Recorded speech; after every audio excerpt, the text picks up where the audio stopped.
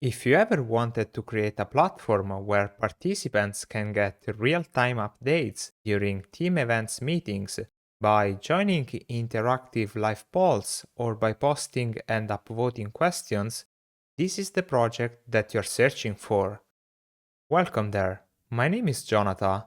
In this video, we are going to build a full-stack Q&A and polls platform using one of the ultimate web development stacks with Next.js 14, ShadCN, Prisma, and Supabase. Let's discover together what the users of this platform will be able to achieve with this application. When a user lands on the main page of a desired event, they will be initially prompted with a list of all the questions currently open for that event. From this initial page, we could either explore and upvote the existing questions,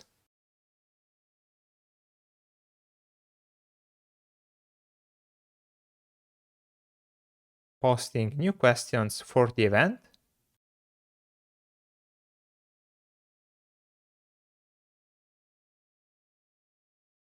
change the ordering results of the questions with a drop-down menu,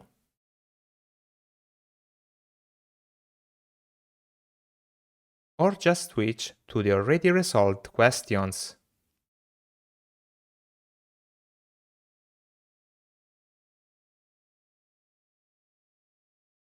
If we are the owner of an event, we will also have some admin permission, like pinning or unpinning questions,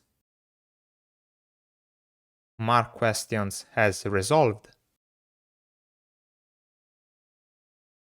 or even delete questions if they are inappropriate or just duplicate. In case we are the author of a question, we could even update the question body in case there are some spelling check errors or we just want to modify the current content.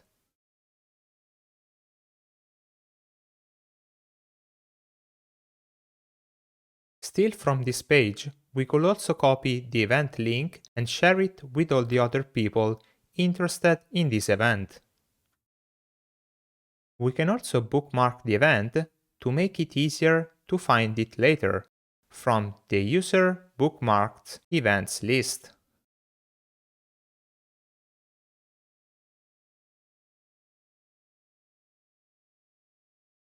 In case we are the event owner, we will be provided with an admin menu where we could either update the event or just delete it.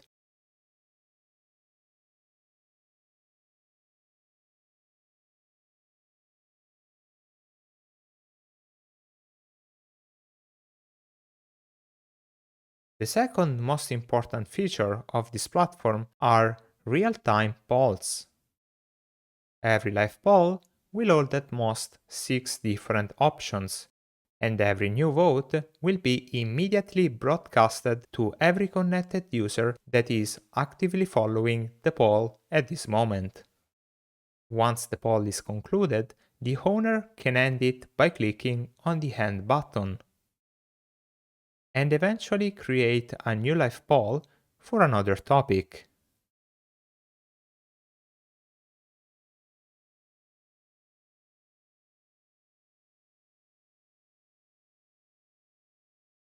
The history of all the concluded polls will be available under the tabs Closed.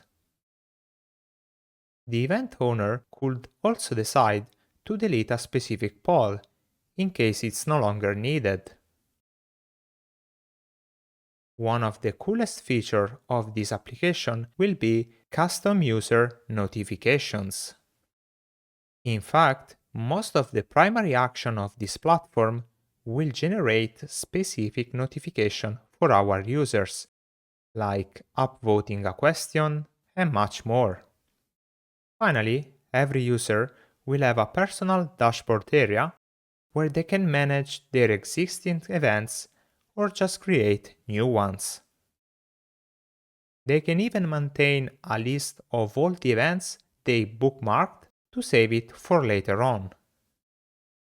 And this cannot be concluded without having a proper landing page where new users can land and eventually register for an account. As you have seen, there is much going on with this platform, so without further ado, let's get started. Alright then, so let's start by installing our Next.js application by following the official documentation provided by Next.js. So this guide, we will find all the steps required to bootstrap a new Next.js application. And you can see that actually there are some system requirements that must be matched for the installation to be successful. For example, we are required to have Node.js 18.17, and we need one of those OS like macOS or Windows or Linux that both are supported. So for proceeding with the automatic installation, we can run this command right here. So let's minimize this right-hand screen. Let's open up our terminal and let's run npx create next app at 14.2.3. You might be wondering why we are setting this specific version, and that is because for those who are following this tutorial, I suggest to use the exact version that I use throughout this project. Otherwise, if you gonna use latest, you might be end up using one of the latest version of Next.js that right now, for example, I think it's 15. So there might be some important changes between versions. So I suggest you to use the exact version that we are using in this project. Another super important option that we need to specify is the dash dash use dash yarn to specify yarn as our package manager. So let's hit enter. And now we will be prompted with some questions to set up our application. For example, the project name. So I decided to use Pulse as the name of this platform. So let's hit enter. Now we ask if we want TypeScript, yes. ESLint, yes. Tailwind CSS, yes. We're gonna use the source directory. And we are also gonna opt in for using the hub router, which is also recommended. And finally, it asks us if we want to customize the default import alias. We can use the import alias, and we're gonna use the default /start for the import alias. So this will avoid, for example, having all the ... when trying to import other components or files within our project, and it will look much more clear and nice to maintain over time. So all the dependencies have been installed. So what we are going to do is to open up the project with VS Code. So let's type code -r and the name of our project, which is Pulse. Let's hit enter. And we are just have opened up the project in the current VS Code editor. So you can see that here we have different configuration file. We have the TypeScript configuration file, Tailwind configuration file, PostCSS, yarn lock, but most importantly, we have the source folder, which currently contains some auto-generated file provided by the Next.js. So for example, we have our root layout here, which define the HTML and body tag. We have also a default page. So what we can do is to try to launch the application and see if it's worked correctly. So for launching the application, we can run yarn dev. So this command will launch the development server on port 3000. So if we increase the right-hand screen and we type local host 3000, you can see that it's working just fine, and the auto-generated preset page is provided by Next.js is correctly shown up. So obviously we don't need this auto-generated page. So what we are going to do is to First, minimize the screen, and then let's head into the page.tsx and let's remove all of the content we found inside up until this div. Great. And now we can also remove all the classes inside this main class name. Inside this main, we're gonna set a paragraph. We'll say hello world to see if it's working. And you can see that the hello world text is just shown on the top left hand side of the corner of the screen. Great. So now what we need to do is to make a very important step, which is configuring TypeScript. So I just found this documentation provided by Vercel, which say that the TypeScript version used by Next.js must match the version that we installed inside our package.json, especially this version right here. So what we can do is to open up the command palette, then search for TypeScript, select TypeScript version, and then select use workspace version. So let's do this. Let's open up the command palette. Let's search for TypeScript. Okay, you can see that the first result is select TypeScript version. Let's select it. And here we need to select the use workspace version. So let's hit enter. And you can see that this will generate a folder called .vscode, which inside will contain this settings.json. Inside this setting.json, we will have a new property called typescript.tstk, which will directly point to the version of TypeScript installed inside the node modules. This step is super important because otherwise we might end up using the TypeScript version installed by our code editor, which can mismatch with the version installed by Next.js. So this can lead to a difficult bug to resolve. Great. So our next step will be now installing ShadCN, which will be our UI design system, which will contain all the components that we are going to use for styling our application. So let's open up the official documentation for installing ShadCN. But before doing this, let's see what ShadCN is. So ShadCN basically is a UI library for building modern UI application. You can see from the showcase that here we have a nice looking email application, or we have this dashboard prototype that looks really, really nice and is actually used by most of the modern SaaS application for building and prototyping really quickly without any headache of maintaining a custom design. So let's move on and let's proceed with installing ShadCN with Next.js. The only thing that we need to do is to run this command right here, npx ShadCN UI latest init. So let's copy and let's select yarn as our package manager. So let's go here. Let's open up a new terminal and paste the command that we had just seen. So here we'll ask us which style we would like to use. We will select New York, and as a base color we will use Zinc, and we're gonna use CSS variable. And now let's wait. Okay, great. So let's see what happened. You can see that under the source folder, two new folders have been generated. The first is this utils file, and then this components folder. So inside these components will be stored our custom component for our application, but also the component that we are installing directly from ShadCN. Instead, inside this utils.ts, we have basically this cn function.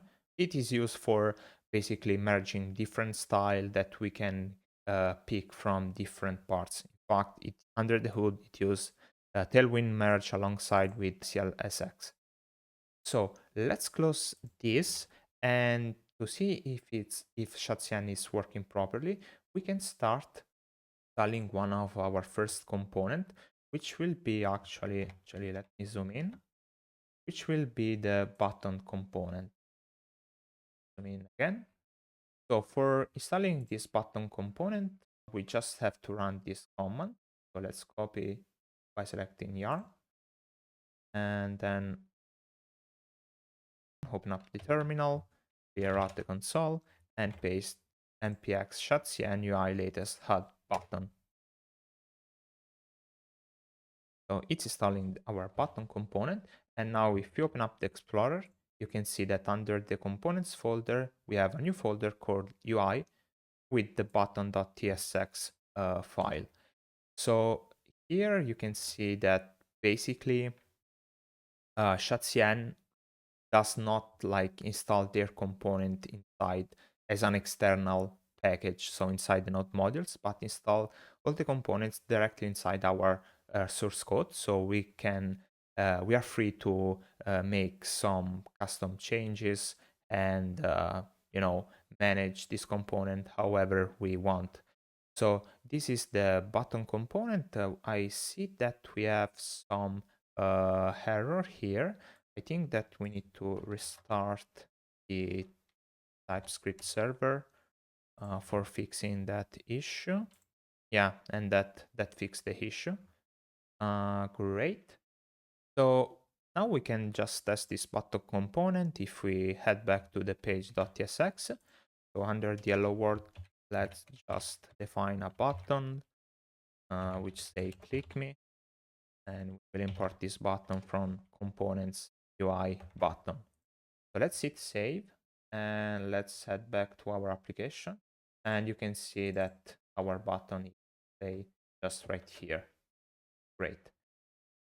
So another cool thing about ShadCN is that it allows us also to basically install different themes for our application. So you can see that right now we are using the default style, which is basically used as the primary color, this black background. But if we go here and search for themes, you can see that here we are free to select different primary colors for our base style. So more specifically, what we can do is to click on this customize and basically customize the default style however we want. For example, we know that we are using New York, and here we can select the primary color that we want, for example, green. And you can see that whenever I change the styles, also this preview change alongside, which is very, very nice to see how it looks like. But we are using the blue as our primary color. So let's select blue, let's close. Let's take a look at the preview. Very, very nice. And what we can do is then copy this code. Okay, so what we can do is just increase this right-hand screen, click on copy code, and you can see that now ShadCN provide us the style that we are just selected, and we need to apply all this configuration inside our global CSS file. So let's hit copy, let's close this, let's minimize this one, let's head into global.css, and you can see that ShadCN already tried to install a default variant. But what we are going to do is to remove this one, the default one, and just paste the one that we selected from the themes. And another thing is that since we do not support the dark mode, this class.dark can be removed. So actually, there are some other things that we need to do before proceeding with implementing our first page.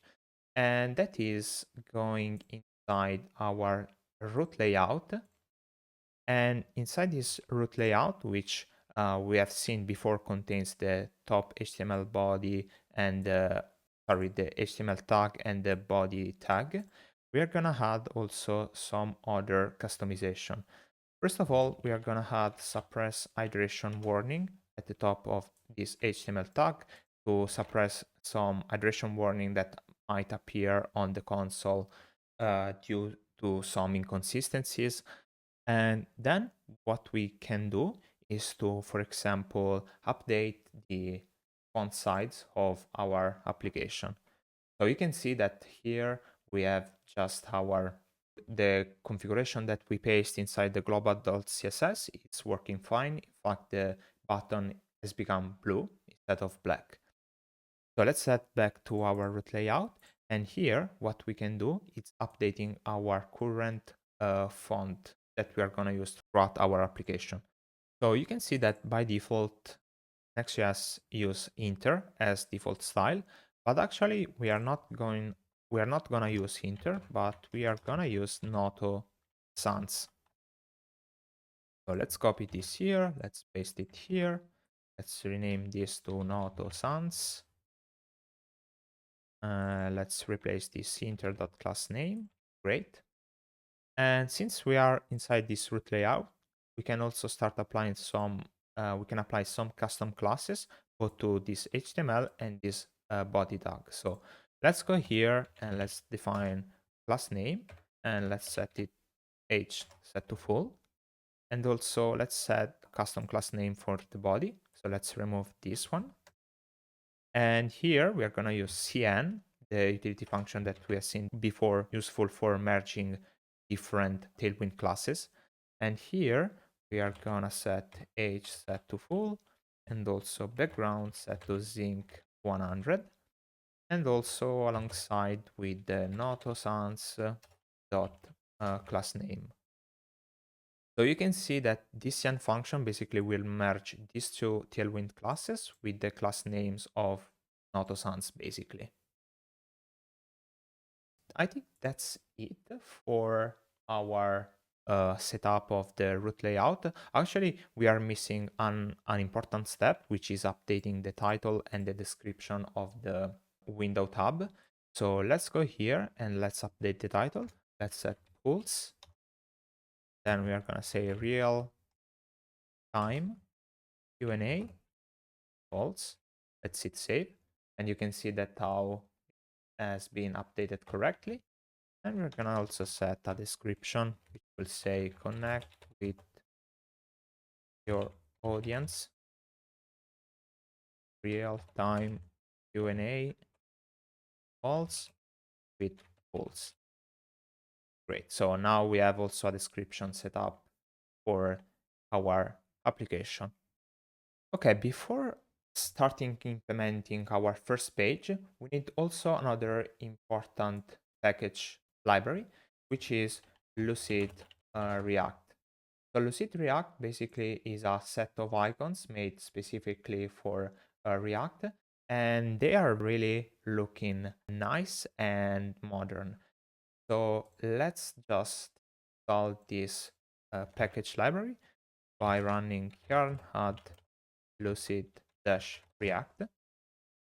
And let's wait for the package to be installed. Great. So now we can close this tab since we installed the Lucid React libraries. And now we can start implementing our first page, which will be our landing page. So let's take a look at how our landing page will look like. So this is a screenshot that I take from the landing page, and you can see that we have different things going on. So first we have an headline with a sub headline just below. We have a call to action button just here.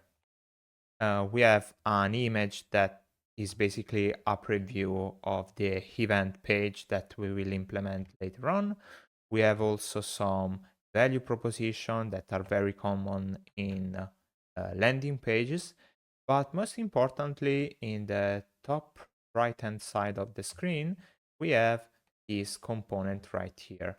So this is actually a dynamic component which is based on whether the user is authenticated or not, and can be dynamic in sense that if the user is authenticated, we are gonna display this avatar and this notification bell. Otherwise, we are gonna display a sign in or sign up button. So technically, we will start first with this part right here, and later on we will focus on this navbar right here that requires all the authentication be setting up properly before starting implementing. So let's head back to our project. Let's open up the Explorer. So as you might know, Next.js has a file system based router.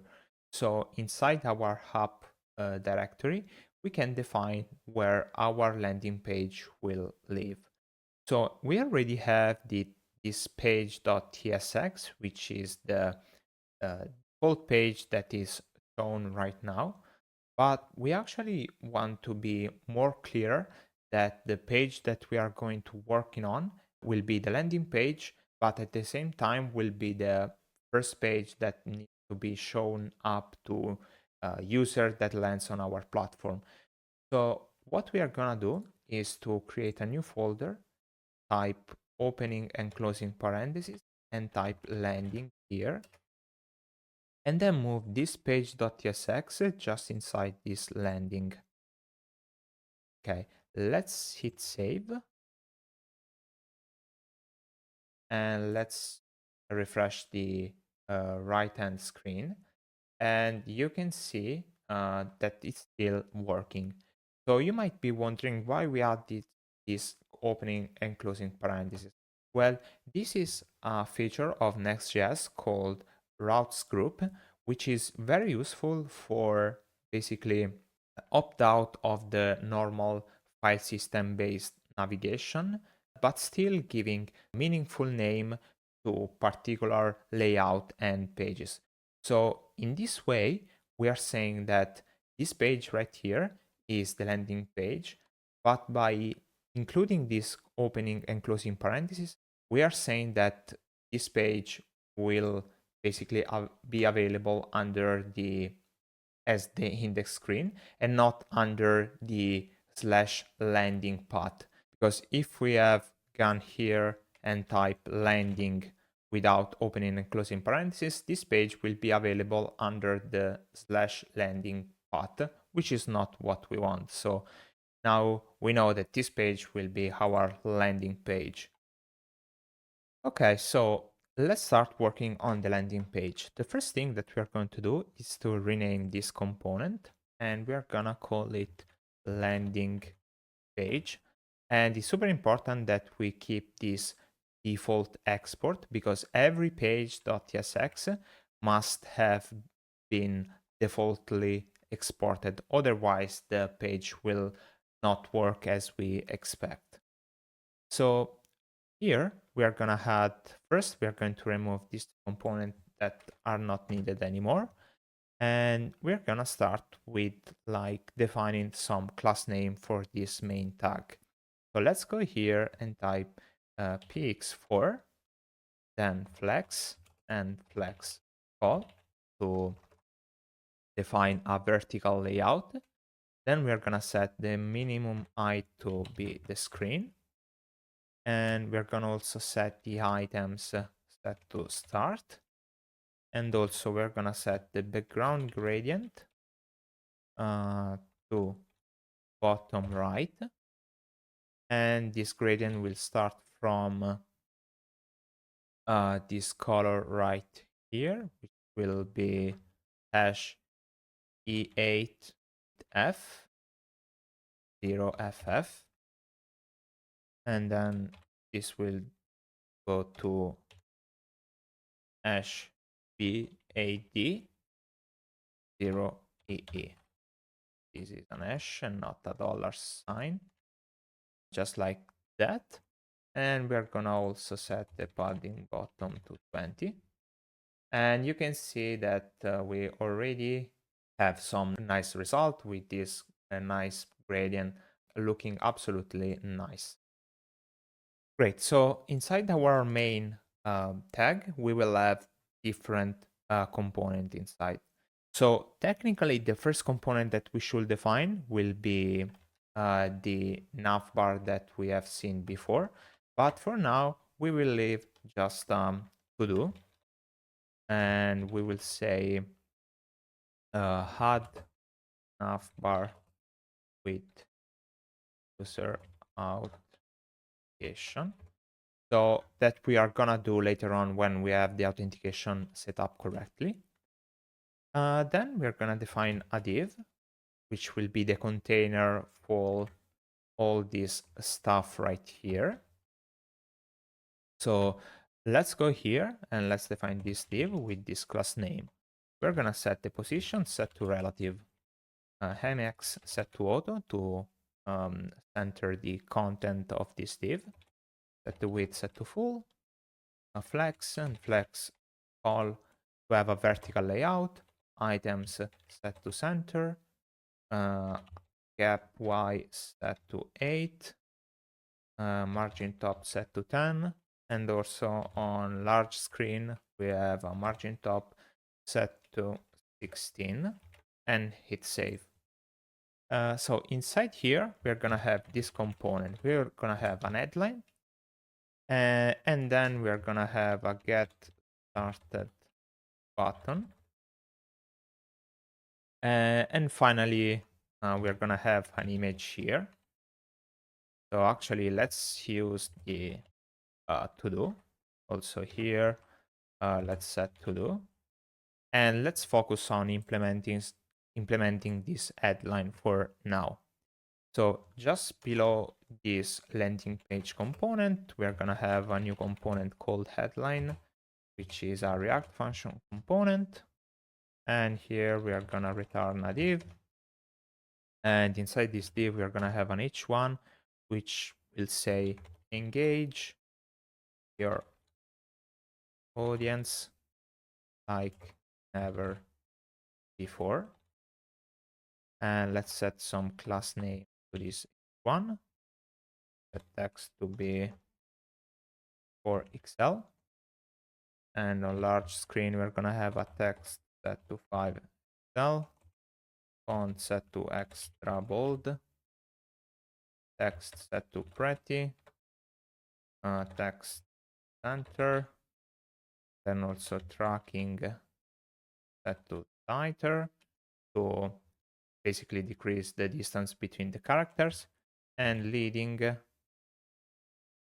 set to a custom value, which will be 1.15. Great. So you can see that something has started popping out correctly. We're gonna also set some class name to this root div, and we're gonna set flex call to have a vertical layout, and items set to center. Nice. Below the headline, we are gonna have a paragraph which will say tools offers a suite of interactive features to keep your audience engaged and provide you with valuable insights.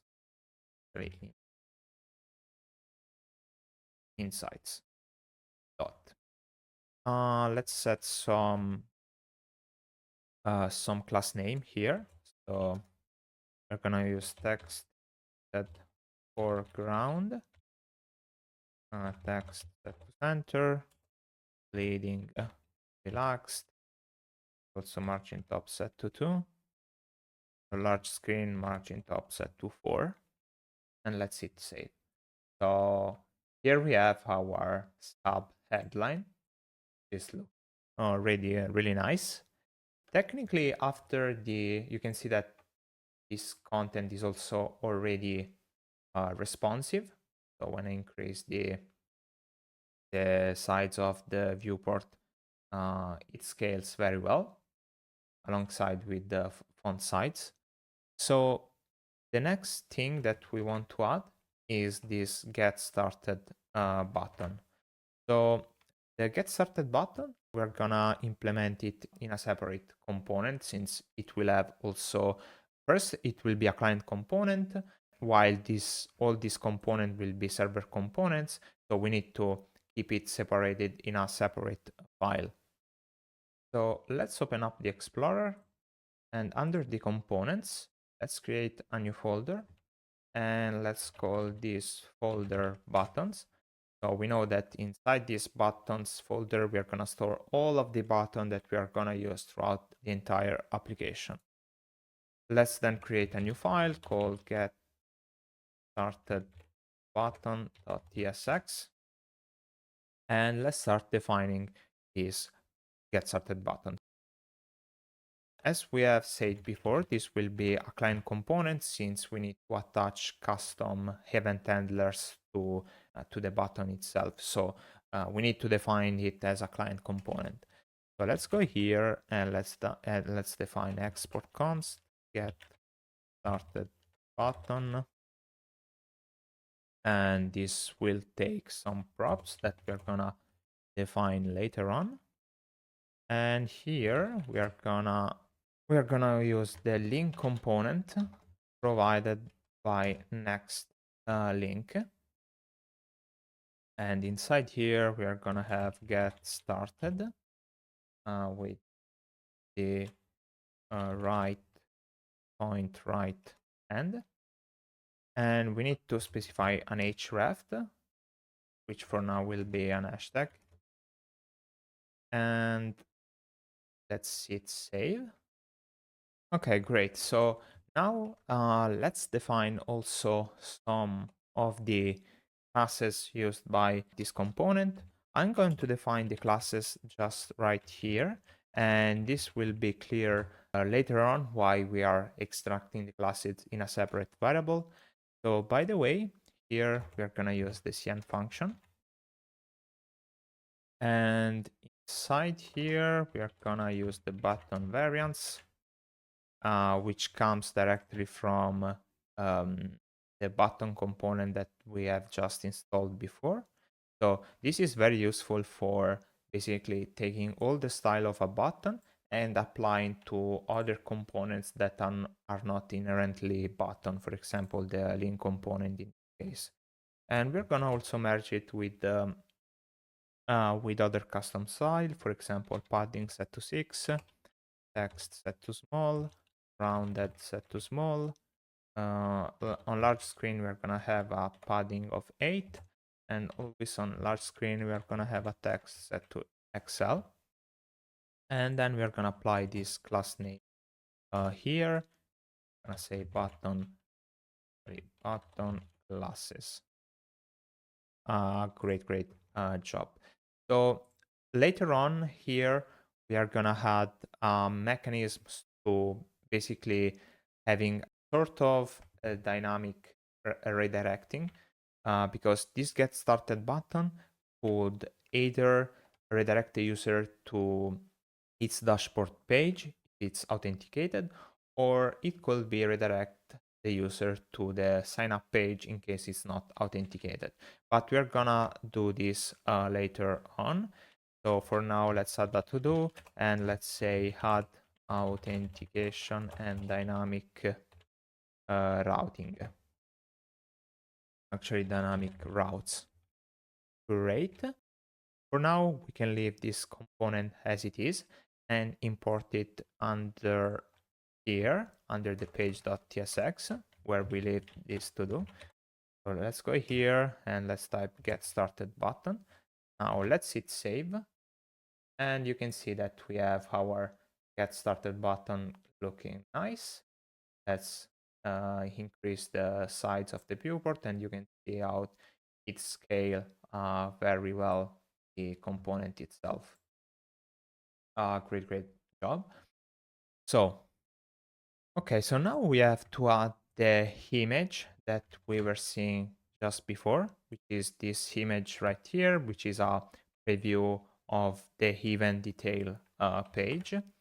So for showing up the image, we're gonna use the component, a component provided by Next.js called the next image. But before doing that, we need to open up the Explorer, collapse some of this folder, and under the public folder, first remove these two SVG that we don't need. So let's delete them. And then we need to store inside this public folder the preview image that I will just copy and paste here like that. So here it is our image that you can see that is already optimized because we are using the WebP format. Great. So let's now close this the Explorer.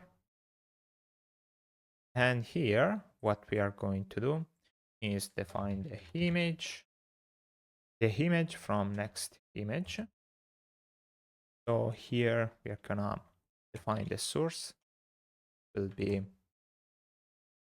/preview.webp and hit save. Actually, we can just curly brackets since they are not needed. Define an alt, call it preview. Also set fill, to set object fit to cover. So you can see that it is working, but not as we expect. And this is because when we use these two property fill and object fit, we need to wrap this image with other outer wrapper. So let's go here and let's first define a div. Let's move this image inside this div. And here we're gonna say class name, set to width full, MD, we are gonna have max width XL, rounded large, overflow, set to hid. Okay, better, but not actually what we need. So another thing that we are missing, it's a style where we're gonna set image rendering set to crisp. This is also super important. And what we also need, it's a way to have this image maintaining its aspect ratio, which should always be a 6 to 9 aspect ratio. So actually, ShadCN has already a component for doing that called aspect ratio. And we're gonna install it immediately. So let's go here. Let's paste the command to install it. Great, has been installed. So now let's wrap this image with aspect ratio. And now let's move on image inside this aspect ratio. And let's define the ratio to be 16 divided, be 16 divided by 9. Okay, let's hit save and let's take a look at the result.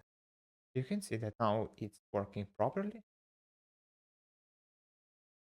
As we increase, that the image increase based on the viewport size. And yeah, it scales super well. And this is actually what we were looking for. So the last thing that we are missing is the value proposition that we are gonna add here. So value proposition. And let's define this value proposition under just below the headline. So let's go here. Let's type value positions.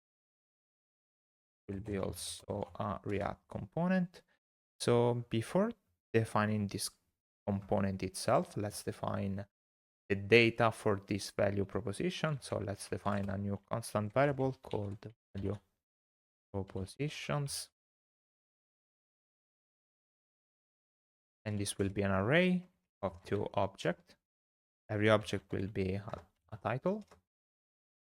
For example, the first title will be collect Q&A, and the description will be allow your audience to ask questions during your presentations.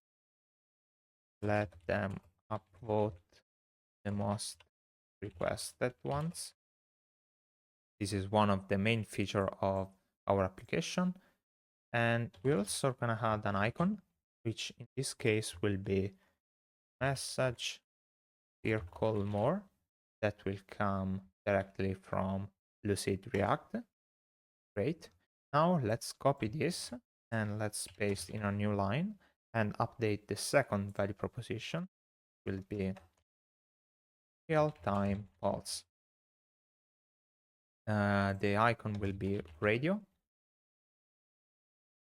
From Lucid React. Let's update the description. We'll say get instant feedback from your audience with real-time pulse. Great. So now we have our value proposition. We can define the component that will render this value proposition. So let's go here and let's return a div. Then we are gonna find these curly braces. And here we're gonna say value propositions dot map. And here we are gonna just return a div. From here we can, I think, extract some of the fields of the value proposition, for example, title, then the icon, which we are gonna to rename with the capitalized I, and the description. So the div needs a key. So the key will be, in this case, the title. And we'll also need a class name where we're gonna say flex call item start, and also gap y set to 2. Inside the div, we're gonna have actually another div, and this first div will include the icon with size set to 24, class name set to stroke blue 600, but this will render the icon. And then we are gonna have h2 where we are gonna render the title, set some class name, set text set to Excel, font bold, text set to pretty, and let's hit save. Let's also give a class name to this outer div. Let's say inline flex, comes enter, cap x set to 2, and let's hit save. So you can see that now the icon and the title are correctly. Now what we are missing is the description of the value proposition, and we're gonna use a paragraph for rendering this. So let's define the description here, and let's define the class name to be text muted foreground, text set to small, text set to pretty, and let's hit save. Okay, and you can see that it's working just fine. What is not looking fine is the spacing between item, and this is because this root div has no class name, and we are gonna add it immediately by setting max width to 2xl. Gonna use a grid with a single column on mobile layout, horizontal padding set to 4, and on small device we're gonna set grid calls set to 2. So to switch to a 2-column layout on small devices, gap set to 8, also margin top set to 4. And now we can hit save. See that now it's looking super fine. Let's try to maximize the screen. And you can see how as soon as the screen size become larger, this becomes side by side because we are using a 2-column layout. This is actually our final landing page, even though we are missing the authentication navbar just on the top right hand side, but as we said before, we are gonna do this later. So I think this will be it for our landing page. We are gonna go back later on when we have the authentication set up.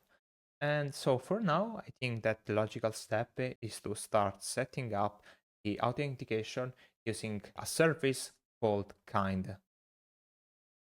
So Kinde is an authentication service for modern application, and I find it one of the easiest to integrate with Next.js.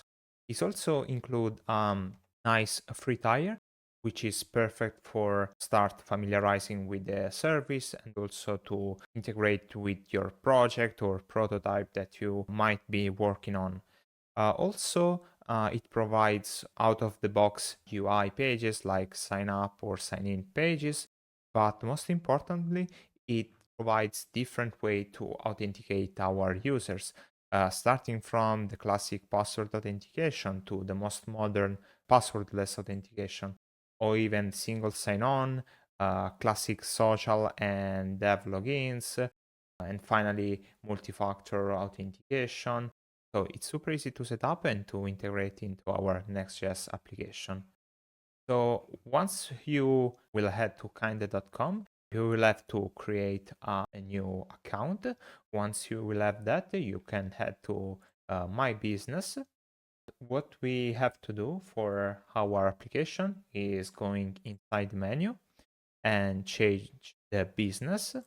So let's go here, let's hit businesses, and let's add a new business. Here I will call it this Pulse, like the name of our application. Maybe we can call it YouTube Pulse. It will ask number of employee, select the region. I'm based in Europe, I will select Europe and hit save. Okay, so unfortunately we cannot use dash, so I will select YouTube Pulse without that dash character. And let's save. Okay, great. Now let's move into this created business. I think that if we go back, now I should be able to change business. Oh, this one. Okay, so it asks if we are starting, how do we want to start the project? So we are starting a project from scratch, I guess. Ask us what are the tech stack that we are using. So in this case, Next.js.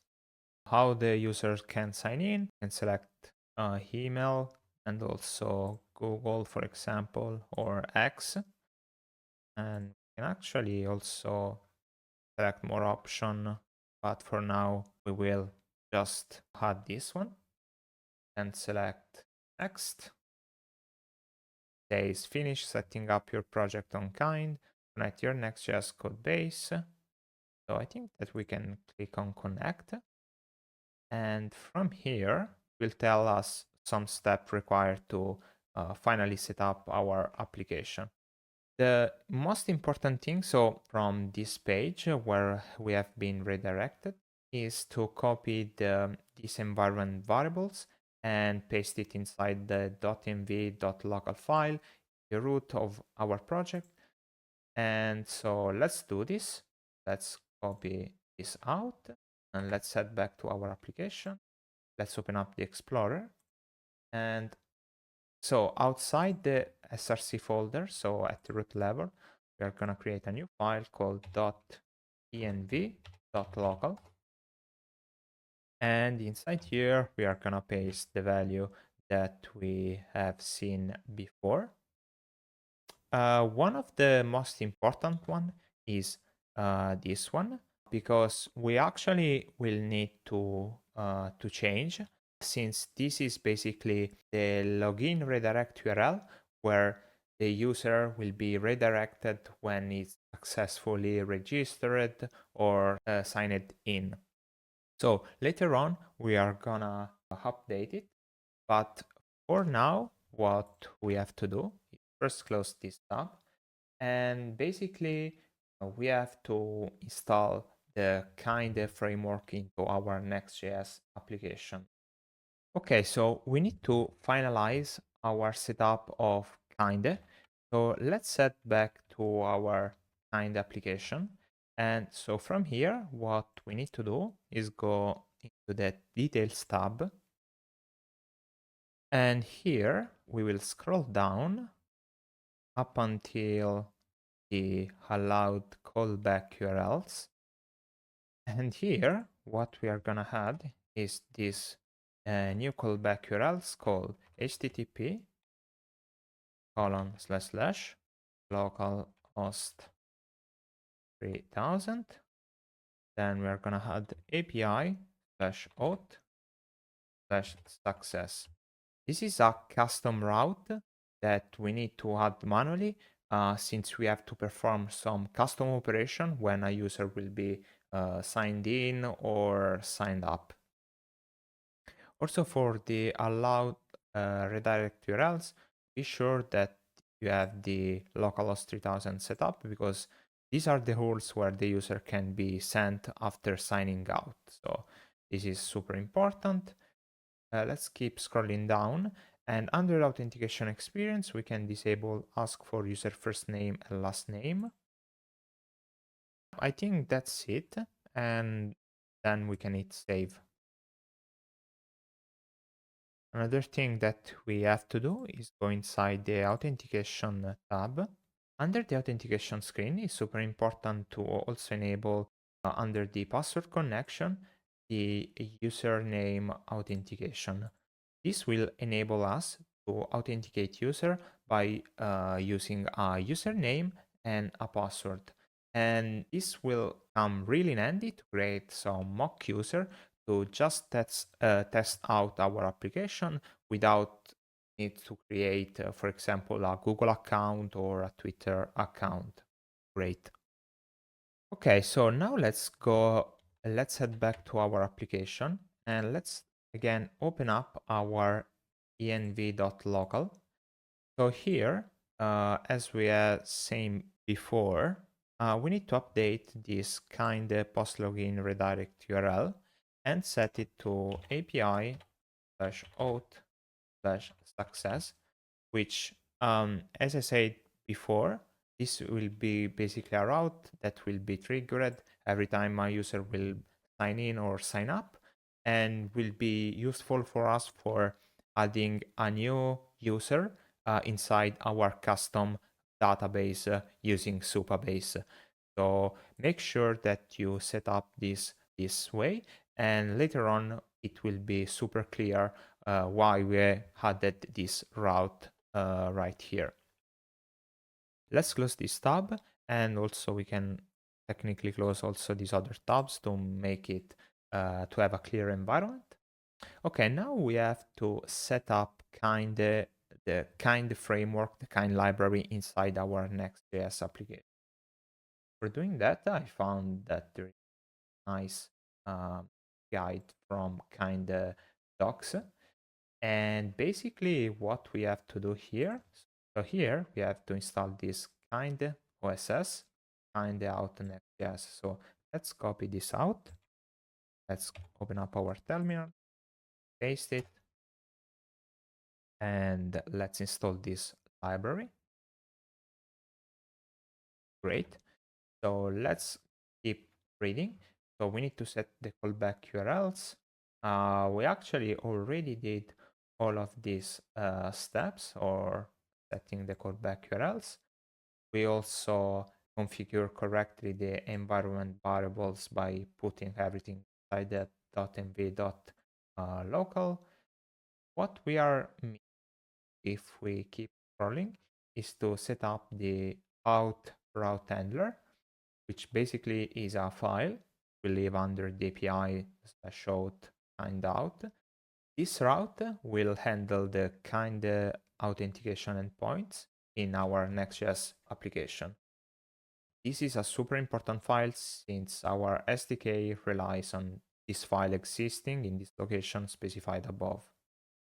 So what we need to do here is go inside the app. Let's create a new folder called API. Under this API, we're gonna create another folder called Auth. And under this Auth, we are gonna have two folders. First will be the Kinde Auth. And the second one, again, below the Auth folder will be success. So under the Kinde Auth, let's create a new file called route.ts. And here we can just copy content and paste it here. That, and just hit save. Great.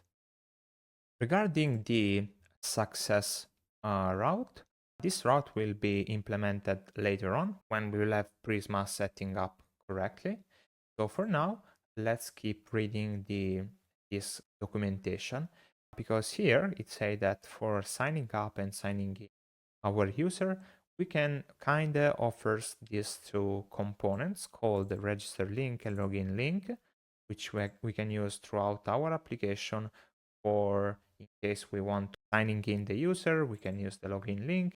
If we want to signing up the user, we can use the register link. And this will be super useful in multiple points of our application. We can also specify, for example, a post login redirect URL to redirect the user to specific location within our platform. So great. I think that's it for the Kinde authentication. So the next point will be setting up Prisma for starting creating our database schema, which will also include where our user information will be stored. And once we will also have Prisma, we could start integrating the authentication mechanism inside our application. So let's move on. Okay, great. So now it's time to install Prisma, which is basically an ORM for dealing with database operation. So let's take a look at what Prisma is. So Prisma basically is an ORM that simplified our life when dealing with the database queries or database models, since it provides us with a sort of abstraction layer around our database and basically enhance the developer experience, since it will do most of the hard work for us, so we don't have to deal with database connection, for example, or database row queries, models, etc. So an important thing about this part is that Prisma is not the same thing of a database. Prisma is only an abstraction layer. Our real database will live with Supabase, which is a backend as a service that we will set up just before we will complete setting up Prisma and the authentication. So yeah, remember this, that Prisma is not the same of our database. It's only an abstraction layer to work with our database. Great, so let's minimize this and let's proceed with installing Prisma. So the first command that we need to run is yarn add Prisma. Then we need also another package called add Prisma /client. So this is basically a client for interacting with the most of the API provided by Prisma. And then we can run this command called npx prisma init that will automatically initialize Prisma based on the current framework that we are using under the hood. So you can see that Prisma have been set up. Let me just increase this. And so you can see that your Prisma schema was created at prisma/schema.prisma. And the next step will be setting up the database URL in the env file, point to your existing database, even if we don't have a database yet, and then setting up the provider of the data source. So what we can do now is see what is the file that Prisma auto-generated. So you can see that now we have this new folder called Prisma, and inside this folder we have this schema.prisma. So technically, if it's saved, okay, nothing happens, so don't mind about that. First thing, we can remove this auto-generated comment since we don't need it. Okay, you can see that here we have a generator client. So basically, the generator client basically will auto-generate the Prisma client when we'll run npx prisma generate client. And what we'll do is basically seeing our current Prisma schema, and based on the model that will be present, will automatically generate all the types needed for the type safety support. While the data source DB is where we configure basically our data source. So here basically we set the URL of our DB to be taken from the environment variable named database URL. So technically, yes, Prisma also added this .env file, and this database URL now contains a mock database URL. We can just, we can leave it like this, and later on we will set up our Supabase connection. I think we can remove this connection right here. Actually, we will also need, inside the env file, we will also need two variables. The first one will be the next public base URL, which will be http://localhost 3000. And then we will also need a direct URL, which for now we will leave empty. And this will be needed by Prisma for setting up the connection to Supabase correctly, but we will do it later on. What we can do now is going back to our schema.prisma. Okay, if we add back to our schema.prisma here, we can also say direct URL to be equals to env and pass here direct URL. Also, you can see that every time I save, this file gets automatically formatted, and this is because I have an extension for that called, I think it says Prisma, syntax highlighter and formatter for Prisma. So be sure to install that to have the nice same experience that I have right now. Great. So technically we can define also our first model. It will be the user model. And the user model will contain an ID, which will be a string. And this will be obviously an ID and unique. And this is the same ID provided by Kinde. So this ID will match perfectly the user ID that we will find to Kinde, and this will permit us to retrieve a particular user given his ID. Then we are gonna need the email with the string, and this will be unique. We'll also have the created hat, which will be a date time, and by default will be now. Great. And then we are gonna have a display name, which will be a string, and this will be of db.varchar with maximum 255 characters. So why we are using this kind of syntax is because basically this will match the native type support for Postgres, since we are gonna use Postgres SQL as our database. Technically here I think I misspelled varchar. It says var and char with a capitalized C. So let's go on. We also are gonna need a color for the user. This will be clear sooner.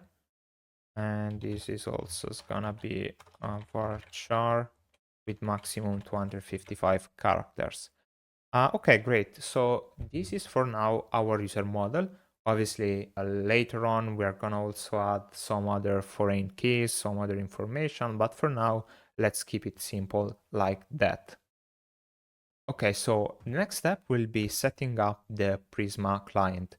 So let's open up the Explorer, and under the source folder, under lib, let's create a new folder called Prisma. And under this Prisma, we're gonna have a new file called client.ts. And here we are gonna follow a specific configuration provided by Prisma by looking at this documentation. So So basically inside this file, we will set up our Prisma client by following the suggestion given by Prisma to prevent auth reloading from creating new instances of Prisma client. This is because like frameworks like Next.js, since they support auth reloading when changing file, it can happen that unwanted instance of Prisma client in a development environment could be spin up if we hit save and hot reloadings runs and create multiple of these Prisma client instances. So for avoiding that, what we are going to do is like import Prisma client from Prisma client.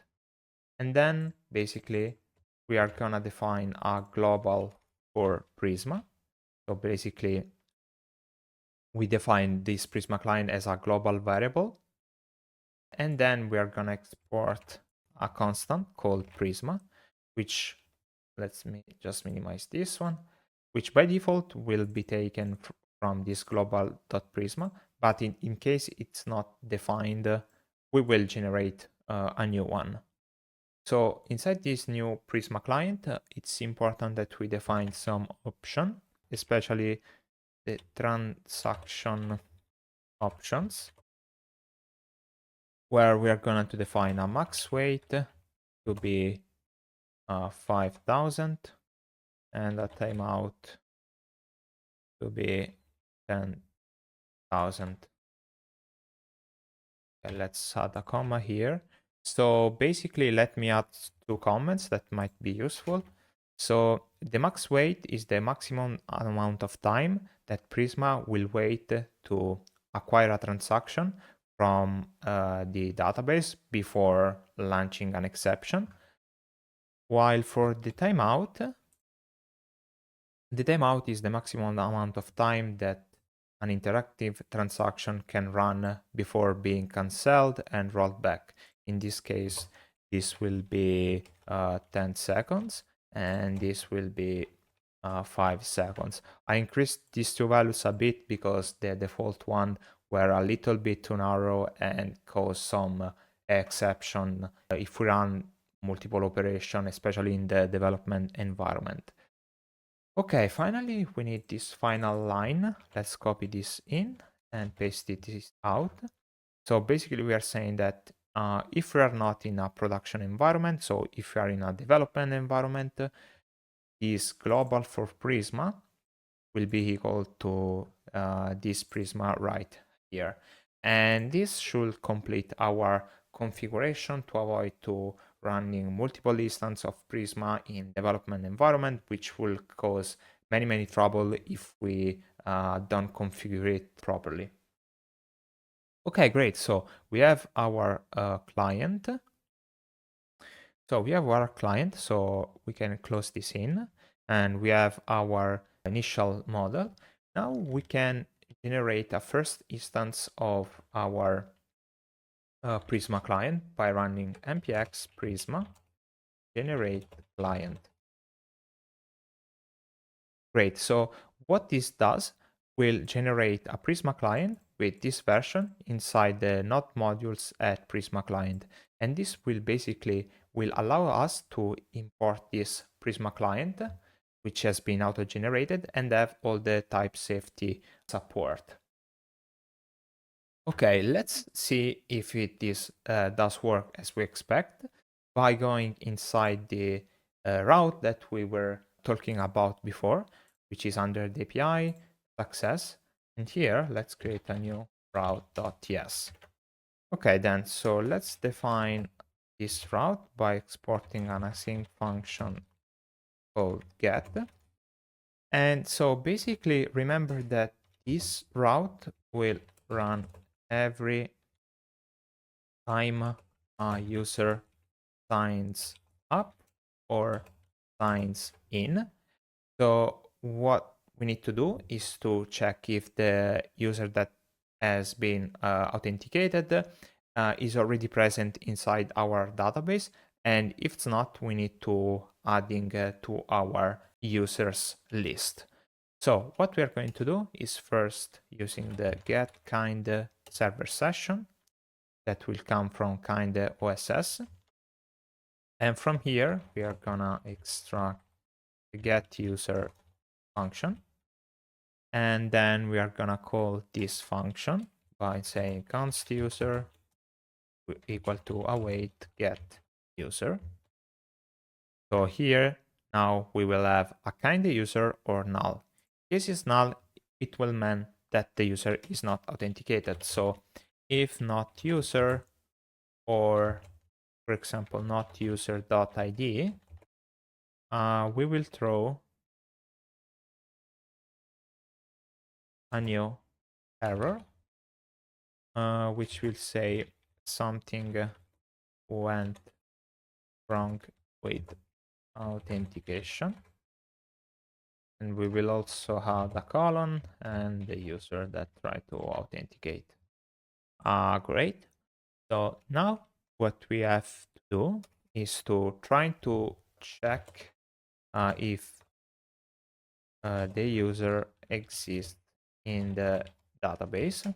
So let's run this. Let it be user. And let's run Prisma. And this Prisma will come from a lib Prisma client that we have just defined before. And here we are going to select the user and we will run this query, find unique. And we will pass as the workflows, we will pass the ID to be user.id.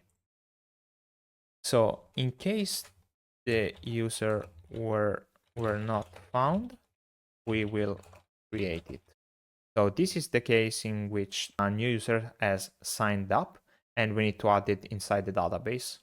So I'm gonna say if not db user, we are gonna do db user equals to await prisma dot user dot create, and here we're gonna pass some data, and inside this data we're gonna pass the ID, will be the user ID, the display name, which will be the user.username or the user.given name, or in case it's not defined, the user, or actually in this case, we can, in case the user has no username or given name, we can generate a random name using Faker. So for randomly generate a real life username, we are gonna use Faker.js, which will come in handy also for example, seeding the database to show up some data. So let's see the getting started. Let's select the yarn and let's add this command. So let's go here and let's add Faker.js. Okay, great. So from here, we will now go inside our imports and let's type import Faker from Faker.js. And here now we can run faker.internet.username to randomly generate a display name for this user. So let's move on and let's type the email. So the email will be the user.email or an empty string in this case. And finally the color. So the color basically will be used as a background color of the user avatar. So here what we can do is call faker.helpers.arrayElement. And so basically array element will select, sorry, I made a mistake here. We'll select a random element from a list of values. For example, here we pass cat, dog, and mouse, and we'll select a random element from one of these three. In this case, we'll pick dog, for example. So the colors that we are gonna provide are coming from Tailwind CSS colors. So let's go here and type import colors from Tailwind CSS /colors. And here we're gonna specify, for example, emerald 500, and then also colors.yellow 500, and also some other color that I think that I can paste in, for example, green, pink, purple, red, amber, and etc. Okay, so when all this operation is done, so our user has been created and now have been saved inside this variable, what we are going to do is to redirect the user in his dashboard page. So we will go here and type next response dot redirect, and here basically we are gonna pass some dynamic values. So where the dashboard page, so here we are gonna redirect the user to dashboard page. So here we need to specify the URL of the dashboard page. So to avoid inserting throughout the entire code base hard-coded values, I decided to create under the hub folder a new folder called config. And inside this config, we will have the routes.ts file. And inside here, we're going to have multiple utility variables, like, for example, the base URL will be process.env.next.public.base URL. And this will be a string. That should be correct. If you remember this, we have defined this inside the .env, and let's remember to always add next public, otherwise this won't be available from our client but only on the server. And then also we're gonna to export some default values. For example, we know that we have the home page that is available under the /page, or we have, for example, the register page that is available under /API, /auth, /register.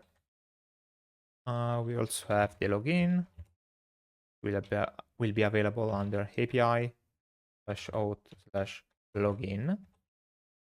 And then we're gonna have the dashboard.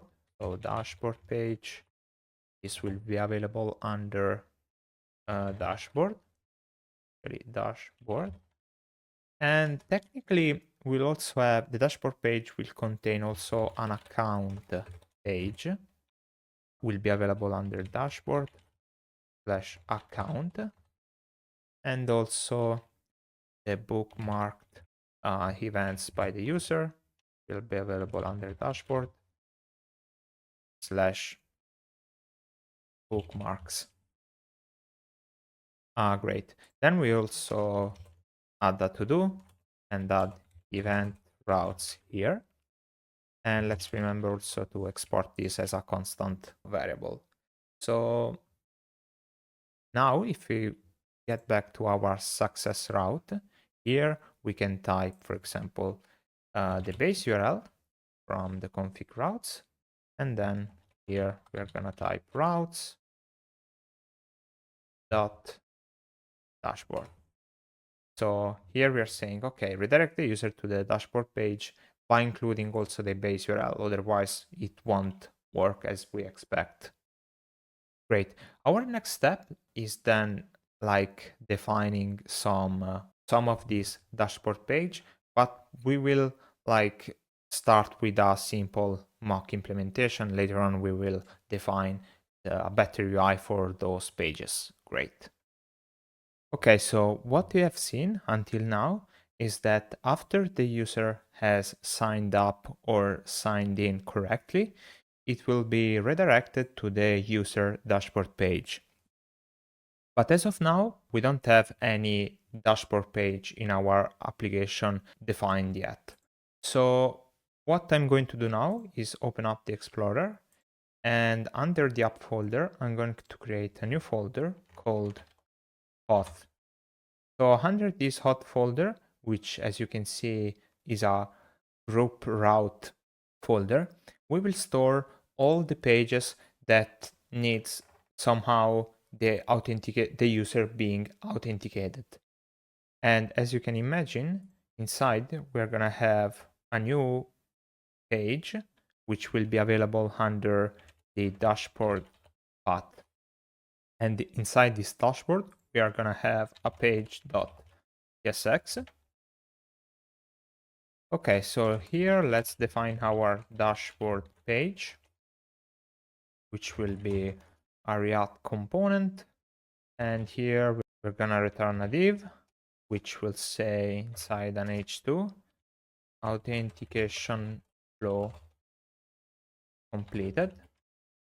And I'm gonna use class name text to Excel, font bold. And let's remember also that we need to default export this component. So dashboard page, and this actually don't need the export before the constant definition of the component. So this is our mock dashboard page that we are using just to see if the authentication flow will be correctly being executed after we signed in or signed up with a new user. So another thing actually that we need to do is to check whether the user is authenticated or not. Technically, we can perform this action inside the dashboard page since it is a server component, so we can run some business logic inside here. But actually, I will prefer to, inside the dashboard folder, I'm going to define layout.tsx. And here we're gonna define const dashboard layout. Let's define this function component and let's remember to default export it, dashboard layout. And here what we are going to say is define this variable called isAuthenticated, which is going to execute await get kind server session, and here we are gonna call isAuthenticated method. And also we need to define a sync keyword here. And in case the user is not authenticated, what we are going to do is to run a redirect from next navigation to routes.login, which, if you remember, will redirect the user to API auth login. And this route is actually internally managed by Kinde that will perform all the authentication flow to log in the user. Okay, actually, this is the only thing that we have to do for now. Actually, we can also wrap everything inside a div, wrap our children inside it. Technically, we need to extract the children from the props. So here, I'm going to define props with children like that. This will come from React. And another important thing that I'm going to define here is to declare the variable dynamic to be equals to force dynamic. This statement right here will permit us to opt out of the server caching mechanism that Next.js implement internally. Otherwise, we may risk to having some stale data regarding the user authentication and incurring into weird or strange behavior. So I'll suggest to set this export const dynamic to evaluate the user authentication state every time we visit a dashboard page. Great job. So now we're sure that this page right here is like protected by the authentication check that we implement inside the layout.tsx. Great job. Okay, great. So if we want to start playing with our authentication flow, we'll first need to set up our database. And as I told before, we are gonna use Supabase as our backend and database. So Supabase is basically an open source Firebase alternative and it provides many useful features like a Postgres database, an authentication API, also hedge function, real-time subscription that we are going to use to implement the real-time polls, and also a cloud storage for storing files and images, and much more. The reason why I choose Supabase for this project is because it's very easy to set up, both using the Supabase dashboard and also on Next.js, which has a very simple library that just permits to integrate Supabase in our Next.js application. And it's super easy to connect also with Prisma, which is our ORM. So when you go on Supabase, basically you either go on the dashboard if you have already an account, or you can click on start your project, register for an account, and start your project for this platform. So I will click on start your project and take consideration that I already have an account and already have a project where I prototype this platform before doing this tutorial. So what I'm going to do is trying to zoom in, and here I'm gonna click on a new project. I'm gonna choose my organization. From here, it'll request the organization. It requests me the project name, which will be for me Pulse. It asks me for a database password, and this is the password to your Postgres database, so it must be strong and hard to guess. There is also a link for generate the password.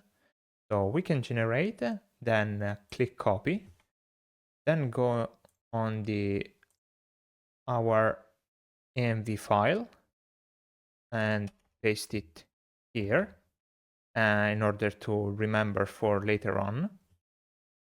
Then go back on Supabase, select the region. We can leave East US, or you can also choose from whatever we want. Actually, I think it might have sense to select Europe here because also Kinde has been set up on Europe.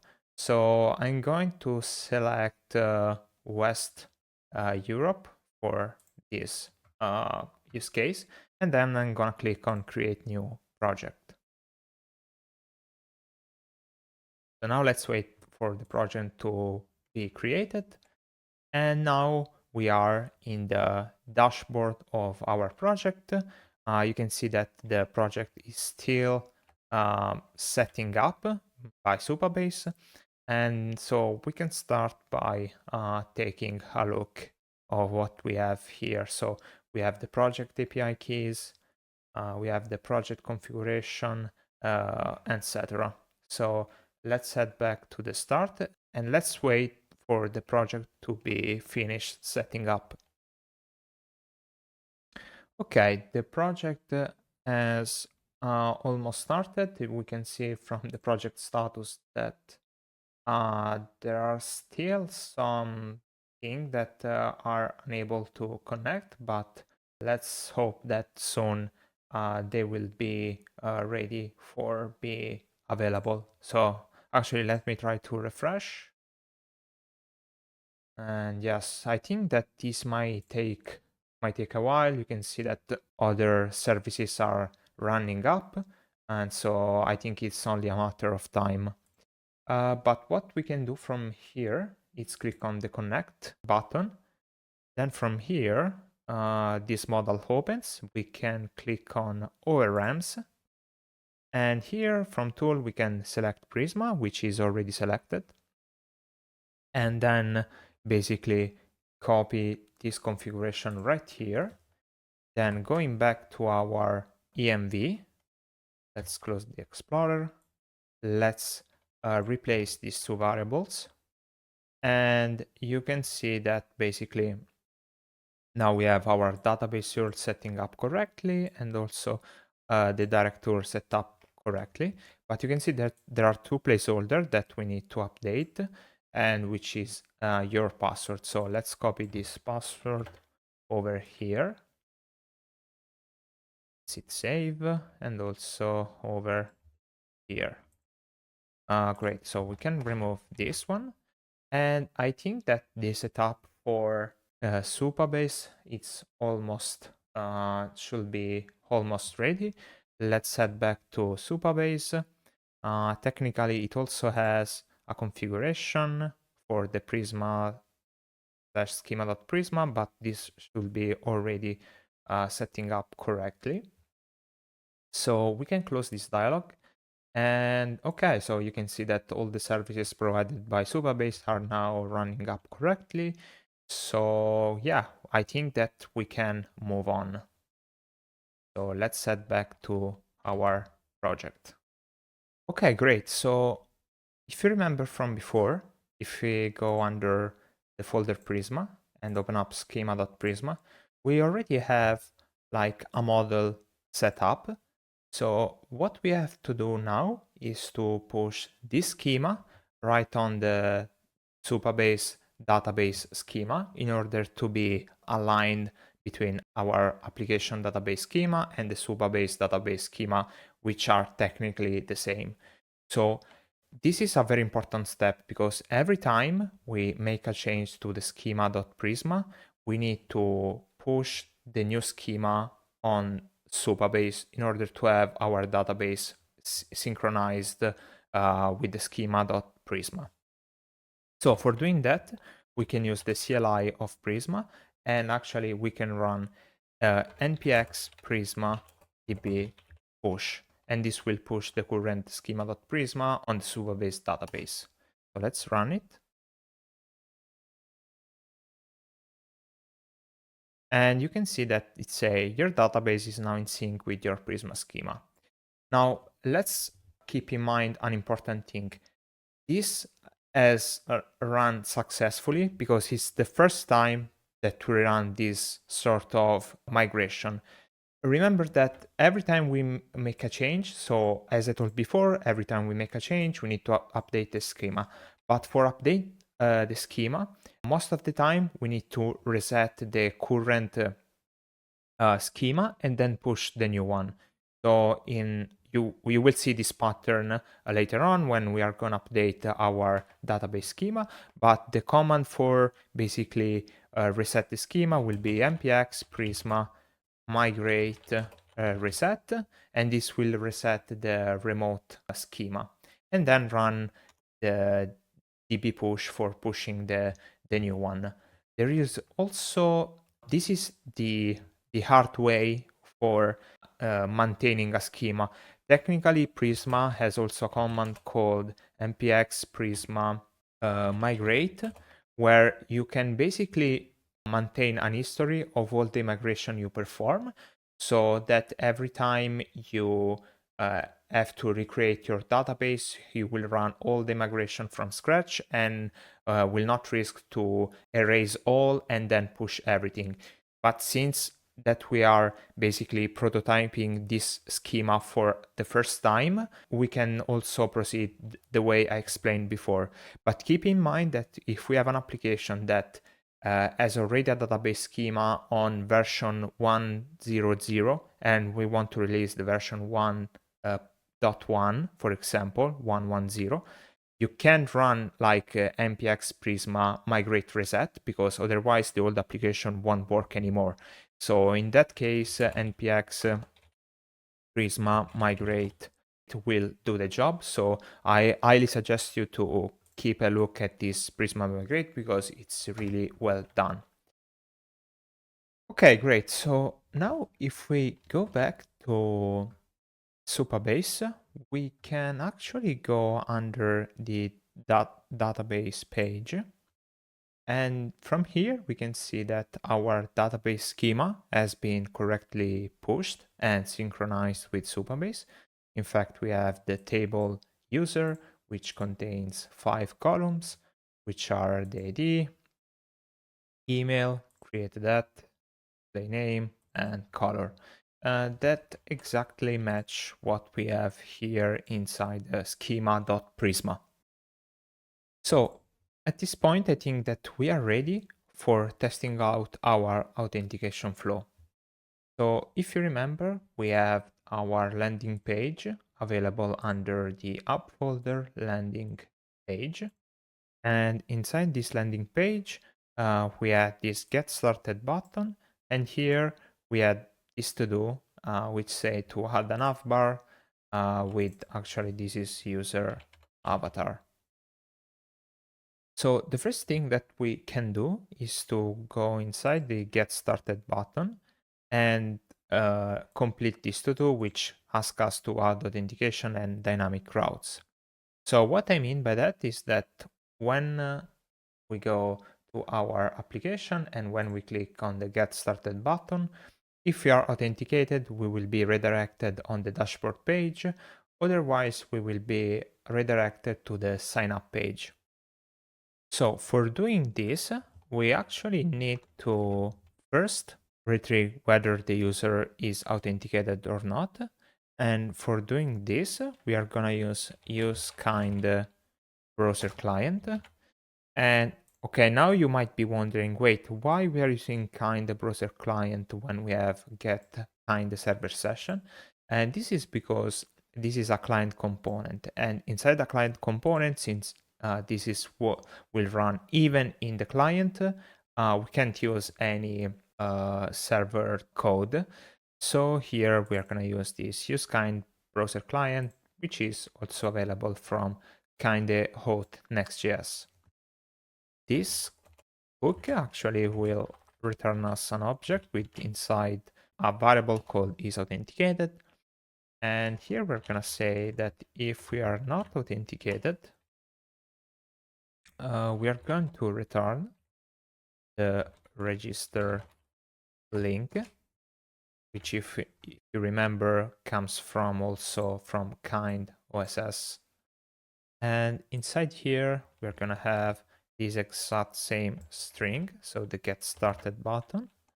And as the class name of this register link, we are going to use the button classes that we define just here.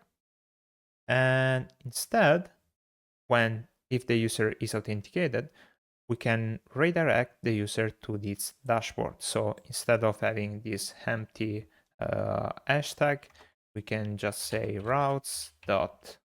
Actually, let's import routes from config routes.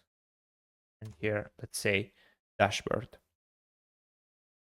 Okay, great. So this should already work, but for make sure that we don't have some stale data inside our application, I will just go here and start the server again.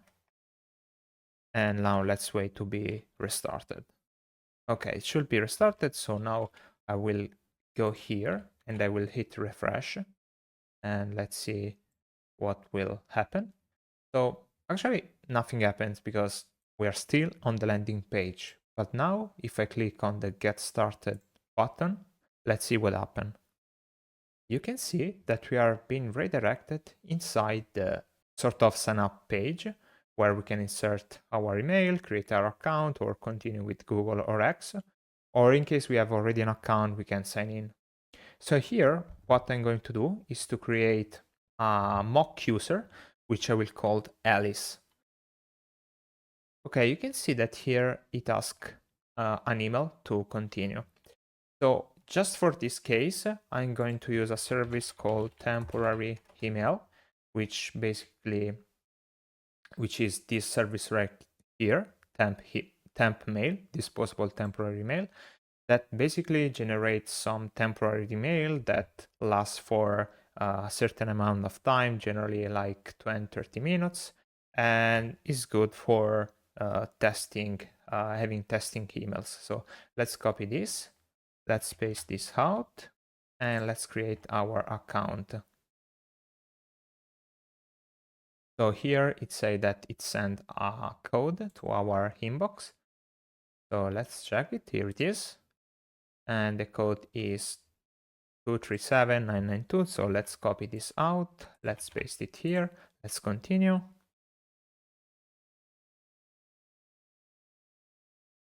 And you can see how the authentication flow is completed. So everything is work just fine since we have been redirected to the dashboard page.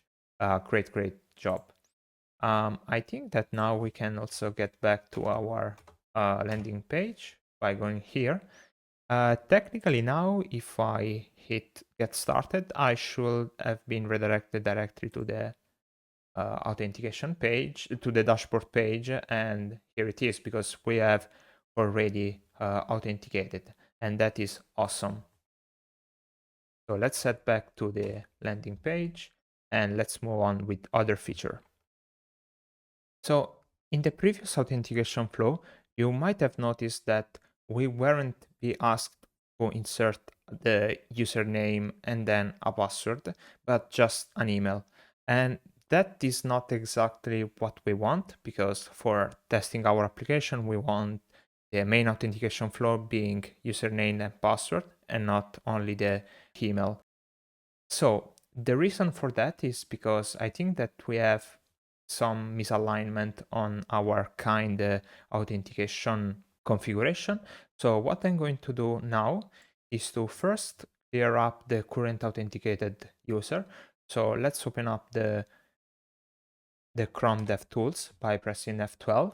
And if you go, let me just zoom in.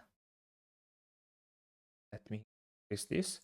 So if you go under cookies, select the first entry, right click and hit clear. So now all the cookies should have been cleared up. And now if I click on get started, that should be requested to register it again.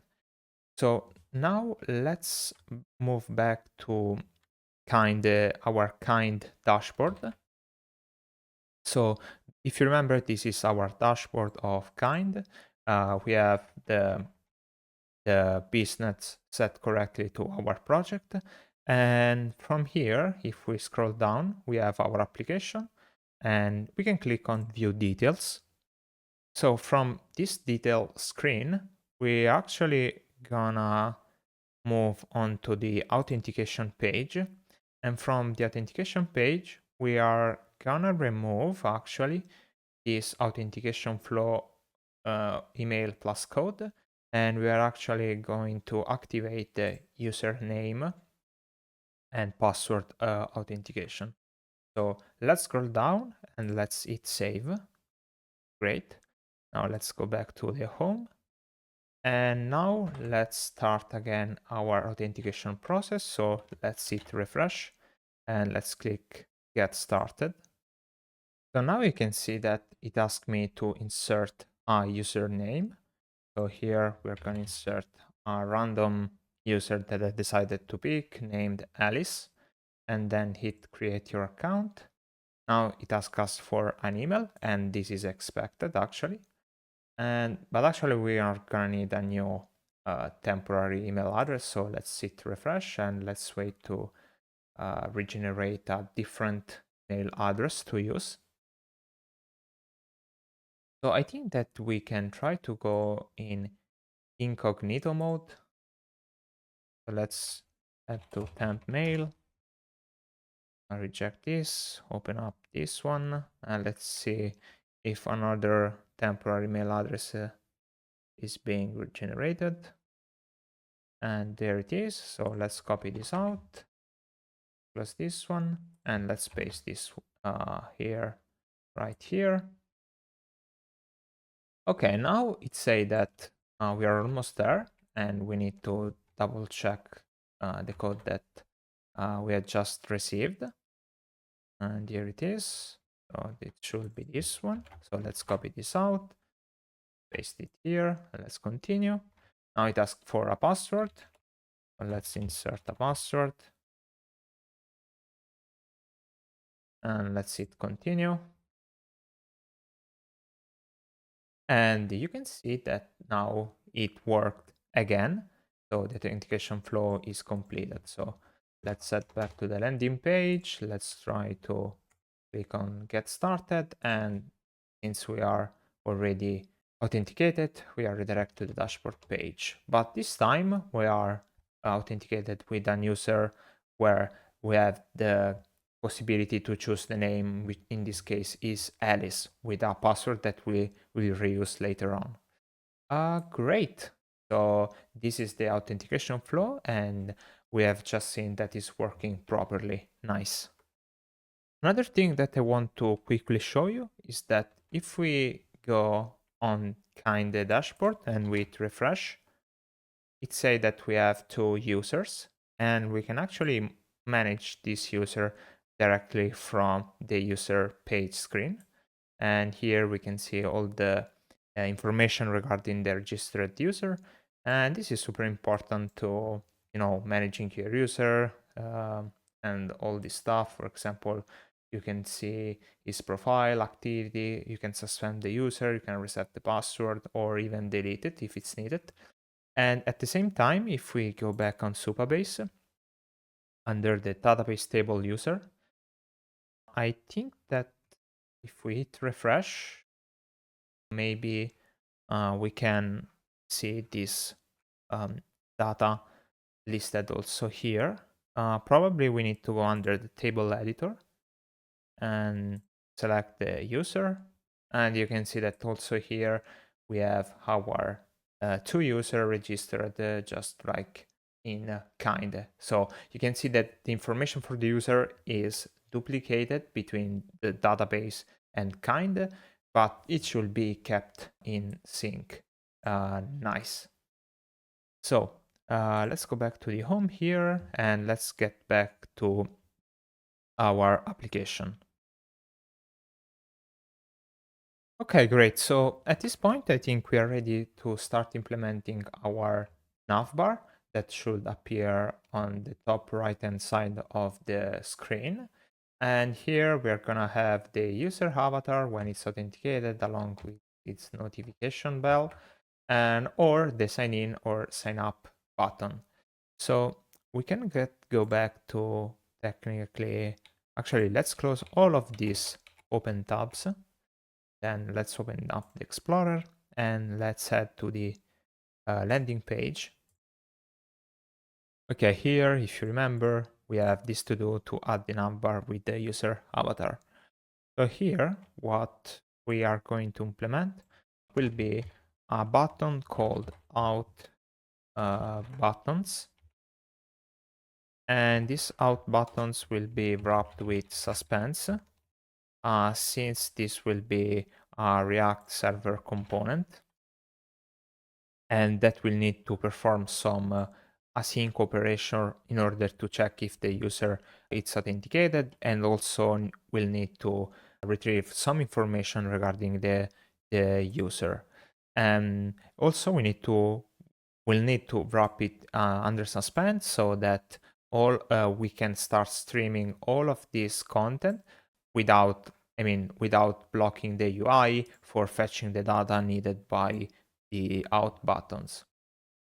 So let's set under the app folder, actually under the components folder, under the buttons folder, and let's create a new file called auth-buttons.tsx. Here, let's create auth buttons. Will be a new React server component. Here, what we are going to do is to basically first retrieve the kind user by calling get kind server session dot get user. So this will be to check whether the user is authenticated or not. Actually, this will be a server component, so we need the async keyword. Then, if the user is authenticated, we can fetch the information related to the user directly from the database. So here we will have the constant user, which will be, if kind user will be defined, we will execute an await function wrapped with parentheses, await get user info, and we are gonna pass kind user.id. So here we need to implement this get user info before proceeding with this component. So we will store this kind of business logic under library called server. So let's create a new folder under the lib folder called server. And here we will create this new file called get user info.ts.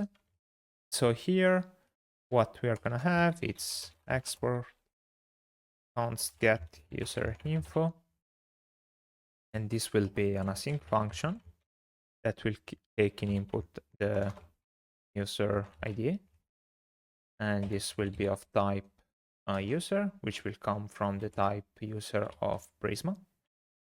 And here, what we are going to return, basically here we're gonna perform a query to the database where we are going to execute Prisma by importing from the Prisma client dot user dot find unique, and here we're gonna pass the where clause where the ID will be the user ID, and for now this is all we need.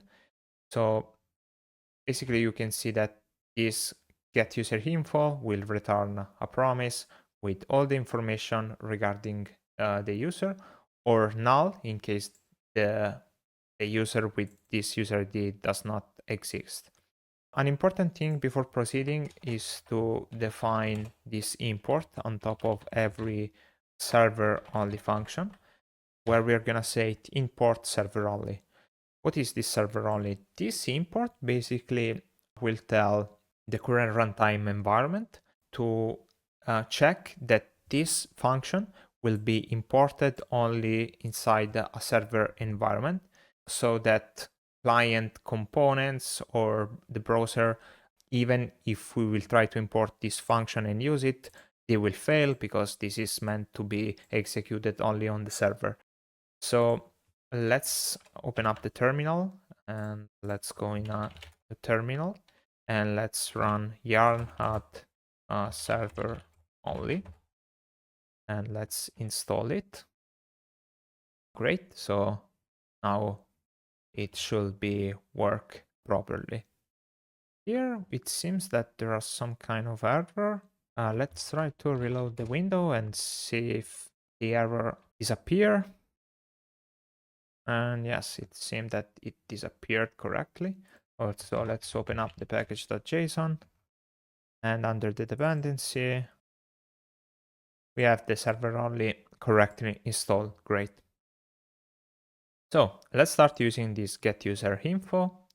So here we can just import this from lib server get user info. Great. Now you can see that the user we can have all the information regarding the user or null. And so what we're going to return here, checking if the user is defined, we are going to return a div.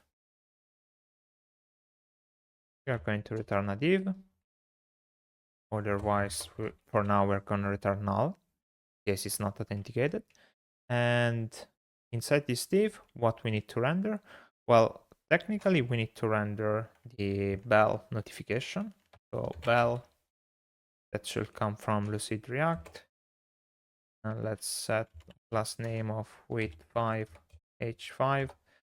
Technically, this one is only a temporary component, so let's add that to do. Replace with real implementation, because this actually will become a drop-down menu that will display all the notification of the user.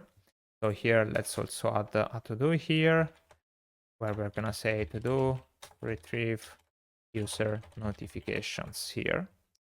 Okay, great. And alongside this bell icon, we are gonna have a link from next link.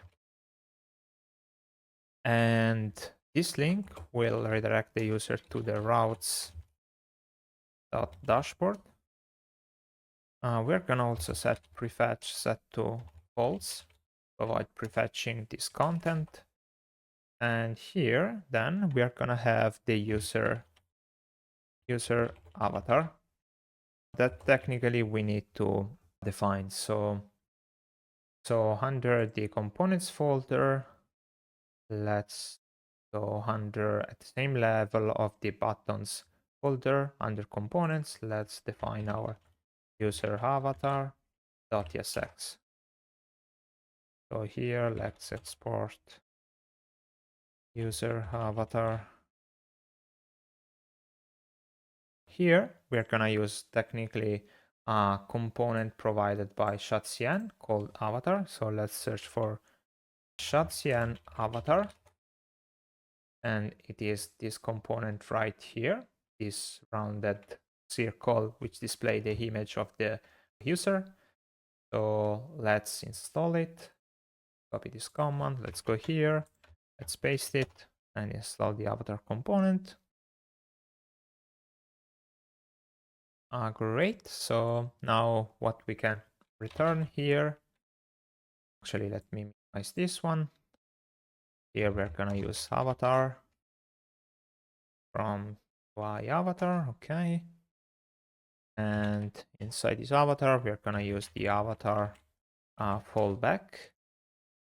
And actually, the avatar fallback, we technically we are not going to display any picture of the user, but we are gonna only display the initials of the username because I decided to not use picture of user because it was a little bit tricky to retrieve. So we are just going to display the initials of the user name. Technically here, we're gonna need some props for this component. Let's define the props just above the component definition. And here we will need a type called props with class name, which actually this is with, not which. So unfortunately, we don't have this kind of type. So let's define under the lib folder and let's generate a new folder called utils. Inside these utils, we're gonna have a new file called UI utils.ts. And inside here, we're gonna export type props with class name, which will take a generic, by default will be an empty object. And here we're gonna merge the generic type with the class name property, which will be an optional string. And actually we can put inside this UI utils also the previous utils generated by ShadCN, in particular this CN function. So let's copy this. Let's set back to UI utils and let's copy this out. Okay, great. So let's hit save. We can also remove this one and delete this previous utils. Great. Awesome. So let's close now this UI utils. And if we go back to our props with class name, we can import it from UI utils. And here defining our props. So here we are interested in the display name of the user, which will be a string. Also the color associated with the user. And now these props can be defined as the user avatar props. So let's go here. Let's add this type declaration. And from here, extract the display name, color, and the class name. So this class name will be passed to the root avatar component like that. And the avatar fallback will actually have a style with the background color set to color. And then we're gonna also have a class name of text white and text extra small. And so inside the avatar fallback, we need to display the initial of the user display name. So let's define here a function called get full name initials, which will take a name as a string. And this will basically use a regular expression. So reg exp, which will be, actually we will do this const initials, and will be name dot match. And here we are going to use a custom regular expression to extract the initial that I will copy here. And in case there are no initial, we are going to return an empty array. And here we are going to return initials dot join with an empty string to uppercase. So basically what will happen is that if I pass, for example, John Doe to this function, it will return JD. So the initial of its first name and last name. Technically, our display name will only contain only the first name. So at the end, we will, for example, pass John, for example, and the output will be J, or in case of our user Alice, we will have A, basically. Great, so we can call this function inside the avatar fallback. So get user, get full name initials, and pass the display name. And that should be it, I guess, for our user avatar. Then we can go back to the out button and import the user avatar. And here pass the display name to be user.displayname. The color will be user.color. And also we are gonna pass class name with ring2 and ring white to add a rounded border around our circle. And I think that we are almost there. I think that we need also to add some class name to this parent div. And here we are going to use the ShadCN function. And we're going to say line flex gap x7 items center, and then merge it with the class name, which we are gonna take from here. So class name, and here we're gonna say props with class name. Great, so we are almost there. I think that we need to update also the landing page and import these out buttons like that. And also to make sure that every file are correct right now, we can open a terminal and run TSC, which stands for TypeScript Compiler. And you can see that we have some file that has some errors, and we can open it up, and you can see that the ShadCN function is not imported correctly. So we can remove this import and update the import like that. So let's see what was failing. I think also get started button was failing. So let's remove the import. See where we are using ShadCN here. It's correct, the import. Technically, we can just copy this import and replace where it failed. For example, here, like that. And also side button. Okay. Let's run TSC again. Now every file is compiled correctly. Great. So I think that we can close most of this tab and get back to our landing page. So here, if you remember, we are using suspense, but suspense actually require a fallback to be displayed until this component gets completely received from the server. So here we're gonna say fallback, and we are gonna use the component called outloader and passing this class name. And this class name will be margin left auto and margin top of 6. So now we need to implement this outloader. So let's get back to our components, and here let's define a new component file called loader.tsx. Okay, so the loader will all be client components, so we're gonna use client. And actually, we are not going to implement loaders from scratch, but we are going to use two different components. One will come from React Spinner, and one will come from the skeleton component from ShadCN. So first, let's install React Spinners, which contains a set of spinner to be reused. And here, what we are going to say export const loader. This is basically a default loader that we are going to use throughout our application. And here we're going to return a div. And here we're going to use a bit loader. So let's see if we can import this bit loader. No, I think we need to do import a bit loader from here. We need to say React spinners / bit loader. Great.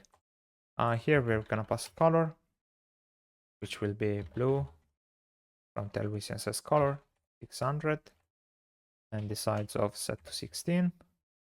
And we're gonna also pass a class name set to position absolute, top 1.5, left 1.5,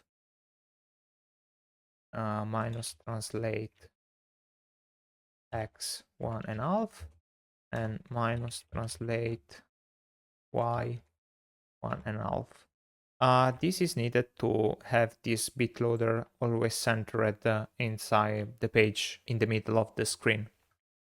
We will also have another loader called Auth loader, which will take class name. The props will be props with class like that. And here say props with class name. Great. And as I was saying before, we are going to use the skeleton component from ShadCN, which is this component right here, and we'll hint that something is loading. So let's go here, let's copy with yarn. Let's minimize this. Let's copy the installation command. Done. So let's go here and let's return skeleton. And we can also pass a custom class name, which will use the CN function. And here we will pass bggray 100 with 50% of opacity, width 32, age 10, and then pass the class name from the parent prop. Okay, so our loader should be correctly defined. So now let's close this loader component, and here we can import the Auth loader, and technically we should be okay. Let me run a TypeScript compiler to see if everything is working. Actually no, because skeleton is not importing the CN function correctly because it's inside utils, UI utils. Technically now it should work properly. Great. Okay, so let's see the result inside our application. So let's open up Pulse and let's hit refresh. Okay, we have something, but it's not really positioned correctly. So let's fix this problem. Okay, I just figured out what the problem was. So the first thing is that we need to pass a class name to the out button where we say margin left auto and margin top 6. So now if we hit save, we can see that correctly positioned, but still the avatar has something that is not correct. So let's open up Auth button and let's go inside our user avatar component. And here you can see that we are using two components from ShadCN, avatar and avatar fallback.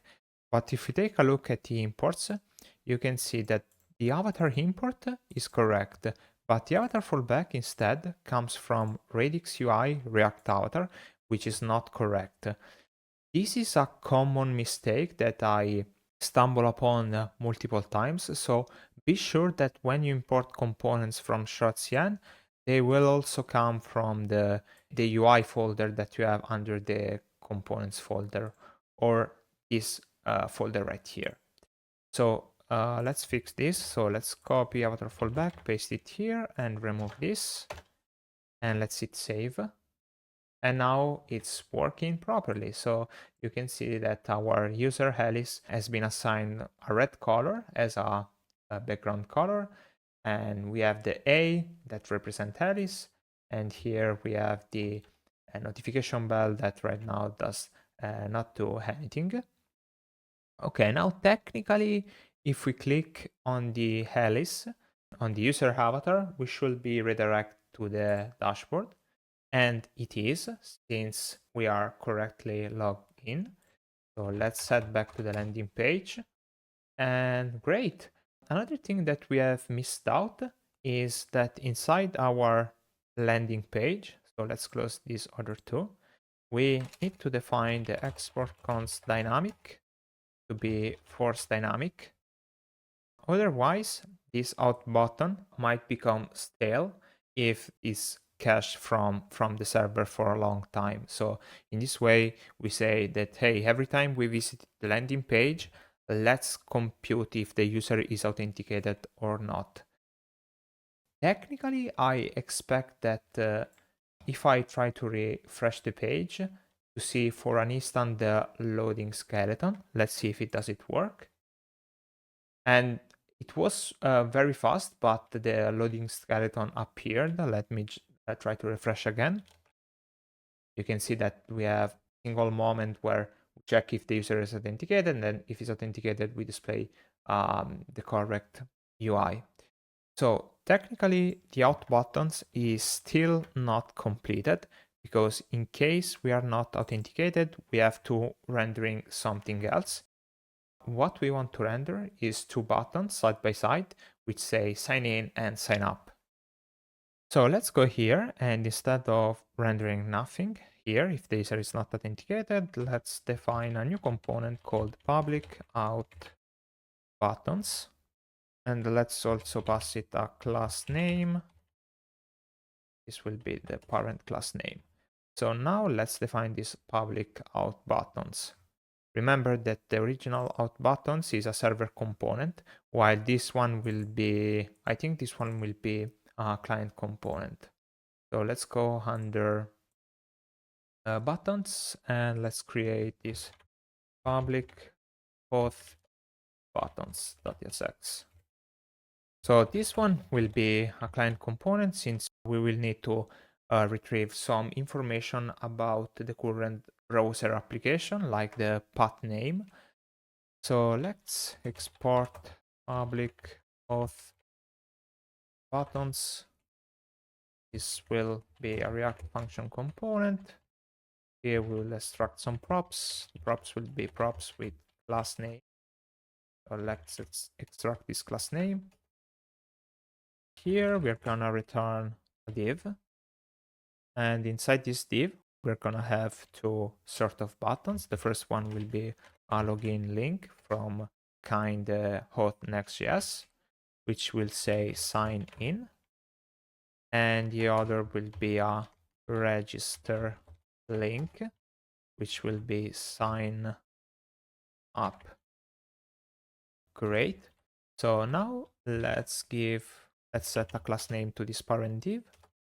Here we're gonna use the ShadCN function, and we're gonna use inline flex, item center, gap x3. Also, we're gonna pass the parent class name. And so let's hit save. So for this login link, we are actually define also a class name. And this class name will be we'll use CN. This CN will take a button variance, and the variant will be secondary. And instead, this register link will have a class name. It's CN, and we will pass button variance with variance set to the default, like that. But at the same time, we are also gonna pass ring 1 and ring white. Great. So what we are missing right now is that these public auth buttons must, in case the user complete the authentication flow, must redirect the user where he was before starting the authentication flow.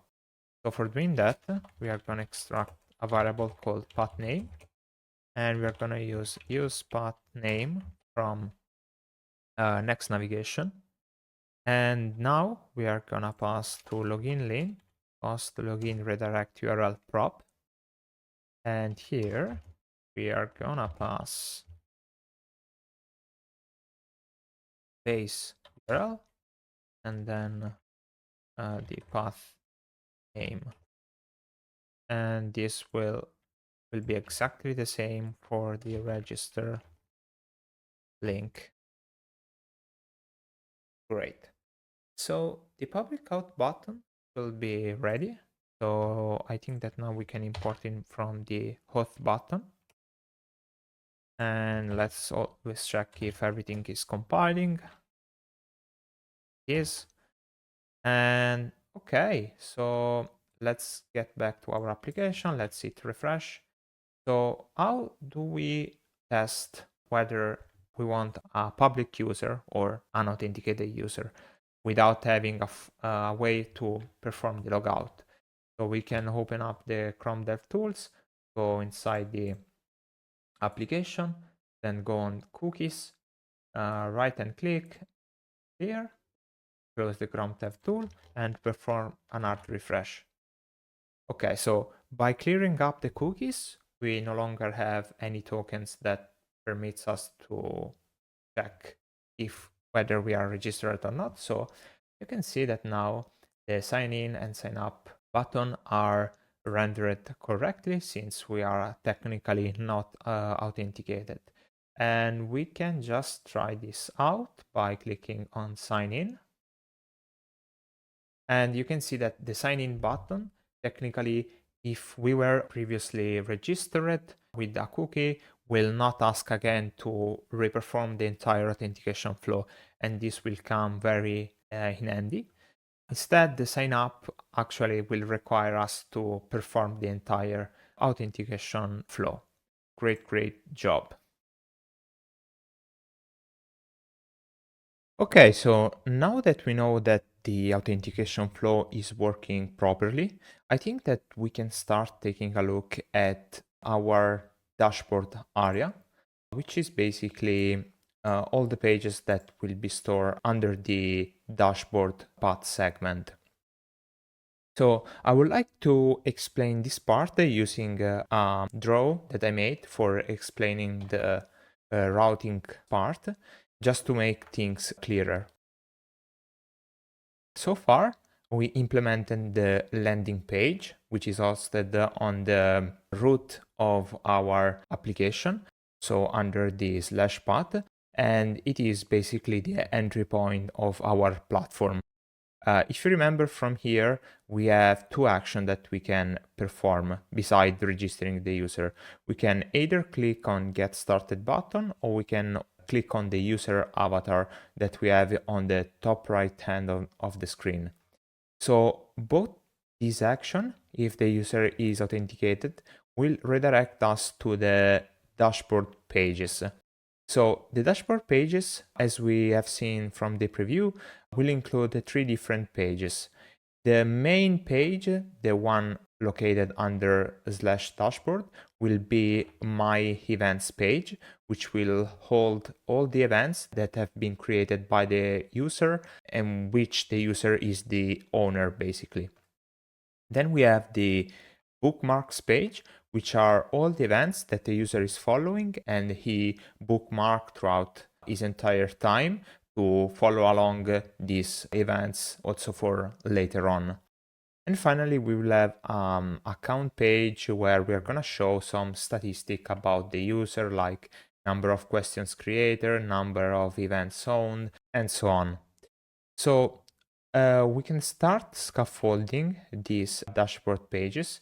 But first, I want to show you also a preview of these pages. Let me increase this a bit.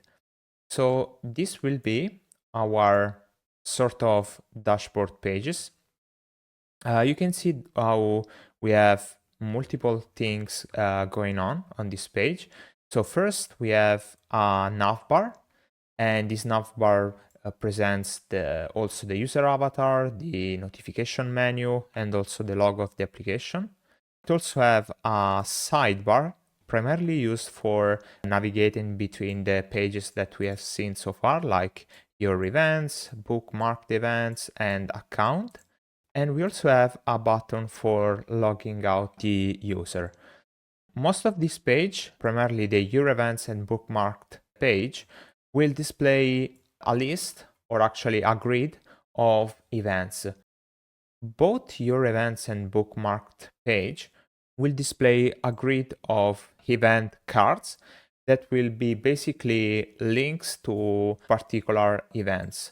In fact, if we close this tab and we go back to the routing schema, the other page that we are going to implement later will be the event pages, which will be splitted in two different pages, one for the questions and one for the polls.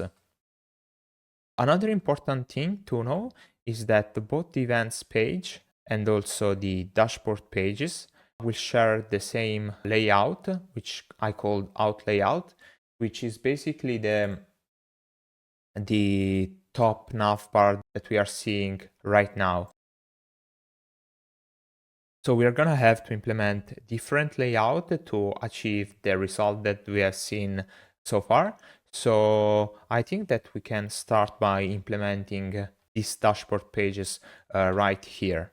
So let's go back to our application and let's open up our app router.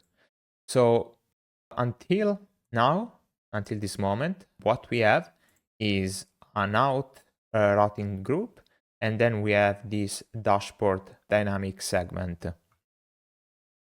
So what we know is that alongside the dashboard pages, we're gonna have the pages related to the events.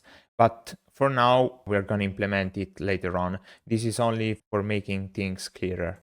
As we saw from the row before, both of these pages will have a common shared layout, which will be the top navbar.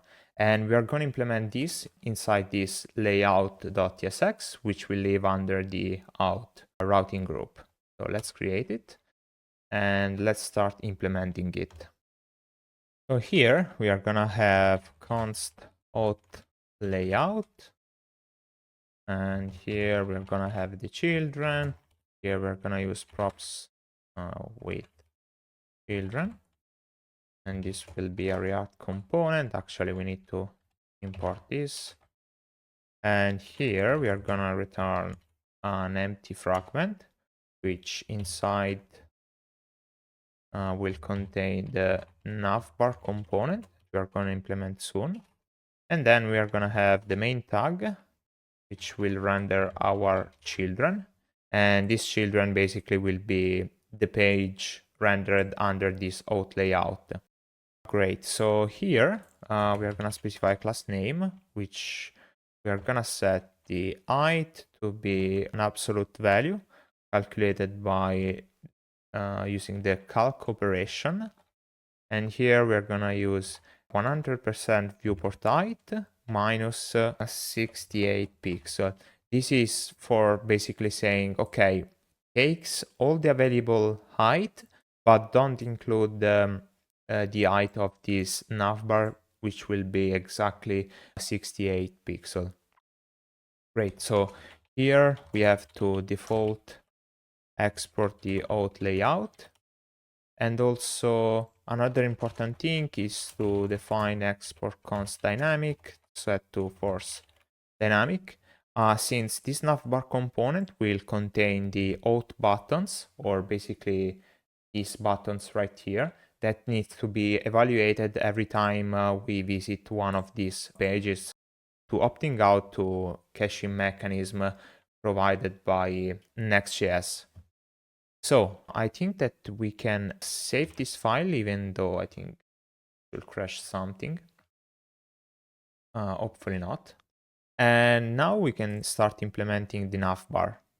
So the navbar component will live under components. And here we are going to create a new folder called layout. Inside layout, we are going to create this navbar.tsx. And here we are going to export navbar,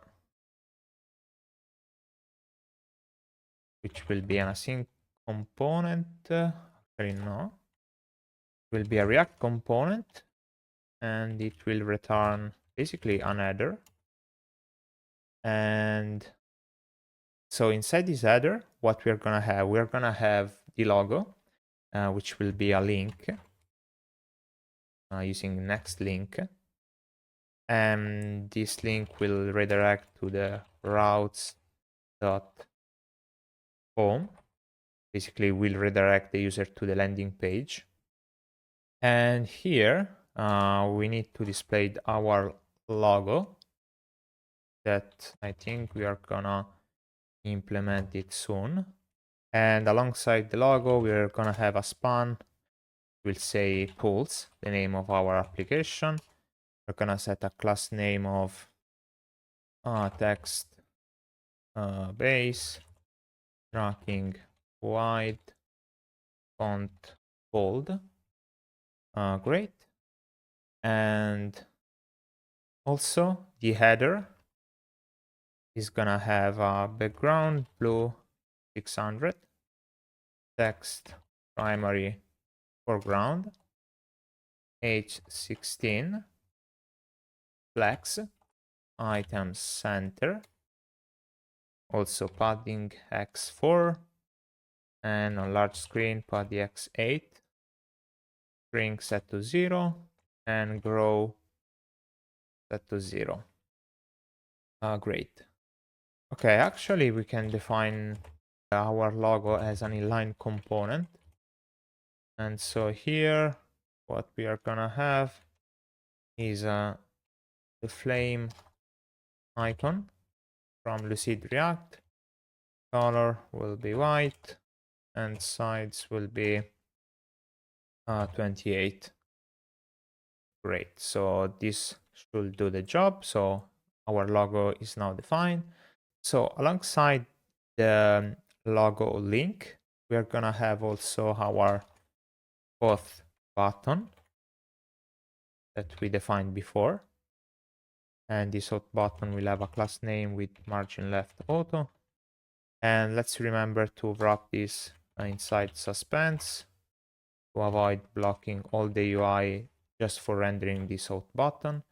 And as a fallback, we are gonna use the auth loader class name of margin left auto. And that should be it.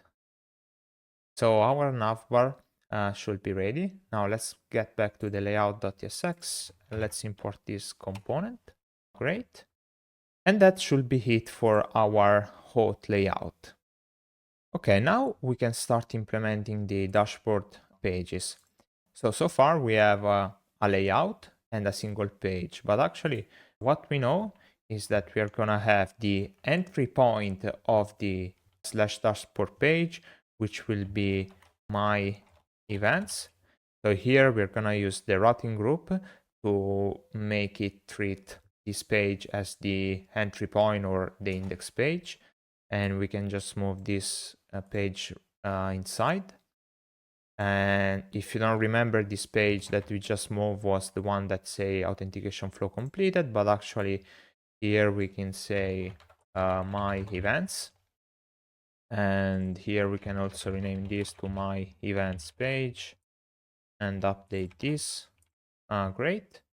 Actually, we can copy this and also create the other path segment, which will be, for example, bookmarks. Here we're gonna have a new file, a page.tsx.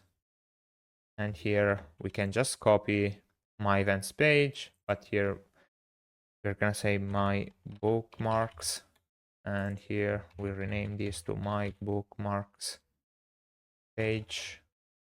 Let's copy this out. Great. And then we're gonna do the exact same thing for account. So let me copy this page, let me paste it here. And here we're gonna say account page. Let's copy, paste it here. And here we're gonna say account. Great, so now we have our My Events page, account, and bookmarks.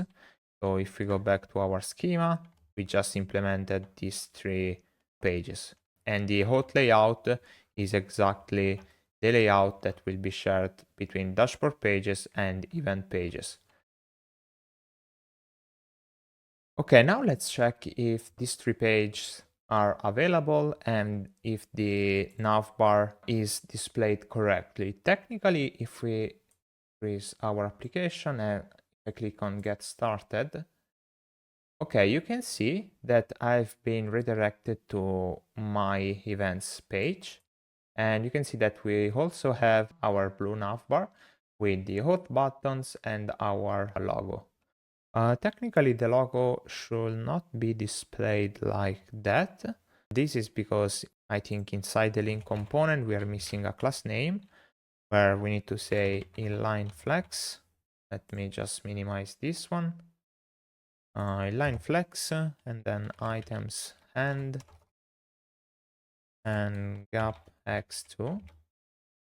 See if it does the job. Great. So now we have our nice logo icon. And technically, if I click here, I will be redirected to the landing page. So now I will go back to the Get Started, and this is our events page. So you can see that my events is available under dashboard, but if I go here and change the URL, for example, to dashboard/account, I will be redirected to the account page. And at the same way, if I go here and select bookmarks, I will get my bookmarks page. So our dashboard pages are correctly set up. There are actually some caveats that we are avoiding technically, because if I go here and type an URL that doesn't exist, like for example dashboard 123, you can see that the default 404 page by Next.js is provided. So we want to provide the user with a better user experience. So what we can do in this case, if we go back to our app router and we collapse the dashboard and collapse also the auth, we can define at the root level of the app router a new file called notfound.tsx, and here defining the basically the default not found page. So let's go here and say not found page. This will be a React component. Let's remember to default export it, not found page. And here we're gonna return a div, which will say class name grid, h full, place item center. And inside this div, we are gonna display an illustration that I called not found. And inside this not found, we are gonna say we didn't find what you were looking for. Actually here we need to replace this with and epos to avoid a strange error. So now we need to implement this not found. So basically not found is just an illustration. So let's open up our Explorer. Let's go inside components, and under components, let's create a new file called illustrations.tsx. And inside here, we're gonna hold some illustration. So the first will be export const not found. And so let's define the React component. And Actually, we can just use parentheses. And here we're going to return a div. And inside this div, we are going to render an image using next image. This image will use the src set to / empty.svg. The alt will be empty. And basically we need to accept the height and the width as props. So here we're gonna extract the width and height from the props. So let's define these props. Just here, props equal to an object will receive width, which will be an optional number, an height, which will be an optional number, and also the children, which will be React node. And we will wrap everything with props with class name, like that. So that we will accept also the class name.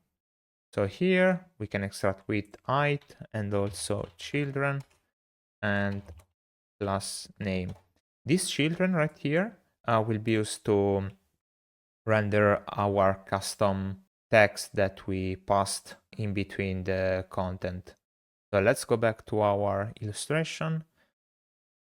Here we're gonna pass the height, height. Here we're gonna pass the width.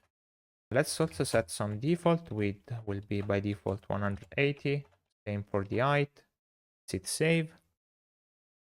This parent div will have a class name that will use a CN. And here we're gonna set flex call. Oops. Correct. Okay. Flex call.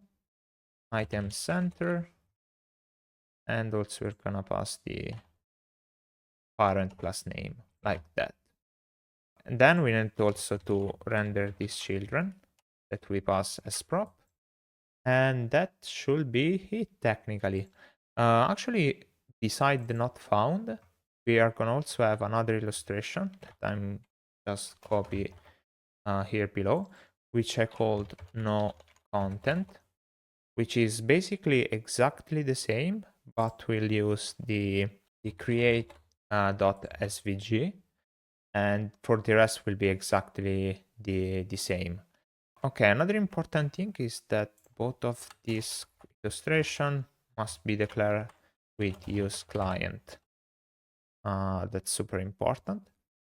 And okay, so what we are missing right now is this empty SVG and create SVG. So let's open up the Explorer, open up the public folder, and let me just copy empty SVG, create SVG, and just paste it here. As always, you can fetch the assets of this project directly from the source code of this repository that you will find down in the description. Great, so our illustration are ready. Let's go back to the notfound.tsx and let's import this. And this should technically work. And this is our default 404 page, which I think is pretty nice, or I mean better than the default experience provided by Next.js. Great, so now let's close this one and let's go back to our, for example, dashboard page. Okay, so as of now, we don't have any way to navigate between our dashboard screen. So as we've seen from the preview, we will have a sidebar that will permit us to navigate between the dashboard pages. So this sidebar will actually be implemented inside the Auth dashboard inside this layout right here. So let's minimize this one and we implement the sidebar here. An important thing to notice is that the sidebar actually will have responsive design. So for example, for mobile layout, we are gonna use a drawer that will open up only if the user clicks on a specific button, while in larger device it will be always visible. So basically we will have two components that will do this job: a desktop dashboard sidebar and a mobile dashboard sidebar. So let's start implement it. So let's go here, and inside this div, let's set class name to be flex row h full, and then let's remove these children. Inside here, we're gonna have our desktop dashboard sidebar, like that. And here we are gonna have another div with class name flex call, overflow set to auto, with full, item start, and also grow set to 1. And inside this component, we are gonna have the mobile dashboard sidebar, and then we're gonna also render the children. Great. So now what we are missing are these two components. So now let's go back to our components under layout, and let's create a new component called dashboard sidebar.tsx. So here we're going to implement both our desktop dashboard sidebar and also the mobile one. Both these components will be client components. We can also define, so here we will define the sidebar items, which will be an array of object. So every object will have a name. For example, the first item will be your events. This will have a route, and this will be routes.dashboard. And then we will have an icon.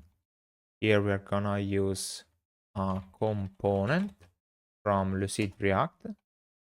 And then we are gonna also have the two other navigation items. So let me just paste this one. So here we're gonna have bookmarked. Here we're gonna have account. Here we're gonna use bookmarked. Here account, and the icon will be bookmarked from Lucid React. And here we'll have user from Lucid React. Great. So we can declare this as const, so that our sidebar items will exactly be an array of 3 items and no more. And we can actually collapse this to avoid taking space. Okay, so the easiest one to implement, I think it is the desktop dashboard sidebar.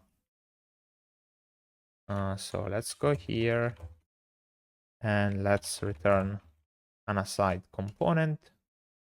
In here, we're gonna render the dashboard sidebar content like that. And here we're gonna extract the class name, use the props with class name as the props. So this aside will have a class name, which will use the ShadCN function to merge different style. And here we're gonna use border right blue 500 with 30% of opacity, h set to full, shrink set to 0, grow set to 0, background set to white, border right. Then we're gonna set hidden for immobile viewport, while on large screen we're gonna use display block to show this desktop dashboard sidebar. And also we're gonna set a basis of 250 pixel. So basis is to set initial weight to the flex item. And then we're gonna merge this with the class name passed from the parent component. So let's hit save. And now we need to implement this dashboard sidebar content. So let's go below and let's define dash. Sorry, let me copy this in and let me paste it. And let's define this new React component. So here we are gonna return a div. This div will have this class name of flex all. We have a vertical layout, h full, py set to 8, and px set to 3. Inside we are gonna have a nav. This nav will have a class name of flex call, gap y set to 2, and inside this nav we're gonna have sidebar items that we defined before. And I use the map function. And here we are gonna define a function that takes an item and will return this component. So here we're gonna return a button. And this button will have a key set to item.name. And inside here, inside this button, we are gonna use a sidebar item, which will take some parameter that we will define soon. When we click on one of these sidebar items, we are gonna perform an onClick function, which will basically replace the current path. So here we are gonna use router dot, actually not like that. So here we are gonna need the router that we can extract from const router, use router from next navigation. This is super important, next navigation, not next router. And I think that we're gonna also need the current path name by using use path name from next navigation. So on click, we are gonna do router.replace, and we are gonna pass item.route, so to navigate to the sidebar item that we clicked. So this was for all the navigation part. And so beside the navigation, we also have a new div with class name margin top auto space y4. Actually, we don't need the space y anymore with full. And inside this div, we are gonna use logout link provided by Kinde Nextjs. And inside here, we're gonna render logout from Lucid React, a class name of width4. So let's close this one. Then we're gonna have a span which will say logout, and this span will also have margin left set to 2, and that should be it, I guess. Actually, we need also a class name for this logout link, which will use the CN function. Here we're gonna use button variants, and this button variants will use the variant outline. And actually, we're also gonna use width set to full. Great. So I think that we are almost there. We need only to implement this sidebar item. So inside the layout folder, let's create a new file called sidebar item.tsx. Let's go here. Let's define our sidebar item, and let's define this React component. Here we're gonna return a div. This div basically will render an icon. Actually, let me define the props of this component. So let's define type props. This will be props with children. Here we're gonna pass is active, will be a boolean. And we are gonna pass a text, it will be a string, also an icon, which will be of component type of props with class name. Okay, let's hit save and let's define the props here and let's extract it. So it's active text icon, will rename to icon with capitalized I, also children. So here inside the sidebar item, we're gonna display the icon in a class name of width for h4, and alongside the icon, we're gonna have a span which will render the text. And then just below these two components, we are gonna render the children in case we have it.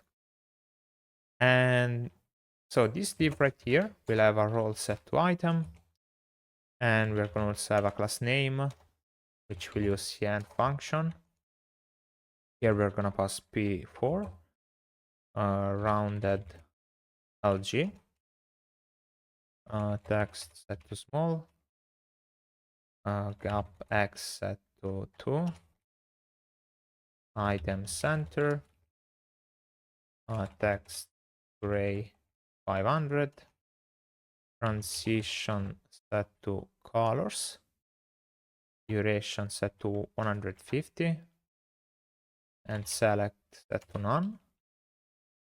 And then we're gonna use some conditional rendering where we're gonna say that if the sidebar is active, we are gonna render this one or something else. So if it's active, we're gonna render a background set to primary with an opacity of 10, text set to primary, and font set to semi-bold. And if it's not active, we're gonna render over pg primary with an opacity set to 10. Great. So yeah, that should be it, I guess, for our component.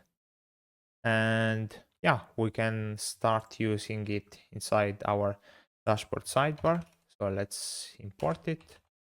And here let's pass the icon, which will be item.icon. Then we need to pass is active. Technically, we need to calculate if it's active, just like that. So let's go here and say is active is equal to if item.route is equal to the current path name. So here we're gonna say is active and pass this calculated is active. And finally, we're gonna pass the text, which will be item.name. Great, I think it's our dashboard sidebar content is ready, and also this desktop dashboard sidebar it's ready. So if I go here and I will comment the mobile dashboard sidebar that we will implement soon, I think this can be imported now. Let me hit save. Let me also check that we don't have any error. We don't have it. So let's try to increase the size. So as you can see, it's working. I mean, the dashboard is rendered properly, but something is definitely off with the item. So let's try to figure out what is wrong. So let me minimize it and let me go back to the sidebar item. Okay, so I think that we are missing the flex prop here inside the sidebar item. Let's see if it fix the problem. Yes, now it's fine. And also another thing that I noticed that is not correct is the background that should be white. So let me just check it. So for sure it's not sidebar item, but will probably be this desktop dashboard sidebar. So let's open it. And okay, as you can see, I just made a typo, and here it should be BG white. Let's see if it's working. Great, and now our desktop sidebar, it's working absolutely fine. And technically, if you can see that when I hover the element, we have this nice effect. And let's see also if the navigation is working. And yep, it's working fine. So you can see that our pages are displayed correctly. And so the navigation is working properly. Technically, also this logout button should work. So I expect that when I click this, I will be logged out and redirect to the landing page. So let's see if it does it work. And yep, it seems that it worked. You can see also that on the top right side, we now have the sign in or sign up. So let's try to log in again. It should do it under the hood. So now it asks us to insert the username. So let's continue here. Let's go with our password. Continue. Okay, I have been redirected to the landing page. That is not expected actually. I was expecting to be redirected to the dashboard page. So I think that something is off and I will try to figure this out. Okay, I just figured out the reason why we actually have been redirected to the landing page instead of the dashboard page. And that is because if you remember, we have the public auth buttons, and which are basically the buttons that are being displayed when the user is not authenticated, or aka sign in or sign up. And so both of these buttons have this property, post login redirect URL, that basically redirect the user to the location when he clicked, to the original location when he clicked on the sign in or sign up button. And this makes sense because imagine that we are in a event, we click on sign in, and then after the login, we are expected to be redirected to the same event, but this time authenticated. So I think that we can keep this behavior. I mean, if we want to go in our dashboard, we can still click on our user avatar and then go to our dashboard. So yeah, I think we can leave this behavior as it is right now. But having said that, let's now implement the mobile dashboard sidebar. So let's go here and let's define, let me minimize this, mobile dashboard sidebar, and this will be a React component. And here we are gonna use very well done UI component from ShadCN called Sheet. So Sheet basically extends the dialog component to display content that complements the main content of the screen. You can see an example here. So you can see that there is some like this drawer effect that opens on the side of the page. So let's install it using yarn. This. So here, clear out and paste it command. Let's wait to be installed. Great. So let's go back to our mobile dashboard sidebar. And here we are gonna return this sheet component. Actually, okay, we need to be very sure from where we are importing this. Let's see. Okay, UI sheet. Okay, that is correct. Remember, it should not came from Radix UI, otherwise it won't work. So inside here, we're gonna have a sheet trigger, and this trigger will be a div, and this div will render an icon called menu from Lucid React, which will have a class name of width 5h5. And alongside the menu icon, we're gonna have a span, which will say menu. And then this parent div will have a class name, which will use CN. And here we're gonna use button. Sorry. So here we're gonna use button variants. and we're gonna pass variant set to outline, and also the size set to small. Great. So, okay, that's it for our trigger. I think that we need also set a class name to this sheet trigger, where we're gonna set padding left 4, padding top 4, and on large devices, we are gonna hit then this button or this trigger. Great. Then we have also a sheet content that basically will render our dashboard sidebar content inside. And most importantly, this sheet content will have a class name with a width of 250 pixel, padding 0, padding top 2, and then we are going to also decide which side it should open. In our case, will be left.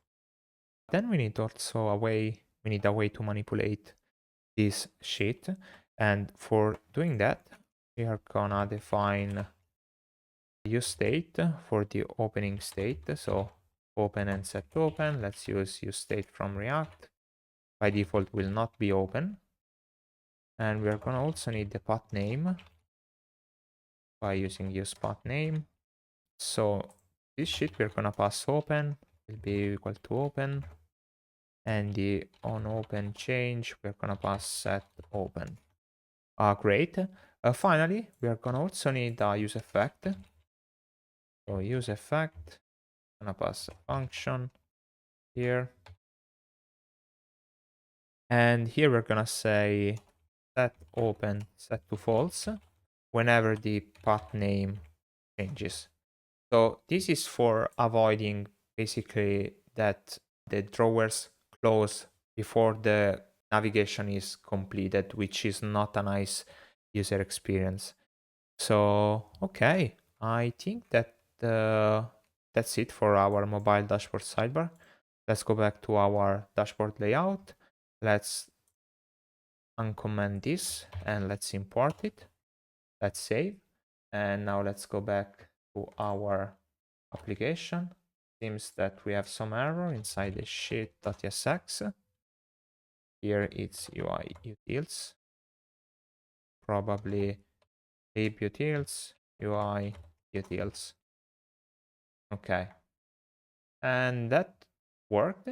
Okay, so you can see that now, increase this. You can see that now we have this menu button.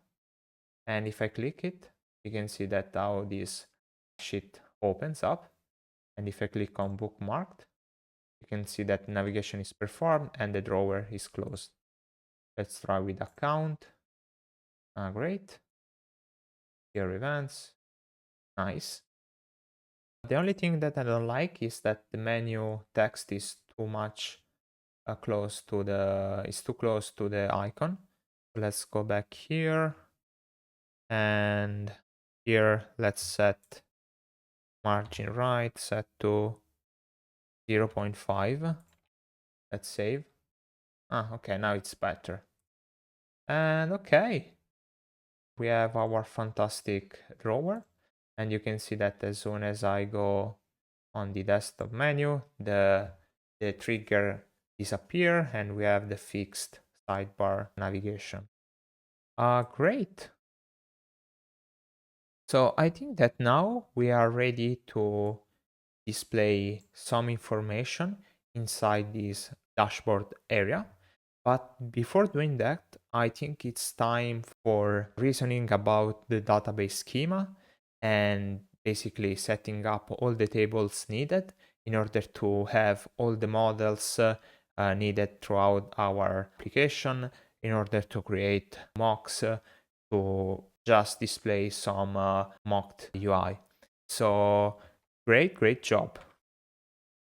Okay, great. So if we want to start filling in these pages with data, I think that we need to start exploring our database schemas, tables, and relations.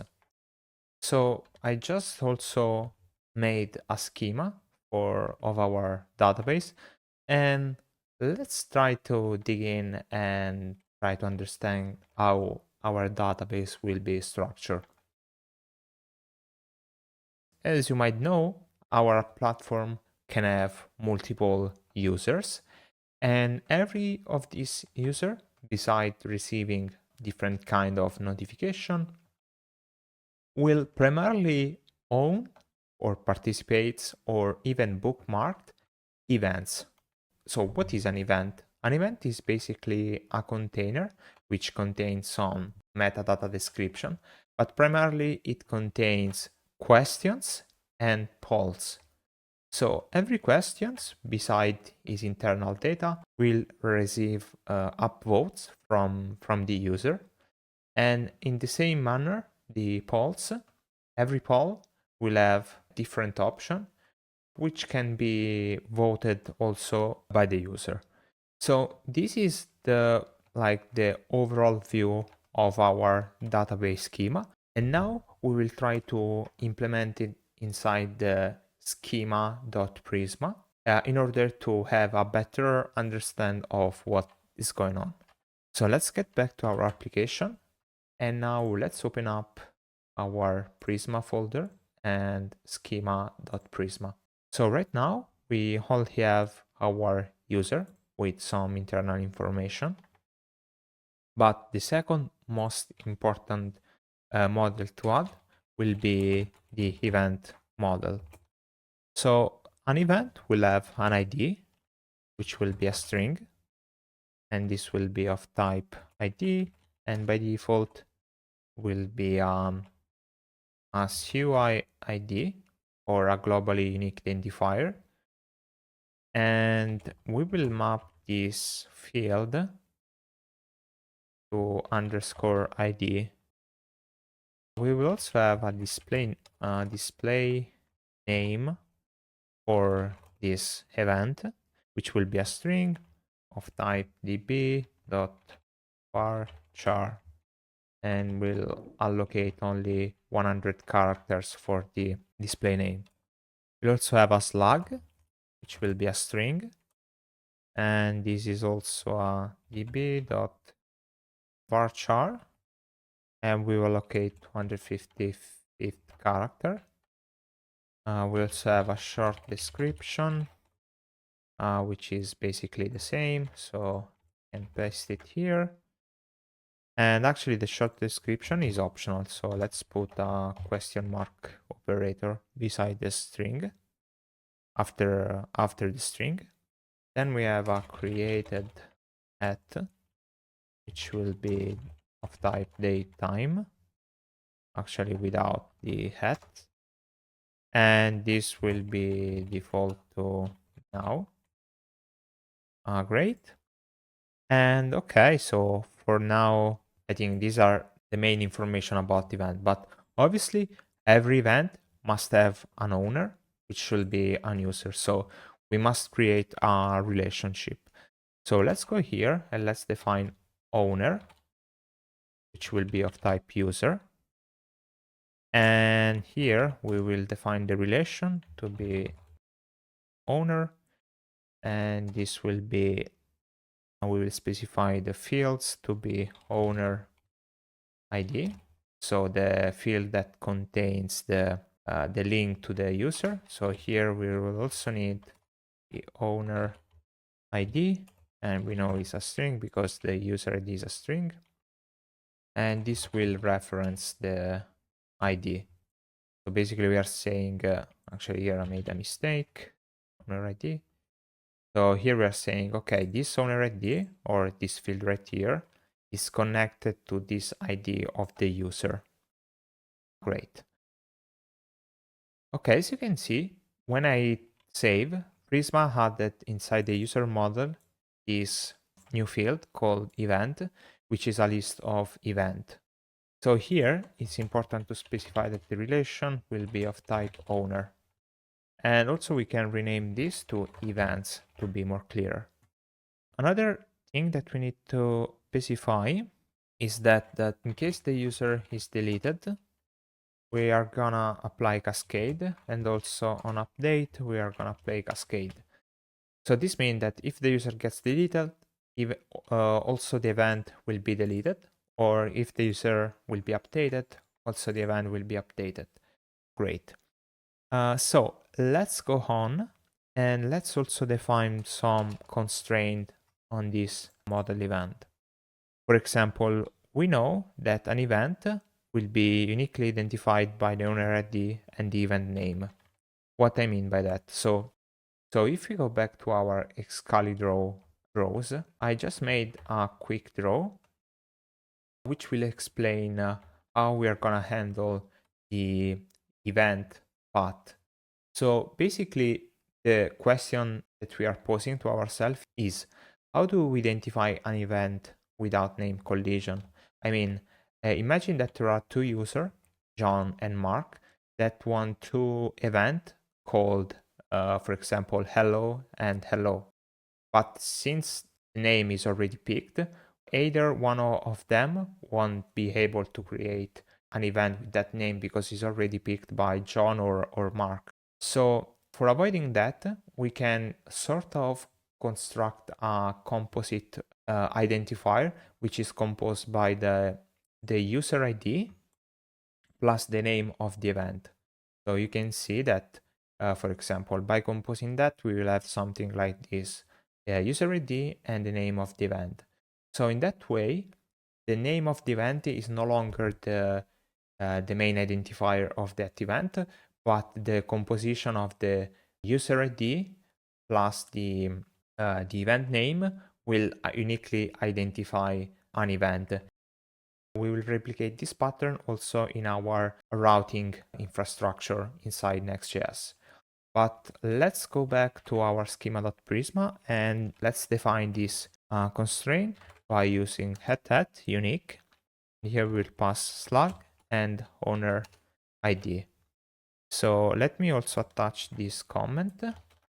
So here we are saying that an event is uniquely identified by the owner ID, this one, and actually the event slug. The slug basically will be the slugified version of the display name. So for example, if our event will be, I don't know, for example, a word, the slug will be hello-word. Great. So let's define also an index also for our slug and owner ID, because most of the query that we will perform to an event will be based on this composite primary key. So by defining an index, technically the query should be more performant. Great. So that is that for the event model. Now what we have is another model called event participant. So basically this model will track every user who participates to a specific event. So for participating, I mean when a user, for example, posts a question to an event or upvote a question or vote a poll, he becomes a participant of that event. And this is super important to track this because we want to display the number of participants for a specific event. So this model basically will just have two foreign keys. The first one to the event and the other one to the user. So here we will have the event, so event, and here we're gonna say relation, specify the fields to be event ID, which we are going to define here, event ID, which is a string, and also we are gonna reference the ID of the event, and yeah, let's try to hit save. And now inside event, you can see this event participant has been added, but here I will rename to participants, which is better. And the same way, we need to apply this on delete and on update cascade. So let me just paste this out. And okay, we need also a reference to the user. So here we will have user, then relation, fields will be user ID. Here let's specify the user, which will be a string. And then we're gonna reference the field ID. Also copy these two rules here. Sorry, it didn't copy. So let me just retry and paste it. So I hit save, and now if we go back on user model, you can see that added this event participant. But I will also rename this field to participations, which should be slightly better as a name. Okay, now we need to define the primary key of this event participant. So let's go here, let's define ID, and let's set event ID. And here let's set user ID. Great. So when we are going to search for event participant, this will be, the primary key will be the composition between the user and the event where the user are participating. Great. So now next model is the question model. So what data will contain the question? The question will contain an ID, which will be a string. So by default, we are gonna set to be a SUI ID. Great. We're gonna have the date of creation of that question. Let's default it to now. Great. Then we're gonna have a body of the question. Here we're gonna use varchar, and we're gonna only allow 2500 characters, no more. Then we also have two flags. First one is pinned, which will be a boolean, indicate whether the question has been pinned by the owner, and let's set it to false by default. And another flag to understand if the question has been resolved, and by default won't. So by default will be an open question. Okay, so obviously a question will belong to a certain event. So let's go here, let's define the event. Let's define our relation. Fields will be event ID. Let's define it here to be a string and reference the field ID. Awesome. Actually, we need to apply the same cascading effect. So on delete cascade, on update cascade. And also a question will have an author, which will be an user. And here let's define the relation. Fields will be author ID. I'm going to define here author ID will be a string, and this will reference the field ID of the user. But actually here we are not going to apply these two rules, because even though the user will delete his account, the question will also be available inside the event. So great, this is our question. And if we go below, we know that every question will also have different amount of upvote. So let's define question upvote model. So the question upvote model will have for sure the question that has been upvoted. So let's reference the question. Let's see the relation. Fields will be question ID. I'm going to define here, and this will be of type string. And also this will reference the property ID, and we are gonna paste these two rules. In case the question will be eliminated, all the upvotes will be eliminated as well. So you can see I hit save, and it added this question upvote. Actually, I will prefer calling this upvotes to be more clear and move it just below the is resolved. Great. So also a question will also have an author, which will be of type, will reference the user table. And here the relation will be fields. And I'm gonna call it author ID. Reference will be ID. And same rules that we have seen before. So let me just paste it. Great. So now if I save, I think that inside the user model, okay, we have this new question. So actually, I will rename it these two questions. So this is all the questions created inside this event, and same for the user. These are all the questions created by this user. Great job. So let's move on.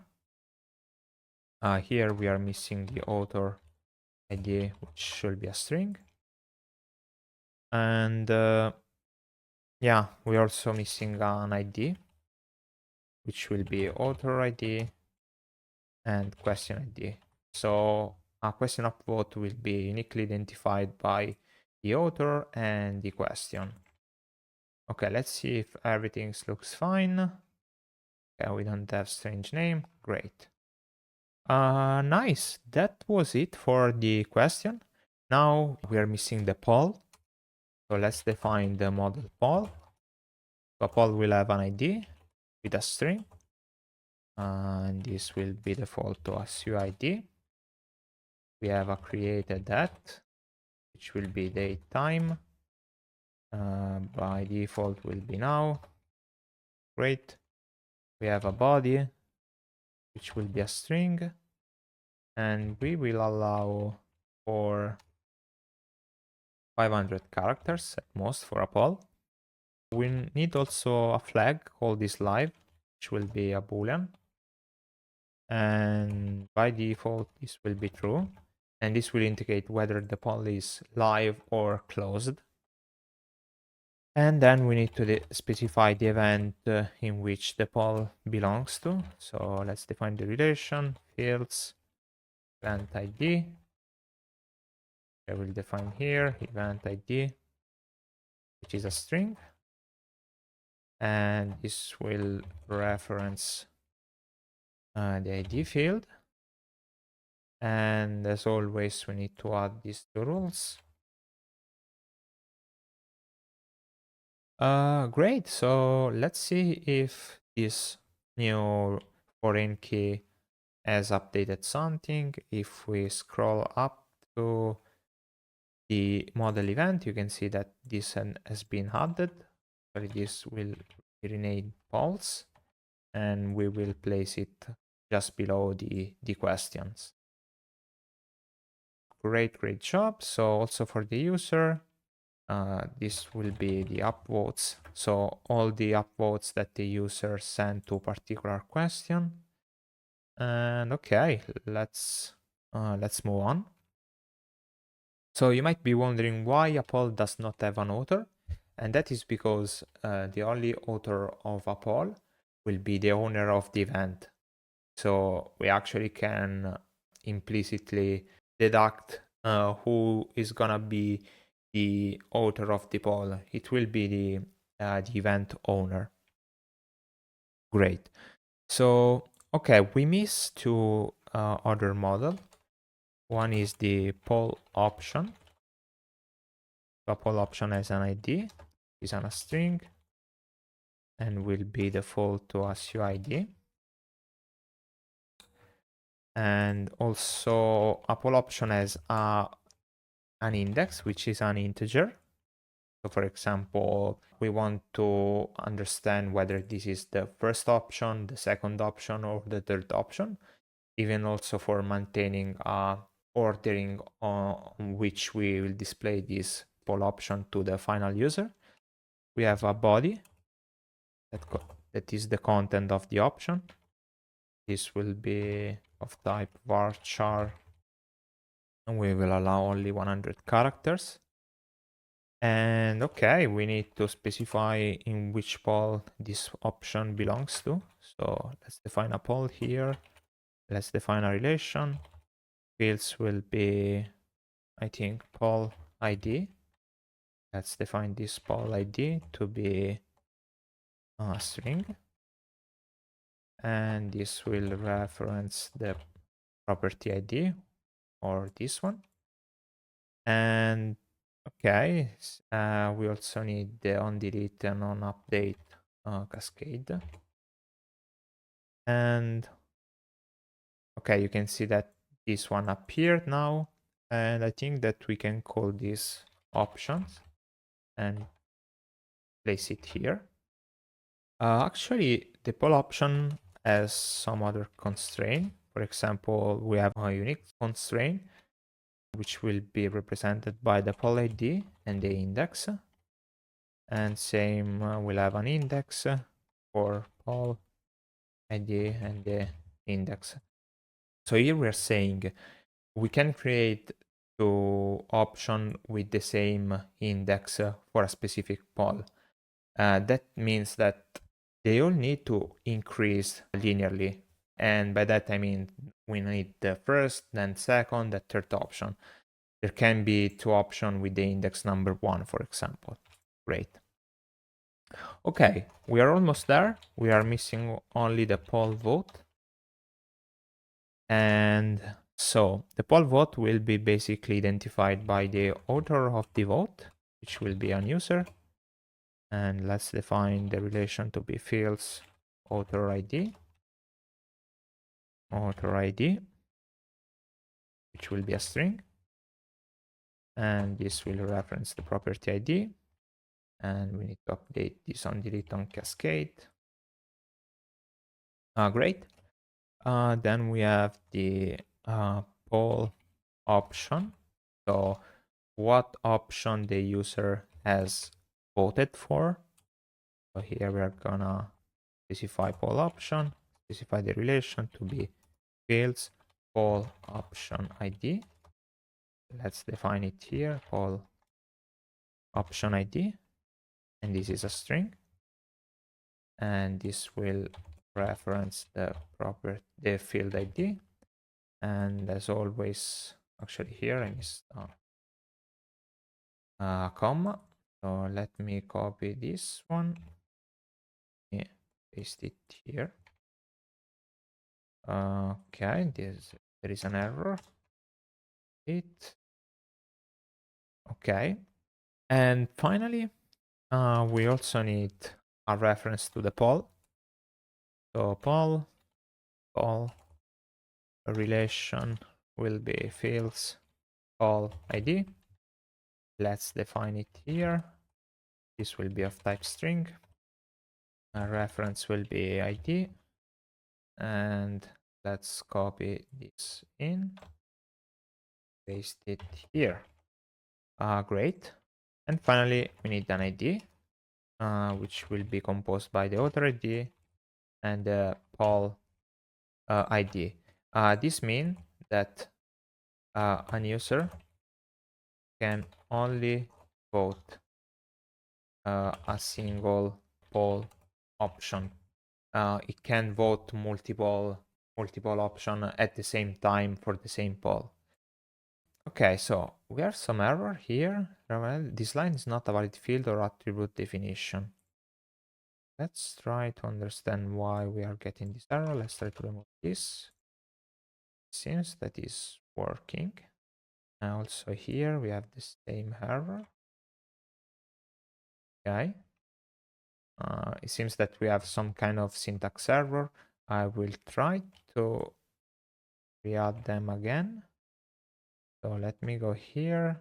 Let me add a comma. Let me paste it here. Let me do the same thing here. Okay, great. So our poll vote is completed. Let's see if some weird name has been added. You can see that here we have this poll vote. And actually, I'm gonna rename these two votes. And let's see what we have here. Okay, under poll, we have this poll vote. and I will rename to votes. So this will be the total number of votes received by the poll, while this is the total number of votes received for a specific poll option. And okay, let's scroll up. Okay, everything is working here. Everything is okay here for the question. And let's see, event participant is okay. And also event is okay. Maybe the user has now these poll votes. And I think that we can rename it to poll votes. And okay, I think that's it for now for our database schema. Please feel free to rewatching this part and take all the nuances that you might have missed, but that should be it. Technically, this will be even more clearer when we will start making some query to the database, and we will see how all these fields will interact one each other to be able to retrieve all the data we need for displaying the data on the UI correctly. So before concluding this chapter, what we need to do is to first generate our Prisma client by running npx Prisma generate client,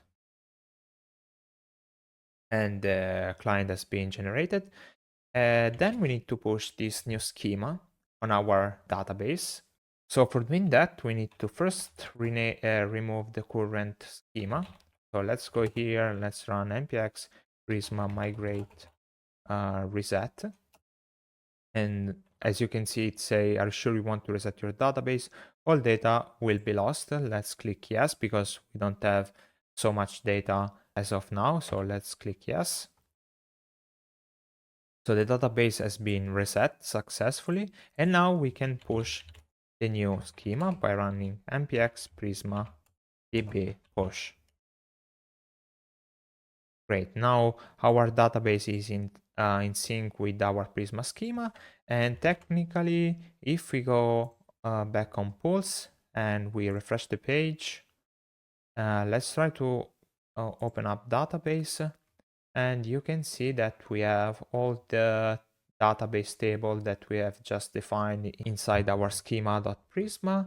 Unfortunately, we had a user here that won't be no longer available, and that was Alice. But this is not a real problem, because now the next time that we are gonna perform the sign up flow, the user will be recreated automatically thanks to the routes that we have set up. So if you remember, under API, we have this success route that will basically recreate the user if we're not found. So not a big deal. Okay, great. I think that we can go ahead with the next steps. Okay, so arrived at this point where we have our database schema almost ready, what we can do is writing a seeding script. The seeding script will come very handy in order to fill out the database with some technically fake data, but it will come very handy to visualize our UI while building it, and also for writing our first queries to query the database and retrieve the data. So to write a seeding script, we can open up the Explorer, and under the Prisma folder, let's create a file called seed.ts. So this file will contain the seeding script to fill out our database. One thing to notice is that this script needs to be run manually by running a custom script. So for running custom TypeScript script, we are gonna need some libraries. The first library that we are gonna need is tsnode. So let's install it by running yarn add -d tsnode. This will permit us to execute the seed.ts script. And I think that we are gonna also need the types slash node, I think. This is more for TypeScript, avoiding to throwing up some error at compile time. Great, so now what we can do is going inside the package JSON. And inside the package JSON, just under the script configuration, we're gonna create a new property called Prisma. And this configuration will hold also a property called seed. And this basically will run the Prisma seed. So here, what we are going to do is using TS node that we have just installed it, passing the option compiler-options. Here we need to exactly paste this sort of inline configuration where we say modules set to common.js with all the escaped characters. Otherwise, TS node might encounter some error while executing it. And then passing the file that we want to execute, in this case prisma /seed.ts. Great. Okay, so now that we have our configuration ready, we can go back to our seed and starting writing our script. So first thing that we are going to do is defining a function called run seed, which will be an async function. For now, we're gonna just log it works, just to make sure that works as expected. And we are gonna run this run seed function, and we're gonna pass then.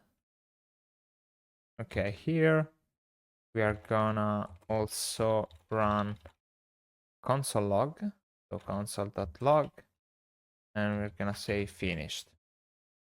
Great, so now what we're going to do is open up a terminal, and if we try to run npx prisma db seed, this script should be executed. And you can see that it works as we expect. First, it printed the it works and then finished. So the seed command has been executed. Okay, great. So we are ready to start working on our run seed script. Okay, so let's remove this console log. And the first step that we need to do inside the seed script is to reset the current database. So like that, reset db. And actually we need to define this function reset db, which I'm going to define here, reset db. So the reset db, what is going to do first is going to print something on the console by using process.standardout.write. And here we are gonna write resetting database. This will come in handy to just figure out on the console how the progress of the script is proceeding. So then another thing that we need is defining Prisma client. So here we can say Prisma and then define new Prisma client like that.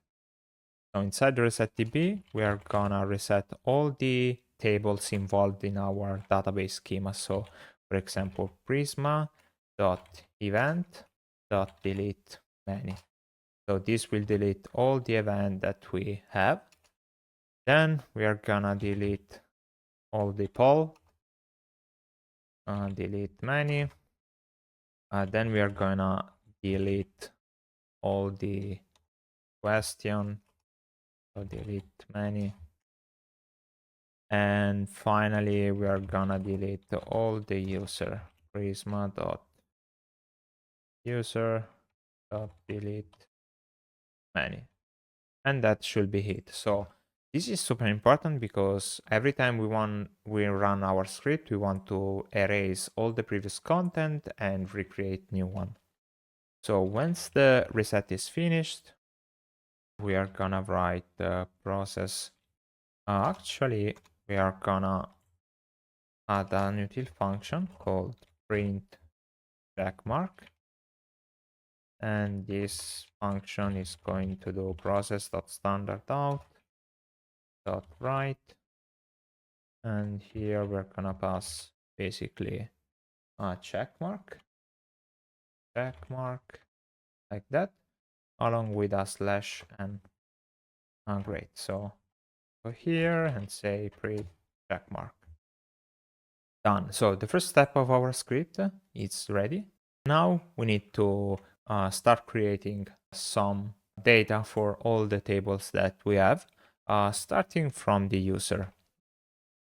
So after resetting the database, we are gonna run process.standardout.write, and here we're gonna say generating users.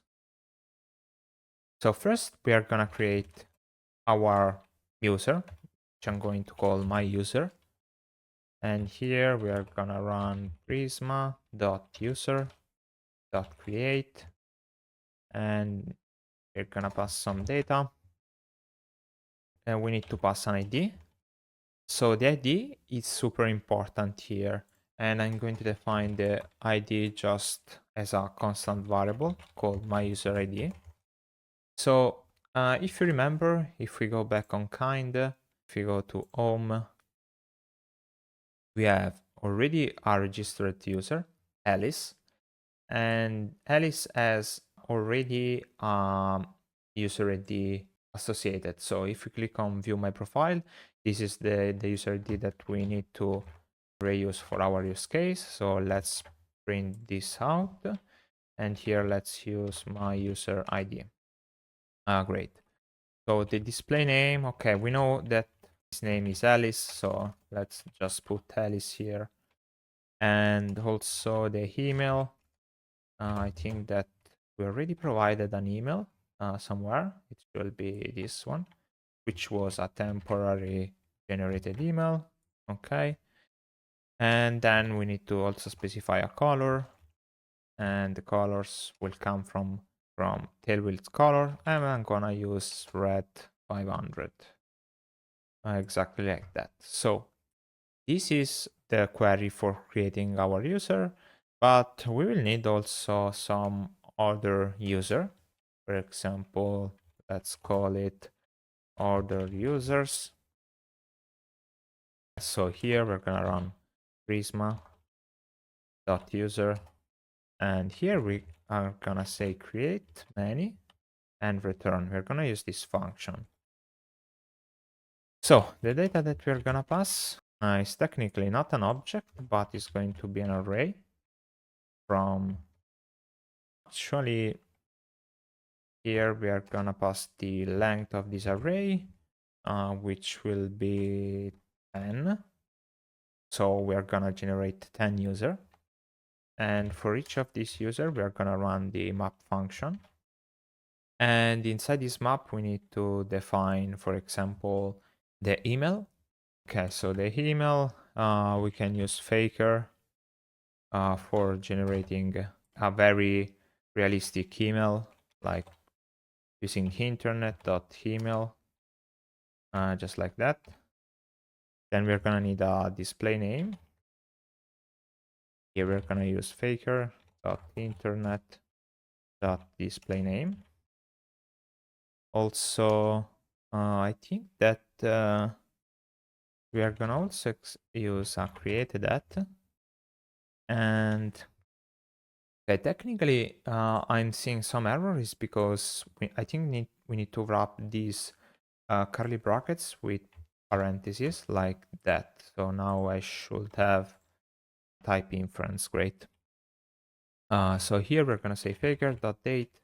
Let's say a recent date. Then we're gonna select also a color for the user. And I don't know, maybe we can just use faker.helpers.array element. And here we're gonna select from 3 colors, for example, colors dot green 500 version, or for example, colors dot red dot 500,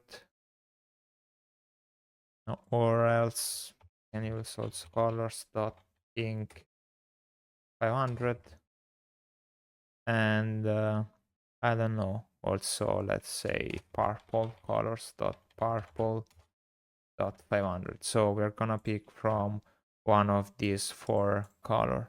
Actually, let's also set yellow just to give more randomness, and also emerald, colors dot emerald dot 500. Okay, I think we have enough colors. Great, so let's see. It seems that we have some error. Okay, we are missing an ID, so we need to specify also an ID. The ID, we're gonna use a function called a suid, but I think that we need to like install the library. So let's go here and run yarn-add-d uid. Okay, great. And now we should be able to hopefully import this UID. So let's go here and let's run import UID from UID. Great. So, okay, now we are almost there. So, okay, after creating our other users, let's print a check mark just to know that the user's creation is done. Okay, next step will be generating events. So process dot standard out dot write, and here we're gonna say generating events. And actually we are gonna only generate a single events, which will be owned by our user Alice. So let's go here and say const event equal to wait Prisma dot event dot create. And here we're gonna pass the data, which will be an object. And okay, so the first thing will be specifying the owner ID, which will be my user ID. Or actually, we can also do my user.id. Okay. Then we need a display name for our event. And here we're gonna use faker.commerce.product name, which generate a very realistic name actually. We need also a short description. And here we're gonna say faker.lorem.sentence. Great. Then we need a slug. And here we are gonna just say faker.lorem.slug, and also create a that, just faker.date.recent. And also we are gonna also generate some participants of this event. Here we're gonna use create many. So participants, create many, and then specify the data. And this data will be array.from. And here we're gonna specify a length. And let's say that we want 10 participants. Then let's use the map function. And let's define. So this map function will technically, we will not be interested in the first argument, but at the index of the participants, like the first one, second one, third one, etc. So here what we're going to return is just the user ID of the participants, and we are gonna get it from the other users list at index, using the index, but need to make sure to not go to not surpass the bounds of this array of other users. So let's use the module operator to avoid trying to access an index that is out of bound. So with module operator, if we go out of bound, we will start from the beginning. So this will avoid us having weird error at runtime. So here we are interested in the ID, so .id should do the job. Okay, so after that, so after having creating our event, let's also print a check mark. And this is done.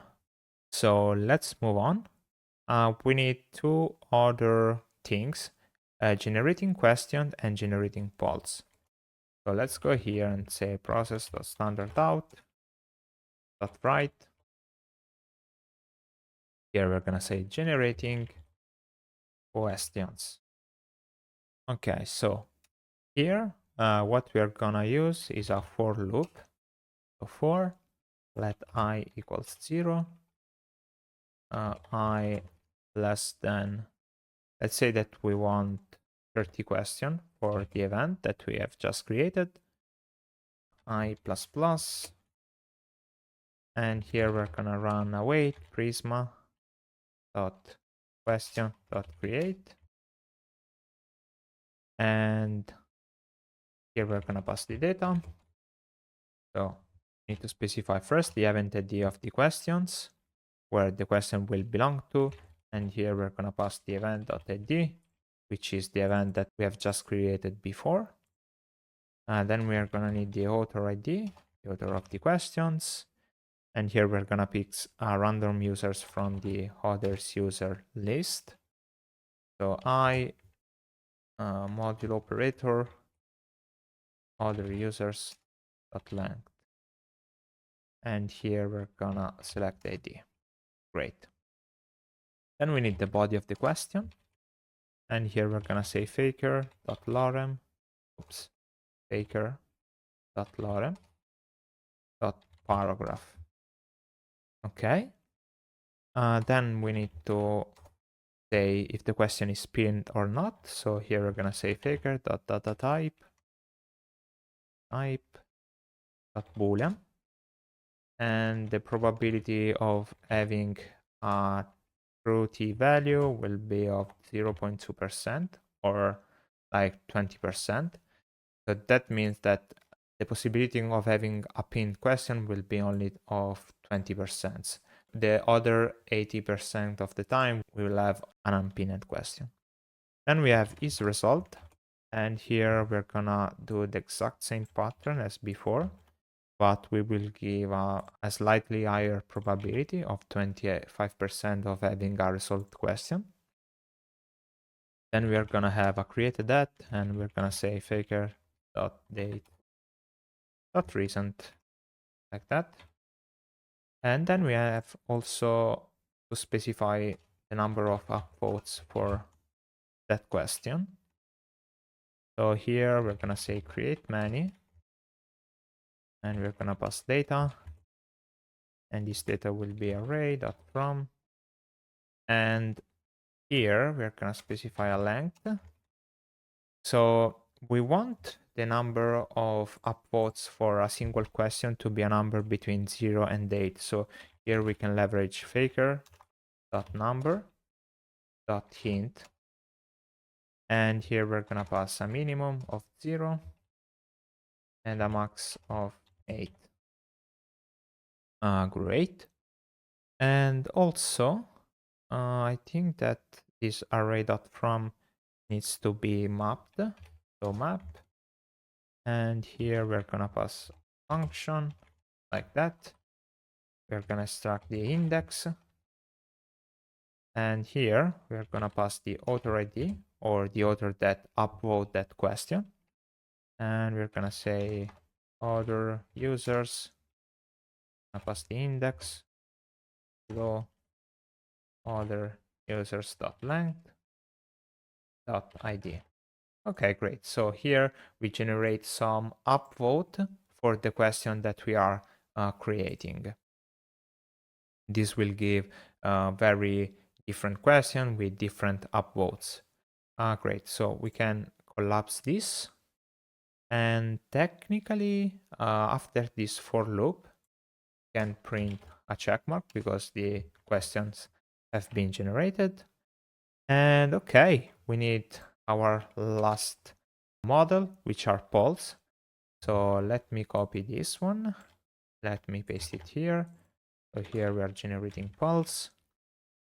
And okay, so okay, let's generate this pulse. So const pulse is equal to await Prisma dot poll dot create many and return. And let's pass the data. The data will be an array. And inside this array, we're gonna create exactly two polls. First one, we'll have the event ID set to the event that we have just created. So event.id. The body will be faker.lorem.paragraph, like that. Then we have created that, set to faker.date.recent. Then we have whether it's live or not, and we want this one to be a live poll. So here basically we have created a live poll, and the other one will be similar, but it will be closed. So is live will be false. Great. So we have just created these two polls. Great. So now we need to generate the options for and votes for the polls. So okay, so basically first we're gonna generate the option votes, and this will be an array. If you remember from before, every user can vote only a single option. So what we're gonna do is saying other users dot slice 0 to 4, and we're gonna take the ID, so user.id. So, and then we are gonna repeat this pattern 3 times, but here we add the comma. Here we're gonna go from 6 to from 4 to 6, and here we're gonna go from 6 to 10, since we know that we have 10 users. So what does this mean is that this will be the user's ID which voted the first option. So here, first option. This will be the user that voted the second option. And this will be the user's ID which voted the third option. And this will come in handy soon. So let's also set this as const. And now let's generate the poll option. So let's go here and let's say for const poll of polls. So this polls comes from here. So the two polls that we generated before. We're gonna have another for loop inside. Here we're gonna say let I equals 0, I less than. So here we're gonna specify how many options do we want for every poll. So I would say 4. We want 4 options every poll. Let's be more specific. Option per poll. And here let's say await Prisma dot poll option dot create. And let's pass this data. We'll pass first the poll ID, which will be the current poll.id. Then we are gonna pass the body of the option, so faker.lorem.words, so 3 words for an option. Then what else we need? We need an index, and the index will be exactly the current looping variable. And then we need to generate the votes for this option. So let's go here, let's run create many. Here let's specify the data. This will be an array.from. Let's specify the length. And so here we're going to say option votes index I dot length. So what does this mean is that we are getting basically the number of users that voted this option by indexing by the current option I. So for example, if it's the first option, we will get 4 here because exactly 4 users has voted for the first option. Here we will get 2 because it goes from 4 to 6. And here we will get other 4 users ID.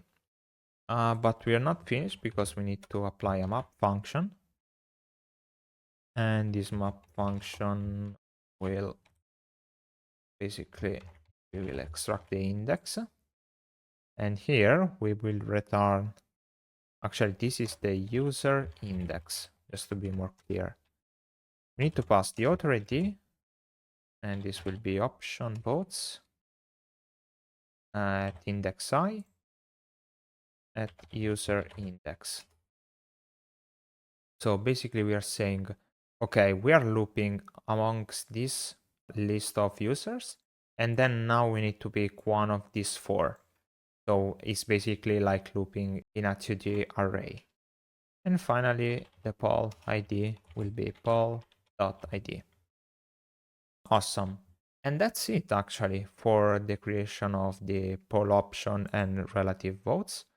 Now, after all of this, we can just print checkmark and finally say console log seeding, say seeding complete with a nice party emoji because it was very, very complicated, this part. And okay, so our seeding script is almost ready. We need to update only this run seed because when the run seed is completed, we need to execute an async function. And this async function will say await Prisma dot disconnect to disconnect the current Prisma client and not leaving it open. And in case there is any kind of error, we are gonna run this async function with the current error. And we are first gonna print the error on the console. Then we are we actually need to perform the same disconnect, but I think that we can do also in a finally, we can do in the finally operator. So let's go here and let's run Prisma dot disconnect like that. So technically this is not needed anymore since we have the finally. And in case there are any error, we are gonna print the error, and we are gonna also run process.exit with code 1, which means an error occurred for this process. So I think that we are almost ready. Let's hope that everything works fine. I don't know if it will work at first try, but yeah, let's try this out by running npx prisma db seed.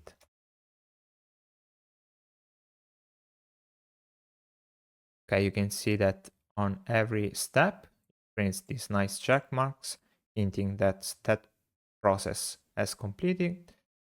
Now it's generating the questions, and it might take a while actually. So let's wait.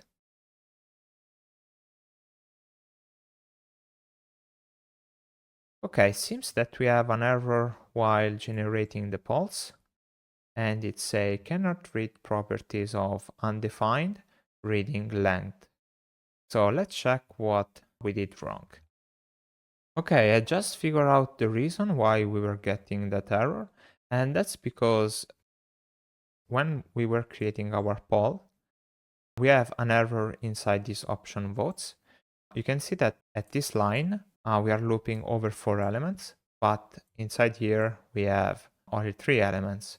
This is incorrect, and here we are missing an empty array, meaning that this is the fourth option, and which won't contain any votes. So this option will have 0 votes. Another thing that I think I did not manage correctly is that here we need to pass an async function and I wait for Prisma to disconnect like that. So, okay, let's try it again. Let's clear the console and let's run npx Prisma did this it. And let's see if we have more luck this time.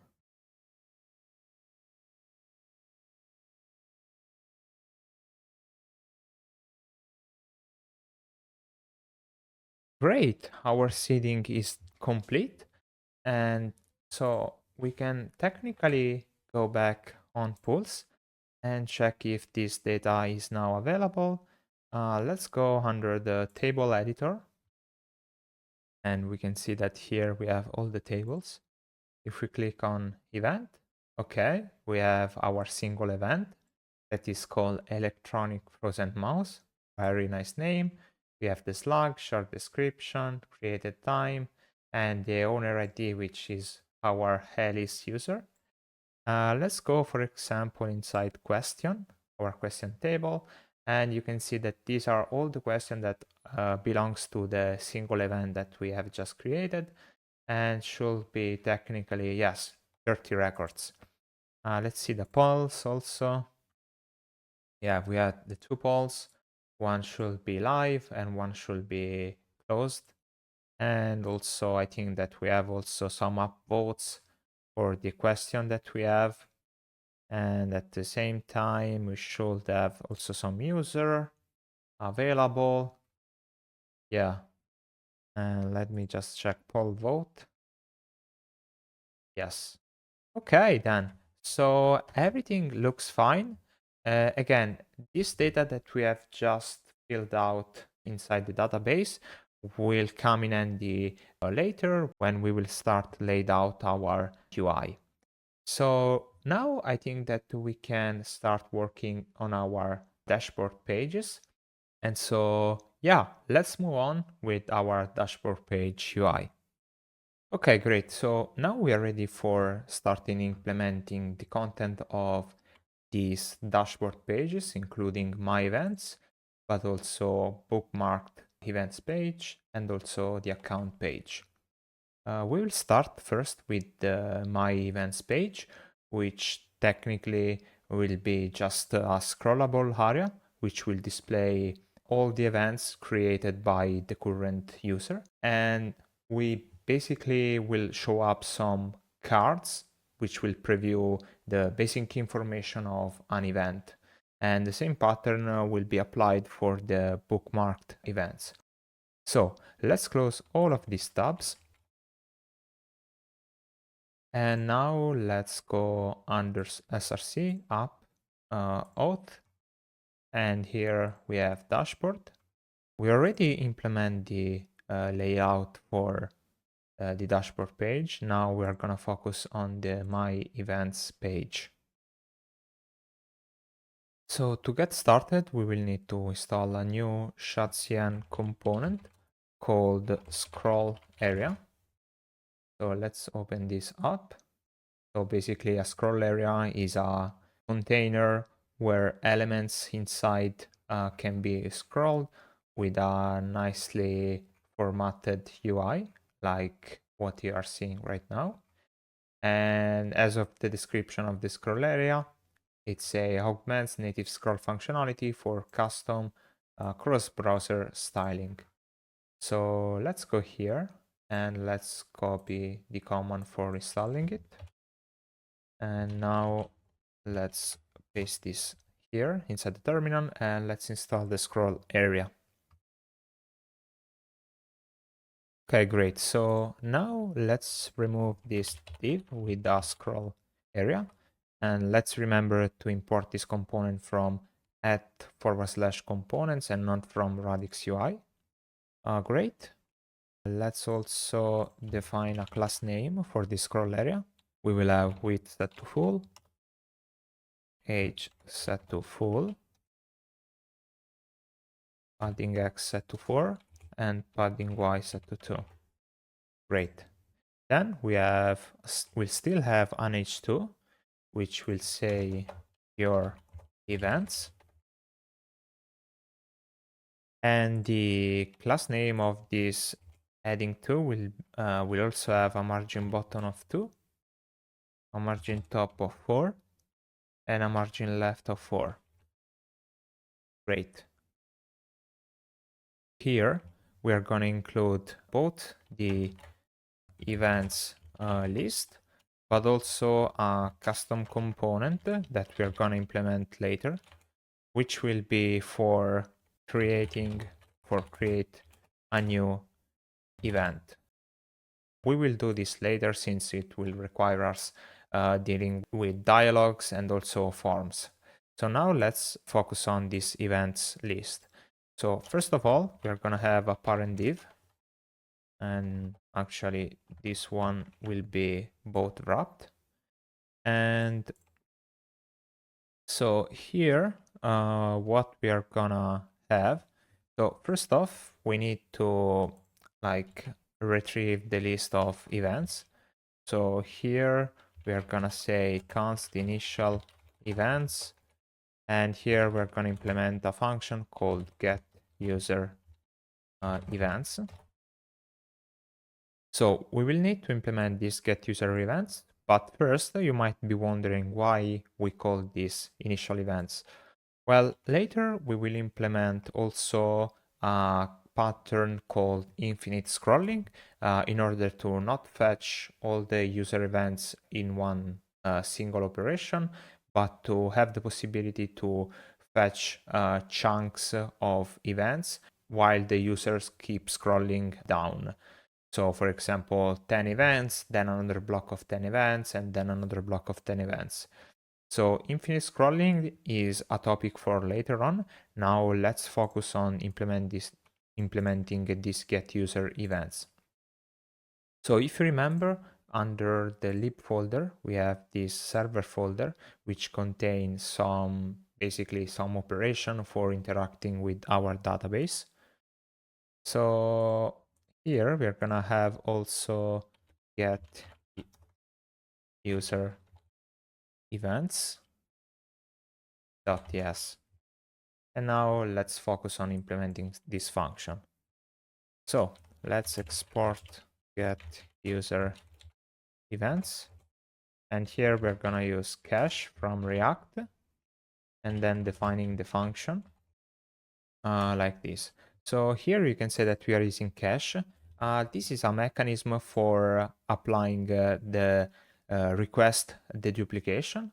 So that means that if we call these get user events in different components of our application, we will not fetch every time the same, we will not execute the same function over and over again, but we will only execute the first time, and for the other time we will get a cached response. This is very useful when different server components need to execute the same function, need to perform the same data fetching, and obviously improve significantly the performance. So here, the first thing that we have to do is to check if the user is authenticated. And for doing that, we're gonna use get kind server session, then call get user. So let's remember that here we must be in a server environment. So at the top of our file, let's import server only. Make sure that this is called only in a server-side environment. In case we have no user or we don't have the user ID, we are gonna throw a new error and say not authenticated. Otherwise, we are gonna perform a query to our database by running Prisma dot event dot find many, and here we're gonna pass the function. So first we're gonna pass the where clause, where we need to pass the owner ID, which will be our user ID. Great. Then we need to also pass some other parameters to have the data nicely formatted and ordered in a logical way. For example, we want the event being ordered by created that. So first the most recent one and then the oldest one. Then another thing that might be useful is, so if you open up the schema.prisma, you might remember that when we perform a query on the event table, we're only gonna fetch this data right here that is stored inside the event table. These other ones, like participant, questions, and polls, are foreign keys. We need to tell the query to perform some join to include some of this information. So in order to do that, we are gonna use what Prisma called event validators. So what we are going to do here inside the Prisma folder, we're gonna create a new folder called validators. And inside here, we're gonna have event-validators.ts. And here we are gonna export a validator called event detail. And here we're gonna say Prisma from Prisma client dot validator. And here we're gonna pass the generic type, and we're gonna set Prisma dot event default args. This will be a function, and then we are gonna pass this data inside. So we need to include some of the stuff related to the event. Like for example, we want some information about the owner. Like for example, we're gonna execute, we want the ID of the owner. We want the display name of the owner, and also the color of the owner. Great. So what we also want, so beside the owner, we want count some of the information regarding the event. For example, we want the total number of polls related to that event. We want the total number of questions related to that event, and also the total number of participants. Technically, when we fetch the event detail, we want also the list of users that bookmark this event, but currently inside the schema.prisma, we don't have this information. So let's go under the event, and just after the polls, let's define bookmarked by, and this will be a list of user like this. And at the same way, we need to go inside the user table and add bookmarks, and this will be a list of event like this. So after having done this, we need technically to regenerate the Prisma client. So npx Prisma generate client. And also we will need to push these schema changes on our remote database. So I think that we can just run npx Prisma db push. Let's see if it does it work. Okay, so now our database should be in sync with your Prisma schema, but take in consideration that not always this operation can be performed without prior resetting the schema. It all depends whether the schema changes does not imply some breaking changes. So yeah, this time it seems that was doable to do. So great. Nice. So now we can call schema.prisma, and here inside our event details, we can also include bookmarked by. So now when we refer to event detail, we also have a list of basically user that bookmark this event.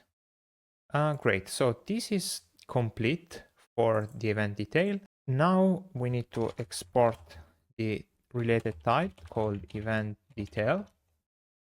And here we're gonna say Prisma.event get payload. And here we are gonna pass type of event detail. Great, so this type will come very handy in different locations. So now we can close this and we get back to get user events inside our query. And here we are gonna spread event detail. So basically now, if we are gonna see the return type of get user events, you can see that it returns a list of basically events. And for every event, we'll have all this information that it is necessary for constructing our final user interface. Great. Okay, technically we are not finished yet because these get user events will also accept some parameters. So let's type here params like that.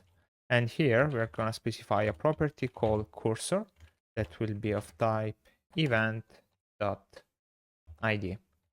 So the cursor will be used when we are going to implement the infinite scrolling, and basically this information will store the last item that we have seen, and it is like saying to the database, hey, I reached this item, so now give me the next 10 items, for example. And it is used for implementing the infinite scrolling pattern. So let's go here and let's type the params. And here we can extract cursor. And we can also initialize these params to an empty object, will come in handy. And here now, for implementing the pagination, we need to specify 3 other parameters. First one is called takes, and it says to Prisma how many records we want to fetch from this table. And here we are gonna say 20. Then we're gonna specify skip, which will be if cursor will be defined, will be 1, otherwise 0. There's an error here.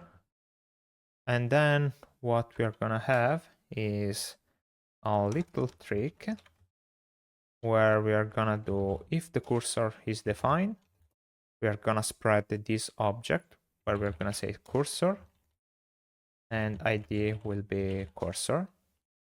Otherwise, we will spread an empty object. Let's add the comma. So let's move this here. Okay, so this line, it's needed for applying this cursor property, for applying the infinite scrolling pagination. But most of the time, we won't have any cursor. So in that case, we will just skip this, adding this property right here. So this is a pattern for adding a specific logic only if an element is defined. Great, so that should be it for our get user events.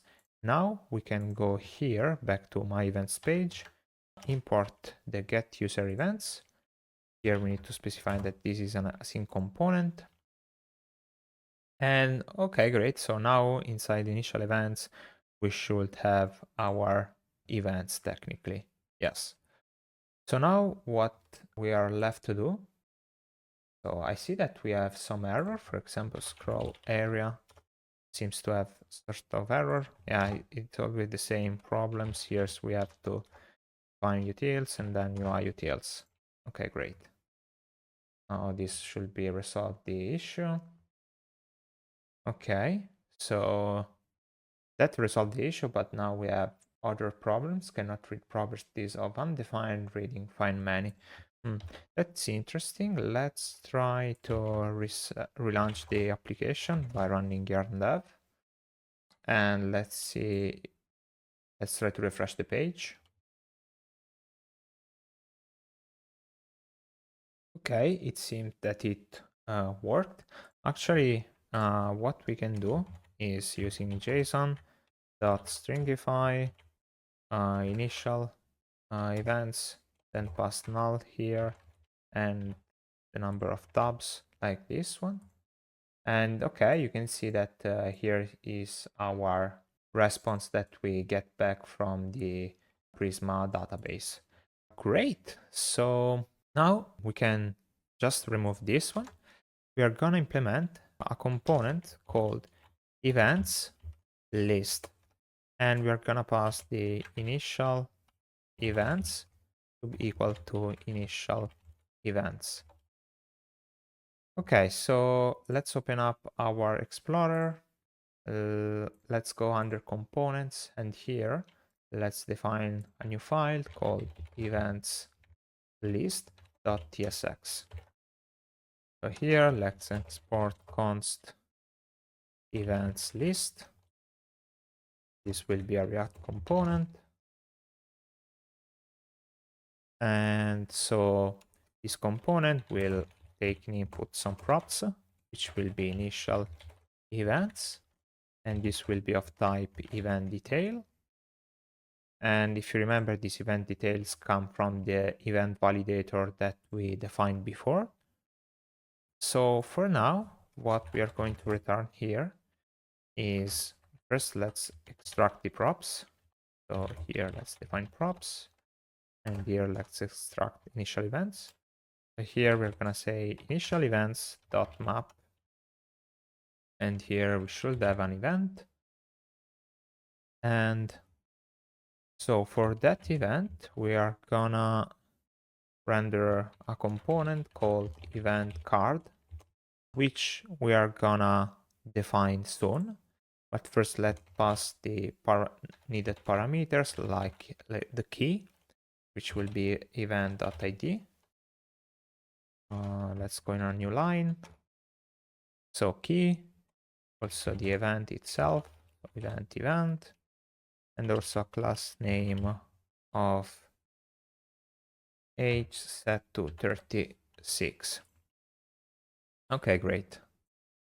Okay, now we can go also inside the components folder and create this event card.tsx.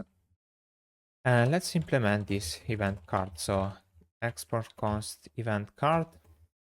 This will be a React component. And here we are gonna return a link from next link. href needs to be defined, and we're gonna do it soon. So let's put an hash for now. Prefetch, I think we will set it to false. Okay, so the event card basically will also use in the same manner a new component from ShadCN called card. And it is this component right here, which provides this nicely bordered with some backdrop shadow. And this will represent our event card preview. So let's go here. Let's copy the yarn command to install it. Let's go in a new tab and let's install this new component. Let's also remember to go inside UI, a card, and here let's update this to be utils /UI utils. Save it, close it. Nice. Okay, now we can start using this card component. So the card component will have inside a card header. And the card header will have a div. And also beside the card header, we also have a card content. And okay, let's start adding the content inside the header. So we will have a div with class name flex, justify between. And inside this div, we're going to have an h4, which is going to display the event.display name. Okay, actually, we need to define the props for this component, like event from the props. And let's define our props here. So the props will be props with class name. And here we're going to pass the event which will be of type event detail. Great. So now you can see that event display name is available and will be a string. This h4 will have a class name of text base, font semi-bold, and line clamp set to 2. Okay. Okay, then we're gonna have another div, which inside will have a span. And inside here, we're gonna also have different span. For example, this will be Q&A, and here we're gonna bring the questions count. So let's go here and let's extract the questions count to be event underscore count question.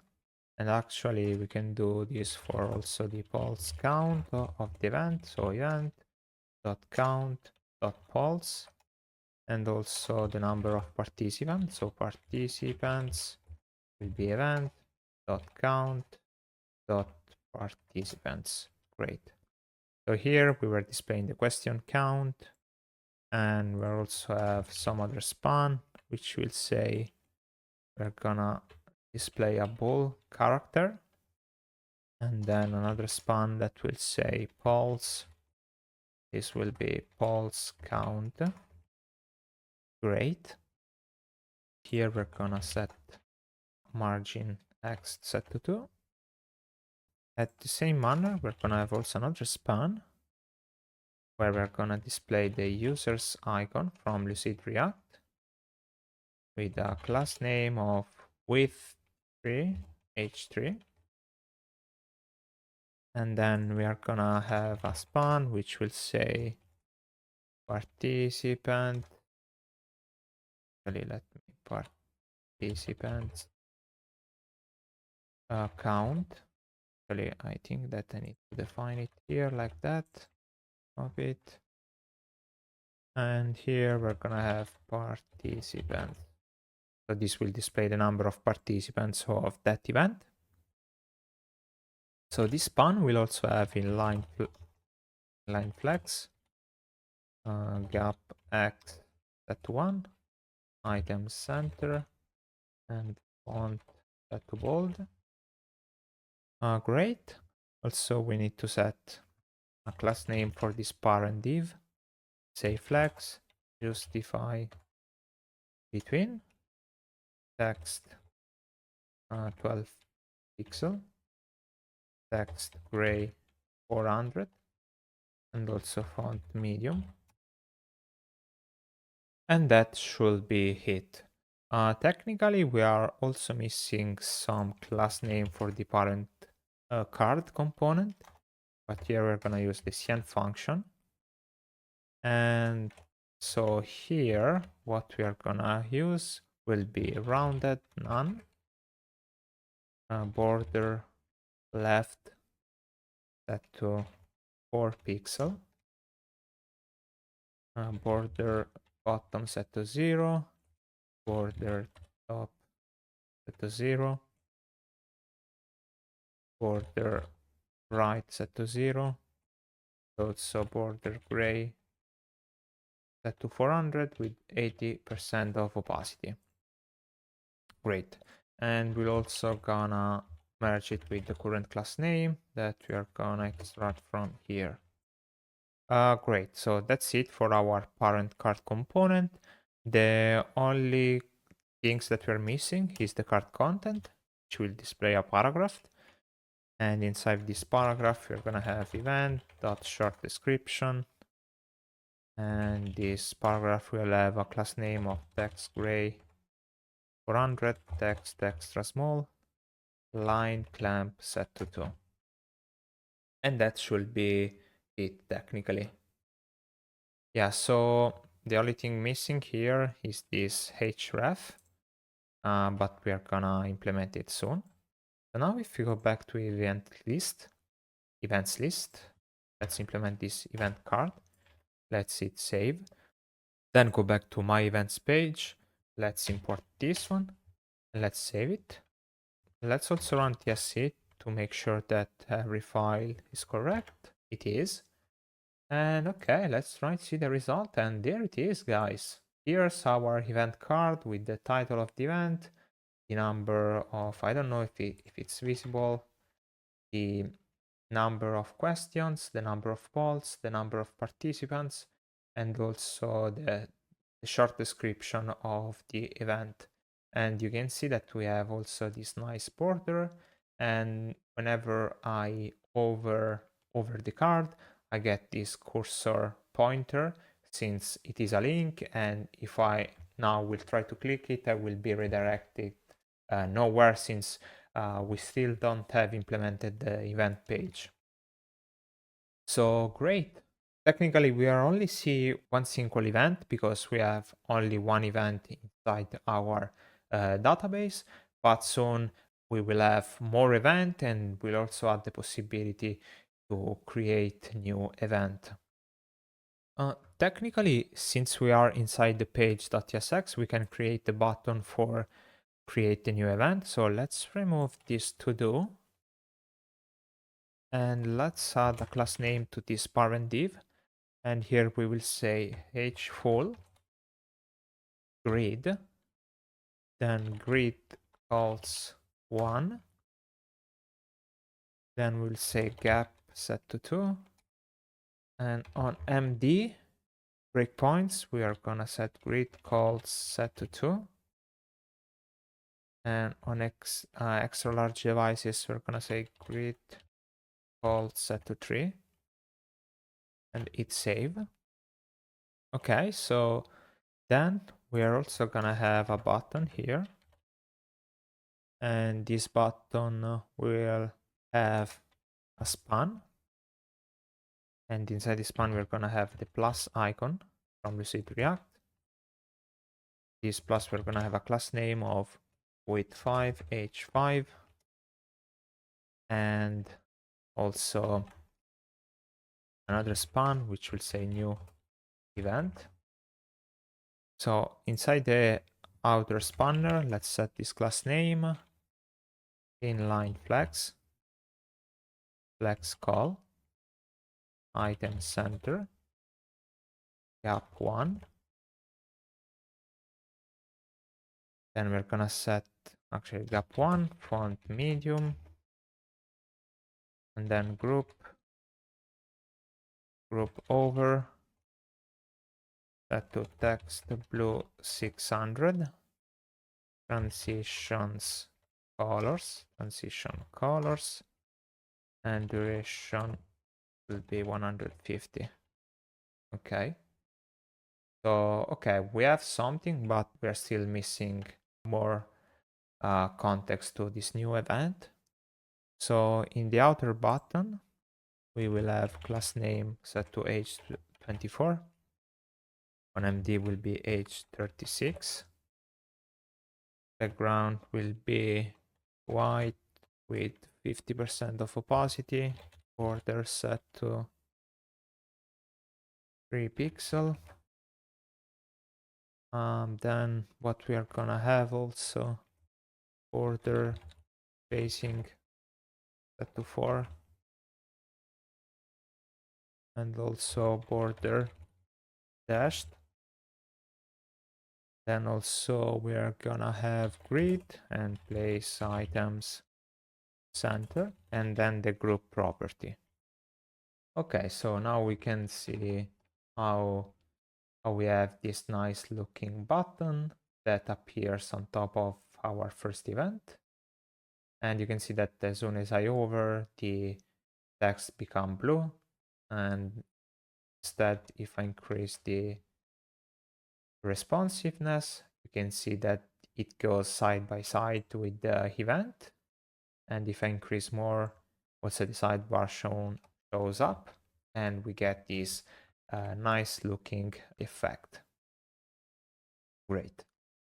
So let's minimize this one.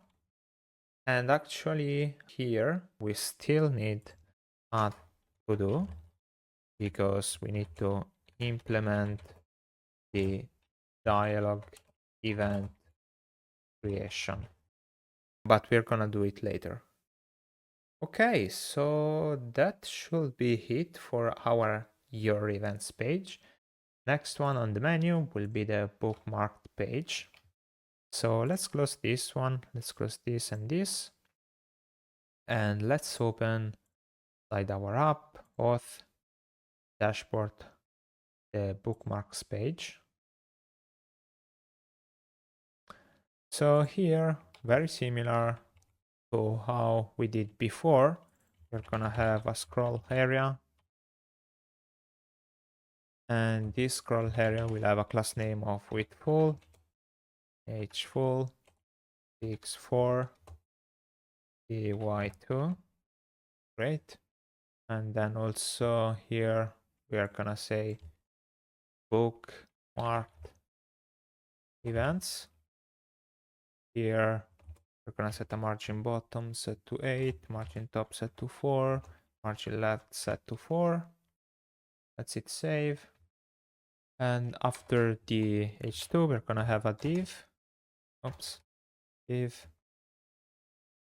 And this div is gonna have a class name of relative h full grid calls 1, md grid calls 2, excel grid calls 3, and also a gap set to 2. So now we need to fetch the bookmarked events. So initial bookmarked events. So here we're going to implement get user bookmarked events. And so now let's implement this function. Let's go under lib server, new file, get user bookmarked events.ts. Let's remember to import server only. Great. Here let's export get user bookmarked events. And let's remember to use the cache function from React. And this will be an async function.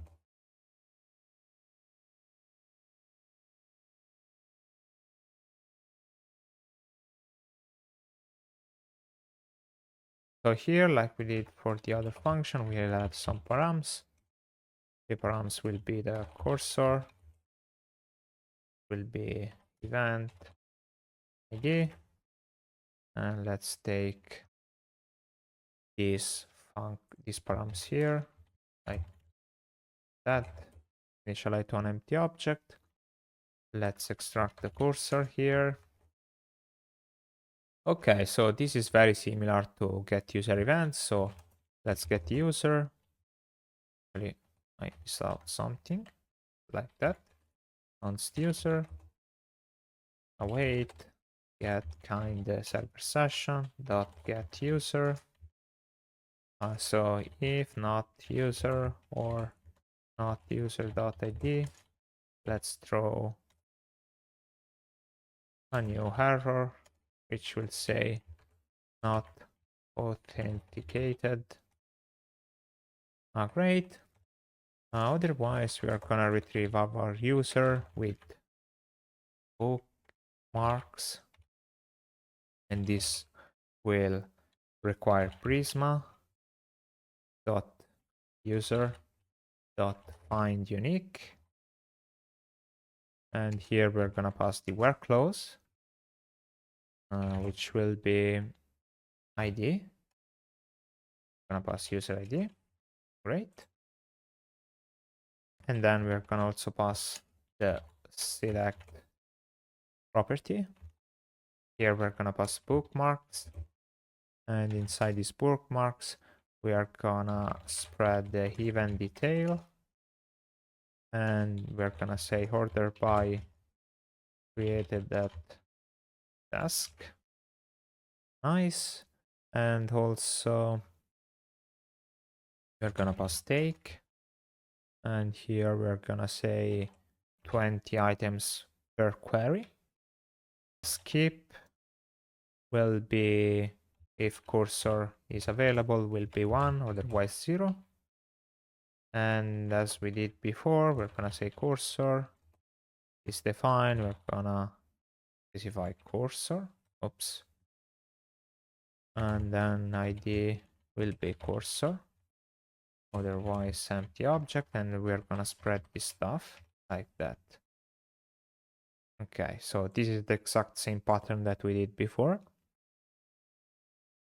Okay, great. This is should be done for our query user with bookmarks. So here we're gonna say if not user with bookmarks, we're gonna throw a new error which say user not found. Great. And finally, we're gonna return user with bookmarks, and we're gonna return all the bookmarks. Great. So now we can import this function over here, and what we are gonna do now is, okay, so here we're missing the async keyword. Great. So here what we're gonna say is that if initial bookmark, actually this is events, okay, dot length equal to 0, we are gonna return this component called no content, and this no content will have inside you haven't bookmarked any events yet. Otherwise, we are gonna return the bookmarked events list, passing the initial events to be initial bookmarked events. Then closing this one, hit save. And okay, so you can see that this has popped out because we don't have any bookmarked event yet. So this nice illustration will pop out. And okay, so now we'll start implementing this bookmarked events list. And we are gonna implement it just inside the components events list. And here, after the events list components, we're gonna copy this component, paste it, rename this bookmarked events list, and technically we will leave it like that. And now we can just import it. But okay, still this illustration is shown up because we don't have any bookmarks. You might be wondering why we have two exact same component. Is because when will be the time to implement the infinite scrolling, we will have some custom logic inside the events list and the bookmarks events list. Technically, we can also rename this component to user events list to be more clear. And let's just run a TypeScript compile. Okay. So now the component that was using this one is the page my events. So now is much more clear. Okay, so the final page that we miss now is the account page. So let's open this up. Let's close all of this tab and let's go under dashboard, account, page.tsx.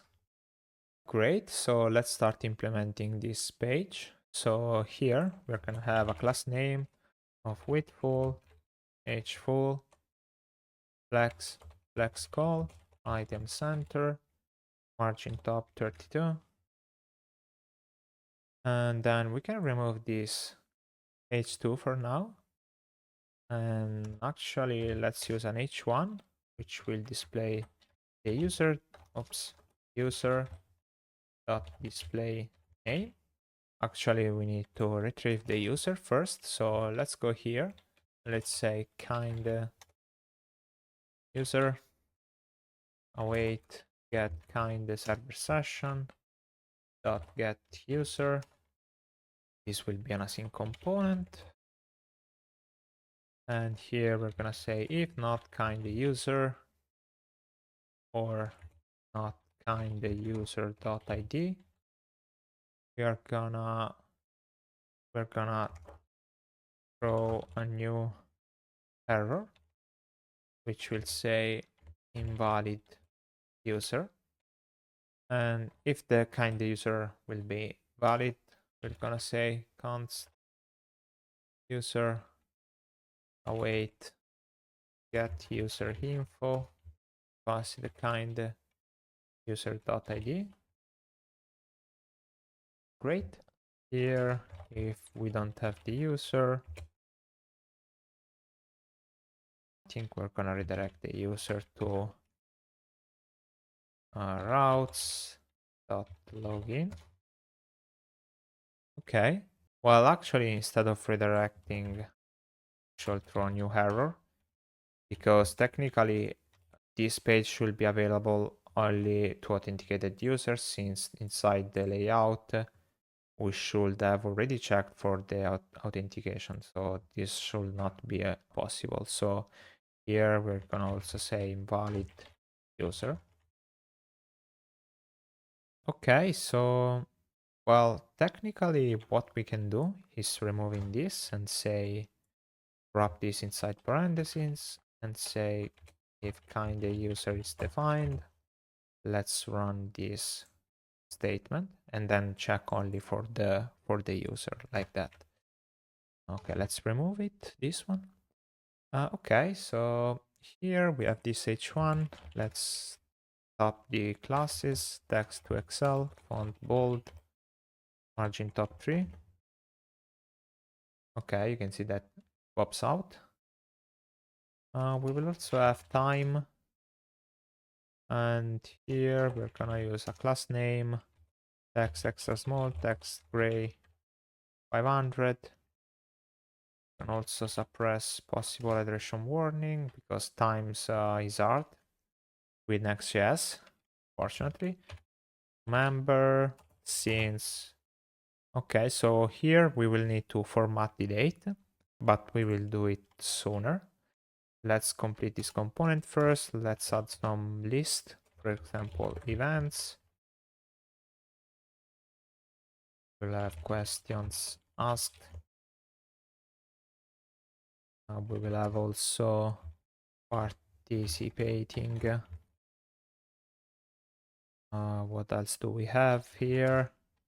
We have bookmarked events.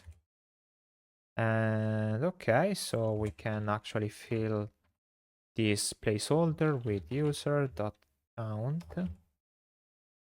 Okay, so here we don't have any information regarding the events, question, participation, and bookmarked events. So we need to update our function getUserInfo. So here, what we are going to do is to add this include statement. And here we're gonna add count and select events set to true, question set to true, participation set to true, and bookmark set to true. Great, now this information should be available also here. For example, events will be user.count.events. And the same goes for these other list items. So user count.questions. Here we're gonna have user.count.participation. And finally user.count.bookmarks. Great. So, okay, you can see that how this information is nicely displayed on the right-hand side. Let's also add some class name to this unordered list, like text small, text muted, foreground, also margin top set to 6, and space y set to 1. Okay, a little bit better. And the only thing that we are missing is displaying the time when this user was registered. So technically here we have user.created@, but okay, this is of type date object, so we might be tempted to do a sort of toString, but you can see that is not well formatted. So what we are going to do is go under the lib folder, under the utils, and here we'll create a new file called dateutils.ts. And here we will define some date formatter. For example, we are going to have a default date formatter, and this will be of type intl. Date time format, we are going to pass an US as locale, but feel free to set your preferred locale. Date style set to medium, and time style set to short. Great. We will also have only date formatter. Here we're gonna have intl date time format, pass an US, and then we are gonna pass date style set to medium. Okay, so we have our two date formatter and we're gonna use it soon. So let's get to our account page, and here what we're gonna do inside these curly brackets, it's say only date formatter dot format and pass the user dot created@, hit save, and now we have August 6, 2024, which is basically today's. Okay, great. I think that's it for the account. Actually, let me zoom out. And yeah, it's a very simple account screen, but I mean, we also have the bookmarked. We also have our events, and the bookmark will be filled once we are going to implement the button for bookmarking an event. And yeah, we also have the logout, etc. So yeah, so I think that the dashboard page is almost ready. What we are missing right now is the possibility to create an event. And also here, we need to redirect to the event page when we are going to click on a specific event. But we are going to do it as our next step. But for now, great job. Okay, now we are ready to start working on the event detail page. So before doing that, let's open up the config routes and let's add the event routes. So basically we will have two new routes. One will be event, and this will be actually a function, and it will return a dynamic content. So basically here we need to take in input some params. So let's define here event route params, and here we're gonna have the owner ID, and this will come from event owner ID, and also the event slug. So event slug. And that is because an event is always identified by the owner ID and the event slug. So here we can define the event route params, then go here and extract the owner ID and the event slug. So the event page will redirect technically to /events /owner ID. slash event slug. And this actually will redirect to the questions event page, while we will have another route called event pulse. And this one actually will be very similar to the previous page, but it will actually redirect to the page pulse. So now let's represent these two pages also in our app router folder structuring. So let's go under Auth. We already have the events page. So now we are gonna create two new dynamic route segment. So first here we're gonna have the owner ID, and then we're gonna have the event slug. And this basically will create two nested folder. The outer level will own the owner ID and the inner level will be event slug. So inside this dynamic route, we are gonna also have two new folder. The first one will use the routing group and will be called question. And this will be the entry point of the events page. And the second one will be pulse page. So each of them will have a page.tsx, and also here we'll have a page.tsx, and both of them will share the same layout.tsx. And don't confuse this layout with this outer layout, because this outer layout is the hot layout, which is shared between the dashboard and events, and which is actually this top navbar that we are seeing just before. So I think that this one might look a little bit confusing. So let's take a look at a preview of the event detail page. So the event detail page, you can see that the same top navbar that we have in the dashboard, and also it has some common content. So on the left side, you can see the questions page, which is the entry point of the event page. In fact, you can see that Q&A is selected here. While on the right side, we are seeing the pulse page, which is actually, both are very similar. I mean, that they share practically the same layout, which consists of this top header, which has the title of the event, the organizer, and also some action button like copy event link button, bookmark event, and also the settings button.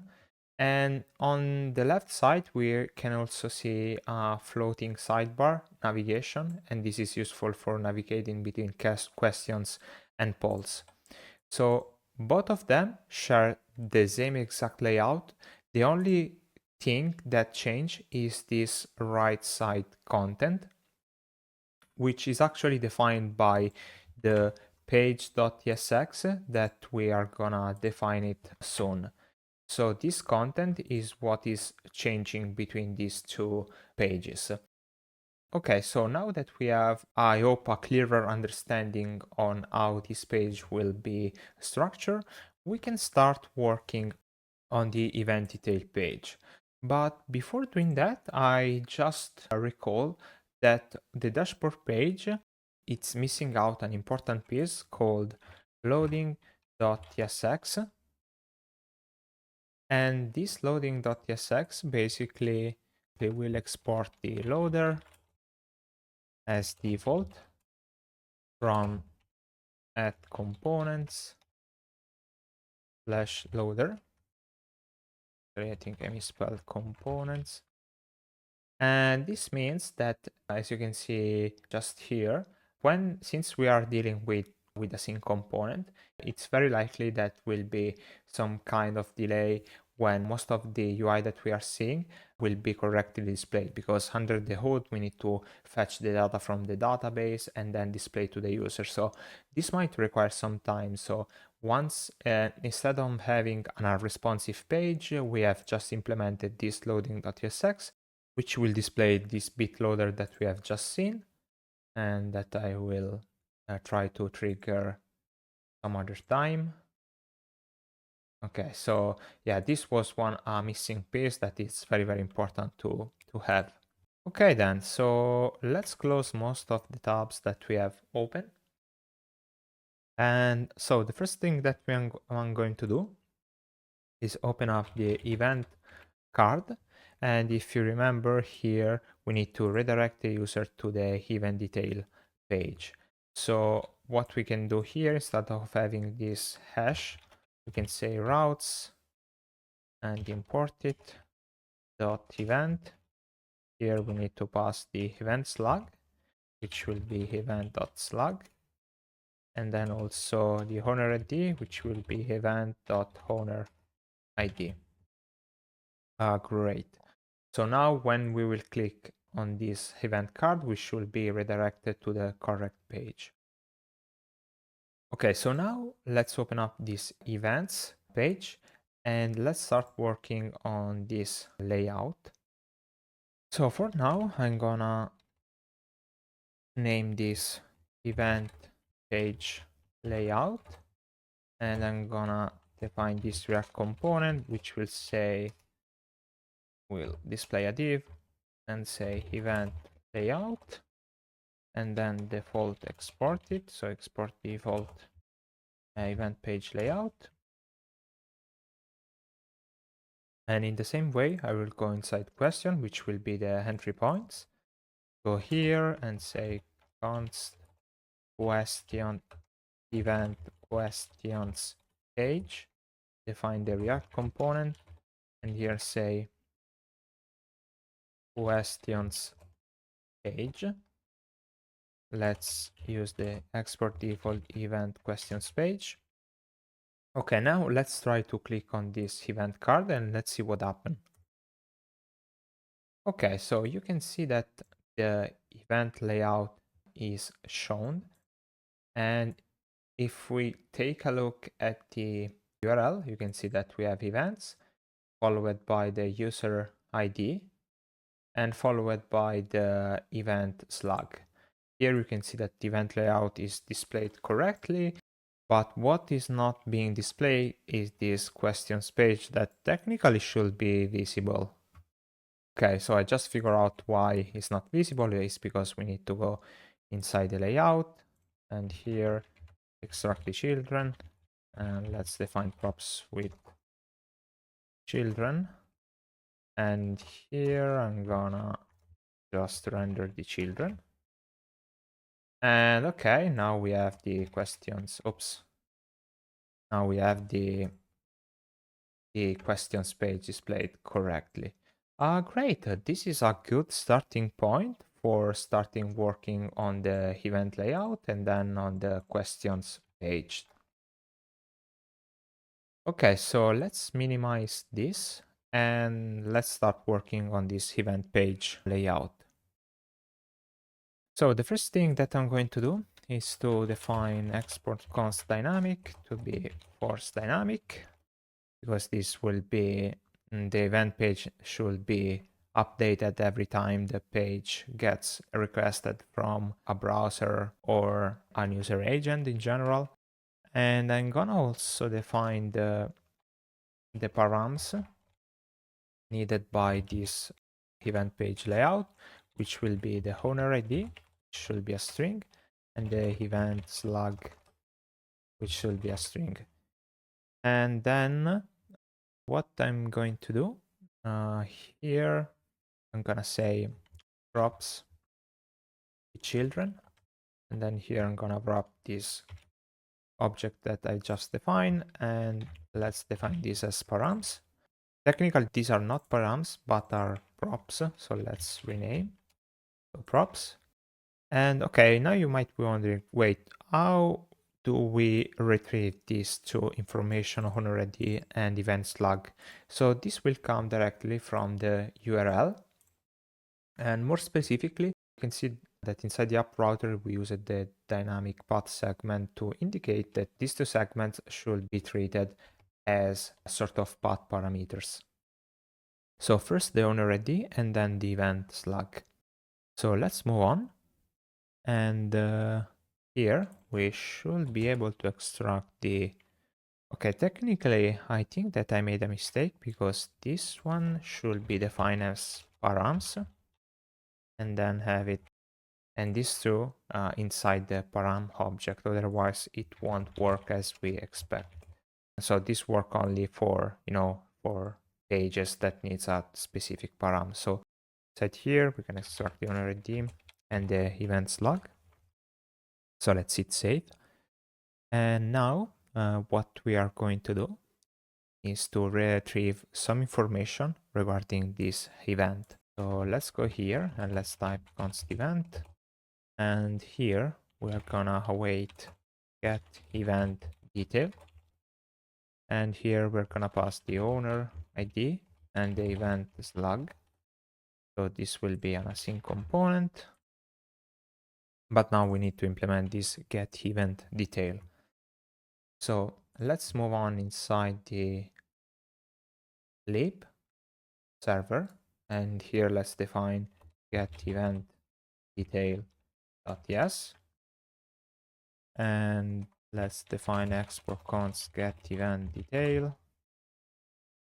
This will use cache from React, declare an async function like that. Let's define the params. So params will be the owner ID, which will be user ID, and also the event slug, which will be event dot log. Great. So let's extract these two params.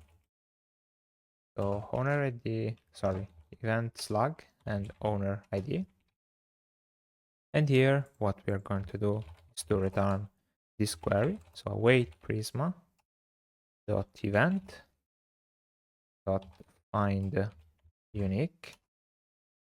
And here we're gonna set inside the where clause, we're gonna pass slug owner ID, which is the composite primary key, and pass the owner ID and the slug to be the event slug. Great, so this should be it for the where clause. What we need is also define the event detail validators to fetch more information about the event. Great job. So now we can go here, import this event detail. Actually, I just figured out that here we need to, inside get event detail, we need to import server only to be sure that this is executed only in a server-side environment. And okay. So now what we are gonna say is that if the event is null, we are gonna return not found from next navigation, and this basically will throw up the 404 not found page in case the event was not found. And in case if it's will be available, we can also extract the owner from the event information, since we are gonna use it soon. So here you can see that we are throwing the not found. So as you can imagine, we need also have a not found page here. But in this case, I think we can reuse just the not found page we use at the root level and just place it here alongside the layout.tsx. This is super convenient because if I go here and type an event that does not exist, like this one, it should show up the not found page. Let me see if everything is correct. It should actually. Actually, I made a mistake because this one goes inside the events and not inside the owner event slug. So like that. So you can see that now is way much better because we still have the top navbar. So let me decrease. And we still have the not found page. Great. But let me go back to the valid page. Okay, great. And let's keep working on the event detail. So let me find the layout. Okay, great. So great, let's keep working on the event page layout. Okay, so we will have our root level div, and inside here we're gonna have flex call to have a vertical layout, items start, age set to full, padding top set to 8, padding x set to 4, and on large device we're gonna have a padding x set to 8, and that's it. Then what we can start removing this event layout, and actually I think that we are gonna wrap these children inside a scroll area, because we know that this will contain multiple questions or multiple polls that should be scrolled towards the bottom in order to see them all. So let's save, and let's sort of define a class name where we're gonna say relative, age full, bg white, dx 2.5, dy 4, rounded bottom large, and on large screen we're gonna set rounded large, and also on large screen we're gonna set the padding to E6. Okay, something is being shown. And what we also need to do is to add an outer wrapper to this scroll area. So let's paste it in here. And here we're gonna have a class name of width full, age full, overflow set to auto, and a padding bottom set to 4. Okay, nice. So this one will be, as we say, our main content, so Q&A or polls. Okay, so now let's start working on the other parts. So first, we're gonna have a link from next link, and this link will hold an arrow left from Lucid React. We're gonna have a class name set to text extra small, underline, and also underline offset set to 2. And in here, actually I made a mistake because this class name goes inside link. The arrow left instead will have width 3, h3, inline. Actually inline block is not needed, but we need a margin right set to 1. Here I made a mistake, it should be underline. And here we're missing an href. So basically this link is back to events button. So here we're gonna return to routes.dashboard. So let's import routes. Here we're gonna say routes.dashboard. Let's hit save. And now we have this link. I don't know if it's visible, this link back to events. It's not aligned. And I think that we need to set maybe inline block to the arrow left. And now it's working fine. So now every time we click on this link, we will go back to our dashboard page. Great. Okay, so now we're gonna start working on the top header of this layout. So here we're gonna have a div, and inside this div, okay, so first let's define the class name. So width full, flex call, margin top 3. On large devices will be flex row, and also on large device will be shrink 0, and always in large device will be justify set to between, and that's it. So now we're gonna display the name, so event name and organizer.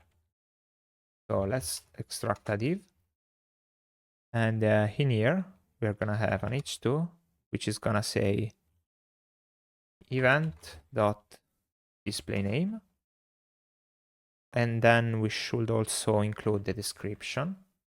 So here we're gonna say that if we show the description, actually we need to define this variable. So let's scroll down and let's define show description is equal to event.short description and event.short description dot length is greater than 0.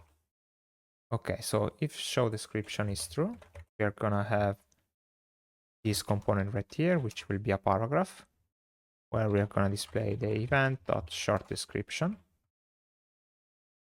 Here it is. And okay, so let's start adding some styling. First to the event display name, we're gonna have font bold, text to Excel, large device text 3 Excel, actually 3, not 2. Okay, improving. And for the paragraph, we're gonna have a different class name with line clamp at 1, text small, text muted foreground, and margin top set to 1.5. Okay, great. So this one was for our event name and actually not the organizer and let's say description. Actually here is description and also organizer. We're going to include also the organizer. So this is the event name, description, and below all we are going to have a new div with a span, and this span will contain 2 spans which will say organized by base, then another span, and here we're gonna say owner dot display name. Let's hit save, and let's set some class name. Some mistake here, class name. Here we are gonna say text xs lg text sm, and this span over here will have a class name of text slate 600, while the owner display name will have a font set to semi-bold. Okay, so you can see that is displaying just right here. And after the span, we can also have an user avatar. And here we need to pass the class name set to width6h6. Then we're gonna have the display name to be owner.displayName, and also the color set to owner.color. Okay, you can see that something it's working, but it's not aligned.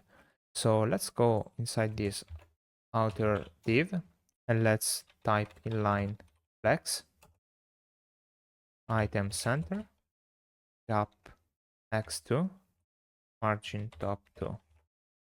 Hit save, and now we can see that we have the organized by Alice with the user avatar. Great, so this is the event organizer, and I think that we can also collapse it. And okay, so that was it for this part right here. So let's collapse it. Okay, the next steps will be after the event name, description, and organizer. I think we'll be having the participants and also the event action buttons. So here we're gonna have a div, and inside this div, okay, we're gonna have multiple things actually. Let's first define a class name. We're gonna say flex items baseline, justify between, and LG item center, LG margin right 8, LG self end. Okay, here we're gonna have a custom component called participants tooltip, which will have a class name class name of margin right set to 7. And we'll also have a participants count to be event.count.participants. So let's go ahead and let's implement these participant tooltips. So let's go here under, let's collapse the app. Let's open the components. Let's create a new folder called tooltips. And here we're gonna have a new file called participants tooltips. Actually tooltip.tsx. And here we're gonna export participants tooltip. And this will be a new React component. So this component will be implemented by installing a new ShadCN component called tooltip. And basically a tooltip is this component where when you hover it, will pop up this tooltip with a custom label. So here we are gonna display, for example, how many participants are participating in the current event. So let's go here and let's copy the yarn command. Oops, made a mistake. Let's open a terminal, paste it this installation command, and let's wait for to be installed. Great.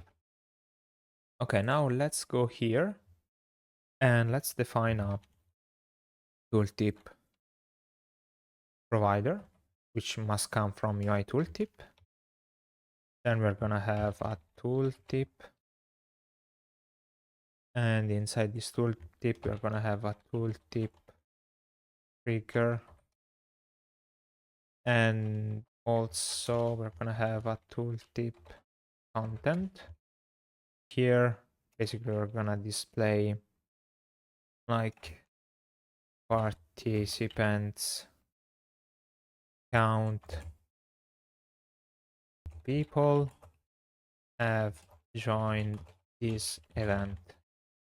So obviously we need to define the props for this component. Props is equal to props with class name, and pass in here participants count, which will be a number.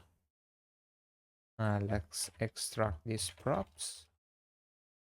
So like that. Great. Here we're gonna pass class name, background black, text white, and text set to small. Great. And inside the trigger, we're gonna have a div. And this div, we're gonna have a class name using the ShadCN function. And inside, we're gonna have an inline flex, gap x2, rounded LG, item center, text extra small, cursor set to pointer, and over, we're gonna say BG slate 200, and on large screen text set to small. Okay, that should be it, I guess. And we're gonna merge it with the class name parent, which we are gonna extract from here. Great. So inside the div, we're gonna display the user's icon from Lucid React. Pass the class name of width 5, h5, large screen width 6, large screen h6, like that. And finally, we're gonna have a span, which will say, we'll use class name lining nums. And inside here, we're gonna say participants count. So this is the trigger button, basically. Okay, great. So now we can import this participant tooltip. And actually, we have some kind of error. Oh, I think that we missed the return statement here. And that's nice because now it's working. Let's try to... Okay, we have the classic error for the tooltip component. So let's go here, lib, fields, UI utils, as always. And okay, there it is, our nicely looking tooltip button. I'm not really sure about the padding. I think that inside the participant tooltip, we need to wrap all of this content inside a paragraph. Let's see if it's better. Maybe let me just increase it a bit. Okay, it seems that we are missing some kind of padding, probably inside the tooltip trigger. Let's try to set padding set to 2. Okay, definitely better. Okay, I think that I'm going to set the padding also here, padding 2. If it's better. Yeah, it's okay, but I want also rounded set to LG if it's more enjoyable. Okay, that's definitely better. So 10 people have joined this event whenever we hover this component. Great job. So that was it for our participant tooltip. And now what we are missing are the event action button. So let's go here, let's define a new div, and let's give it this class name of inline flex, item center, gap x set to 2, margin top set to 6, and a large screen margin top set to 0. Okay, exactly like that. Okay, here we're gonna have 3 components. The first one will be the copy event link button, which I'm going to define immediately inside our button. So let's go here, let's define copy event link button.tsx. So let's go here and let's export this component, copy event link button. This will be a React component. And this also is gonna be a tooltip. So tooltip provider. Actually, I made a mistake because this one must come from UI tooltip. And then we're gonna need tooltip and also a tooltip trigger, which is gonna have as child set to true. And in here, we're gonna have a button. And okay, this one I think will be the client component, so we must define use client. And this button will also have an on-click event where we're gonna perform the handle copy. So to basically this one will copy the event link inside our clipboard. So let's also set the variant, which is gonna be outline. And we also need the class name, which is going to be rounded full. And inside the button, we are gonna have a link, but this will come from Lucid React and not from Next link. So it will just be an icon. And here we're gonna have a class name set width 4, then h4. Great. After the tooltip trigger, we are gonna have a tooltip content. Actually, I'm wondering if the tooltips before has the correct import. Okay, it does not have the correct import because tooltip component is coming from Radix UI, which is not correct, and that is the reason why it wasn't showing up correctly. So I think that here we can also remove this padding too. It's safe, and now you can see that it's looking nice without setting a manual padding. So let's go back here. So this should be, everything should be correct. Inside the tooltip content, we're gonna have the label copy link to clipboard. And we're gonna set the class name, set to be gblack, text white, text small. And now we need to define as our last step the action or the event handler called handle copy. And this will be an arrow function. And okay, so for copying something inside the clipboard, we are gonna use a library called copy to clipboard, which is a utility function for copying things inside the clipboard. So now what we can do is calling copy. I think I need to import copy from copy to clipboard. And here we're gonna say copy. And here we are gonna define a function called getEventLink. And we're gonna pass the owner ID, the event slug, which will be actually here. We need to define the props of this component. So let's go here and let's take the owner ID, which will be equals to event dot owner ID, and also event slug, which will be event, and we're gonna select slug. So let's extract these two information from the props. So owner ID and event slug, and let's pass them here. So here we're gonna perform the copy, and we are gonna also want to display a toast. Okay, so actually the toast is also provided by ShadCN. So if you go here for a toast, I mean this one, these nicely looking items that pops up in the top or bottom of the screen. So let's install this toast component. Let's run the command for installing.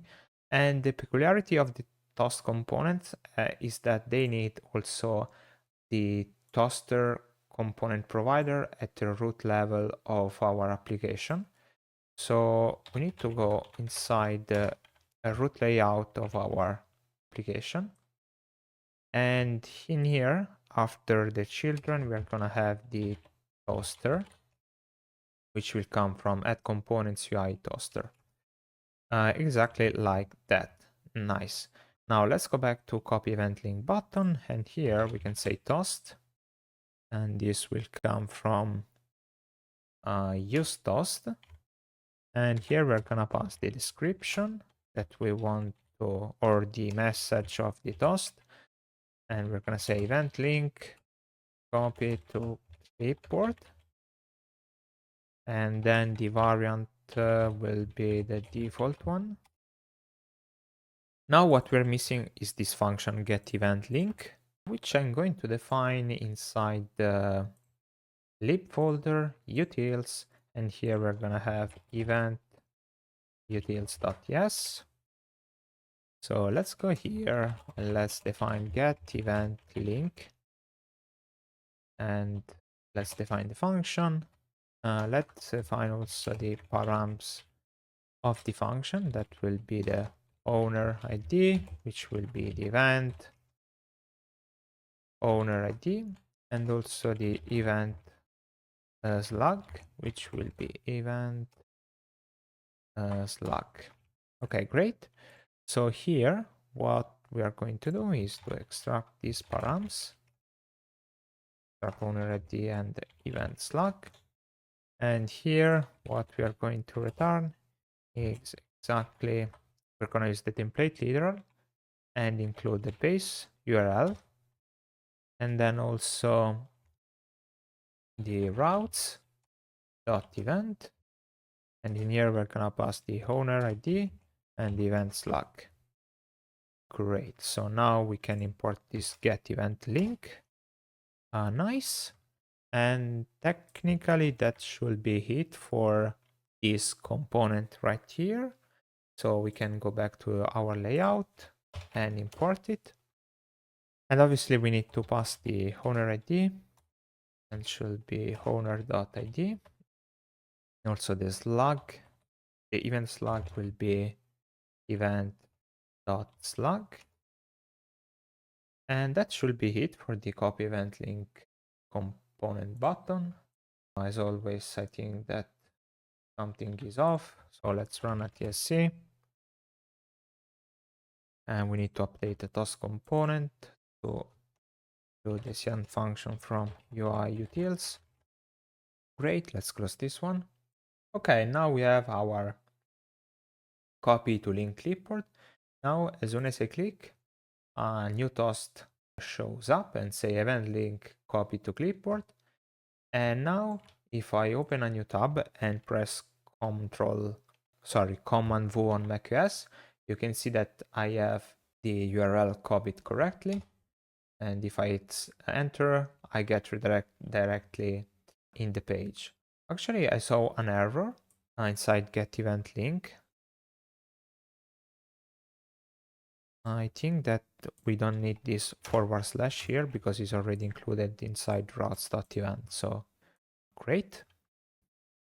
And okay, so next one to our copy link to clipboard, we are gonna have the bookmark event button. So let's close this one. And here we're gonna have bookmark event button. And here we're gonna pass the event to be this event. Great, so let's go inside our button, so components button, and let's define bookmark event button.tsx. And let's define this component, so export const bookmark event button, and this will be a React component. So here, okay, so this one will be a client component, so use client. And here we need to check if the user is authenticated, so we're gonna do like that, const user, and we're gonna use Kinde browser client. And also later we're gonna check also if this one, if we are in is participant view. For now we're gonna say false, but we need to implement it. So to do implement me, and this will be clearer soon what I mean by this meaning by this variable right here. And okay, so here we're gonna say that if the user is not authenticated, what we're going to do is to use the register link, and inside we're gonna have a button, and inside the button we'll have the variant outline, and the class name set to rounded all. At the bottom we're gonna have a bookmark from Lucid React, and the class name is gonna be width4 h4. Okay, so we also need the post login redirect URL, which is gonna redirect the user to the base URL, and then routes dot, and here we're gonna have routes dot event, and actually we are gonna pass the owner ID and the event slug technically. So okay, so actually before doing that we need to pass these props to the bookmark event button. So type props is gonna be event detail, so that we can go here and define the props and extract this event. Great. Okay, now we should be able to pass the owner ID to be event dot owner, actually owner ID, like that. And also the event slug is gonna be event.slug. Great. So what this means is that if it is an anonymous user or just a user not authenticated and tries to click on the bookmark button, it will require the user to authenticate first, and then will be redirected to the same page or the event page. Great. So this is if the user was not authenticated. And in case it is authenticated, actually, we are gonna return a tooltip. Also here, tooltip. And then we're gonna use tooltip. Oops. Here, tooltip trigger. And then we're gonna have a button inside. This will be as child. And this button is gonna use we'll use conditional rendering. So here we're gonna say is bookmarked. We're gonna display something, or if it's not bookmarked, we're gonna display something else. So we need to extract this is bookmarked from somewhere. So here we are gonna have a const is bookmarked and set is bookmarked. Here we're gonna have use state, and by default will be false. Let's move this from now just above the is bookmarked. Great. So let's go back here and let's say that if the event has been bookmarked by the user, we are gonna display bookmark check from Lucid React. Otherwise, we're gonna display the bookmark from coming from Lucid React. And here we're gonna pass a class name of width4h4. Same here, class name width4h4. Great. So the button itself will have a variant set to outline and a class name set to rounded full. And we're gonna need to pass also the onClick event, which is gonna run handle bookmark. And we're gonna implement it soon. But beside the tooltip trigger, we're gonna have a tooltip content.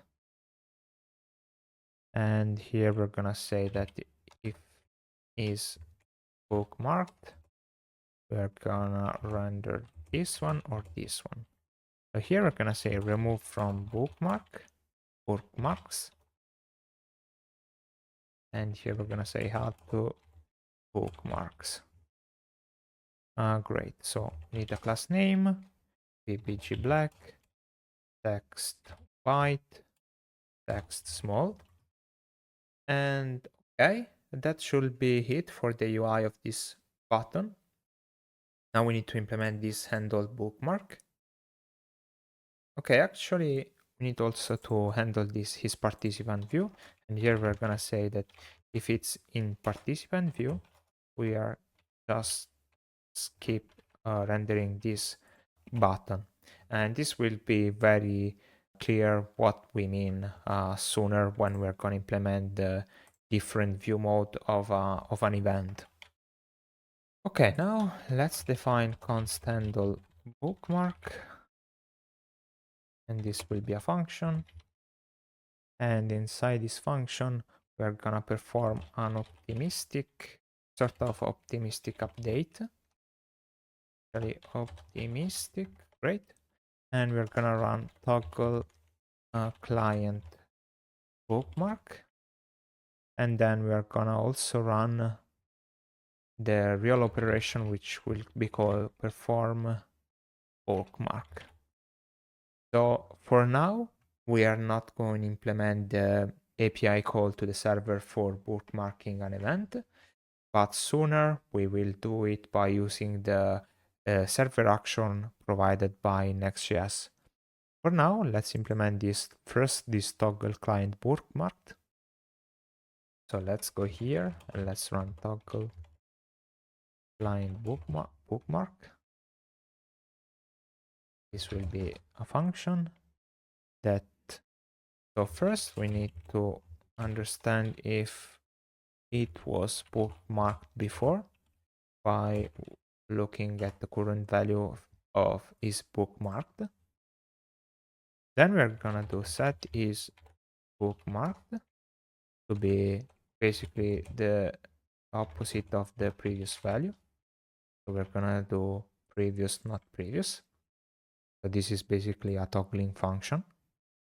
And then we're gonna display a toast where we are gonna say the description. If it was bookmarked, we're gonna display remove. Actually, I'm gonna display event removed from bookmarks. Otherwise, we're gonna say event added to bookmarks. Great. Okay, the variant should be the default. Okay, great. So this was the, I would say, client operation. Then there is also a sort of controlled bookmarking operation. And this function right here will use the bounce function, which will be provided by Lodash. So let's implement it. So let's go here and let's run const perform bookmark. Here we're gonna say use callback, and here we're gonna pass the bounce. Actually, we need to install this Lodash functionality. So let's run yarn add Lodash.debounce. And then let's import it. So let's go here and let's say import the bounce from Lodash debounce. So the bouncing actually here, it say that we need to install something else. So okay, it needs the types for Lodash debounce. So let's go here, launch yarn add -d types Lodash debounce. Okay, let's try to restart TypeScript server. Great. So I was saying that the bounce is for preventing an action to be spammed by the user, because he can go here and start spamming the button, and this can trigger many API calls be sent to our servers. So to prevent that, we're gonna use this controlled bookmarked events that is gonna use the bounce function. So inside the bounce, we are gonna pass a function, and here we are gonna say, okay, we need to implement it actually. So let's go here. Let's say implement me. Since this operation will need the API call to our server, or it will require a server action that we won't implement it now. But for now, we're gonna say console log and say bookmark performed. Great. So we need also the timing of the debouncing. I think 1 second is more than enough. And then we're gonna set leading set to false and trailing set to true. Great. We need to import this use callback. Oh, actually what we are missing is the dependency array. So here the only dependency is the event ID that we're gonna use in the server action. Okay, so that should be it. So inside now handle bookmark, we're gonna first perform the client update and then execute the real server action function. There is also a little side effect that we need to add inside the use effect. And now I will explain why we need this. So basically, it may happen that the state that we have inside this use state, it might become stale because, for example, if we switch from an admin view to a participant view, or for example, the user is authenticated and that it logs out, the bookmark button might become stale and basically showing a state that does not represent the reality. So to do that, we are gonna run a use effect that is going to run every time the event dot bookmarked by and also the user.id is gonna change. So inside this effect, we're gonna run the set is bookmarked. And here basically what we need to check is that if the event.bookmarked by, so let's remember that this bookmarked by is the list of all the user ID that bookmark that event. So we need to check if the current logged in user is present inside the list of bookmarked user. So let's go here and let's run sum. Here we're gonna extract bookmark user. And here we're gonna say if bookmark user.id is equal to the current user.id. Great. So this effect will run every time or the current authenticated user change to an anonymous user, for example, or there might be changes in the current event, for example. So, okay, great. I think that our bookmark event button is ready. So I think that we can go back to our layout, that's .tsx, and import this component. Let me also run a TypeScript compile if everything is working. Okay, it seems that we have some error. Tooltip must be used within tooltip provider. Okay, let's see if we missed out something. Okay, so yeah, here inside bookmark event button, we are missing the tooltip provider. And we need to wrap all of this content inside. Like that.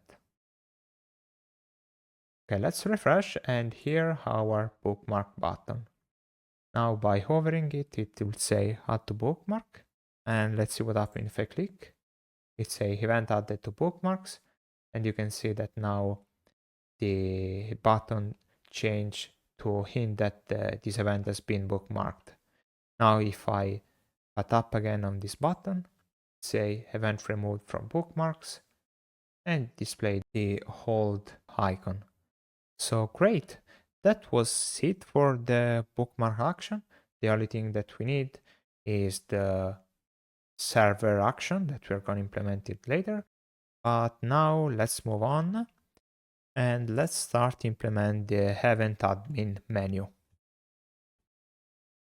Okay, great. So we have just implemented the bookmark event button. So now we're going to have another button called event admin menu. And this will be a button that will open up drop down with some option available for the event owner for updating the current event, like updating its description, or even for deleting the current event. So here we're gonna pass as the only prop needed the current event. And now let's start implement this event admin menu. So let's go here under components and let's create a new folder called menu, which will hold all the different menu that we are going to use throughout our application. And here let's create event admin menu.tsx. Let's implement components, so admin event admin menu. This will be a React component. Actually, let me minimize this one. And okay, so as I said before, this is a dropdown, but we need to install the dropdown component from ShadCN by selecting the dropdown menu component.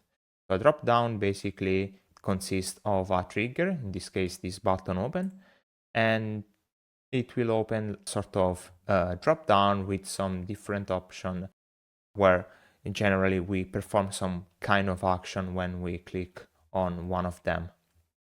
Okay, so let's go here.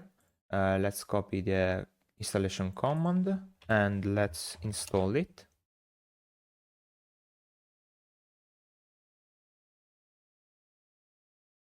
Okay, once done, let's go under drop-down menu and let's update the class ShadCN function to be utils, UI utils. Okay, great. Let's close this one.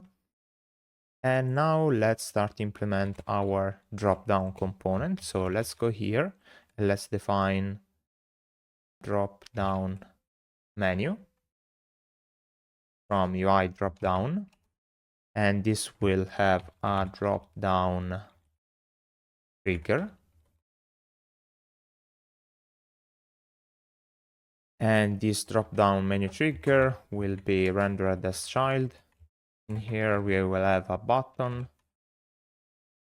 And inside this button, we will display the settings icon from Lucid React.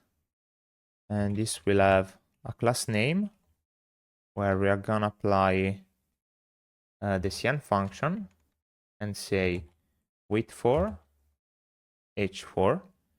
And then we are gonna also merge it with the class name prop that we are gonna receive as the props of the component itself. Here we're gonna use props with class name. And remember that we also need the event information, so event detail. So we can go here, define these props, extract the event, and also the class name. And that's it for now. So we're gonna also apply some class name to the button. And I'm gonna say rounded full, text black. And also we're gonna apply a variant, which will be outline. Great. Okay, below the drop-down trigger, we're gonna have also another component called drop-down menu content. This content will have a class name of padding2 and space y set to 1. And then we're gonna have different item. So drop-down menu item. And the first item will have an icon, which is added from Lucid React. We are gonna set a class name of width4, h4, margin right set to 2. And alongside this icon, we're gonna have a span, which will say edit event. And in the same way, we're gonna have also another item just below the edit event. Actually, I think that I copied out the wrong thing, so like that. And we're gonna have the delete event with the technically with the trash icon from Lucid React. Great. So both this item will actually trigger a dialog to open to confirm the operation, because both of them will, for example, the edit event will open up a dialog with a form included, while the delete event will open up an alert dialog to confirm the operation. So what we need to do is defining a React fragment, copy all this content inside the React fragment, and alongside the drop-down menu here, we're going to implement dialogues. So here we're going to implement both the dialog for updating the event and also the dialog for deleting the event. So for now, let's complete this drop-down menu before starting implementing this dialog. So here, another thing that we need to say is to set the modal to false. And this property is super important, otherwise the drop-down menu could not behave correctly when is put beside some dialog. So remember to put this modal set to false. And okay, here actually we need to perform also some business logic. For example, the first thing that we need to do is to declare this component as a client component. So use client. And inside here, we are gonna check the user. So we're gonna say use Kinde browser client. And another thing that we need to check is whether the user is admin. So whether the user is the event owner, or we can just say is admin. And here we're gonna say event.owner ID is equal to user.id. So if the owner ID is equal to the current authenticator user ID, the user is the event owner. And another thing is checking if we are in the participant view mode.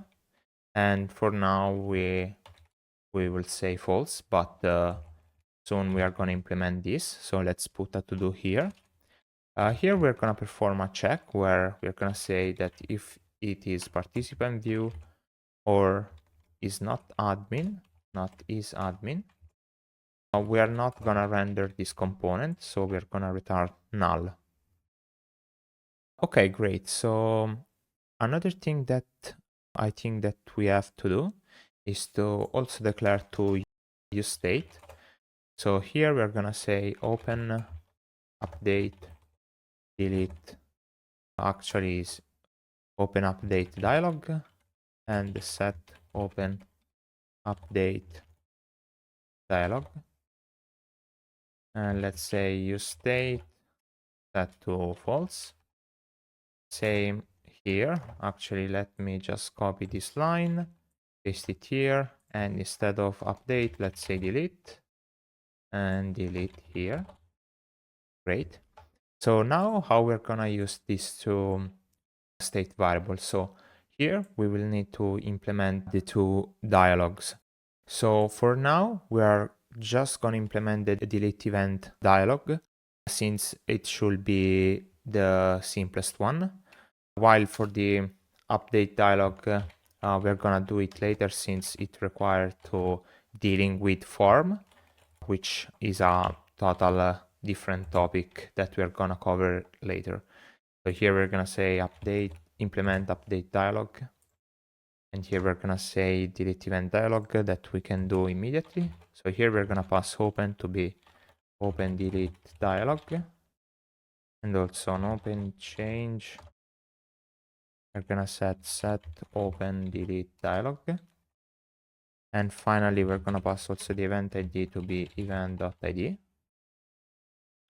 Great. So now let's go under the components folder. Let's create a new folder called dialogs. And here let's create delete event dialog.tsx. As you can imagine, we need the dialog component also from ShadCN. So let's go here. Let's type dialog. Technically, the delete event dialog is not a normal dialog, but is an alert dialog. So we will need this one. And so an alert dialog is just a dialog that has also two kind of continue or cancel button alongside with the content. Let's go here. Let's copy this out. Let's go here, clear the console, paste it this one. And I think that while it's installing, we can also install the dialog component because we will need it. So let's go here, copy the installation command. Oops. Paste it here. And okay. So now let's go under dialog. Let's update this utils, UI utils, and same for technically also for alert dialog. Here we're gonna say utils, UI utils. Great. So let's close all of this tab and let's go back to our event admin menu. Actually, we were working inside the delete event dialog. So let's go here, export const delete event dialog. This will be a new React component. Let's define the props of this component, which will be the event ID. So here we're gonna say event ID. And also, I think it's the only thing that we need. We also need all the alert dialog props, which I think that it's safe to be extracted from Radix UI. But in general, I try to avoid to import stuff from Radix UI. In this case, we're just importing the type, so it should be safe. Let's go here. Let's extract these props. And okay, let's also extract the event ID. And also let's take all the other props, call it dialog props. So what we are gonna return inside this component is alert dialog from UI alert dialog. Inside this alert dialog, we're gonna pass all the dialog props. Inside here, we're gonna have alert dialog content. And inside the alert dialog content, we're gonna have alert dialog header. The header will contain an alert dialog title. And the title will say, are you absolutely sure? Like that. After the title, we're gonna have also a description. So alert dialog description. Actually, I think that I misspelled the import. The description will say this action cannot be undone. This will permanently delete all your events. Let's use the apostrophes like that. Events, questions, and polls, and related data. Okay. So after the header, we are gonna have also the footer. So alert dialog footer. And inside here, we're gonna have an alert dialog cancel, which will say cancel as the name of the button. And actually here, we're gonna set this class name to be, we're gonna use the ShadCN function, and we're gonna apply the button variants with variant set to ghost.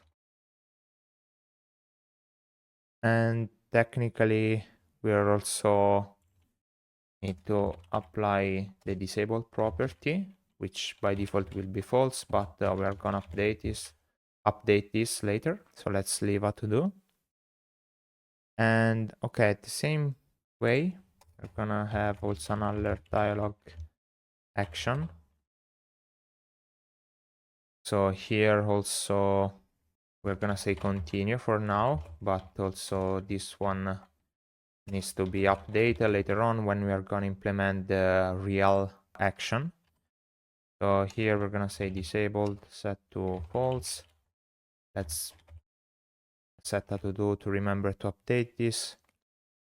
We need to set an on-click event that I think I will leave as undefined because we need to update this like that.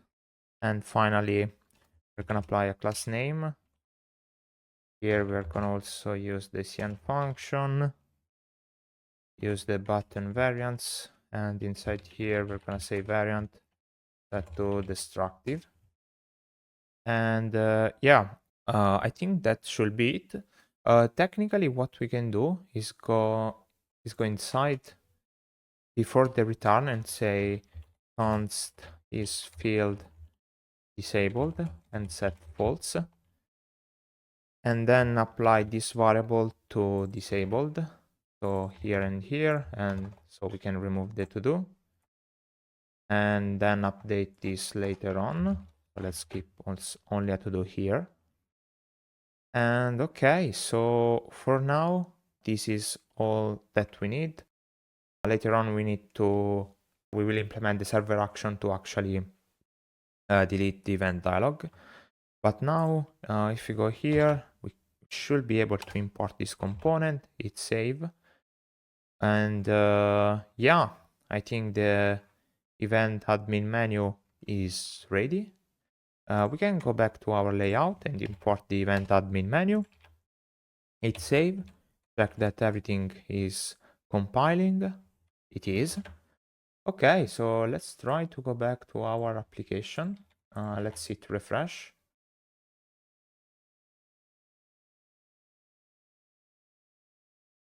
Here it is, our settings event admin menu. And as soon as I will click here, you can see that I have edit event and delete event.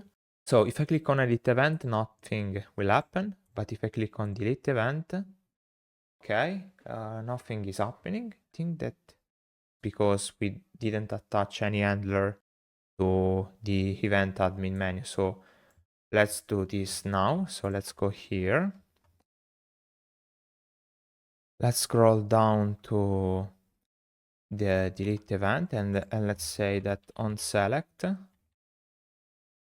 we will run this function where we're gonna say set open delete dialog to true. Great. And now I hope that it works. So let's go here, let's click on delete event, and here it is, our dialog which say are you absolutely sure, with the continue button and cancel button. Technically it's way more visible this way. So here our alert dialog to prompt the user whether he wants to delete the dialog itself. Okay, great. Another thing that we need to update is apply some class name here to delete event drop down menu item, and let's say text small and text destructive. And also here we're gonna say class name text small. And I hope that this is everything. So now we have a red text for the delete event, and both should appear with a font size smaller. Okay, great. So our event admin menu is almost ready for now.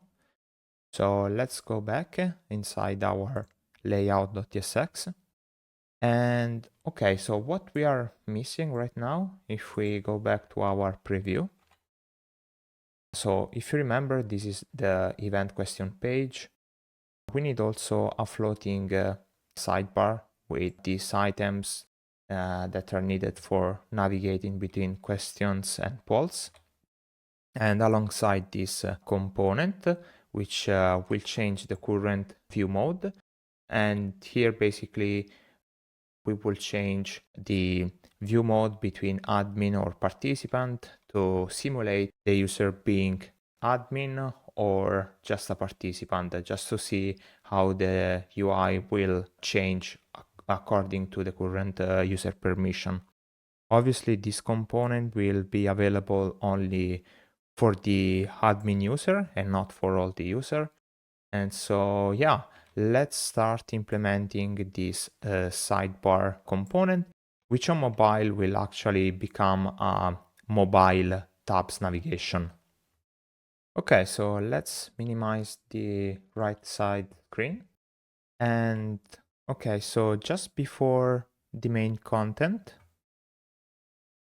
And so here, just before the main content, we're gonna have a new div, and we're gonna wrap this main content inside this parent div.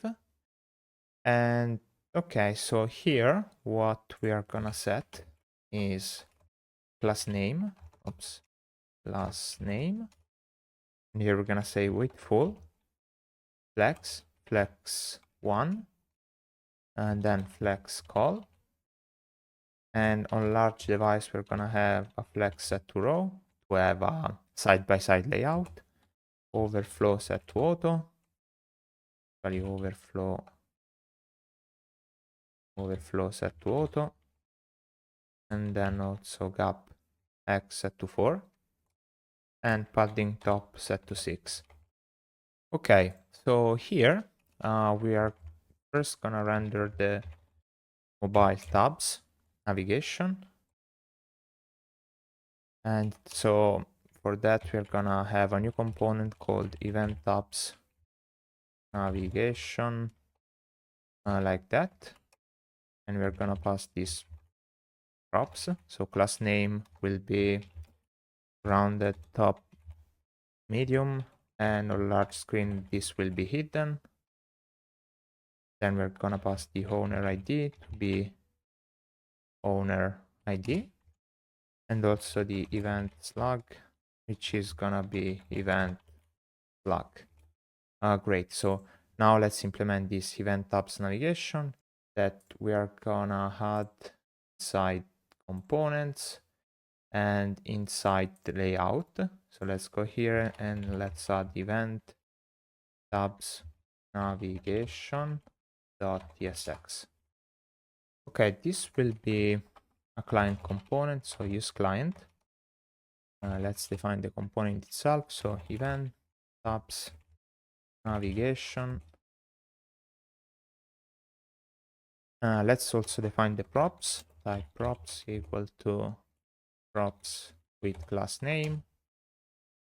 And in here, we are gonna take the owner ID, which will be a string, and the event slug, which will be also a string.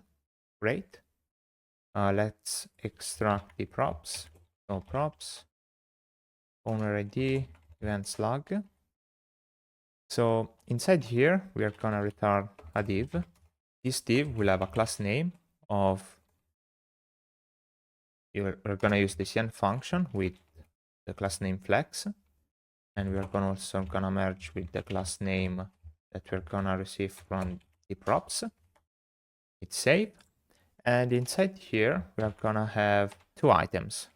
So we're gonna create an array with two strings. The first called Q and A, and the second one will be pulse. And we're gonna map this array like this. We're gonna name the item tab and then define this component. So this will be a button, and this button will have a key, which is going to be the tab name. We're gonna set variant to outline, and also we are gonna apply a class name. So the class name will need the CN function, and inside here we're gonna set basis set to 1.5, background gray 100, rounded top large, and rounded bottom set to none. Great. And then we're gonna have some conditional styling where we're gonna apply a background white if the current tab is equal to Q&A. So here we're gonna say if the tab beats Q&A. Okay, actually, before applying this conditional logic, we need to go here and say const is Q&A tab. And so for doing that, we are going to extract the path name by using use path name from next navigation. And so here we're going to say if path name is equal to routes.event. Let me implement routes.event. And here we're going to pass event slug and owner ID. So here I think that we can't use this and at the same time we're gonna have const is pulse tab, and here we're gonna say if the path name is equal to routes.event pulse, and passing as we did before owner ID and event slug. Okay, so once we have this, we're gonna say that if the tab is Q&A, we're gonna set is Q&A tab, or the Y is pulse tab. So this means that this is a logic for applying this background white. So if you are if the current active tab is the Q&A tab, the item itself will have, so the item Q&A will have a background white. Otherwise, is if the active tab is the polls tab, then the poll tab will have a background white. This will be super clear as soon as we will see the preview of this mobile tabs navigation. So inside the button, we're gonna render the tab name, so like that. And actually, we need also to apply an on-click. So on-click, we are gonna first, we're gonna need to perform some client-side navigation. So we are gonna import use router from Next navigation. And here we're gonna say router dot replace. And in here, we are gonna pass if tab is equal to Q&A. We are gonna redirect to routes.event and pass the owner ID and the event slug. Otherwise, we are gonna redirect the user to routes.event pulse and pass owner ID and event slug. So basically, this will perform the client-side navigation to the current tab that we tap on. Okay, hopefully this component is ready. So we can go back to our layout and import it. Hit save. And let's see what do we get. Okay, so you can see that we have these new tabs, Q&A and Pulse. So the current active tab is Q&A because we are in the questions page. But we also have Pulse, which actually we have not implemented yet. But as soon as we will click here, we will be redirected to the Pulse page. And so here you can also see that since the Q&A tab is the active one, it has the background white that we were discussing before. Okay, great. Let's minimize this one. Let's close this event tabs navigation. So this one was for mobile navigation, but on desktop, as we have seen from the preview, we have a left floating sidebar. So here we're gonna have a new div. And so this will represent our desktop left floating sidebar. Actually, let me correct this, okay. And this div will have a class name be hidden on mobile, but on large screen we'll have a padding box set to 10, and also on large screen will be displaying by using display block. So inside here we're gonna have event floating sidebar, and here we're gonna pass the owner ID, which will be owner ID.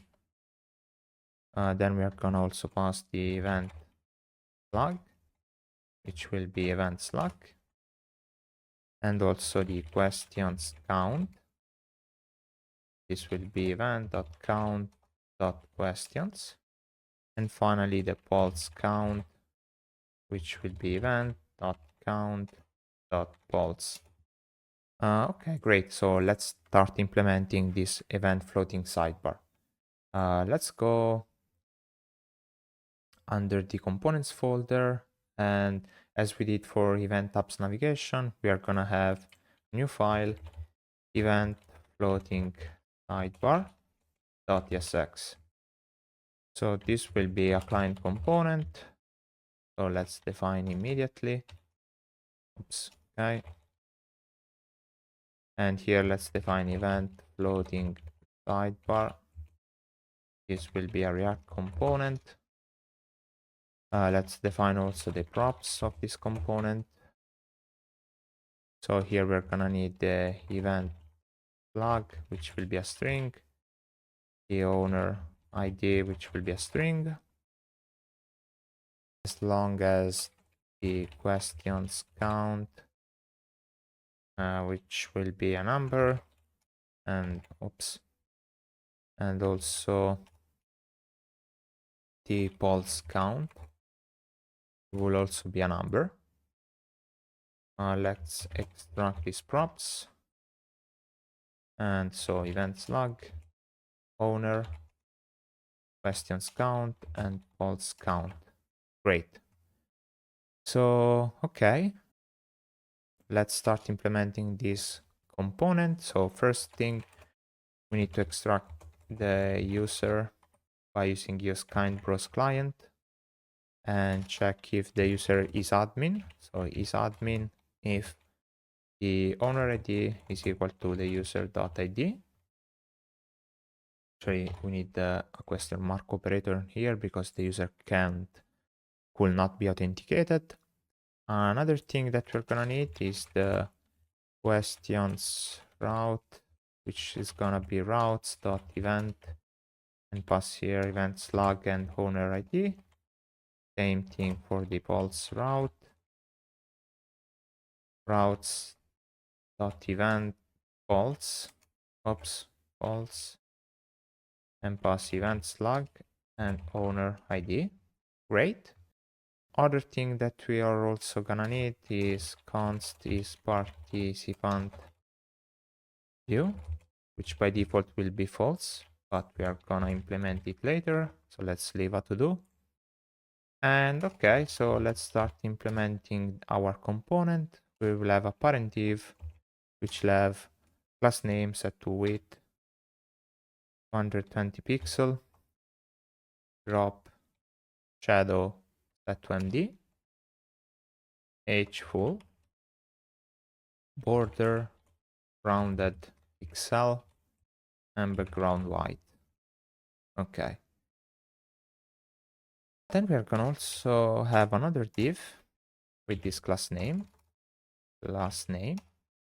and we're gonna have flex all. So to have a vertical layout, H full, padding top set to 8, padding X set to 3, and padding bot set to 3. And then we're gonna have a navigation tag, nav. This nav will have a class name set to flex call, gap set to 3, and age set to full. And inside this navigation, we are gonna have two buttons. So first button and second button. And so the first button basically will be a sidebar item that we previously defined. And here we're gonna pass is active to be if the path name is equal to the questions route. We need to extract this path name from use path name from next navigation. Great. Then we're gonna have a text set to Q&A, and the icon will be message circle more from Lucid React. So this will be our first component, and actually inside this sidebar item, we are gonna have a span which will display the questions count. We'll have a class name set to margin left, set to auto. Great. So we can also copy this button and just replace the second one because it will be exactly the same, but the text here will be pulse. The icon will be bar chart icon from Lucid React, and the path name from being active will be pulse route. And here we're gonna display the pulse count. And okay. Another thing that we need to add is an on-click event for this button. So on-click. So here we're gonna perform client-side navigation. So we need to export the router from use router from next navigation. And here we're gonna say router.replace, and we're gonna pass the questions questions route. Same way, actually this need to be a function, so like that. Okay, so here we can copy this function and paste it here as the onClick function. But here we're gonna have the pulse route. Great. Technically, we will also need the select that we were discussing before after the navigation, which will only be available for admin user, so to the event owner. So here, let's say if it's admin, we're gonna have a new div with inside this event view mode select. And here we're gonna pass a key, and this key will be the stringified version of is as participant view. And this div right here will have a class name of margin top set to auto, base y set to 4, and width set to full. Great. And now we need to implement this event view mode select, which I'm going to create inside the components, create a new folder called selects. And here we're gonna have event view mode select.tsx. Okay, so this component will be a client component. So let's say use client, and let's also export event view mode select like this. So first thing here is installing a new component from ShadCN called select. Select basically is a very similar to drop down for selecting item.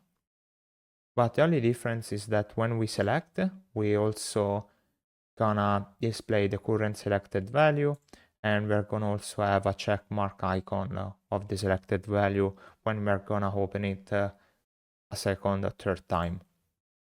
Great, so let's go here. Let's copy the installation command. Actually, made a mistake. Let's copy this out. Let's go inside the select. Let's update this one. Utils, UI, utils. Great. And okay, now we can start implement this event view mode select. So technically we are gonna have two view modes, which is gonna be admin and participant. This will be two constant. So this array will be just an array of two items. And we can also extract a type like that, type view mode. This is gonna be type of view modes, and select the single item. So now this type will contain admin or participant. Great. Okay, inside here, we need different things. First are the search params. So we're gonna use search params from next navigation. Then we're gonna need the path name of the current path. So use path name. And also we're gonna need the router from use router. Always from next navigation.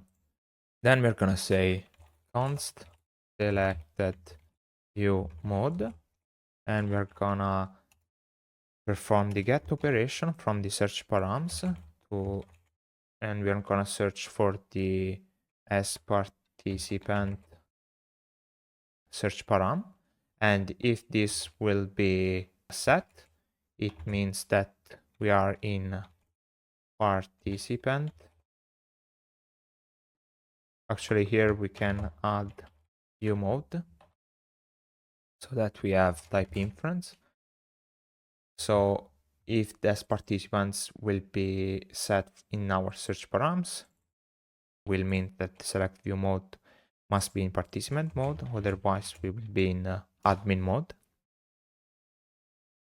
Okay, now we can start implement our component. So let's go here and let's define our select component. Like that.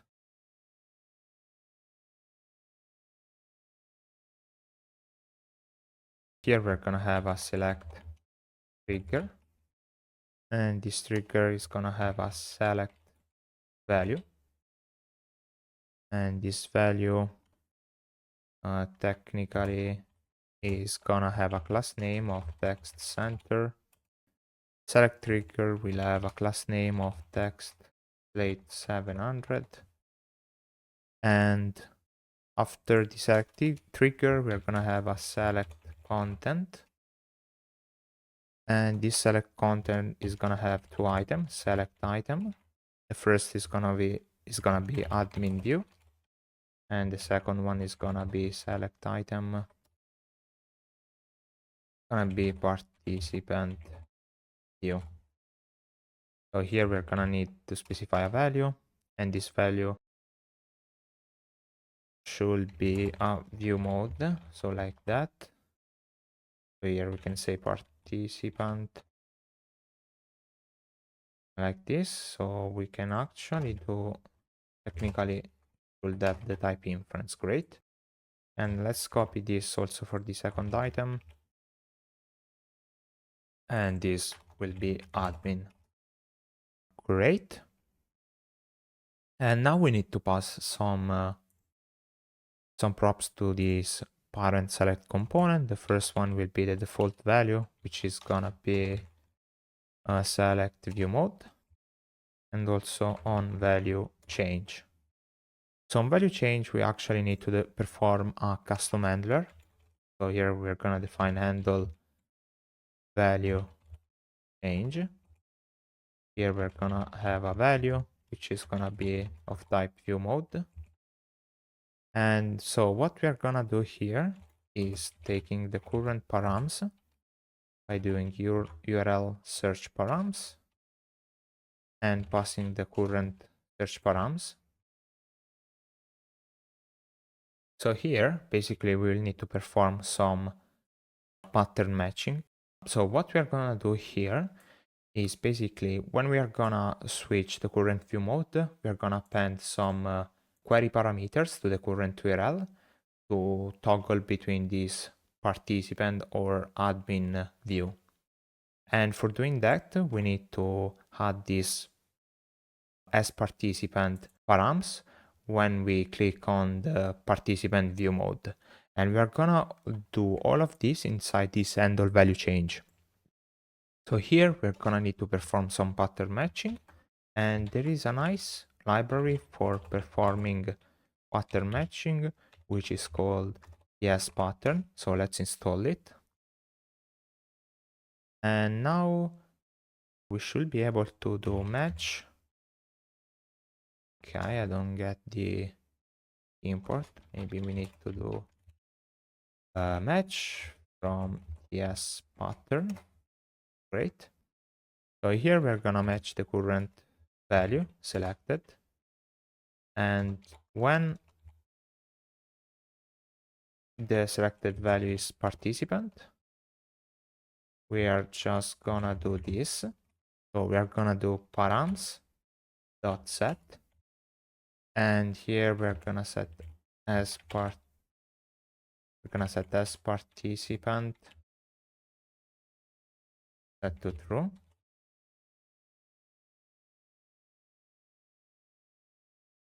Otherwise, if it's admin, actually if it's admin, what we're going to do is to delete the as participant parameters.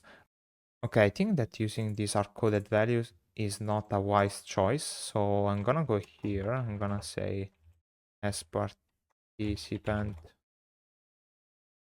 param, and I'm gonna say as participant, and this will be as const. So let's go here and let's replace this one, and this one.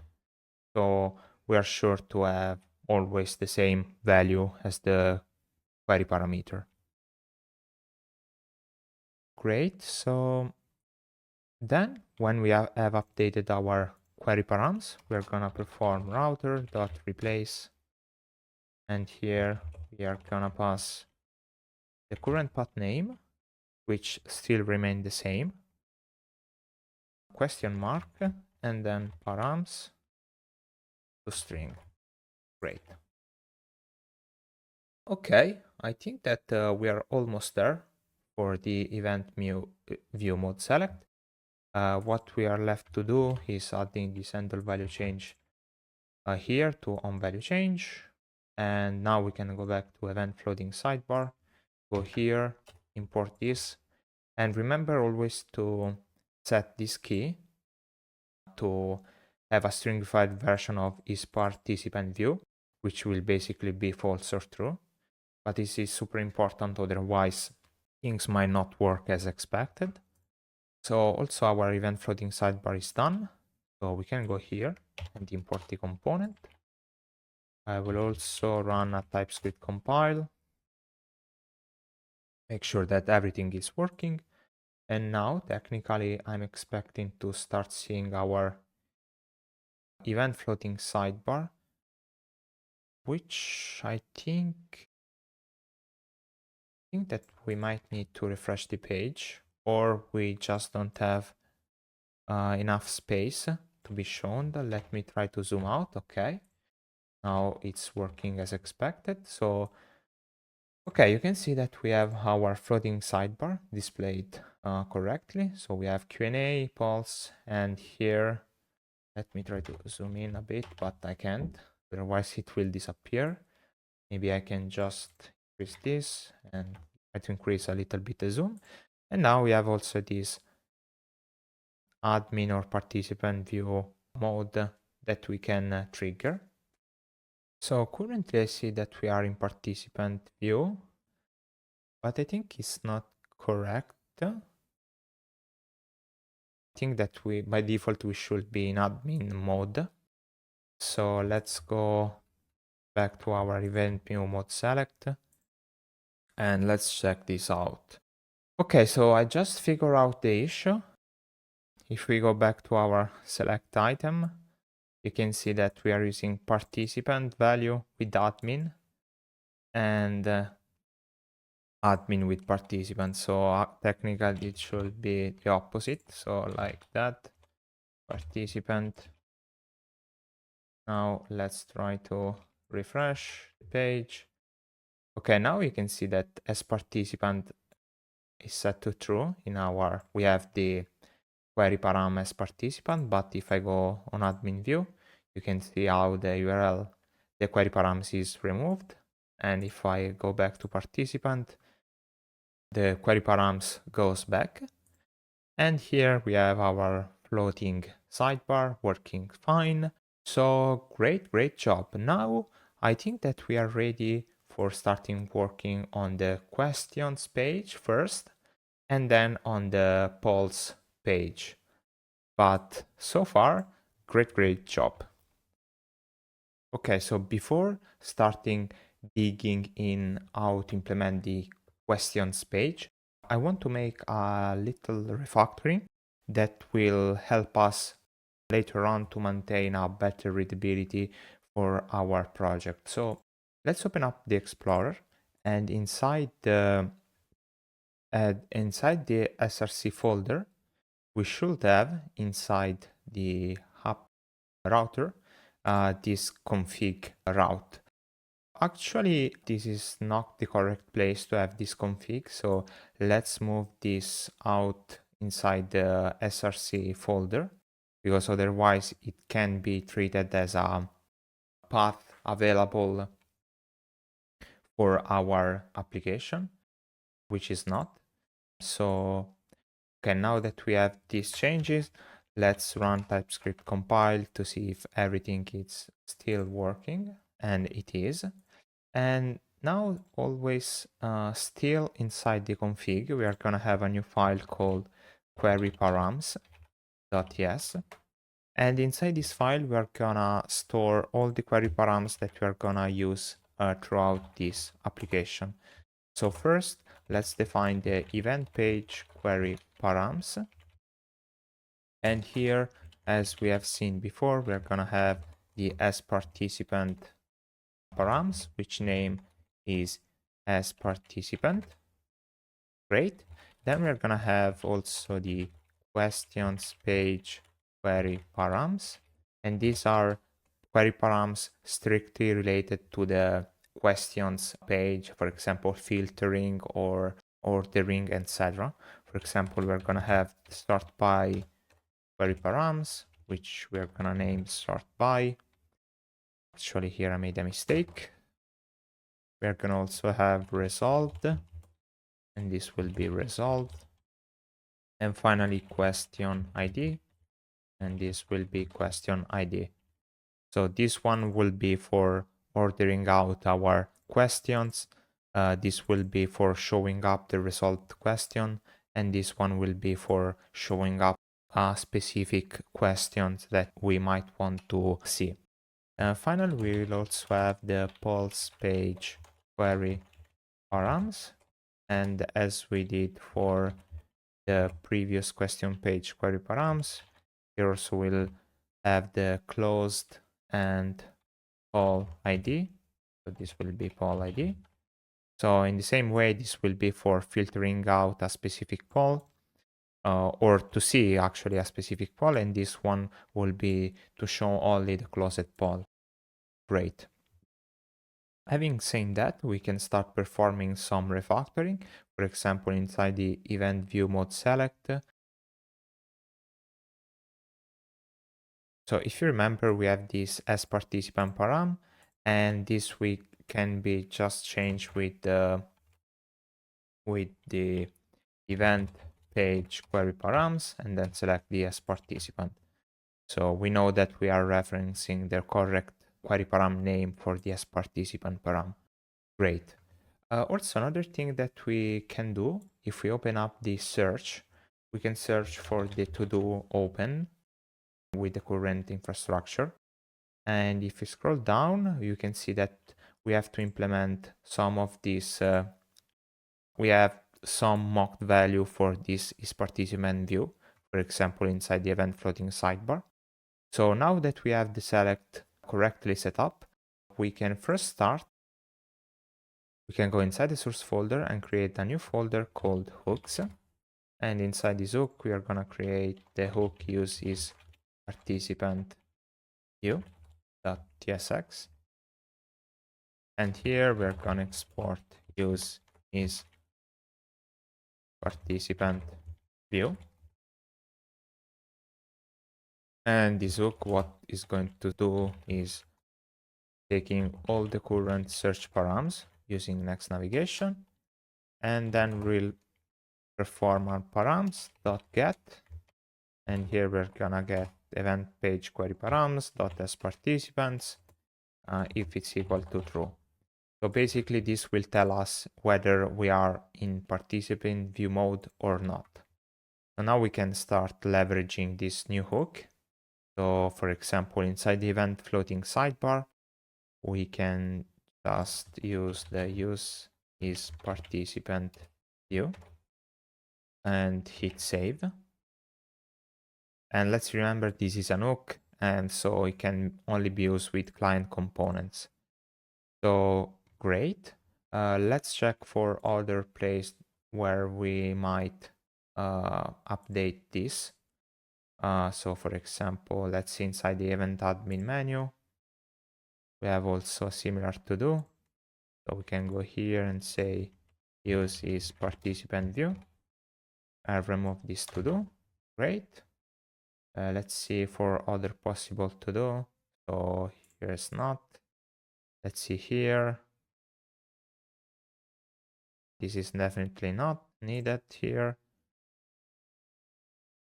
Okay, definitely not inside the delete event dialog. Maybe inside the bookmark event. Yes, here we are using a mock value of the use participant view. So let's go here and let's run use participant view. Great, let's hit save. Let's check that is a client component. It is. And I hope that maybe it's the last to do that we have to deal with.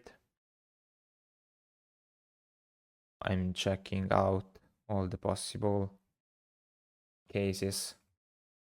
And okay, I think only those three places were the one that we need, that this new hook that we have just implemented. So I think that we can now just close all of these tabs, and now we should be ready for working on our questions page. Technically, we can also start seeing the behavior of this select view mode. You can see that right now it's not displayed because we are not logged in. So let me just try to sign in again.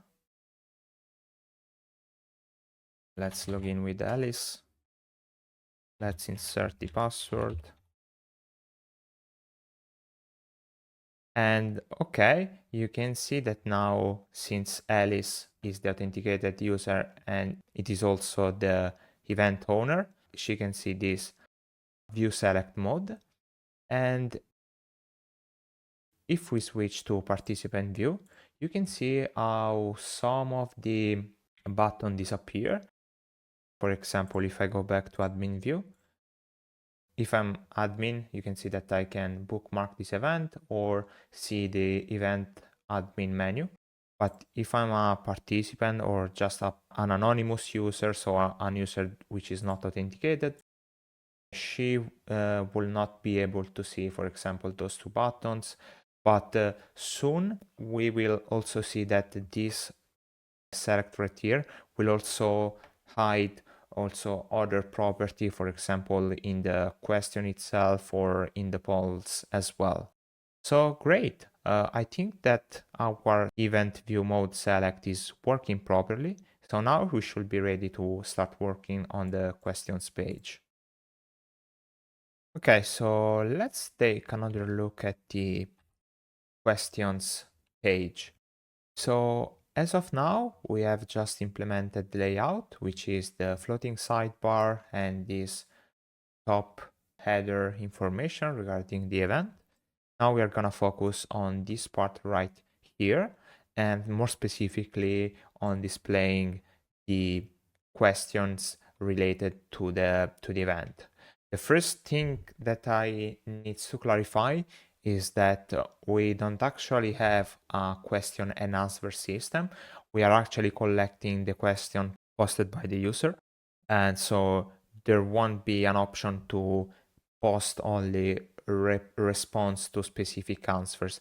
And this is because in general this kind of application are meant for collecting questions and to be replied during live presentation. So we are not going to implement like a replying system for this application. But I actually think it's not super difficult to do. I think it only needs some changes to the database, and it should be perfectly doable. But okay, having said that, let's analyze this page. So what we have here, first we have these two buttons, or actually tabs, which are open and resolved. These are for switching between open and resolved questions, which will be handled differently. Then on the right side, we have our refresh button to refresh the current list of questions in case there are some updates, new questions, new upvote. And then we also have a way to sort our questions. And here specifically, we are gonna allow for sorting the question for the most popular one, for example, or the newest one, or even the oldest one. Great. We will also have a way for creating a new question, a sort of inline form. And finally, we have the list of questions that will also be implemented using the infinite scrolling. Let's also take a look at the question item. So a question has basically this upvote button that shows the total number of upvotes. It shows the information regarding the author and the creation where the questions was posted. It shows basically the body of the questions. also whether the question has been pinned or not. And also on the top right side, we have this sort of three dot icons that will open up a menu where the author or the event owner can perform some admin permission, like delete the questions, update the questions, pin the questions, or even resolving it. So, okay, there is a lot of thing going on in this questions page. So let's take all this one by one by starting with this top header. Okay, so let's open up our Explorer. Let's open the app folder under Auth, Events, Owner ID, Events Log. Here we have our page.tsx. So here, the first thing that I'm going to do is to extract the params. So here I'm gonna type the path params that the page will receive, and this will be the owner ID, which should be a string, and also the event slug, which also should be a string. And we're gonna also have the search params, which is gonna be the sort by. For now, let's leave it as a string. And we're gonna also have the question ID, which should be a string, and result will be also a string. Great. So the event questions page will be an async server component. Let's define its props. So for sure, here we're gonna have the params, which are gonna be the path params that we have just defined, and also the search params that actually are optional, and this will be a type search params. So let's extract these props. So from params, we're gonna extract the owner ID and the event slug. And here we're gonna extract the search, technically also the search params that are actually optional. Okay, inside here, we are gonna define some variable. The first is the order by, which we are gonna retrieve from the sort by, and its case is not available. We will order the question by the newest one. Then we need to know if we want to show only the resolved question or only the open one. So we're gonna do search params dot resolved, and by default we are gonna actually here we're gonna check if it's equal to true. So if show resolved params is equal to true, it meant that we want to show only the resolved questions. And finally, whether or not we want to show a specific questions by filtering by the question ID. So here we're gonna say search params dot question ID. Great. Another thing that might be useful is understanding if we have some kind of filtering going on, and this will be true only if we have basically the question ID with a non-empty value. Great. So I think that we can start working on the UI part. So here we are gonna have a top fragment, and then we're gonna have a div. This div will have flex justify between. And inside this div, we are gonna have the questions, tabs, and navigation. And so this is basically its open or resolved button. And here we're gonna pass the owner ID. It's gonna be owner ID, and the event slug, which is gonna be the event slug. So let's implement this questions tab navigation, which we are gonna implement under the components layout. Here we're gonna have questions tabs navigation.tsx, and this will be our client component.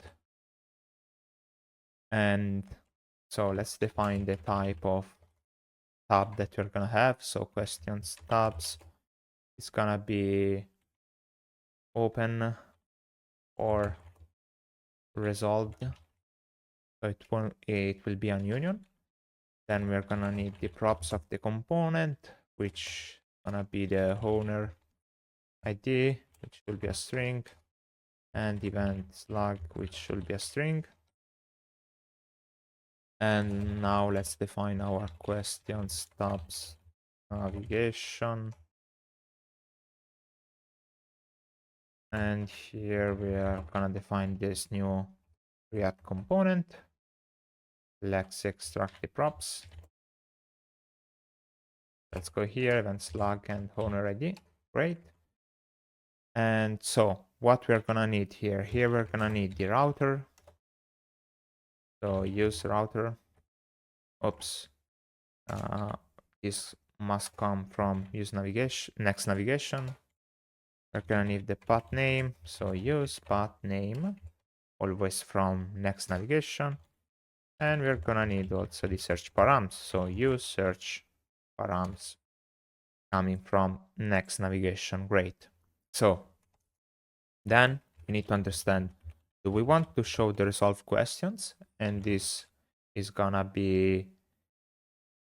be checked by checking this current search params, by performing the get operation, and here passing the questions page query params and searching for the resolved query params and check whether it's true or not. So here we're saying if the query param resolved is equal to true, then we want to show the resolved question. Great. Then what we want is having this questions route, or actually event questions route, and this is gonna be equals to routes, implement routes dot event, and here passing the event slug and the owner ID. Great. Let's move on.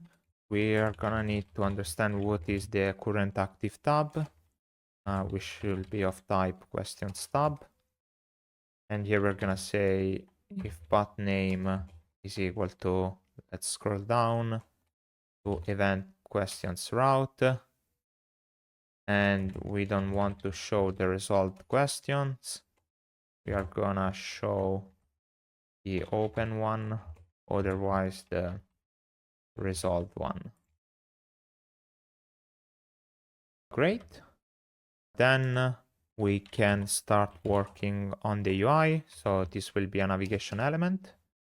This navigation will have a class name of inline flex. And then we're gonna have a component called navtab button. This navtab button will have the label open, and we are gonna also have another navtab button where we're gonna say result. So I think that we can also implement this navtab button inside our list of buttons. So let's go here, let's implement navtab button.tsx. Let's create the component navtab button. And here we're gonna return a button like that. And so we need to specify the props of this component. So type props, gonna be props with children. And we're gonna accept an isActive prop, which are gonna be a boolean. Then on click function that will be required. So here void. Great. Let's extract these props. Let's go here, isActive, and on click. So inside the button, we are gonna display our children, which we should extract. Great. And then we are gonna have a class name, which is gonna use the CN function. Here we're gonna pass px4, py2, rounded full, transitions color, actually transition colors, duration 150, text small, and a large text base. Hit save. And then we are gonna have some conditional rendering, and we're gonna say background primary and text white if the current tab is active. Otherwise, if it's not active, we're gonna say text gray 500 and on over. So over, I'm gonna say text gray 100, like that. And this if the current tab will not be active. Great. After the class name, we're gonna pass the onClick here. So onClick. Okay, great. So our nav tab button is ready, so we can implement it here. And obviously we are missing some props. For example, is active. And here we're gonna say if the active tab is equal to open. While here we're gonna say if is active is if active tab is equal to resolved. Great, but we need also the onClick function. So onClick, we're gonna run this handle tab change. Here we're gonna receive a tab, which will be of type questions tabs.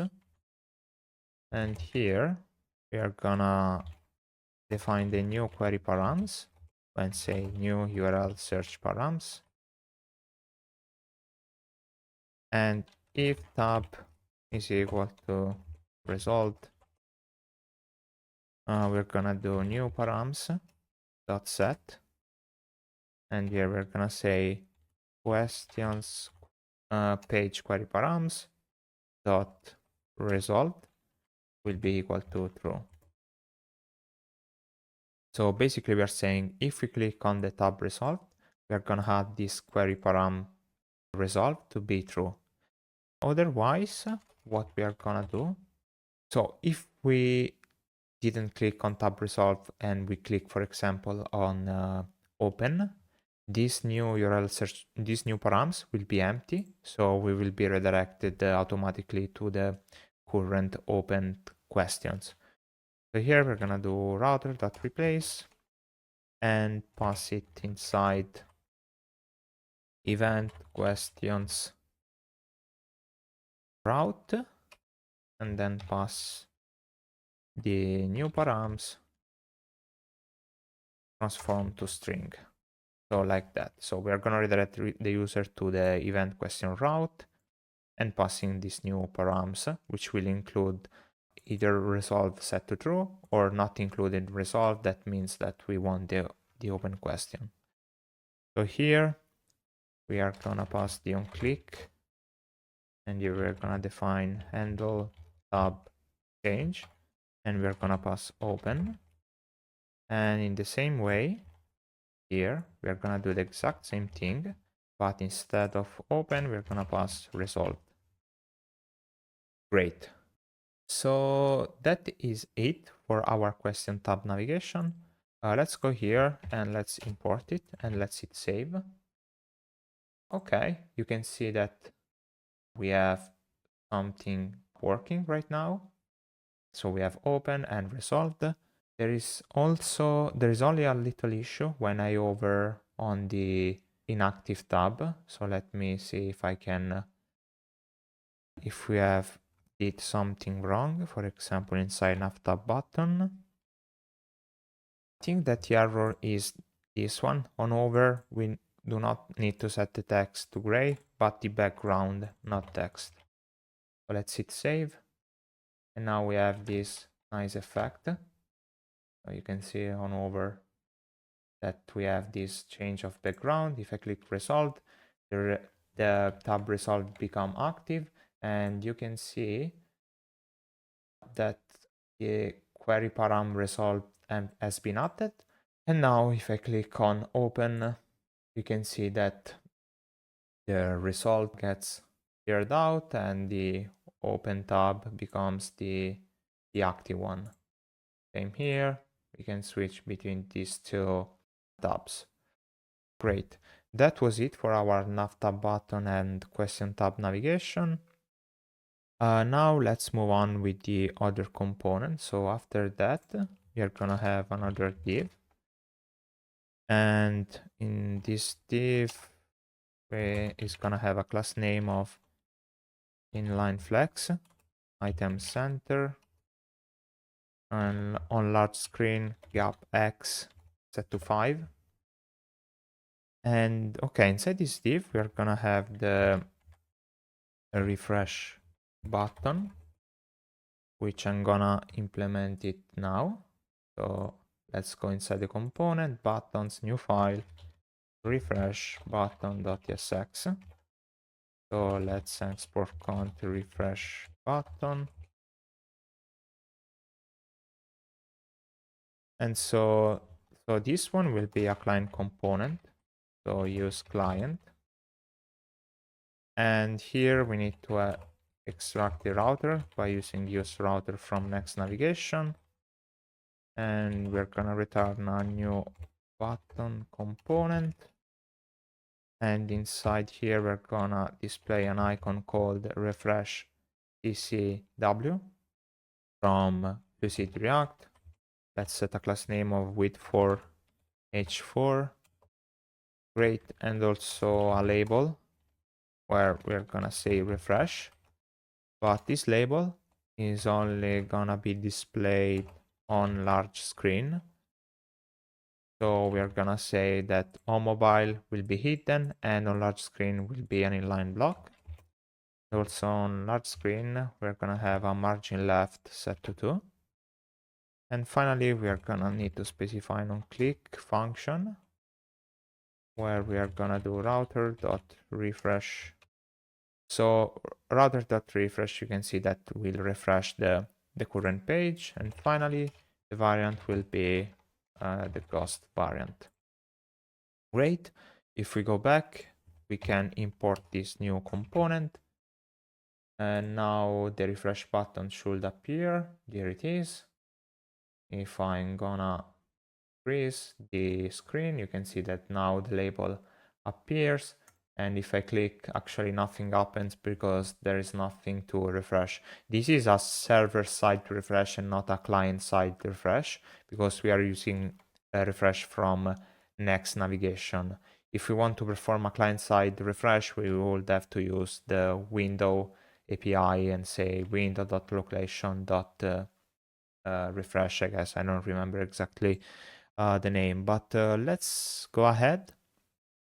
And after the refresh button, we're gonna have a new div. This div is gonna have a class name of inline flex, item center, padding of 0.5, and on large device gap X set to 2. Great. Inside here, we're gonna have a span, which will say sort by, like that, with a colon. And this span is gonna have a class name of hidden on small devices, while on large device will be an inline block in order to be displayed.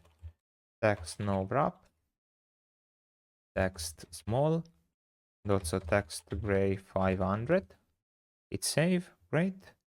And here we will need to implement questions sort by select and pass here the sort by mode that we want and pass here the order by value. So this will be the select to, as the name suggests, select the current sorting or ordering of the questions. So let's open up our Explorer and let's go under components and under selects. Let's define a new select called questions sort by select.tsx. And now let me see if I can do this way. Yeah, this will work. Actually, we don't need this one. And okay, so inside here, we're gonna have a use client. Another important thing to define will be defining the kind of question ordering that we want. So if we open up our Explorer and we go under the lib folder, utils, here we're going to define a new file called questionutils.ts. And here we're going to define a type called questions order by. And this will be of type most popular or newest or oldest. Okay, great. So let's close this one. And let's head back to our question sort by select. So let's define the props, type props, and this component will accept this sort by, which will be questions order by. Let's extract these props and let's extract this sort by. So inside this component, we're gonna need the search params by using use search params from Next Navigation. Then we are gonna need the path name, and here we're gonna use path name, and also the router. So use router from Next Navigation. And okay, then we can start defining our component. So instead of a div, we're gonna have a select from UI select. And so inside here, we're gonna have a select trigger. And inside this select trigger, we're gonna have a select value. And so the select trigger, we have a class name of text XS, background white, and a large screen text small. Great. And we're gonna also have a select content. And inside here, we're gonna have multiple select item. First item will be most popular. And its value is gonna be most popular. And this will be of type question order by in order to have type inference. Let's copy these 3 times because here we are gonna have newest. So let's update also this one to newest. And here we're gonna have oldest. And update the label as well. Great. Another thing that we need to update is some properties of the select component. First, we need to pass a custom key. And this custom key will be formed by the current path name. So, path name.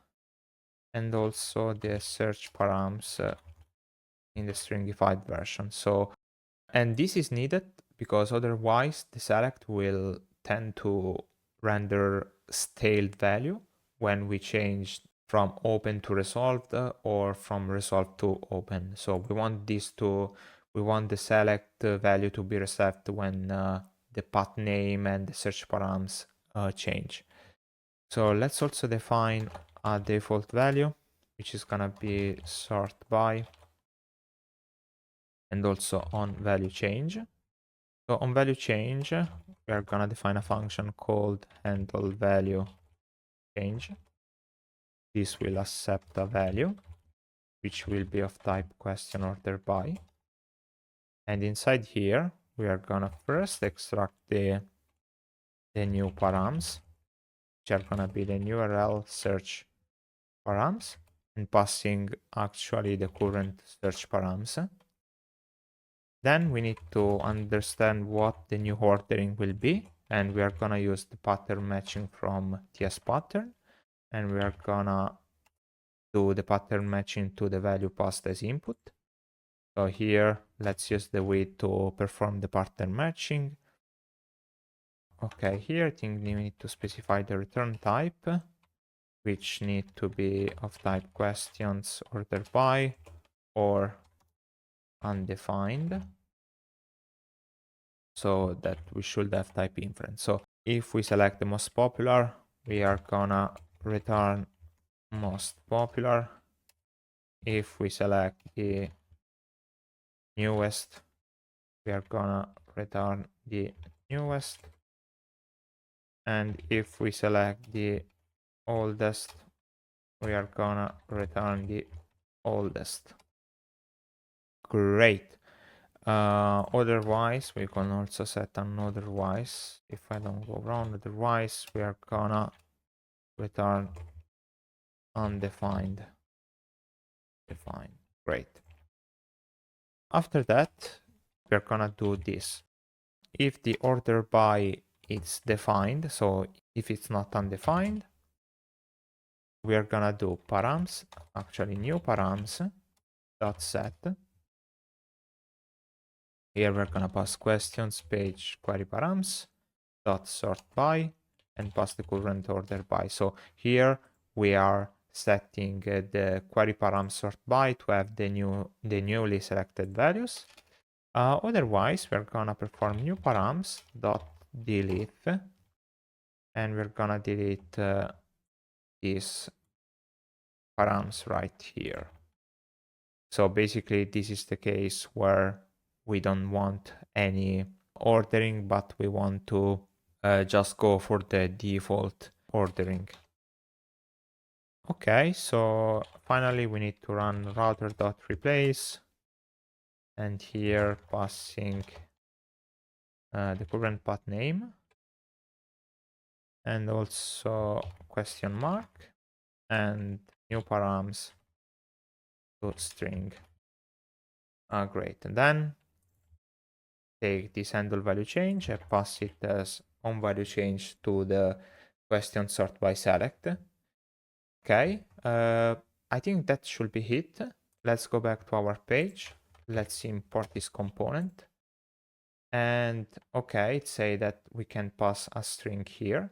And that is because this sort by needs to be questions order by. And now that fixed the change, let's try to check if everything is compiling. It is. And you can see that here is popped out our select component where we can select from most popular, newest, or oldest one. And by default, the newest one is selected. If I click on most popular, you can see that the sort by query params has been added. And if I click on oldest, it gets updated. If I click on newest, same story. So it's working as expected. So great, let's minimize this and let's close all of these tabs. And finally, after all of this div, I think that we can just collapse this div for now. And here we are gonna have filters. So these filters basically is gonna be a sort of button that will appear when we perform a search for a specific question or for a specific poll. And it's gonna appear when, as I told, we are filtering for a specific question or poll.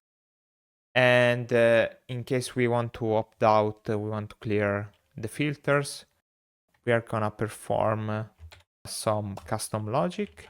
And here we're gonna say if we have filters going on, we are gonna render a div with this class name of flex margin top 4 item center gap x2.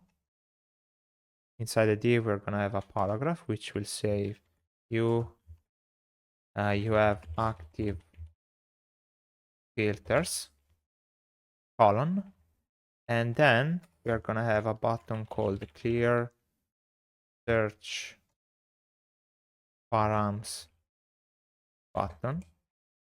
So basically this filter will allow us to clear all the active filters going on right now, like for example, if we are searching for a specific question by its question ID, or I don't know, even if we have kind of ordering selected in a current moment, this button will clear all the search params so that we get a clear state.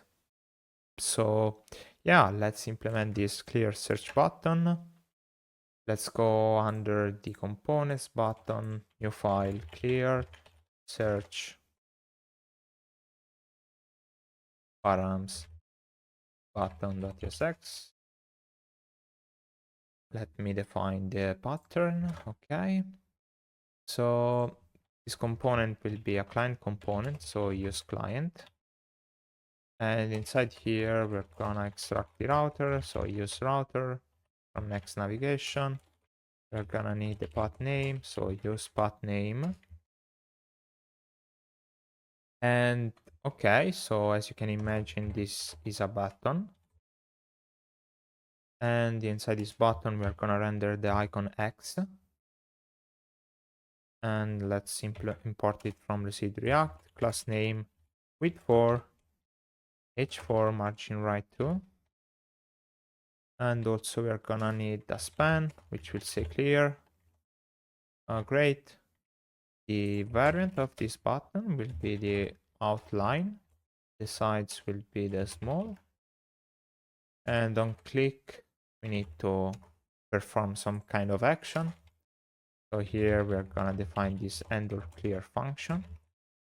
And so basically what we need to do here is just running router.replace and passing in here the current path name. So basically in this way we are removing all the query params and just leave the current path name. So on click we are gonna handle this clear. And that's it for this component. So let's go here, import it, let's hit save. And now nothing appears because we don't have an active search going on. But for example, if I go here and type question ID equals to 123, you can see that this you have active filters with this clear button appears. And now if I click clear, you can see that all the search params has basically been removed. So great job. Okay, now we can start implementing our list of questions that is gonna be displayed in this area right here. So before implementing the list of questions, we are gonna implement before two new queries for fetching the data from the database. So if we go under our lib folder and server, here we are gonna create get event open questions, actually open questions.ts. And in the same way, we're gonna also have get event resolved questions.ts. Okay, let's start with the open one. So let's export get event open questions, and this will be wrapped with cache from React. This will also be an async function. We're gonna wrap here. So let's define the params of this function, which is gonna be the owner ID, which should be of type user ID. Then the event slug. So event slug. Then we're gonna have the order by, which will be optional in case we want to filter the question by following a certain order. We're gonna have the cursor that is gonna need later for implementing the infinite scrolling. So here we're gonna have the question ID. And then we're gonna also have some filters, which will be an optional object. And here we're gonna have question ID. And this also is gonna be of type question ID. And here I made a mistake. So this filter is gonna be used for searching for a particular questions and not retrieving all of them.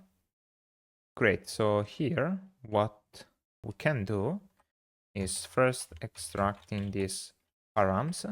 So let's go here, let's get the owner ID, event slug, order by, which by default will be newest. So by default we will ordering by the most recent one. And we're gonna extract the cursor and filters. Great. So, okay, let's run our query. So here we're gonna run Prisma dot question dot find many, and here we're gonna pass the where clause, and inside this where clause we are gonna pass the event, and here we pass the owner ID and this log, which should be event log. Great. And after that, we want also to filter by is resolved to false in order to get only the questions that are currently open. Okay, here we want also to fetch some detail about for every question. Currently, we don't have this question detail, so we are gonna implement it soon. So if you remember, we did the exact same thing for the event detail inside Prisma validator.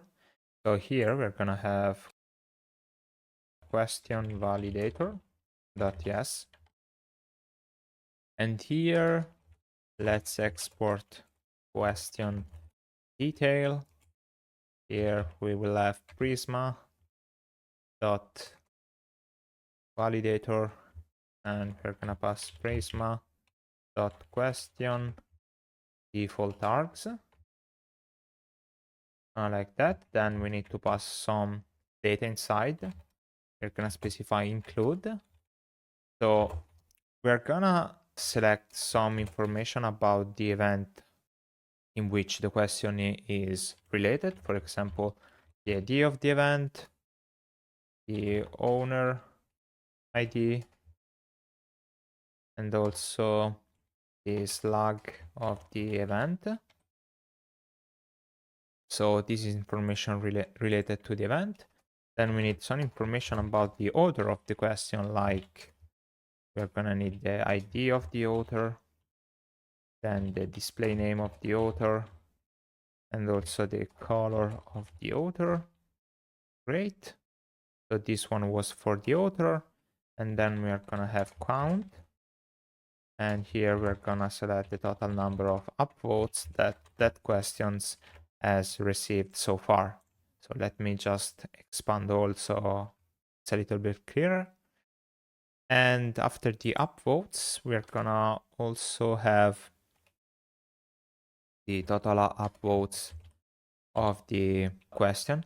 So these upvotes here is different than this count, these upvotes inside this count, because this will contain the number of the total amount of upvotes, while this will contain an array of all the user ID that voted for that questions. And this will come in handy for understanding if the current authenticated user has voted that question or not. So great, let's move on, and let's also export a type name question detail. Here we are gonna run Prisma question get payload, and we pass as generic type of question detail. And inside this question validator, we're gonna also extract an util function called questions order by, which is gonna return basically a function for basically applying the ordering filter to a particular Prisma query. So here, what we take is the current order by, which is gonna be of type questions order by. And technically, we're gonna return Prisma question order by with the relation input. So let's define this function. Let me just scroll down. And here we're gonna use the pattern matching using guess pattern. And we're gonna match on the order byte we received an input. So if we received most popular, we are gonna return upvotes. So basically here we want to sort the questions with the ones with the most popular upvotes first. So we need to say upvotes and then specify count set to desk. And this need to be declared as const. Okay, after that we are gonna also have the other case, which will be newest. And here we are gonna return.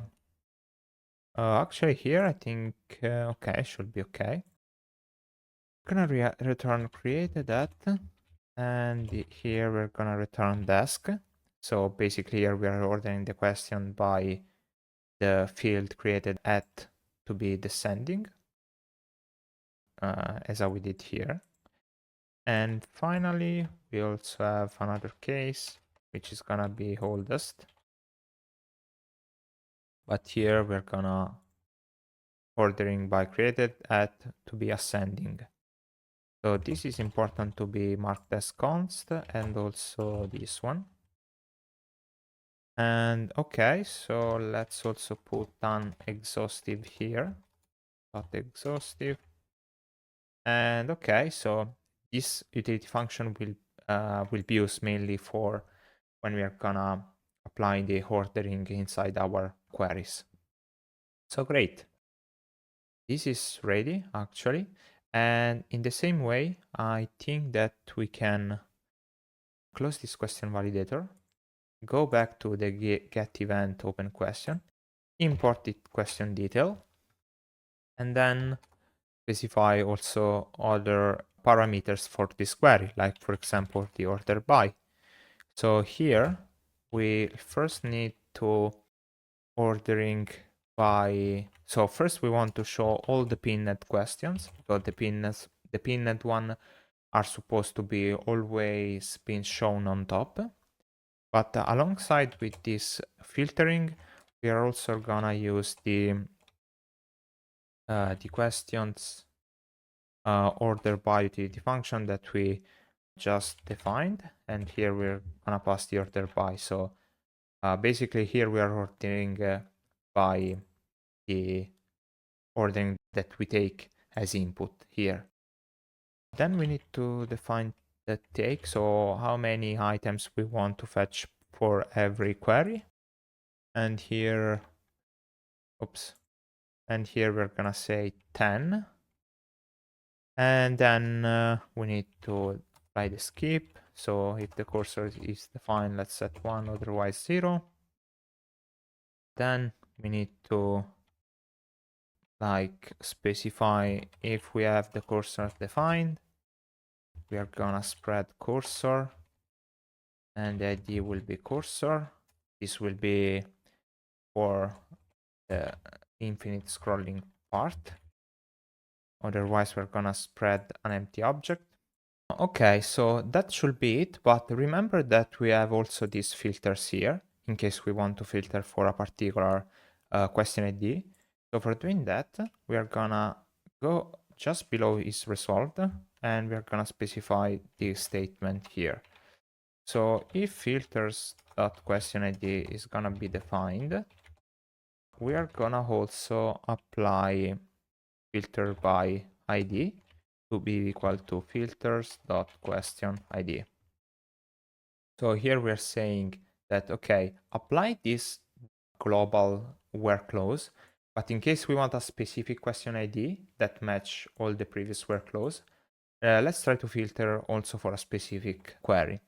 And this will be super useful when we are gonna open notification and we are gonna want to see only the, for example, the question that triggered that notification for that user.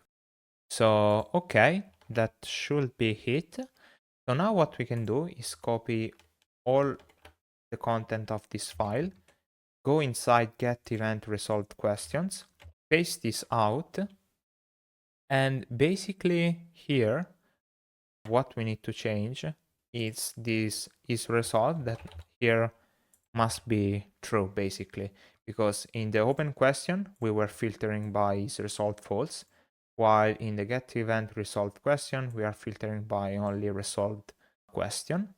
And actually another thing that we change is that the obviously we need to update the name of the query. So we're gonna name this get event resolved question to match with the file name. And also the ordering by should be by default most popular, because generally if we open the resolved question, maybe we might be interested in the most popular that have been resolved first. Okay, so that should be it for these two functions.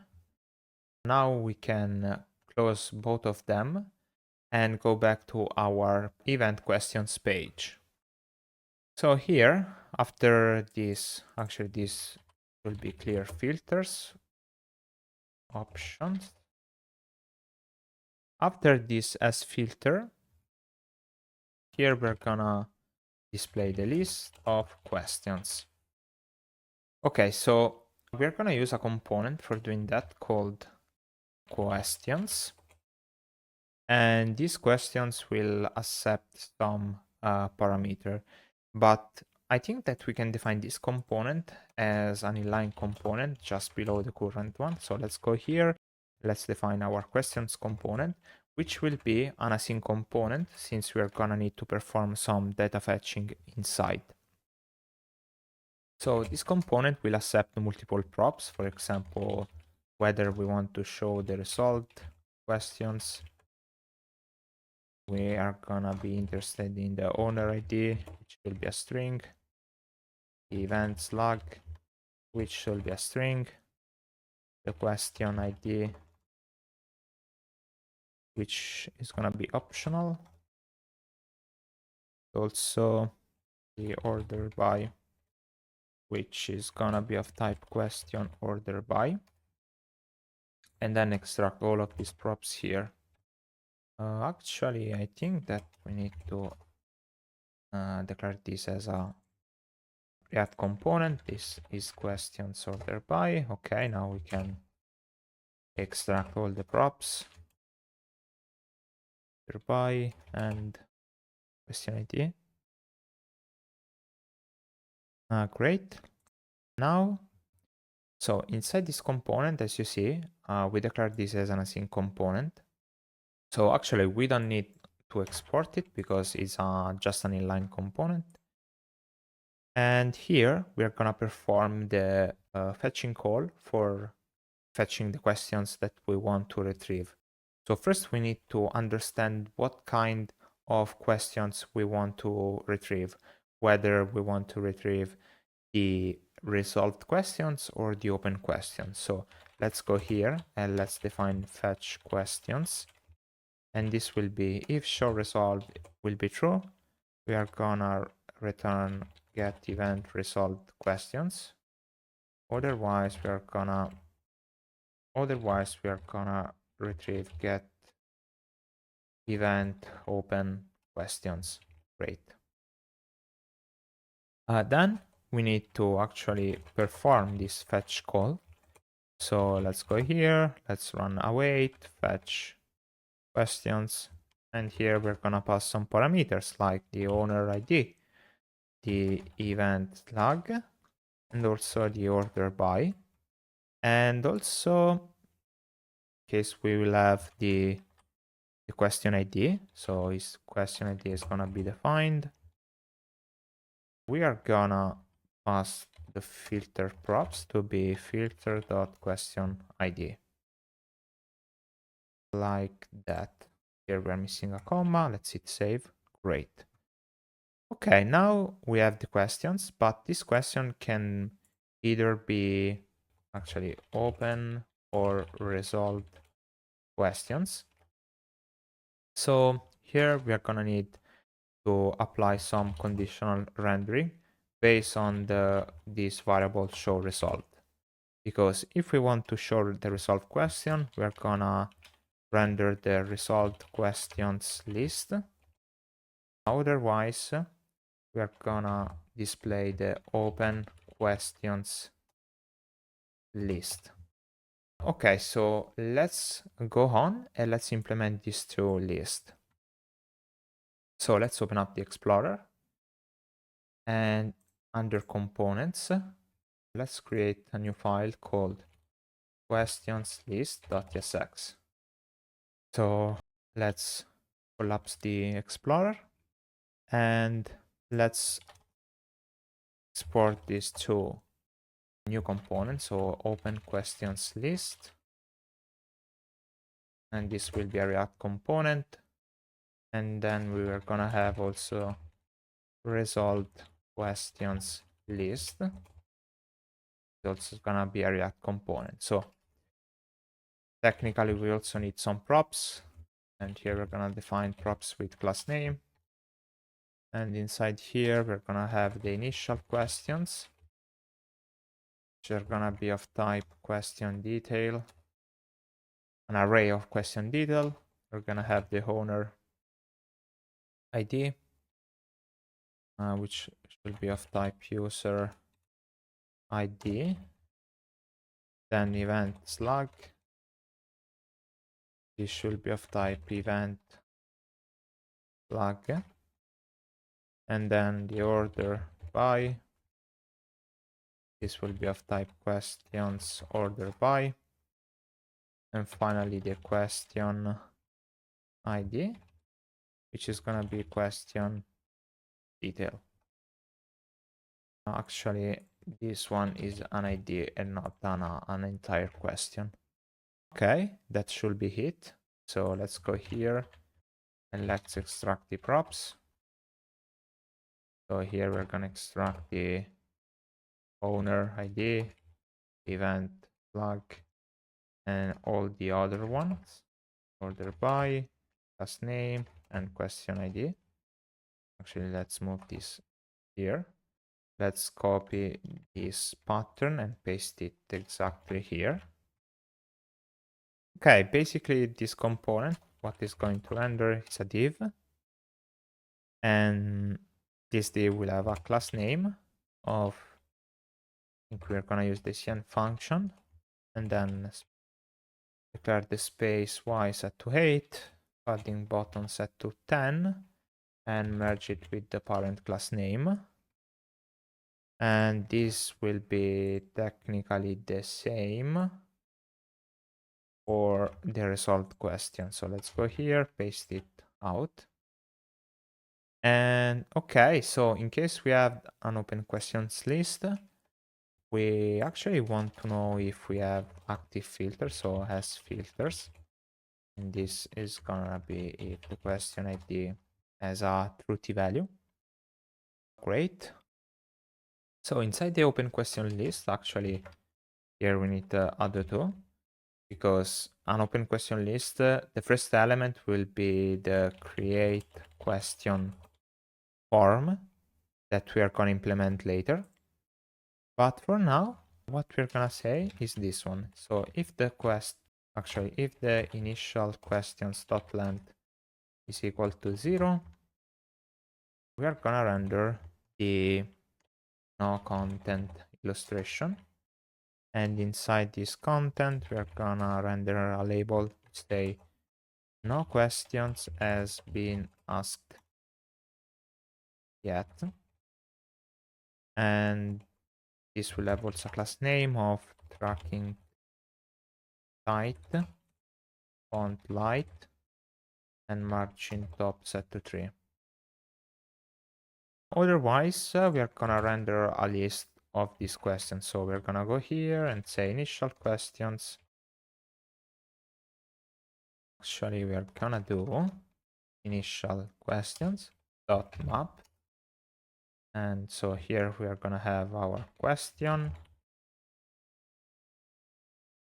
And here we're gonna just render our question component. And we're gonna pass the key to be, let me do like that. So the key will be the question ID and the question itself, so like that. Okay, obviously this won't work because we didn't define our question component yet, but we are gonna do it soon. And so this pattern, basically we are saying, okay, if we have no questions, just render the no content illustration with this label, otherwise display a list of our initial questions. Technically here, we will need to render we miss all the infinite scrolling and also for the resolved questions, but we're gonna do it later. So as of now, technically we can copy this pattern and paste it here also for the resolved question list. But the only thing that will change here is no questions has been resolved yet, just to clarify things a little bit better. Okay then, so our two kind of question list, both resolved and open question list, should be almost ready. And okay, so I think that the next step will be implementing this question component. So what I'm going to do now is going back to our page, and remember that we were having this component definition that we must fill out correctly. So let's go here and let's pass all the required props. So let's import actually before both of them. Then let's go here, pass the initial questions. Okay, technically here we can pass questions, okay, like that. Then passing the owner ID, so owner ID, event slug, would be event slug, also question ID, the question ID. Gonna pass the order by. And finally a class name of margin top set to 5. And this exact same prop will be passed to the open question list. We have a problem with the order by. Let's see what's the problem. I think that we need to define default. So let's set this to newest. And okay, now it should be rendered correctly. Okay, we are just missing a little thing. So beside that, the question component is not yet defined. You might remember that this questions component that we are using here under the event questions page is an async component. So we need to wrap it with suspense. So let's go here, let's wrap it. And technically we also need to pass some props here, like for example, owner ID, event slug, also show result. And then we need also order by, like that. Also question ID will be question ID. Great. And this suspense boundary also will need a fallback, which will be the loader component. And let's import him from components loader. And also this is super important. We need a key to be date.now. And this is needed to trigger the suspense between our in-app navigation, because otherwise the suspense will only be triggered the first time, and the other times we will most of the time get some like not a nice user experience where the page feels unresponsive without showing the fallback when it's actually performing some data fetching under the hood. So on the right side you can see that something is like technically already working. We are seeing the no content illustration, which say no question has been asked yet. And okay, so let's now proceed with implementing the question component. and then let's see if we get some nice result. Okay, so we are ready for starting implementing our question component. So let's go under components, and in here we're gonna have a new component at root level called question.tsx.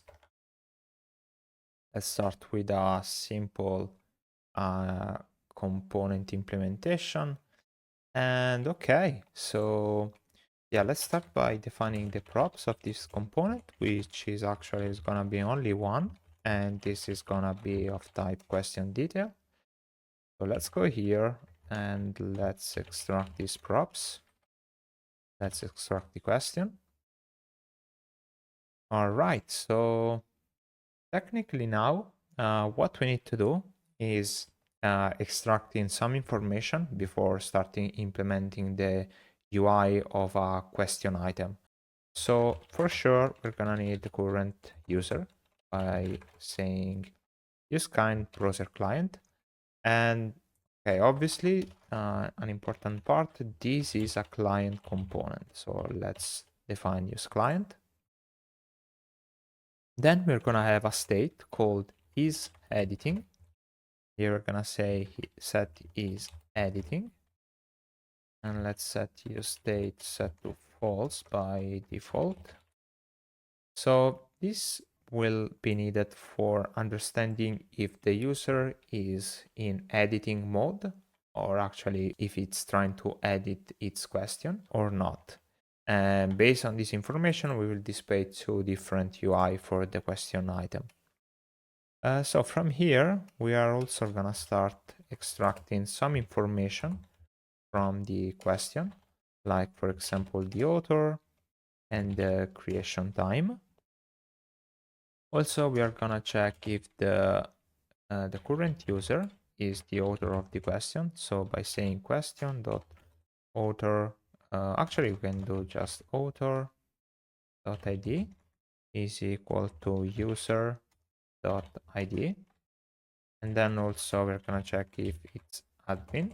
So by saying question dot event dot owner id is equal to user dot id. Great. There are also two other information that we are interested in, and this information will be extracted as well from the question, and those are is_pin and is_resolved. So let's put a to-do here because these two variables needs an update later on, because we're gonna use an optimistic update pattern for managing these two variables. Since we're gonna treat them as like we need to differentiate between the client state of these two properties and server state. So let's go on, and so let's go ahead, and so from here we're gonna extract also the body, which at the same time will need to be updated later on. So okay, so now we can start working on our UI. Let's first define a div. And for now, let's say question, because I want to check that everything is working. So I will hit save for now. Then I will go back to our question list and import this question component. Hit save. I will try to clear all the filters. And you can see that we have our question component correctly rendered, even though we are rendering this question. So, okay, the first thing that we're gonna do is defining a class name. This class name will use the CN function.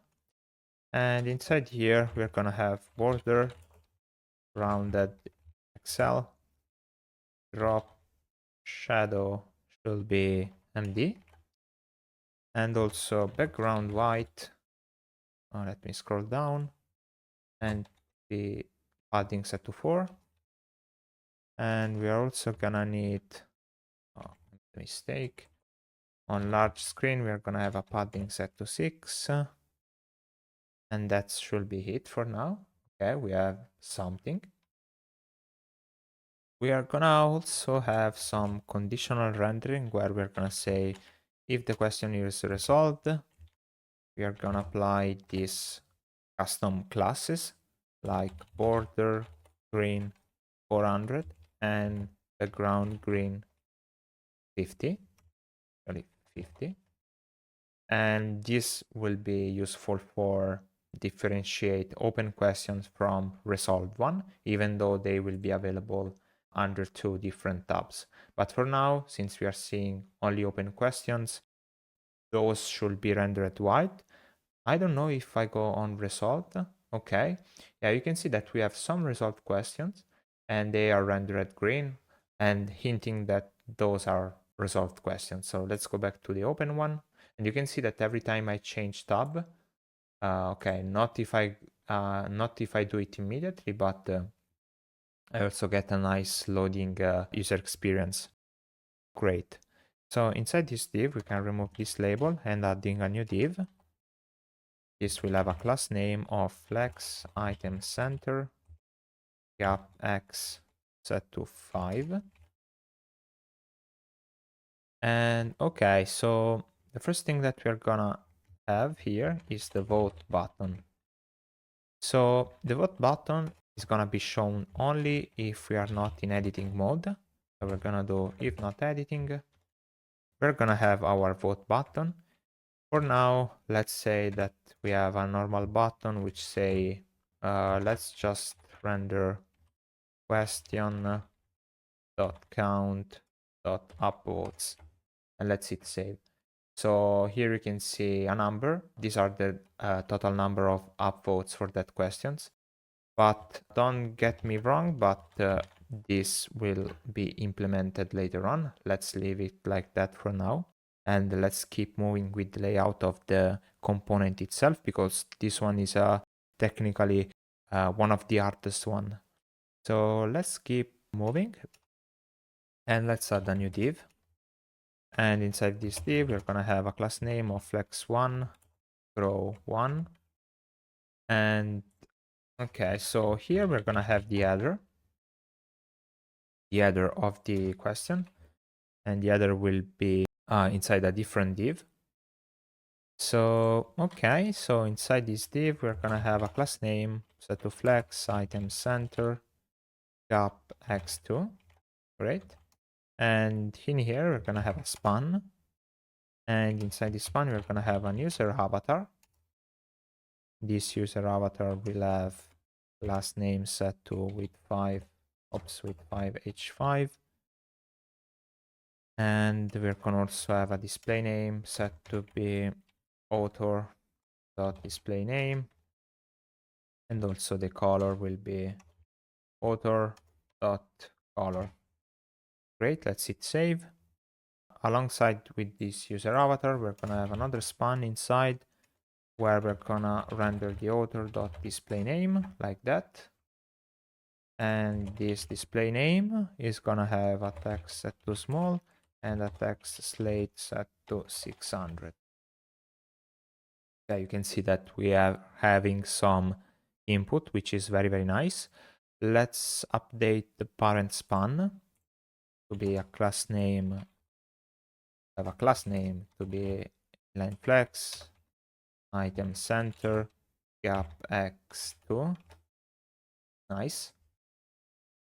And okay, so after the author display name, we're gonna have a time tag, and here we are gonna run the default date formatter dot format, and we're gonna pass the created at, and this time we'll have a class name of text slate 400 text extra small. Let's hit save, and now we have the time when the question was posted. Awesome. Then let's go ahead and we're gonna have this conditional rendering where we're gonna say if it's pinned, we are gonna render this component, which is an icon called pin from Lucid React, which will have a size of 20 and a class name where we're gonna say inline block, margin left 2, fill yellow 300, and also minus rotate dash 45, and define the component. So you can see that it appears that most of these questions has been pinned. I'm not super sure about this. Now let me go on the resolved one. Okay, so it seems that under the resolved one, only 2 has been pinned. Okay, but under the open questions, we have, oh, actually we have a lot of pinned questions, but we have also the others that are unpinned. So, okay, that might be totally possible. Okay, so let's go ahead and let's also define whether if the question is resolved, we are gonna also have the check circle from Lucid React with a class name of stroke green 500 and a size of 20. Let's hit save. Now let's go under resolved, and you can see that these resolved questions now have this nice green check circle, which is really, really nice. Awesome. And let's move on. And because after all of this, we're gonna save that if the question is not resolved, we're gonna also render an option menu. So here, actually, we're gonna have that to do. And for now, let's put 3 dot. I don't know if dot is available. And here, I'm gonna set ellipsis vertical from Lucid React, pass a size of, I don't know, 16. And okay, you can see that now we have these 3 dots, but that are going to be shown only if the question is not resolved. So another thing that we must take in consideration is that this one will only be visible if the user is the author of the question or it's the admin. If it's a normal user, is not gonna see this option menu. But by the way, we need to implement it later, so let's move on. Okay, so I think that I made a mistake because we are wrapping everything inside a span. And so technically the span should be hand here. So let's copy starting from this time up until here. Let's copy this one, hit save, and let's paste this here. Add the missing import, like that. Let's read save. Okay, now should be better, technically. And okay, so another thing that I would like to set here is set the margin left set to auto, for that to have this correctly aligned. I think that we can move on, and after this closing div, we are gonna have the question body or the editor. So here we're gonna say that if we are not in editing mode, so if not editing, we are gonna render paragraph like this, which inside will have the body like that. So this should be the body of the question. We need to apply some class name like margin top set to 5, margin left set to 3, white space set to pre-wrap, and text set to small. Hit save. Now it's way much better to see. And at the same time, if it's editing, we need to display a form. So let's say form. And for now, let's say that we need to also implement this one. Implement me. So for now, let's leave it like that. And okay, so I think our question is already at a good point. I think that now we can start implementing our vote button. So let's hit save. Here we have an error, cannot find name P, really strange. Let's try to restart TypeScript. Sometimes it gets stuck. So, okay, let's go under the buttons. Let's create question vote button.tsx. Let's start with a pattern component. So this component will be a client component. So here we're going to have use client. Let's also define the props of this component, which is going to be props with class name. And inside we're going to have the question ID will be of type question ID. And we're going to have the event slug. So event slug. Also the event owner ID. And this will be of type event owner ID. Then we need the upvotes. This should be question detail upvotes. This should be technically an array containing all the user ID of the user that upvoted this question. Then we have the total votes. This will be a number, as well as the is result, which is going to be a number as well. Great. Let's extract these props. So event owner ID, event slug, is result, question ID, total votes, upvotes, and the class name. Great. So inside this component, we need to make a check for the current user. So use kind browser client.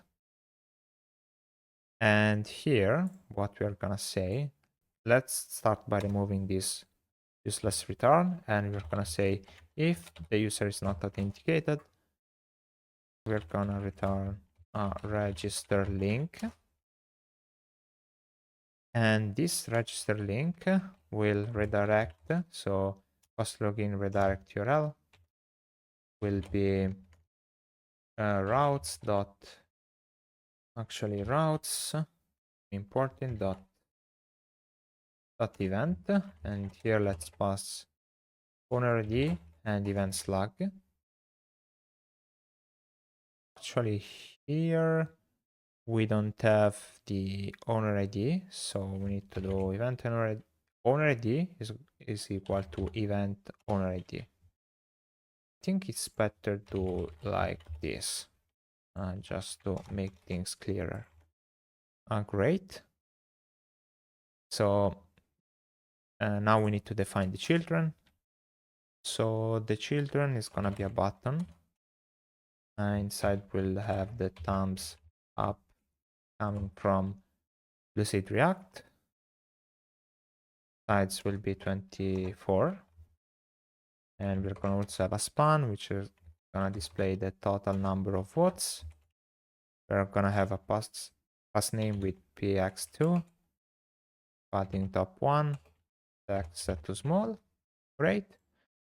This button is gonna have a class name of, I think we're gonna use cn with flex call, item center, and we're gonna merge it with the parent class name. And what else do we need? Okay, this is basically if the user is not authenticated, we are gonna display this button, but as soon as the user will try to click on that button, will be redirected to the authentication flow to request user to be authenticated to upvote a button. Great. So in case the user it is authenticated, we're gonna return a total different component, which is gonna be a button. This button is gonna render the thumbs up component, which is this one. Class name is gonna use the CN function where we're gonna say if it is upvoted, and actually we need to check if it is upvoted. So for now, let's say const is upvoted. Let's say that is false. But here we're gonna say, okay, if it's upvoted, we're gonna color the icon with a blue 500. And that's it. And then we're gonna also have a span with the total number of votes, so total votes. And the class name is gonna be a CN function with x2, 51, text small, and if it's upvoted, we're gonna render text blue 500. That's it, save, and that should be okay. We need also class name for this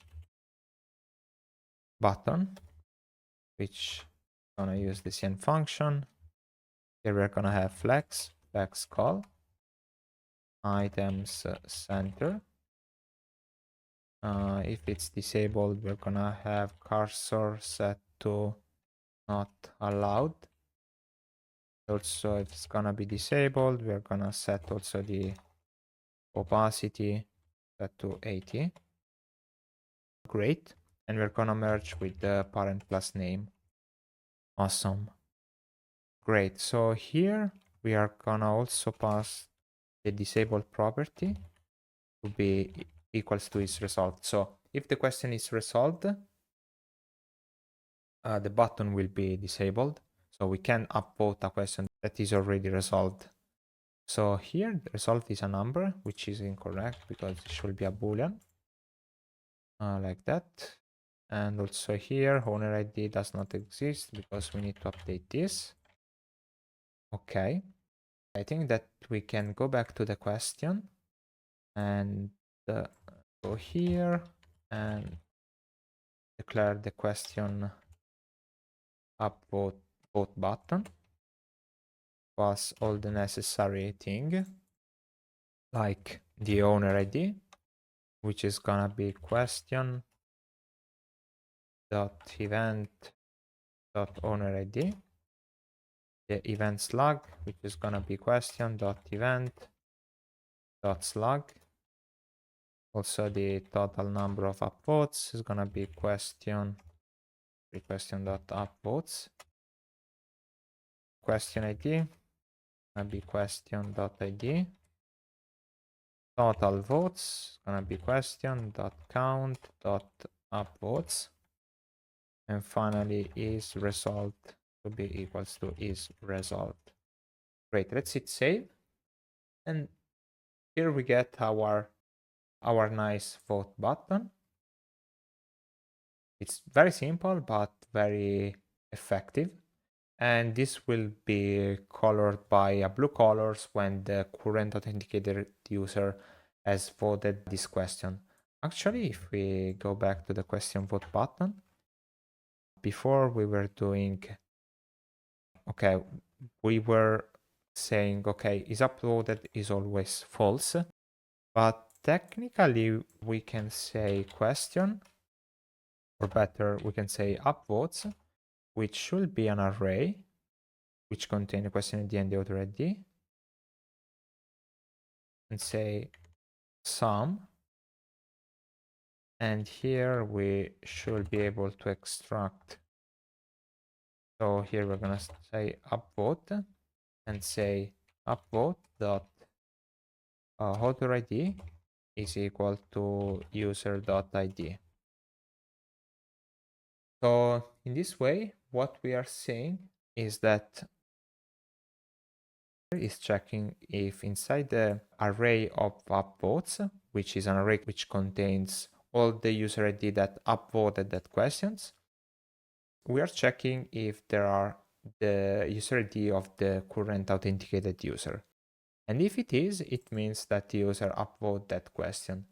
So in this case, we didn't upvote any questions, so technically they will be displayed as if we didn't upvote any question.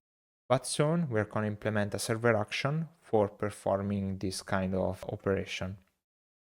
For now, we can leave it like this and go back to our question component, and technically the other to-do that we are left to solve is to display an option menu when the user, whether it is the author or the event owner, clicks on this icon right here.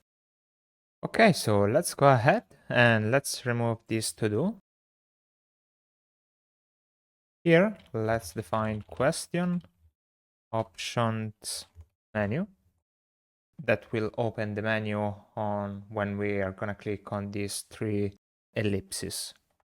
So we're gonna go inside the components folder, more specifically under the menu folder, and here we're gonna have our question options menu.sx. And let's start with a simple pattern component. So first thing to notice is that this component will be a client component. So we're gonna use client. Then we're gonna define the props of this component, which are gonna be props with class name. And inside we are gonna pass, actually here we need to pass a lot of data, starting from the question ID, which we are gonna get from question detail.id. Then we're gonna take is pinned. This is gonna be, actually, we can say that this is a boolean. We are gonna need is resolved, which is also a boolean.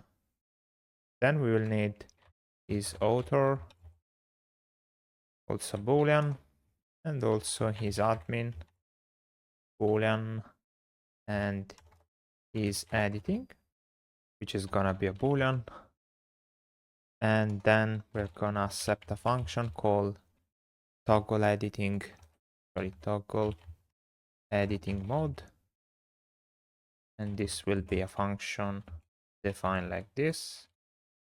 And then we're gonna have on pin change, so a function that is gonna be executed when we are gonna pin a specific question. And then on resolve change, very similar to on pin change, is resolved boolean, and this is gonna be a function. Okay, so these are all the props of these components. There are a lot, unfortunately, so let's go here, let's define the props, and let's extract all the props. So class name, question ID, is pinned, is resolved, toggle editing mode, is admin, is author, scroll down, is editing, on pin change that we're gonna rename to handle pin change. And finally, we are gonna also have on resolve, actually we're missing a comma, on result change, we're gonna rename it to handle result change. And that's it. So inside the component, we are gonna have first a state variable. So this is gonna be named open delete dialog, and set open delete dialog. This will be a use state set to false. Then we're gonna need also is participant view, and this we're gonna take from use is participant view. Great. Then we're gonna have a series of permission. So for example, can edit. An user can edit a question only if he's the author and is not editing. Then we're gonna have can pin, and so only the event owner can pin a question. So here we're gonna say is admin. Then we're gonna have const can delete. So the only one who can delete are gonna be the admin or the author of the question. And finally, we are gonna have can resolve, and only the admin or event owner can resolve our questions. Great. Let's hit save. On here, we are gonna extract a variable called permissions. It is gonna be an array with all the variables that we define here. So can edit, can pin, can delete, and can resolve. Great.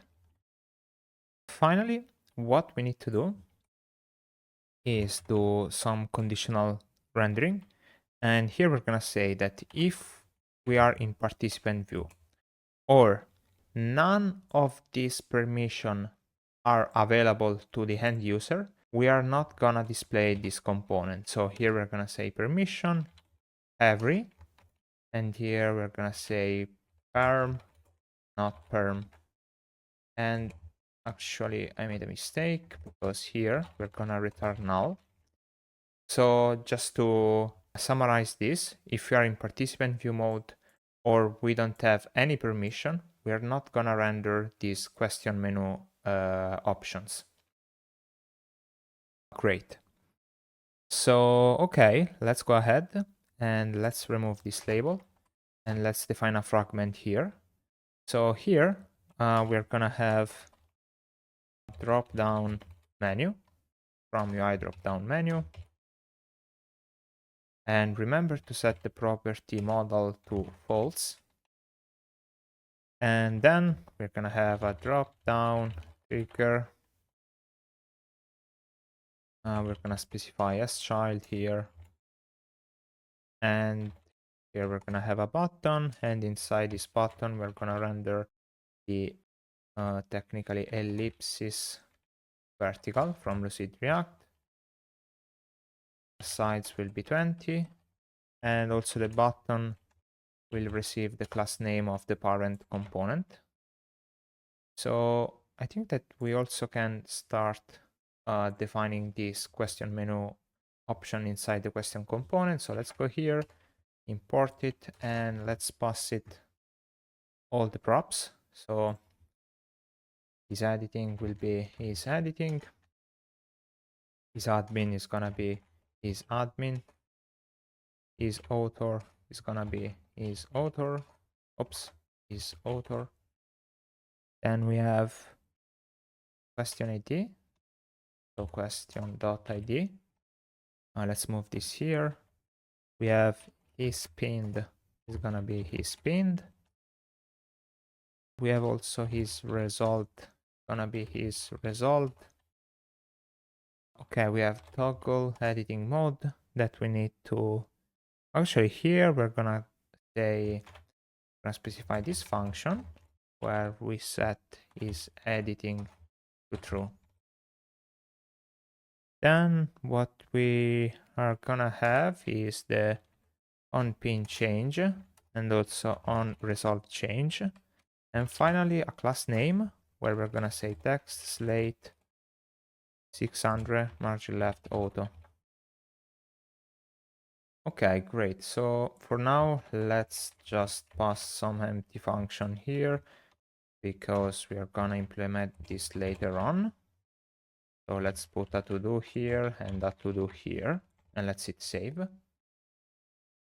And okay, so let's see if I try to tap over this ellipsis vertical.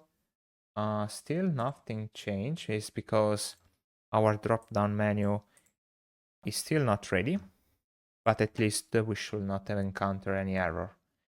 So okay, I think that what we are missing is the drop down content.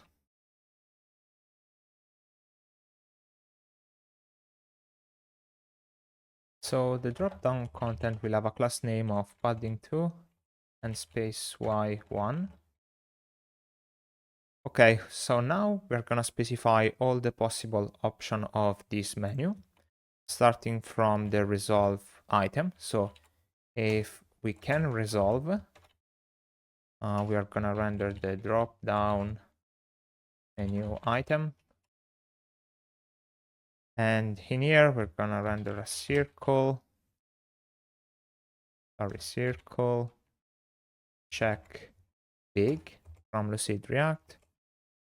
Last name will be width 4, h4, margin right 2. Actually, what we can do is go just above the question menu options and say const icon classes. And here, just pass this option. So let's go here, paste it there. And here we're gonna say just icon classes. So we are just gonna reuse the same classes over and over again. Here we're gonna have the span, which we're gonna say mark has. And so if is resolved, we're gonna say unresolved. Otherwise, we're gonna say resolved. Let's hit save and let's see if actually now this menu should open. And you can see that we have drop down correctly open with mark as resolved since this question is unresolved. Okay, so the only thing that I don't like is that I want to set that text to small. Let's see. Okay, so as you can see, the icon and the label are not aligned. And the reason for that is because the drop-down menu item is being imported from the wrong place. But you can see that I'm importing it from Radix UI, and this is totally incorrect. So we need to import it from UI drop-down menu. So let's go here, drop-down menu item. And this should solve the issue, I hope. Yes, you can see that now we have this nice also over effect. Great, so let's also add the other option. Actually, I want to show you something because if I go here and go in participant view, you can see that the top right option is not displayed because an anonymous user can perform any action to any question because it's not authenticated. So great job. Let's go back to our admin view.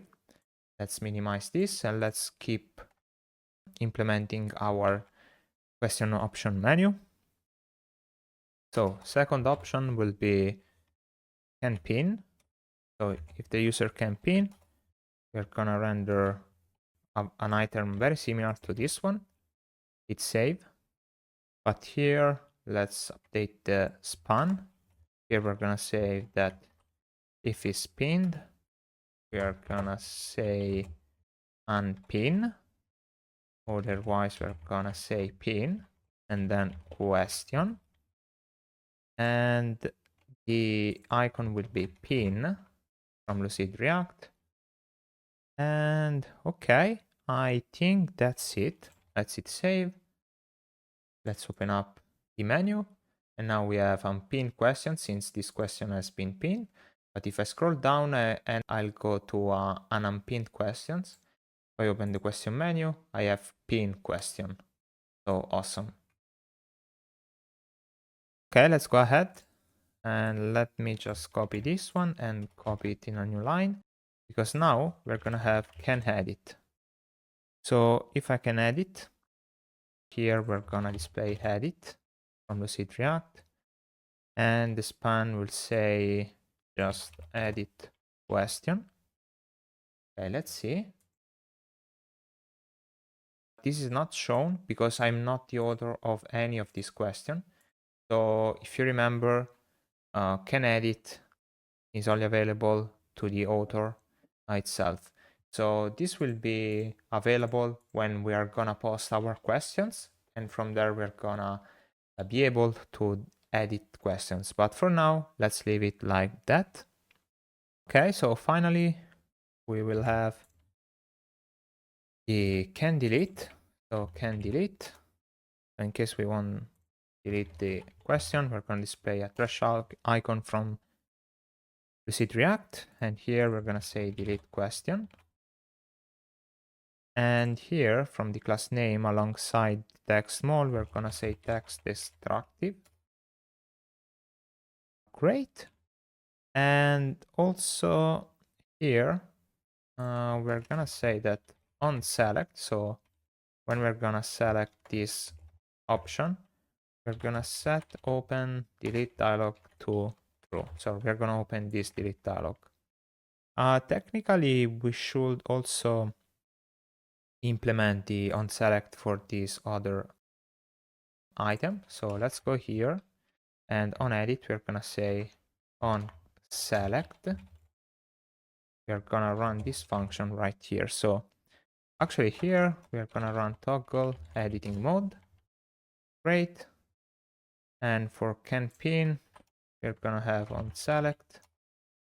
And here we're going to pass this inline function. So handle pin change, and we're going to pass not this pin because we want to like sort of toggling this value.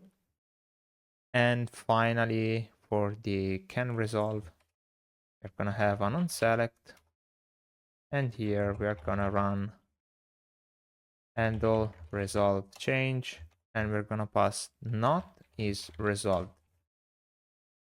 Okay, great. So I think that our menu is almost ready. Now we have also delete question. So I think that what we are missing is an alert dialog to open up when we click on delete question. So let's scroll down, and after the drop down menu, we're going to have our dialogs. And here we're going to have delete question dialog. And this will take an open prop, and we're going to pass open delete dialog. We're going to pass on open change, and here we're going to pass set open delete dialog. And finally, the question ID, and pass the question ID. So now let's implement this delete question dialog. Let's go under our components dialog. Here, let's create delete question dialog.tsx.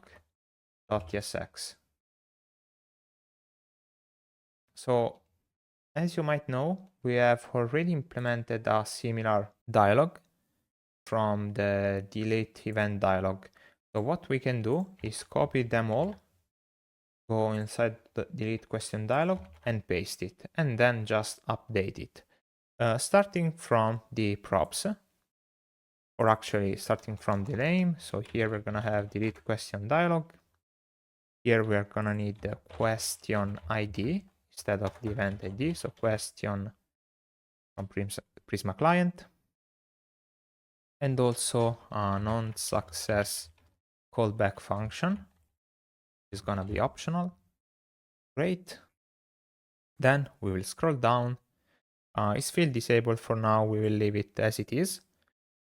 And now let's update some of the content inside. So the alert dialog title can remain "Are you absolutely sure?" The description will become "This action cannot be undone. This will permanently delete your question from the event." Okay, let's scroll down. So inside the footer, we're going to have the cancel button and the continue button. And I think that we can leave it as it is. And this to do, we're gonna implement them later when we are gonna implement also the server action. Here, we're gonna extract the question ID. Let's hit save. Let's go back here. Let's import the dialog. And let's see if it does it work. So let's go here. Let me click on delete questions. And now we have this nice dialog which says, "Are you absolutely sure this action cannot be undone?" So let's dismiss it for now. And we're gonna go back it soon when we're gonna implement the server action. Great. So awesome. Now the delete question dialog can be closed. So let's close some of these tab. And if we go back to our question, now the question option menu is almost done. So as you can see, we need to implement all of these functions like on pin change, on resolve change, and so on. What we want to do now is that when we click on one of these options, we want to perform some UI update. For example, if I click on mark as result, I want the question become green to hint that it's resolved. Or if I'm gonna unpin the question, the icon should disappear, and so on. So all these client update are gonna be implemented inside a specific hook, which I'm gonna call use question.tsx. So let's implement these use questions for use it to implement those actions. Okay, so let's start with our first hook, which is gonna be use toggle pin. So this will take these props right here. So we're gonna need the question ID. Question ID. Let's import it. Actually, we need to add this one. And also we're gonna need is pinned. And this will be a boolean. And so here we're gonna extract the question ID and also is pinned. But this is pinned is gonna be initial is pinned, because now we're gonna have an internal state to manage whether the question is pinned or not. So let's go here and let's define a new state called is pinned, and also set is pinned. Let's go here, let's define a new state. Let's pass initial is pinned. Then let's define a function called toggle pin. And here we're gonna perform a sort of optimistic update, so only on the client. And we're gonna say set is pinned, and we're gonna take the previous value and just toggling it by putting an exclamation mark just before the previous value. So if it was false, it will become true. If it was true, it will become false. Great. After that, actually here, we need to implement the server action API call, but we're gonna do it later. And here we're gonna return is pin, is actually and toggle pin. Great. So this was for pinning and unpinning a question. At the same way, we're gonna have a similar hook, so we can use the same structure, but this is gonna be called use toggle result. So here we're gonna have is result also here, and this will be also initial is resolved. Here we're gonna pass initial is resolved, and this is gonna be, actually we can press F2 and write is resolved, and here same F2 set is resolved. And here let me just remove this one. This will be called toggle resolved. Update this one. And okay, so this is the exact same thing we did for use toggle pin. We did it for use toggle resolved. Great. Okay, so now we have another hook called export const use vote. So this is gonna be for upvoting a question. So what kind of parameters we're gonna need for this hook? We're gonna need the question ID. So question from, question ID. Then we're gonna need the upvotes, which is coming from question detail property upvotes, and also the total number of total votes. So that is going to be a number. So let's extract them. Question ID, upvotes, and total votes. Great. So inside this hook, we are gonna check the current user. So we're gonna do use Kinde browser client. Then we're gonna define a new state. And this state will be an object where we're gonna say is upvoted and also total votes. And here we are gonna name the set state action to set client state. And here we're gonna define a new state. And inside this use state, we're gonna have an initializer function. And is upvoted will be initially equals to upvotes.sum. Gonna get the current upvote, and we're gonna check if the current upvote.author ID is equal to the user.id. Yeah, the same will be for the total votes, will be equal to the initial total votes. So let's rename this to initial total votes. Great. So here we are checking if the current users as is user ID inside the list of user ID that upvote that questions. And if it is, it means that the user has upvoted that questions. We already did this trick previously inside the question component actually. Great. So now we're gonna also define a function called toggle client vote. And this will be a function. And here what we're gonna do is set client state. And we're gonna take the previous state. And what we're gonna do is set the is upvoted to not previous is upvoted. So basically we are toggling the upvote boolean here. So if it was false, then now it becomes true, and if it was true, now becomes false. And for the total number of votes, we're gonna do so. If previously we have upvoted the questions, it means that we are downvoting the question. So we need to do previous.total votes -1. Or otherwise, we're gonna do previous.total votes +1. Actually, we need to wrap everything inside parentheses, and that should be it. So here, basically, here we are downvoting, and here we are upvoting. So in either of those cases, we need to decrease or increase the total number of upvotes. Great.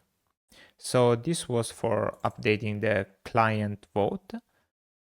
So we need to also extract another function called const handle vote. And this will be another function. And inside here, we're gonna toggle the client vote. So we're gonna execute this function. So basically we are running the optimistic update to the client. And then we actually need to perform the real vote by executing the server action. As we did for the bookmark button, here we are gonna have this function called perform vote, which is gonna use a use callback from React. And here we're gonna use debounce, -- debounce. And inside we're gonna have a function which actually this needs to be implemented because here we're gonna execute the server action. For now, let's put a console log which say upvote. We're gonna set the bouncing time to 1 second and also set leading set to false and trailing set to true. Great. And finally, what we need is the dependency array. And here we're going to pass the question ID. So basically, we need to recompute this perform vote every time the question ID changes. Great. So here we can return is upvoted, the total number of votes, and also the handle vote. Great. Unfortunately, we didn't finish yet because we also need to add a side effect. So let's go here, run a use effect. And this will be a function with a dependency array. So this use effect will be needed to avoid stale client state. So what we need to do is to set the client state to be equal to, let's take the previous state. And here we're gonna merge the previous state with some new update. We're gonna say is upvoted. And here, basically, we're gonna run this exact same logic like that. And inside, we're gonna pass user and also upvotes. So basically here we're saying every time the current user change or the list of upvotes change, we need to update this state is upvoted. So basically the state which decide whether we upvoted question or not. If we don't do this, it may happen that if we are logged in and we upvoted the question and the button appears as we upvoted the question and we logged out, that question will keep remaining as upvoted even though we are not authenticated, which is not possible. So this use effect will just run every time the user will change and will update the state accordingly. So we will also need a last hook for updating the question body. So for updating the body of the question. So let's go here and let's run use update question body. And let's define the function. Okay. So what params we're gonna need? We're gonna need the question ID, which is gonna be question ID. Oops. And also body, which is gonna be of type question body. Now let's extract these params. So question ID and body. So we will rename this as initial body.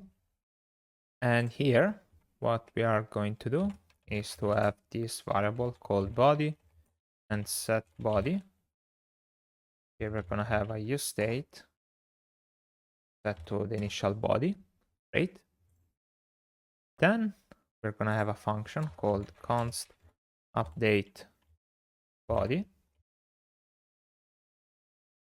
Here we're going to receive the new body. So new body here. And this will be a string. We're going to perform the optimistic update, always client side. And here we're going to say set body to be the new body. Great. So here we're going to implement the server action later on. And then we can also return the body and update body. Great. So once we have all of these actions ready, we can now start using them inside the question component and pass all the related handler inside the question option menu or even inside the form for updating the question body, even though we didn't implement it yet. Okay, so inside our question component, we can now pass the required handler to onPin change and onResolve change. So let's scroll up, and here what we are going to do is to remove this to-do needs update, because these three values will be retrieved from the hooks that we just defined. So let's remove this, and let's start by defining use toggle pin, and this will require the question ID. This is gonna be question.id, and also the initial is pin, and here we're gonna pass question.isPinned, and from this hook we are gonna extract isPin and also toggle pin. Let's also remove this to do, and now let's copy this out, paste it, and instead of toggle pin we're gonna use toggle resolved. Here we're gonna have is resolved, and here we're gonna have toggle resolved. This is gonna be is resolved, and here we're gonna pass question.is resolved. Great.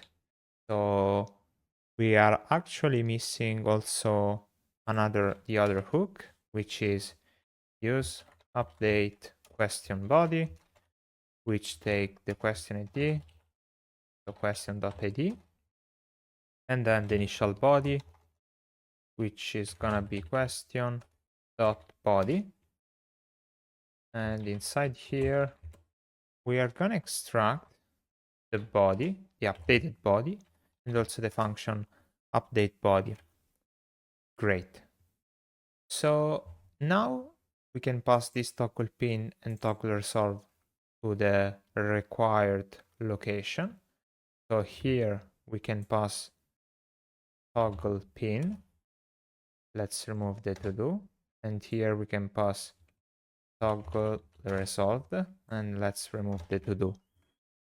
Okay, so we can just try it out. So let's increase the screen.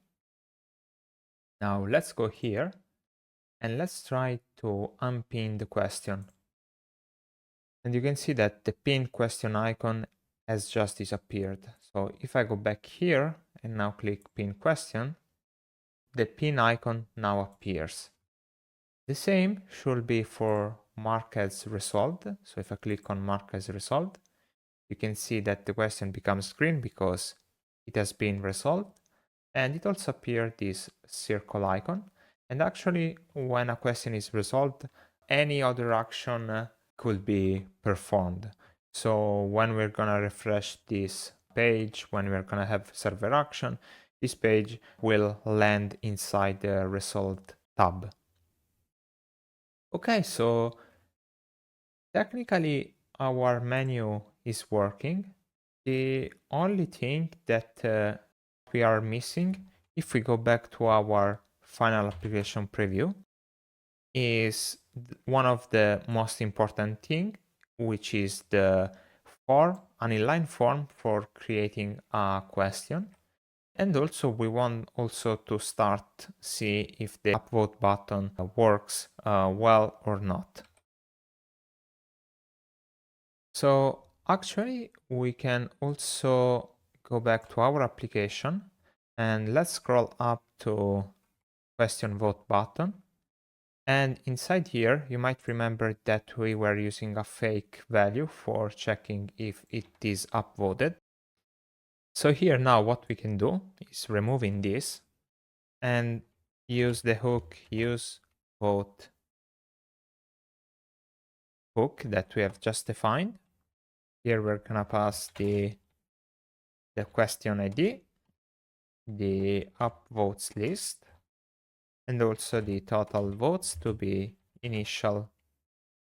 Actually, should be this one should be renamed to initial total votes.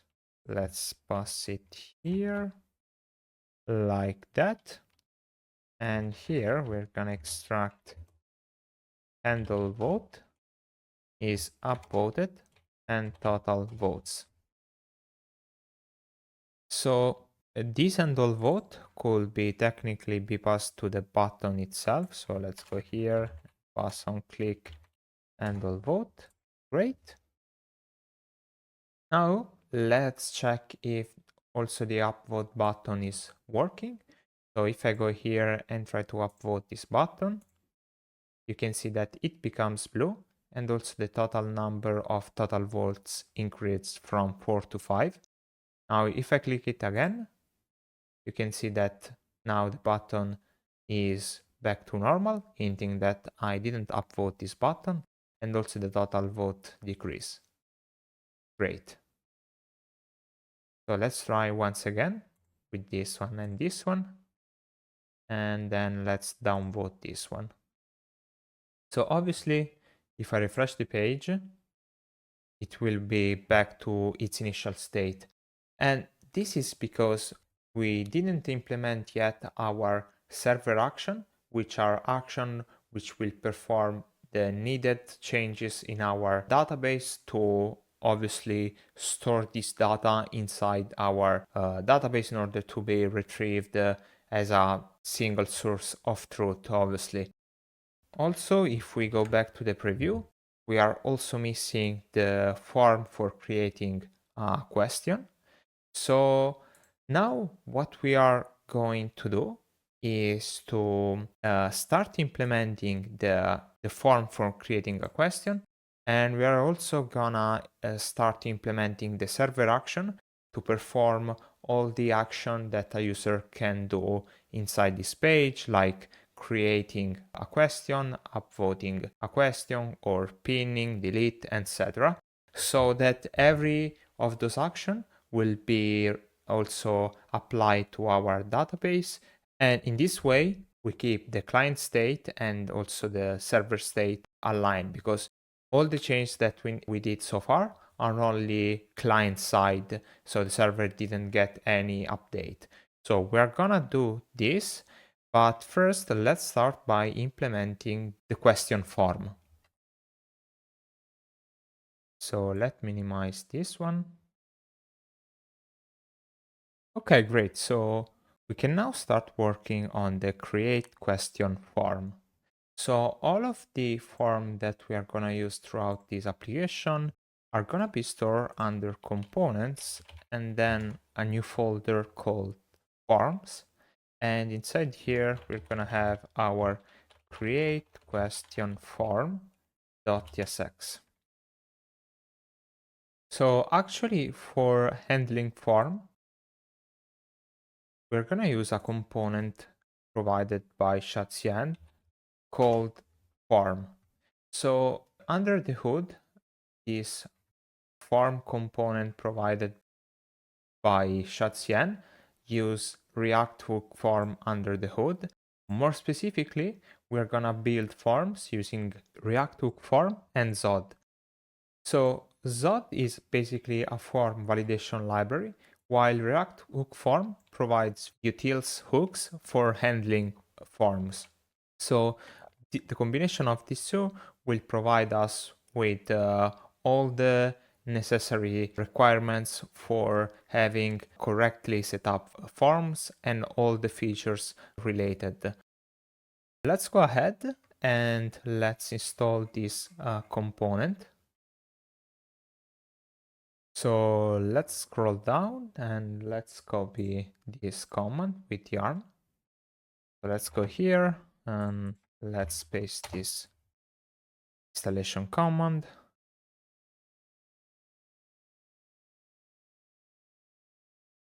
And this technically should have update also our package.json.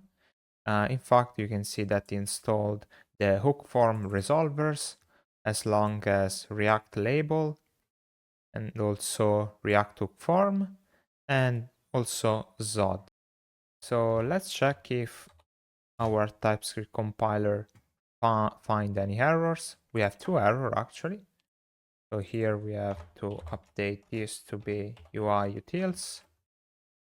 And also here inside label, we're gonna say UI utils. Great. So now there won't be any more error, I hope. Great. So let's close the package.json and let's close also this other tab. And let's leave open only create question form. So let's go here and let's export create question form. And here we are gonna have a React component. Let's define all the prop needed. So type props will be equal to, so here what we're gonna need before typing in our props is to define the schema of this form. So let's go under the lib folder. So let's collapse this one. And here, let's create a new folder called validations. And inside here, let's create a new file called, for example, question schema.ts.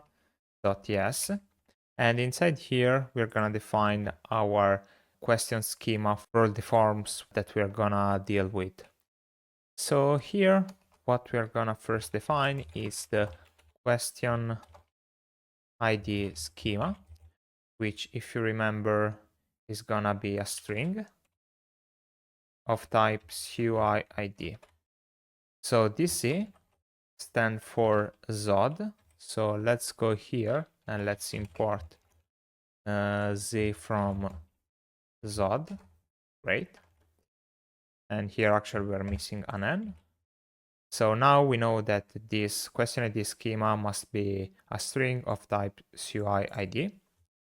Then we're gonna have question body schema, which is gonna be of type string.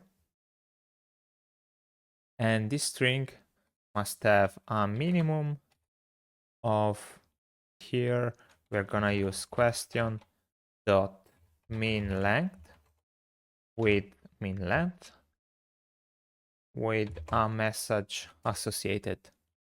So message is gonna be a question body must have at least question dot min length characters.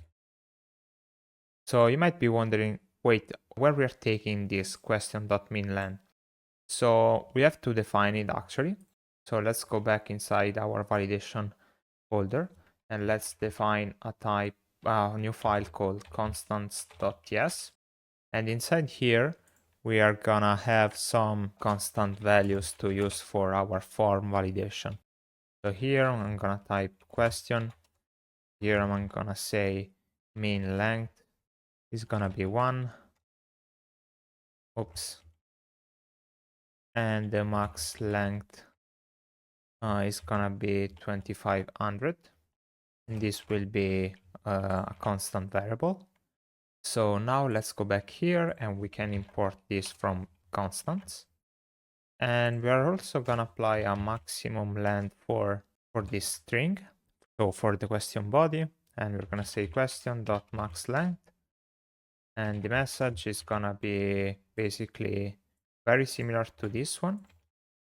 But now we are gonna say question body must not exceed question.maxLength characters.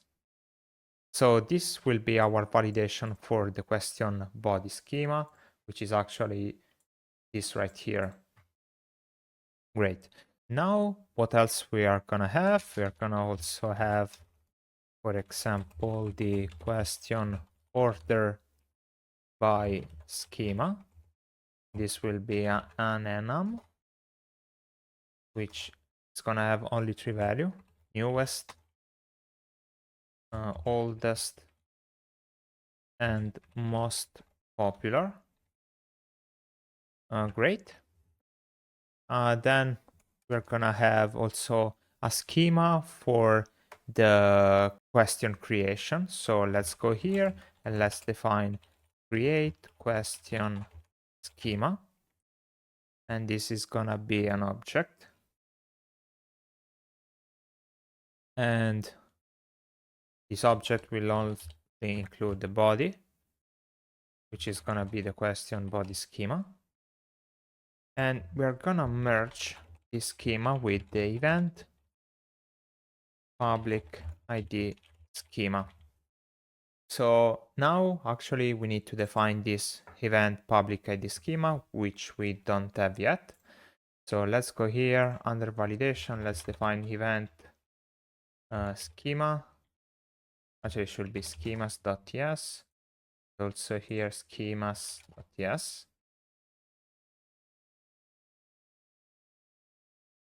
So inside here, we're gonna have export const event ID schema. This will be of type string, type CUID. Let's import. I made a mistake here, string and then CUID. Let's import this one from Zod. And here we're gonna define export const event public ID schema, which is gonna be an object. So this is a object. And here we're gonna have the owner ID, which is gonna be a string of minimum 35 character. So this is basically the Kinde user ID length. And also the event slug. And this will be of type event slug schema, which I'm going to define just below here. So event slug schema is gonna be z.string. Here we're gonna say .min event.slug.min length. So we don't have this value. So let's go back under our constant and let's define export const event. Here we're gonna have the slug. This is gonna be min length 1 and max length equals to 255th. And this actually is gonna be a constant. Actually, we can also define also other property, for example, the short description for the event is gonna have also these two values. And also we're gonna define also the display name. And actually here we're gonna specify 100 as the maximum length. Great. So now we should be able to import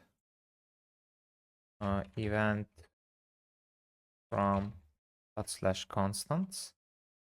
And here as the message, we're gonna say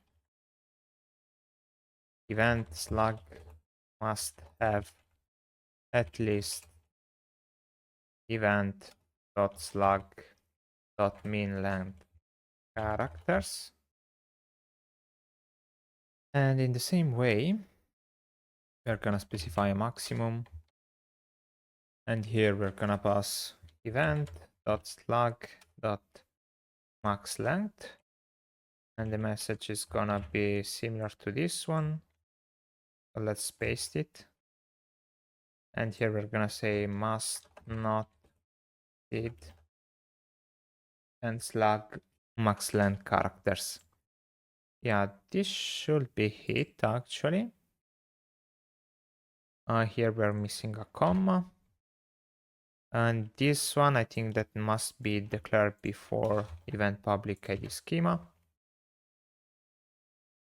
And okay, that's it for our event public ID schema. I want also to define export const short description schema for the event because we're gonna use it later.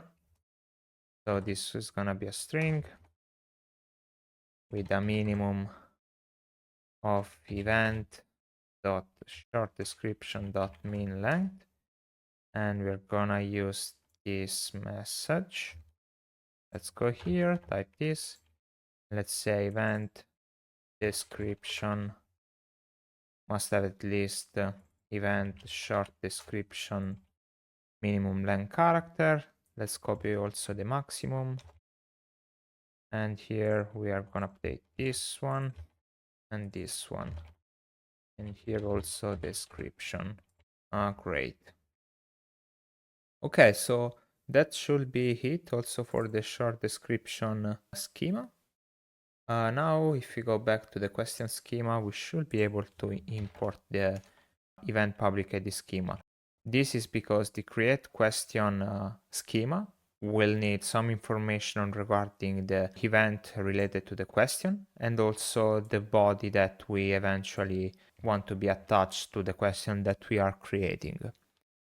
In the same manner, we're going to define some type, create question schema. This is going to be z.infer. Let's pass type of create question schema. And let's hit save. I think that we can also define another schema called as per comments get question schema. This is gonna be an object which inside is gonna include the question ID. Here we're gonna use the question ID schema like that. This is gonna be used when we want to, for example, delete a schema or update it. So let's go here and let's export a type get question schema. And this is gonna be z.infer type of get question schema. Great, so okay, we can close both event schema and question schema and get back to our create question form. So here, what we're going to do is to first define a callback function called onSuccess, like that. This is gonna take in input data, which is gonna be of type question detail, and is going to return void. Beside onSuccess, we're gonna also have the owner ID, which should be of type user ID, and also the event slug, which is gonna be of type event slug. Let's hit save. And let's go here and let's define these props and let's export it. So owner ID and event slug and onSuccess. Great. So now we can start defining our form. So let's go here and type form provider. And this form provider needs some property. In this case, we're gonna define the configuration inside a variable called form. So let's go here and let's type const form is equal to useForm from React Hook form. We're gonna pass a type here, which is gonna be create question schema. And inside, we're gonna pass some options. So the resolver is gonna be the Zod resolver. And we are gonna import this Zod resolver from Zod resolver, actually like that. Zod resolver from at hook form resolvers. And okay, it seems that we don't have this one available. Oh, it's because here we need the /Zod like that. Great. So inside Zod resolver, we're gonna pass the create question schema. Okay, so here we are having some problem. It's because here we need the return type like that. And after the resolver, we're gonna specify some default values for this form. For example, the body will be initially an empty string. And we're gonna also pass the owner ID and the event slug. Great. And also we are gonna also set the mode to be on submit. So the form will be evaluated every time we'll try to submit the form. So let's hit save. Now we need to declare some stuff inside this form provider. We'll start with the form HTML tag. And this form will take this class name of py2, px3, px3, border dashed, border primary with an opacity of 60, and rounded set to large. Hit save. And here, actually, we will need to pass also a node submit function on submit that we're gonna do later. So let's go ahead and let's define our first field of this form. So let's use form field.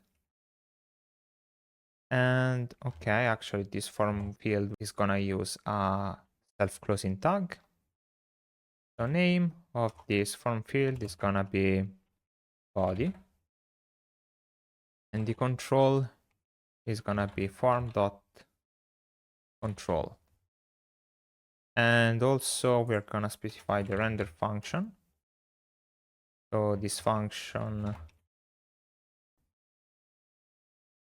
from this function, we're gonna extract the field. And inside here, we're gonna have a form item. Inside this form item, we're gonna have a form label. This form label will say your question. Then we're gonna have the form control. This form control will say we'll use a text area with counter that we need to specify actually. So the text area with counter, let me go back to our preview, is this component right here. And basically it's a normal text area, which also include the number of characters that we type, along with the maximum allowed. So let's try to implement it. Let's go back to our application and let's go on ShadCN. Let's search for the component text area. And this is our text area. And let's install it. Minimize this. Oops. Let's go here. Paste here. Paste the command.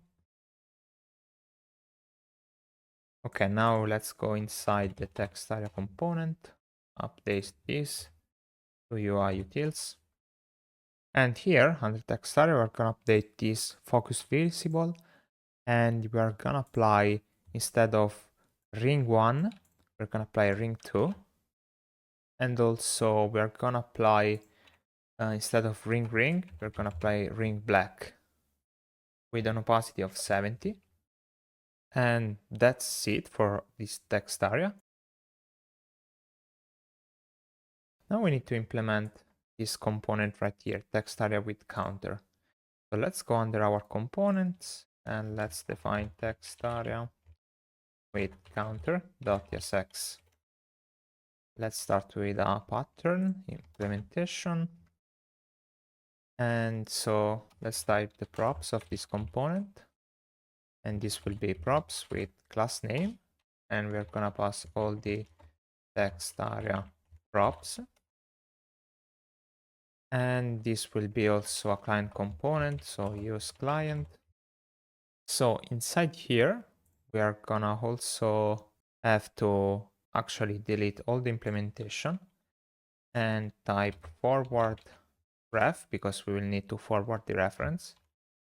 Define two types. The first one will be HTML text area element. The second one will be the props. Okay, then we're gonna open again parentheses. Then we're gonna open curly brackets. And then after curly brackets, we're gonna type forwarded ref. Actually forwarded. And these brackets are gonna be of type props. So after that, we are gonna have an arrow and then open curly brackets.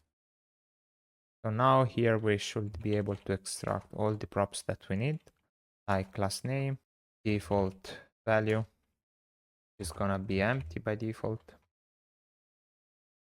Max length set to 10,000 by default.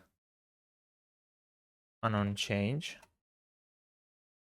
Autocomplete set to off. And then also autofocus set to false. And then let's spread all the other props by calling it text area props. Great. So now we can start with the real implementation. So inside here, so let's start with save. Here actually we're missing a comma. So here I made a mistake. That should be an equal, like that. Let's hit save. Great. And now let's try to return an empty div to see if everything is working. It is. Nice. Okay, so here we're gonna have a div, and inside this div we're gonna have a text area, which is coming from UI text area. And we're gonna pass to this text area the reference, which is gonna be the forwarded reference. And then we're gonna pass a non-change, which is gonna be handle content change. So let's go here, just pop the return, and let's define a state called content, and then set content here. Let's define a new state. Let's define the type to be a string. Here, let's post the default value, string. Great. Okay, so let's move on. So we need to implement later the handle content change. Here, we're gonna pass also the value to be the content inside the text area. Then we can also spread all the other props. So text area props like that. And finally, we also need a class name, which is gonna use a ShadCN function. And inside we're gonna specify min age set to 10, max age set to 32, ring slate 400 with 20% of opacity, ring set to 1, also focus visible. We're gonna set the ring slate 500, also focus visible. We're gonna set ring 1. Actually, I put two columns. And then we're gonna merge with the parent class name like that. Okay, so we're almost there. After the text area, we're gonna need a span, which is gonna render content.length, and then the divider symbol, then max length. So this is the bottom text that will display the maximum length allowed inside the text area and the total amount of characters that we currently typed.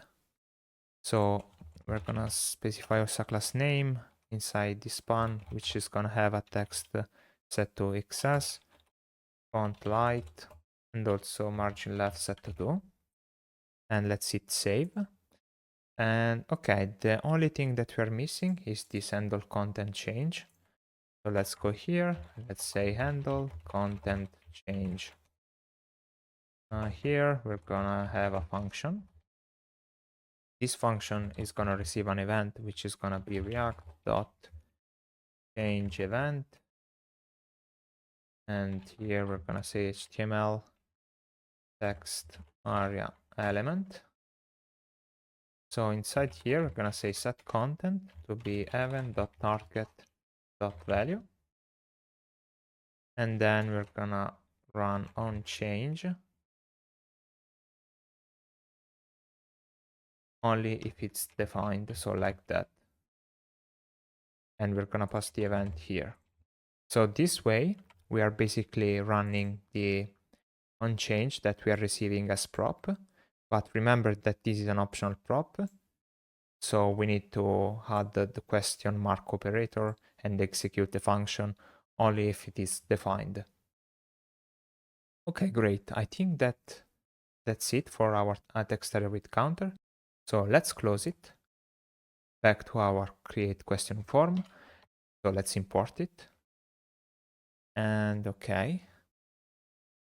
So here we're gonna pass some props, for example, disabled. If is field disabled. So we need actually to implement this. So let's scroll up and let's define is field disabled. Only form.form state is submitting, or we are executing the server action. So let's say is executing. And for now, this is executing is gonna be false, but we're gonna update soon after we are gonna have implemented the server action here. After that, we are gonna also specify a placeholder. So placeholder. And we are gonna say, what do you want to ask about? And finally set the max length to be question.max. Let's import these questions from the validation constants and say question.max length. And finally all the field that we are gonna receive from the render function. Okay, great. After the form control, we're gonna have a form message. This form message will render the form dot form state dot errors dot body dot message in case it's available, and the class name will be of type error message. So let's go under the global.css, and after layer base we're gonna type layer utilities, and inside here we're gonna define this class dot error message, and inside here we're gonna apply these tailwind classes, text destructive and text extra small. Great, so now let's close this, and now we can use error message inside the form message. Okay, so that was it for our form field. Let's collapse it for a moment, because now we have to add the button for submitting this form. So let's go here, let's define a div. Let's type this class name, flex, justify hand, and margin top. We're gonna set the negative margin 3. Inside this div, we're gonna have another div, and this will have a class name of flex justify hand. And here we are gonna check whether the user is authenticated. So is authenticated. Actually, for doing that, we are gonna scroll up, and before the form, we are gonna use Kinde browser client, and let's extract is authenticated. Let's save. Let's go back here. So we were saying that if the user, actually let me go in a new line. So if the user is authenticated, we're gonna render something, otherwise another thing. So if it is authenticated, we're gonna render a button, and this button, let's import it, will render a chat bubble icon with class name of width 4, h4, margin right 2, and then also a span, which is gonna say, so if it's executing, we are gonna have posting here, while if it's not executing, we're gonna say ask. And this span will have a class name of text XS, and on large screen, text small. Great. Finally, we have the other branch of this conditional rendering. So when the user is not authenticated. So if the user is not authenticated, we're gonna render a register link. And inside this register link, we're gonna have a class name. Oops, not here, but here. And here we're gonna use the CN function. We're gonna say button variants. And the variant that we're gonna use is gonna be default. And the size will be large. And after the button variants, we also gonna have a post login redirect URL, which is gonna be the base URL, and also the routes dot event. We're gonna pass owner ID and events log. Great.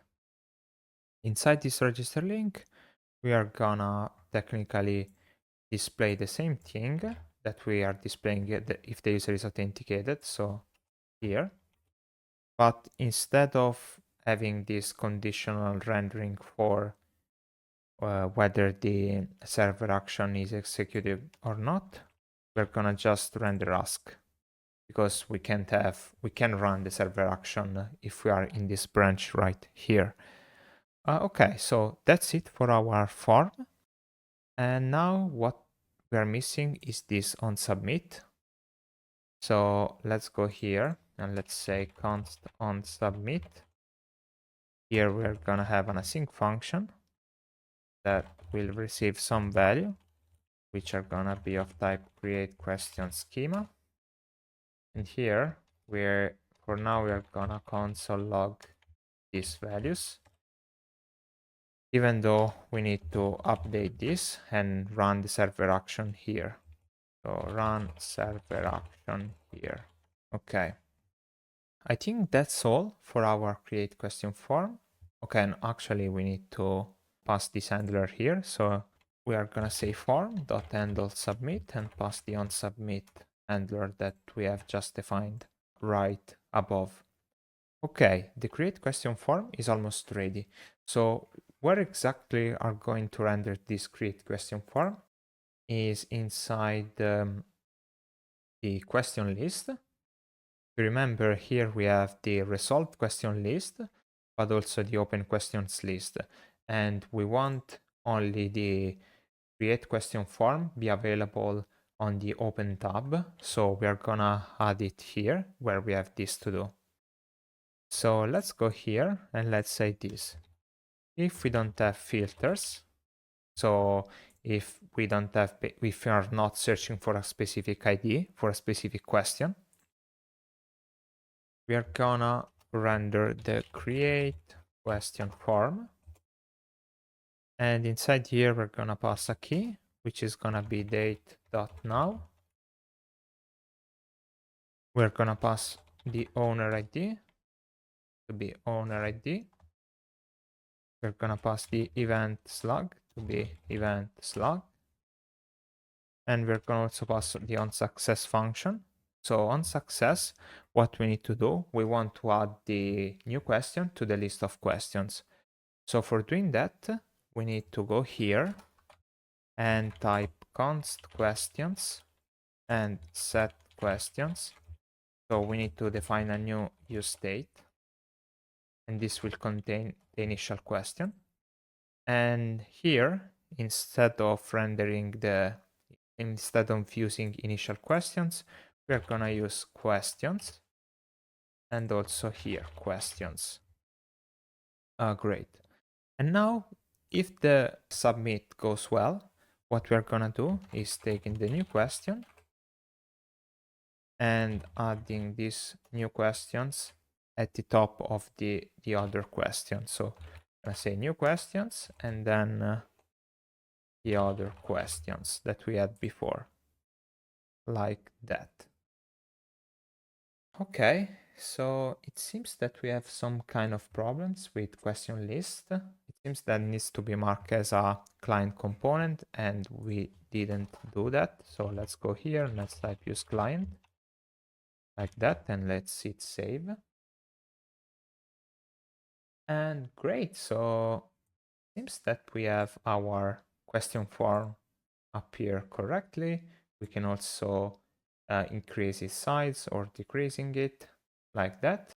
And if I try to type something, take a look at these values right here. You can see how whenever we type, we increment this counter.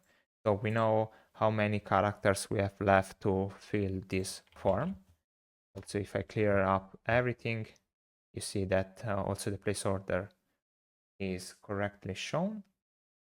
And okay, so now let's try to type something. Let's say hello world. Let's click ask. And nothing happens. And that is expected because inside create question form, we are just on submit, we are just printing the value submitted on the console. So if I go here and open up the Chrome DevTools and I open up the console, you can see that an object was printed which contains the event slug, the owner ID, and the body. So at least it was executed. So let's go back to our create question form. Now we are ready to start implementing our first server action, which will be the create question server action.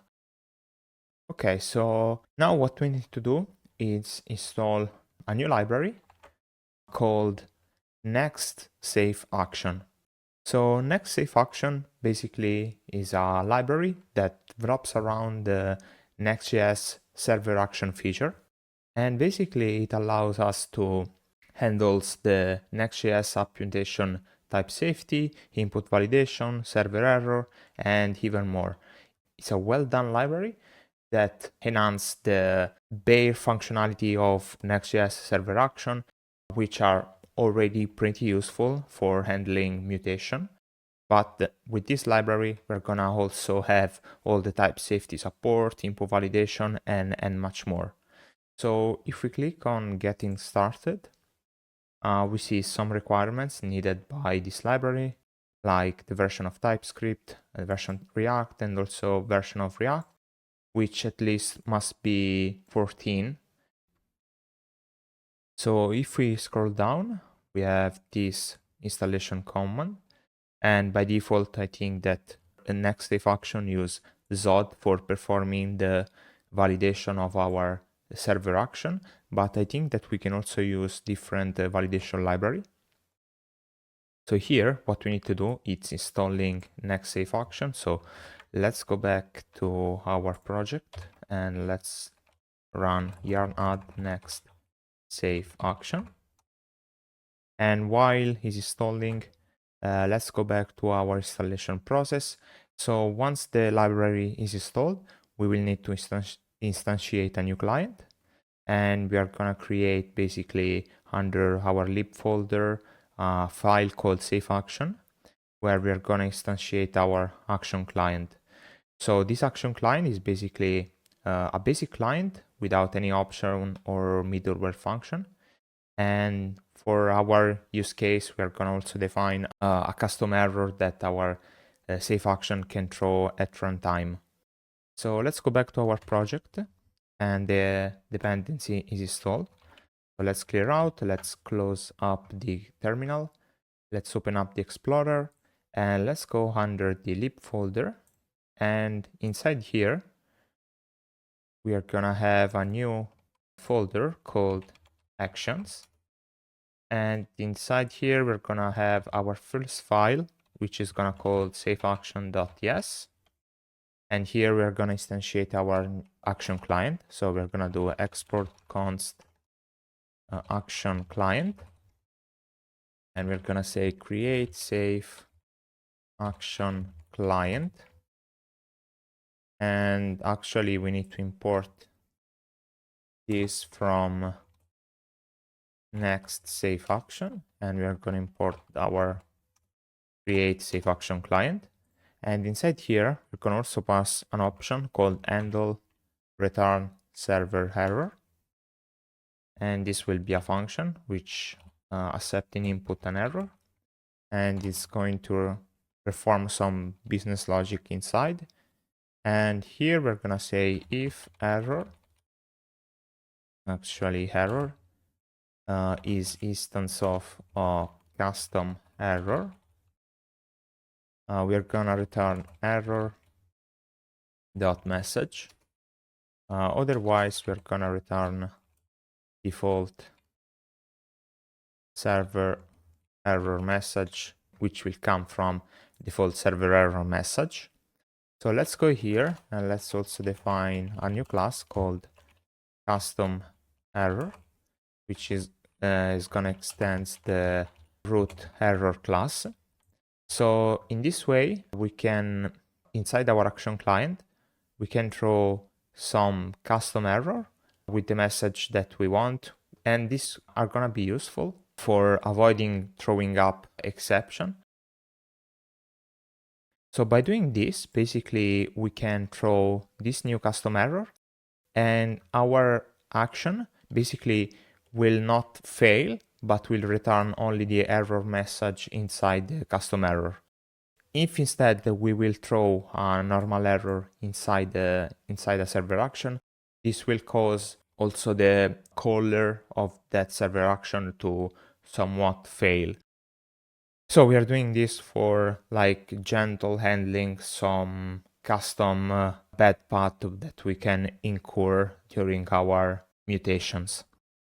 So, okay, I think that now we can start writing our first action, which is gonna be create question action.yes, and this file is gonna declare the directive use server to indicate that this is a server action. So let's go here and let's define export const create question action. Here we're going to import our action client that we just defined. We're going to specify the schema of the input that this action expect as input. So here we're going to specify create question schema, which by the way is the schema that we are used to validate the form on this right side. So basically we are using the same schema both for our client validation and for our server-side validation. And that is awesome and is one of the best feature of Next safe action. And then we're going to define our action. And here we're going to define an async function like that. So from the inputs, we are going to extract the parsed input. And the parsed input is going to be the body. And you can see that we have also the owner ID and the event slug. Awesome. We know that these are like the exact type that we indicate inside our create question schema, because this input has been parsed and did pass the validation process. So we know that the body, for example, will be exactly, if we go to our question body schema, we'll have at least a minimum set of characters and a maximum set of characters. So great job. So what we need to do inside this action, first we need to retrieve the current authenticated user, and we're gonna do it with get Kinde server session dot get user. And then we're gonna check if the user is authenticated. So we're gonna do if we don't have the user, we're gonna throw a new error. And inside this error, we are gonna say not authenticated, like that. So great.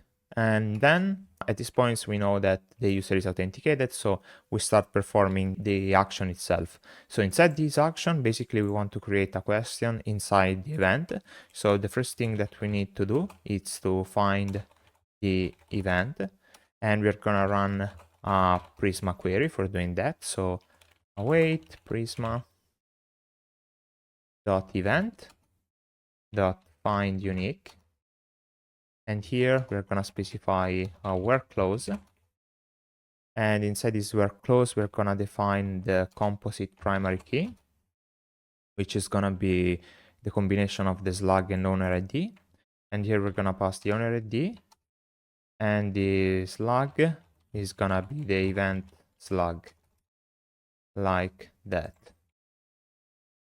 Awesome. So if we go ahead, you can see that event can possibly also be null if we didn't find the event. So here we're gonna say if not event, we're gonna say throw new error, and we're gonna say event not found, like that.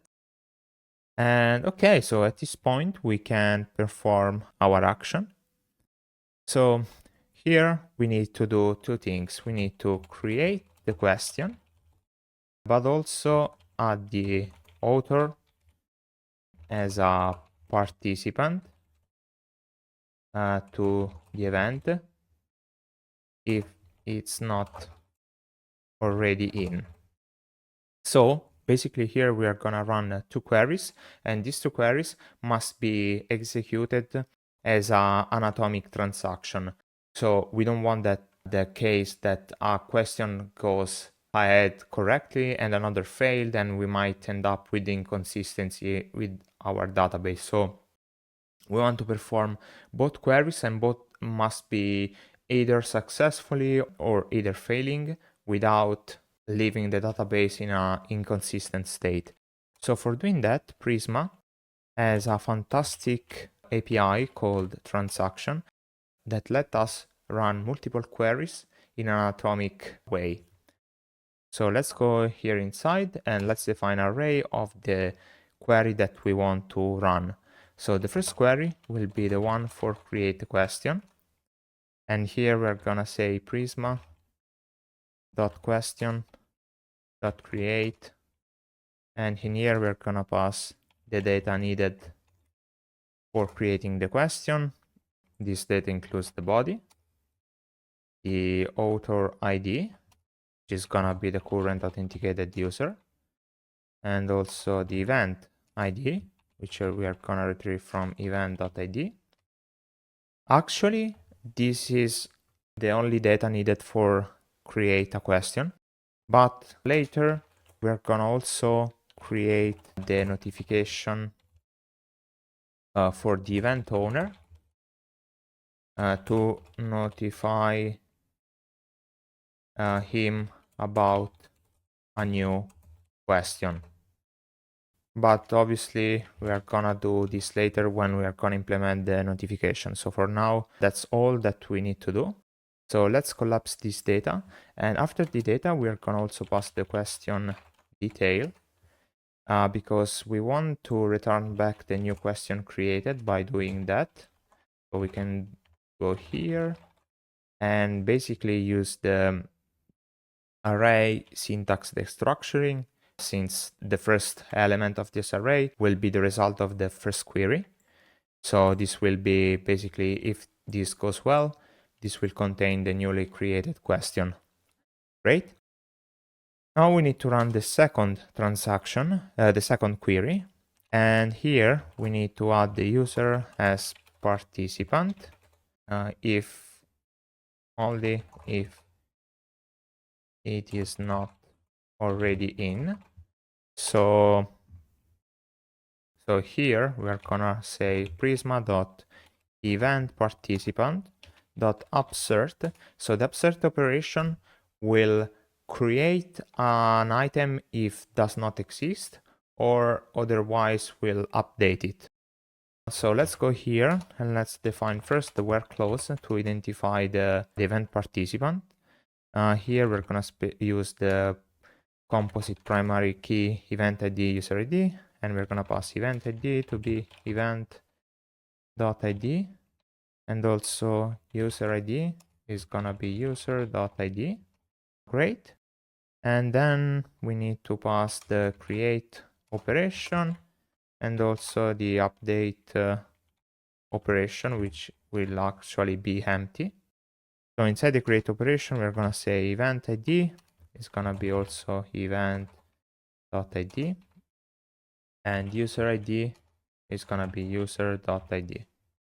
Okay, great. So this query will basically will add the user as a participant if it's not already, by creating a new item, a new record inside the table event participant with this data inside.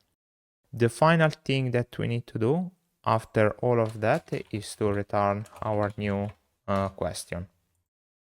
So before moving in, you might remember that here we added this directive useServer to indicate that this file is a server action. Actually, if we open up our Explorer and we go back to our server operation, you might remember that before we added this get event open questions and get event resolved question, which doesn't have the import server only on top.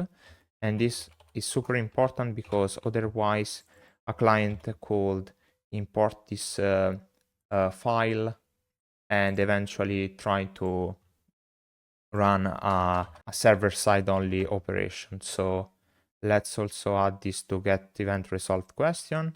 Let's check them all. So everyone has server only. Let's see, yes. Okay, great. So we might remember always to add this server only when we create server-side operation. Okay, great. So we have our create question action. Now what we can do is close this create question action, close also this one, and go back to our create question form. And if you remember here, we have these two to-dos where we basically need to run our server action. So let's remove this is executing. And here we are gonna say const use action from, so this use action will come from import use action from Next.js function /books. And let's go back here, and here we need to pass the action that we want to perform. So create question action. And then we're gonna specify some option inside.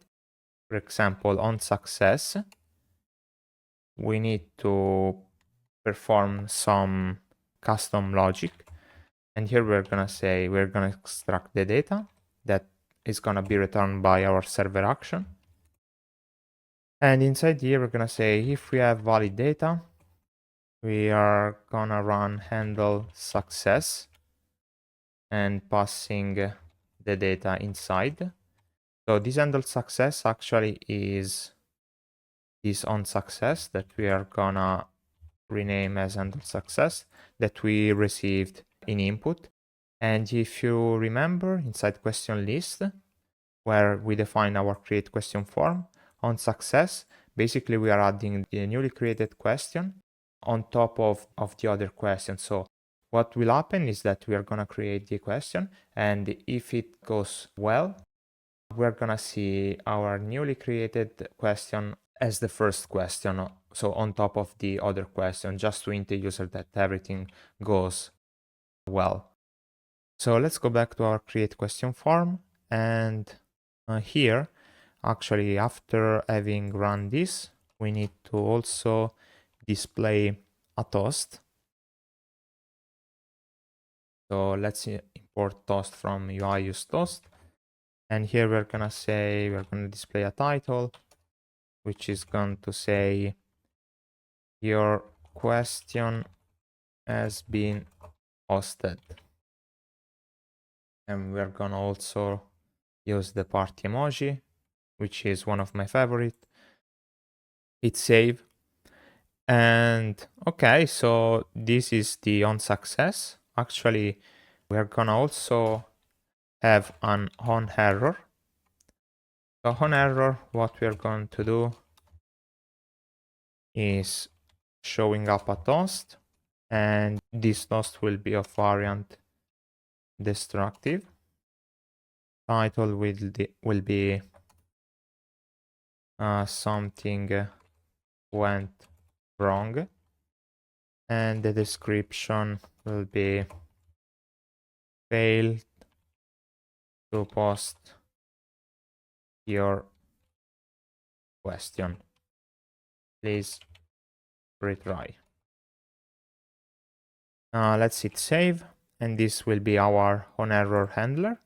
And finally, we're also gonna have on onSettle, and on settle we are gonna just reset the form, so form.reset.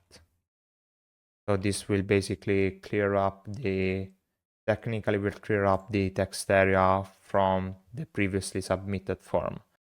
So this use action will also return two important values. The first one will be execute, and the other one will be is executing. So this executing is being used by isField disabled, which we are using for basically disable, like for example, the submit button if we are basically submitting a question to the server. So this is super useful. And now we have to resolve this other to-do and run the server action on submit. So here, what we need to do is to just run execute, and here passing the values like that. And okay, so technically now we should be able to create our first questions. I will go there, increase the size of the screen. I will also hit refresh. And let's try to create our first question by say, hello world, and see what happens. So let's click on ask. It's posting. And okay, your question has been posted. And we can see our question just right here, which say August 8, 2024, hello world, 0 upvote, etc. So great, we actually run our first action, and to show you that is actually being saved on our database, if I click refresh, wait, it doesn't not appear. Why? That is because we are filtering our question by the newest one. And first one, we are gonna have all the pinned question. So we must scroll down, and then you can see that our question is here after all the pinned question. And that is actually expected because the pinned question will always appear on top of the other. So great job. And actually, yeah, let's try to create also another question, because before I see unexpected behavior, because if I try to say hello, let's see. Okay, you can see that even though we were posting the question, the button was not disabled. So let's see if we can understand why it behaves like that. So okay, so the problem is that our button here, the submit button, is not correct, because first needs to be defined as a submit button. The size should be actually set to large, and disabled should be equal to isField disabled. So let's hit save, and now you can see that also the button ask increased as well. Let's go here and let's say try again, hit save, and now you can see that is disabled and say posting. Awesome. Now everything is working fine. Great. So what we can do now is basically start implementing also the server action for marking a question as resolved, or pinning a questions, edit a questions, or even delete them. So the two most simplest one, I think, are resolving and pinning. And later on, we're gonna also implement the action for editing and delete question. So let's minimize this one and let's go ahead. Okay, great. So now let's implement a new server action. So let's go under action and let's create update question action.ts. And this action will be used for like update the questions, which could mean either pinning the questions or marking it as resolved, or even, for example, update its body. So will be used for multiple purposes. So let's go here and let's say export const update question action. Let's say action client. And here we're going to specify the schema. The schema will be update question schema, which we actually don't have. So we need to go under validation, question schema. And in here, after the create question schema, we are gonna have our export const update question schema, and it's gonna be z.object. And here we're gonna pass the question ID, and this will be question ID schema. Then we're gonna pass the body, which is gonna be question body schema, but this will be optional because we might not want to update the body, but some other field, for example. Then we're gonna pass is resolved, and this will be basically a boolean, and this is gonna be also optional. And finally is pinned. This is gonna be z.boolean.optional. And okay, so these are the three fields that we can update inside the update question action. So after that, I think that we might want to also export a new type called update question schema, which is gonna be z.infer. And here we're gonna pass the type of update question schema. Great. And now let's go back to our update question action. Let's import this one. And let's define our action, which will be an async function. And let's extract the parsed input. So the parsed input will contain a question ID and also the fields that we want to possibly update. And inside here, we actually need to do the exact user check that we did inside the create question action. So let's go here, let's copy this part, and let's paste it here. So we need to check if the user is authenticated. And after that, we need to find the question that we want to update. So we're gonna say const question is gonna be await prisma.question dot find. Actually, let me import Prisma dot find unique. And inside here, we're gonna have the where clause, and here we're gonna say ID is gonna be the question ID. And also we're gonna also select some values from this question, specifically some data regarding the event of the question, like the ID of the event, the owner ID of the event, and also the slug of the event. So, okay, actually I made a mistake because this stuff must go under a select like this. Awesome. And also after the event, we need also the author ID, which is gonna be true. So we have our question. And so if the question was not found, so if not question, we're gonna say throw new error. And here we're gonna say question not found.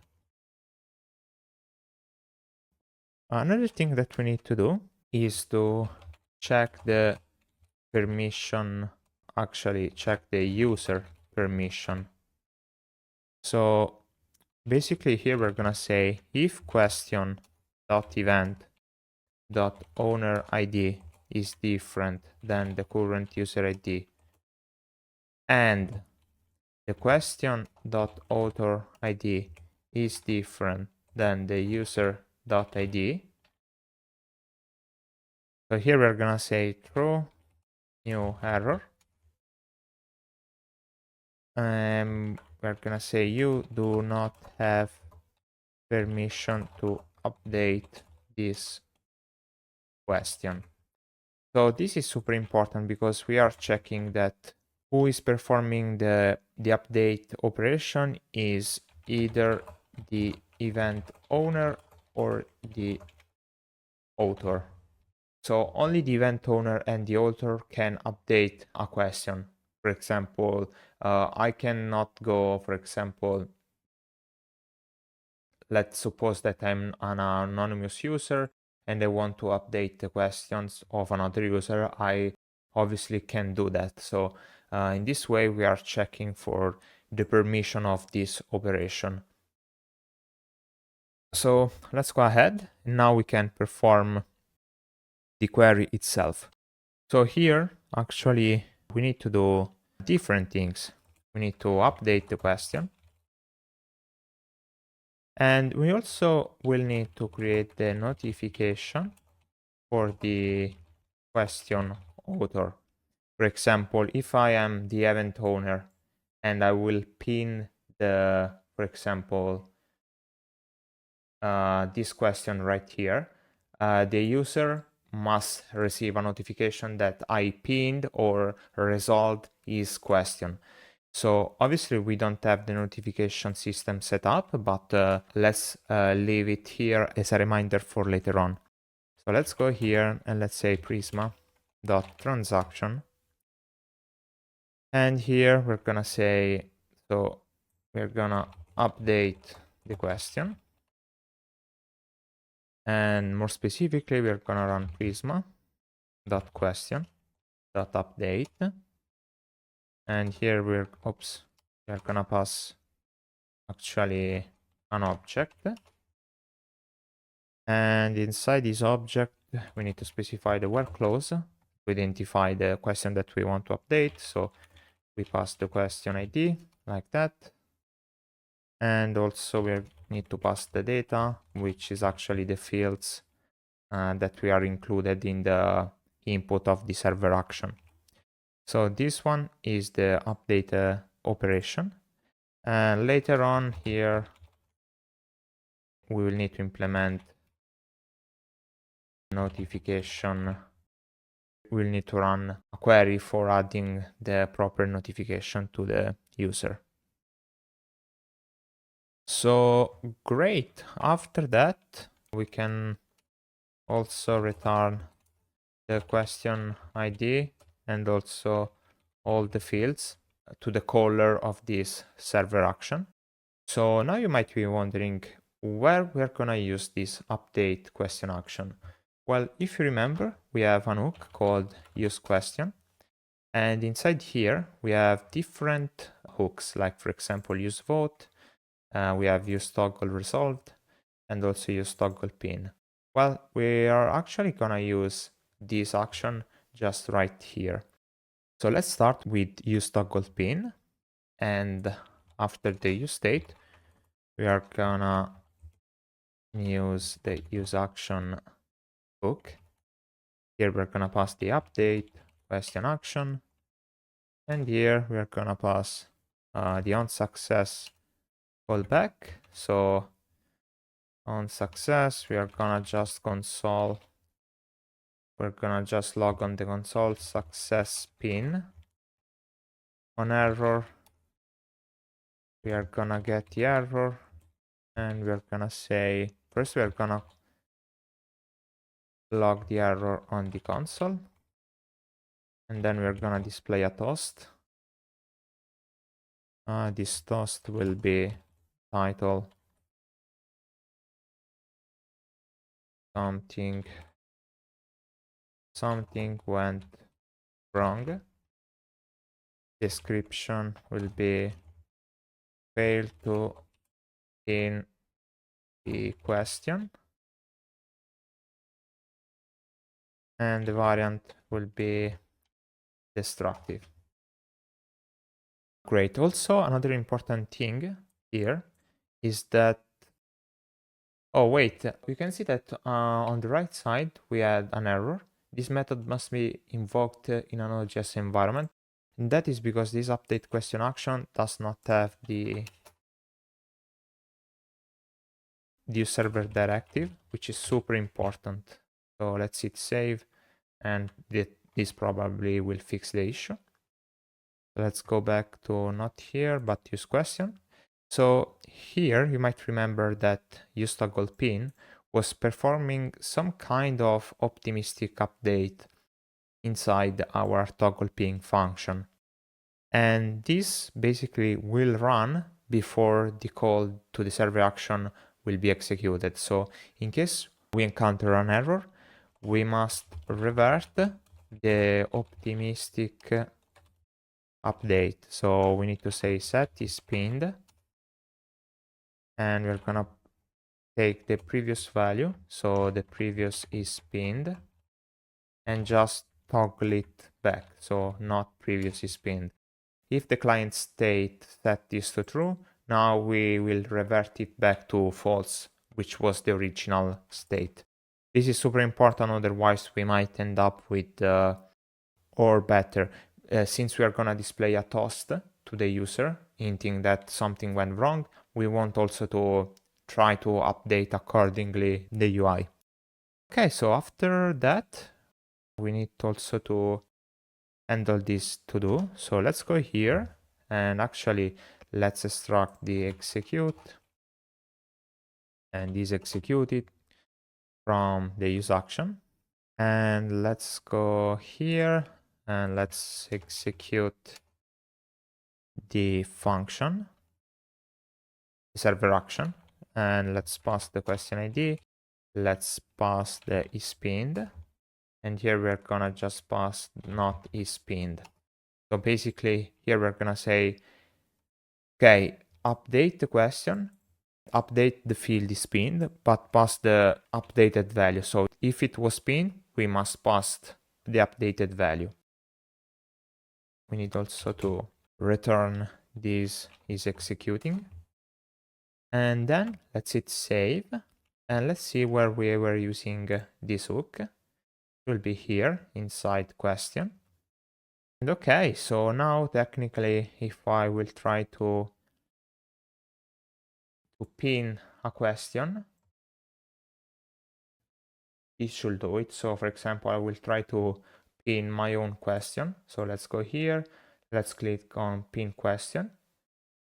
So the pin seems to have been executed successfully.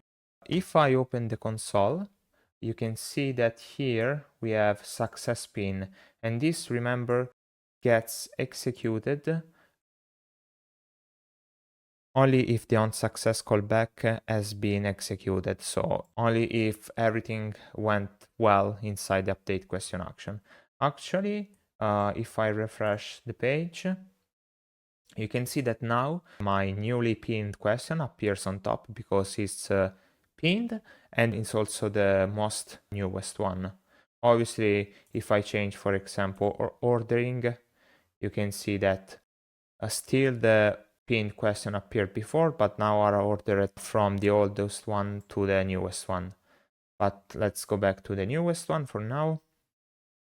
And okay, so let's go back to our hooks. So useTogglePin is done. Now we can do the exact same thing for useToggleResolved. So what we can do is to actually just copy all of this action, because we are gonna just reuse it here. And we need actually to just update some values. For example, on success, we are resolving a question, so we are gonna say success resolved, for example, on success. On error, we're gonna say it failed to resolve the question.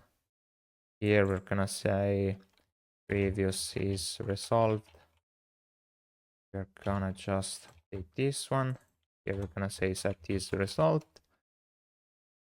Great. And here we're gonna execute the server action, passing the question ID, and also passing the is resolved to be not is resolved. Let's hit save. Okay, that should be it for this toggle result. Now, let's see where we were using this use toggle resolved. Okay, so technically now, if we try to resolve a question, it should do it. So let's try to resolve this. Actually, let me try to resolve this one. So I will go here, mark as resolved. You can see that the client state updates immediately. Let's open up the console. You can see that we have a success result. So now the fun thing is that if I go here, for example, and I refresh the open question, you can see that the question disappears. And that is because now the result question should be inside the resolved tab questions. And it's actually this one right here.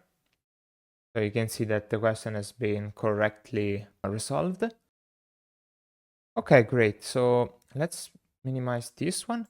So you can see that another hook that we were using was use update question body, even though we didn't implement yet the form for updating a question. But this hook also is going to use the same action. So let's go here. Let's actually collapse the use vote. Let's copy this action that we used for pinning and resolving. Let's paste it here. And here the things is a little bit trickier because we want also to basically maintain an history of the valid body that we submitted. Because otherwise, when we revert the optimistic update, we might revert back to old question body. So here, what we need to do is to declare a new variable called last valid body. Here we're gonna use ref. We're not gonna use a new state because we don't want to trigger any state update. And then what we're gonna do, so on success, we're gonna do this. So first, we're gonna extract the input. And first, we're gonna just run a console log. We're gonna say success body update. Actually, body like that. And then we're gonna say last valid body dot current is gonna be input dot body. And here we're gonna use the question mark operator because we know that we have updated the body. Great. Let's add a comma here. Nice. On error, we are gonna log the error on the console. We are gonna also display a toast, and here we're gonna say fail to update the question body. And as a optimistic update revert, we are gonna say set body, and here we're gonna say last valid body dot current, like that. Great. So now inside the update body function, we need to execute the server action. So let's go here and let's run execute, pass the question ID, and also pass the body to be updated body. Actually, this is new body, not updated. Nice. So, okay, that should be it for also for the use update question body. So this use update question body is gonna be used when we are gonna implement the form for updating the question body. So for now, let's leave it like this, and soon we are gonna just start using it as soon as we set up the correct UI. What I want to do now is to also handle the use vote server action. So let's open up the Explorer. And so under the action folder, let's create a new action called vote question action.ts. Remember to specify use server like that. And then let's start implementing vote question action. Let's define our action client. Here, let's define our schema. Here, we're gonna use the get question schema. And let's define our action, which will be an async function. And inside here, we're gonna extract the parsed input.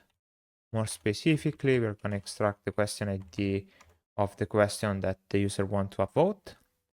So here we need to redo the exact check for the user authentication by using get kind server session. And okay, so first thing is to find the question that we want to upvote. So let's go here, let's run question is equal to await Prisma dot question dot find unique. Let's pass the where clause. So here we're gonna say ID is gonna be question ID. And now we will also include some useful information. So we're gonna say include. Then we're gonna say upvotes. And from the upvotes, we're gonna say where author ID is gonna be user.id. And the question ID is gonna be question. Yeah, that should be it. We are missing a comma here. Let's hit save. This one is important to understand if the user has already upvoted the current question. Because if it is already upvoted the question, the operation that we want to perform is a downvote. Instead, if the user hasn't upvoted these questions, we want to perform an upvote. So after the upvotes, we want also some information regarding the event. And here we're gonna say select. We're gonna pass this log to be true. And also the owner ID is gonna be true. Great. Okay, let's collapse this query. Here we're gonna say if not question. We're gonna say throw new error question not found. Hit save. And okay, so here we're gonna say if question is resolved, we're gonna just return. And this is because if the question has been resolved, no more votes are allowed. Let's just write a comment. If the question has been resolved, no more votes are allowed. Okay. And then let's define a variable called was upvoted by user. And here we're gonna say if question dot upvotes dot length is greater than 0. So let's remember that this upvotes was filtered to include only the upvotes of the current user ID. So if we have at least one value, it means that the user has previously upvoted the question. And now we're gonna say this one. If the question was upvoted by the user, we need to just remove the upvote. So we're gonna say await Prisma dot question upvote dot delete, and here we're gonna specify a where clause where we specify author ID, question ID, composite key, passing the question ID and passing the author ID to be the user.id. So this is the upvote that we want to remove, the one from the current user ID. Hit save, and after that, so here, let's return true. Let me just increase this one. Let's return true. Great. Okay, so the other case is So if we arrive at this point, the user has not upvoted this question. So let's go here and let's run await Prisma. And here we're gonna need to run a transaction. And the first operation will be to create the upvote. So here we're gonna say Prisma dot question upvote dot create, and we're gonna pass the data. This data will include the author ID to be the user.id and the question ID. Great. So this is our first operation. Second operation will be add the user as participant to the event if not already in. So here we're gonna say Prisma dot event participant dot upsert. Here we're gonna say specify a where clause where we're gonna use this composite index. Event ID is gonna be question dot event ID, and user ID is gonna be user.id, and we need also to specify the create, and this is gonna be event ID, it's gonna be question.event ID, and also user ID gonna be user.id, and instead the update will be just an empty object. So this second query was to add the user as a participant if it wasn't already. There will be actually another query that we need to run, and that will be to send a notification to the question author to inform him that someone upvoted its question, but we're gonna do it later. After that, we're gonna just return true to hint that the server action has completed successfully. Okay, great. So now that we have this one, we can just close it. Let me close also some of this stuff. And let's go back to the use question hook inside the use vote. So inside here, we are gonna scroll, and actually after the use state, we are gonna have our use action, which is gonna be vote question action.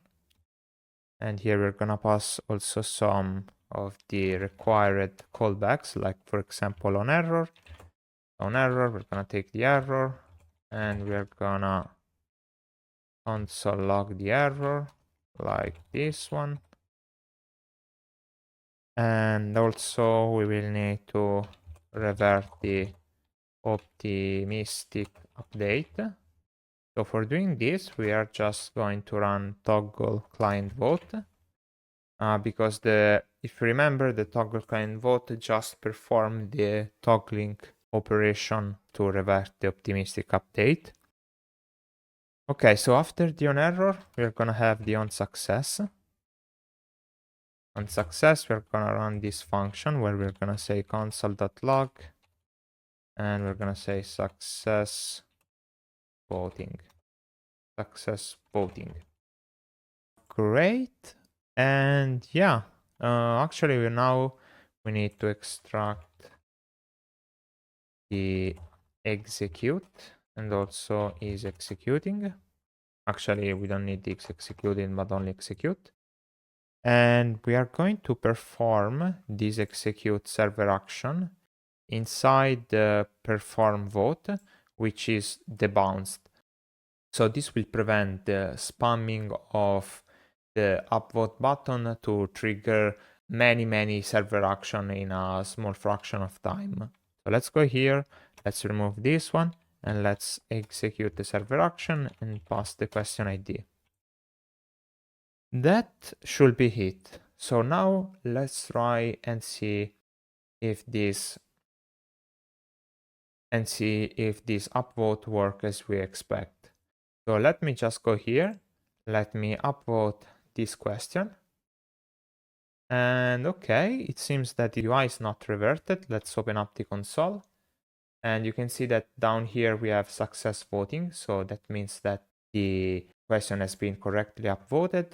Let me also just upvote some other question like the third one and the fourth one. And now let's just hit refresh. And you can see that now I can see the question that I already upvoted, like the first one, the second one, the third one, and the fourth one. Let's also try the downvote operation. So let's downvote this one and this one. And now let's hit refresh. And you can see that the first one keeps being upvoted while the third one and fourth one are not upvoted. So great job. We have just implemented our upvote functionality for our questions. Really well done. Now what we can do is start implementing our edit question form. So if you remember, if we open up our question component and if we scroll down, we had this conditional rendering right here, where we were saying that if we are in editing mode, we're gonna show this form right here instead of showing the classic body of the question. So let's start implementing this form. Let's remove this to do. And here, what we are gonna say is to reuse the component text area with counter. So this text area with counter, we have a class name of margin top set to 3 and minimum height set to 24. We'll have a default value set to the current body. We'll have a max length set to question. We need to import the max length of the question body. So if we scroll up, we're going to import from lib/validation/constant. Here we're going to import question as question validator. And let's scroll down. And here we're going to say question validator dot max length. So this is the maximum length of the body. We're also going to set autofocus set to true. And finally, we also need a reference to this text area. And here we're going to say text area. Actually, we're going to say text area ref. So let's scroll up. And let's define just above the editing use state a text area ref and use ref provided by React. By default will be null. And here we need also to specify the type, which will be HTML text area element. Great. So let's go back to our text area. And after the text area with counter, we are going to have a div with two buttons inside. So first button and second button. So the first button will be the cancel button and the second button will be the save button. So this div will have a class name of flex gap x of 2, margin top, a negative margin top of 2, and justify set to end. The cancel button will have an on click, and this on click we are gonna set is editing set to false, just to dismiss the editing mode. And the variant will be set to ghost. Great, let's hit save. And for the save button, we're gonna say disabled set to is updating body that we need to extract. And the type of the button will be the submit button. Great. We need also to add a onSubmit event handler to this form, where we're gonna take the event and we're gonna run this function. We're gonna first prevent the default behavior, and then we're gonna call handle body change. So now we need to define this function right here, and this variable is updating body. So if we scroll up, you might remember that we were using this useUpdate question body hook.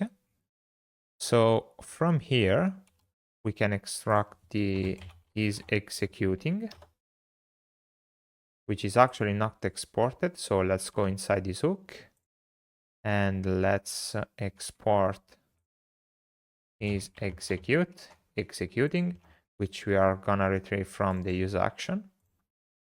And this executing will mean is updating body. Great. Okay, so let's see if this inline editor is gonna show up if we click on edit question. Remember that we can edit question only on the question that we are the author. So even if I'm the event owner, I can edit the question of someone else. So this one is by the current user that I'm logged in, so I can do edit question. And now you can see that we have this nice inline editor where I can type whatever I want. If I click cancel, it's gonna dismiss and go back to the question itself. And if I go back in editor mode, we have the save button that will execute the server action. So let's go back to our question component, and here we are gonna define handle body change. And inside this function, we are gonna extract the raw body value. And we're gonna extract this by using the text area reference .current.value. And then what we are going to do is to parse this raw body value to see if meets the criteria that we have set on the question body. So we're gonna say parsed body, and we're gonna use question body schema. Then we will run safe parse and pass the raw body value. So safe parse basically, even though the raw body value might not pass the validation process, it won't throw an exception, and this will be super important.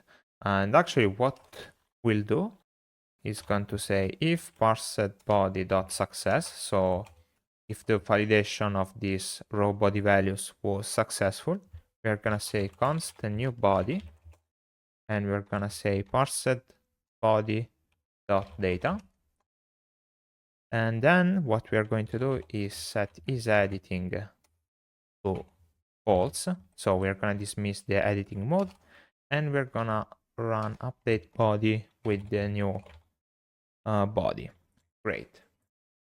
So let's hit save. And now technically we should be able to update our question body. So let's increase the right screen and let's try to update this question. So let's go here. Let's select edit question and let's say try again. This is an edited question. Hopefully it works. Let's hit save. And you can see that the question body was updated immediately while the server action was like running in the background. Let's try to open up the console. And here I can see that we have success body update. Awesome job. Actually, I want also to give you an example of a possible error that may happen. So let's suppose that I go inside the update question action And the first thing that I'm going to do is say, for example, after the authentication, I'm gonna say if math.random is greater than 0. So this basically is always true because math.random generates a number which is between 0 and 1. We are gonna throw a new error and we're gonna say random error. Okay, like that. So this will throw, so every time we're gonna execute this action, we are gonna have a runtime exception. And look at what happened here. Watch if I try to unpin the question, for example. It will unpin and it will say something went wrong, failed to pin the question. And you can see that we revert also the UI to its original state. Same for updating the question. So if I go here and update the question by adding some random content, hit save, you can see something went wrong and I restored the original question. So our error handling is working just fine. So now we can just remove this math.random and let's keep moving with the other features. Okay, so next up we'll be implementing a new action, which is going to be the delete question action. So let's go here and let's define delete question action.ts.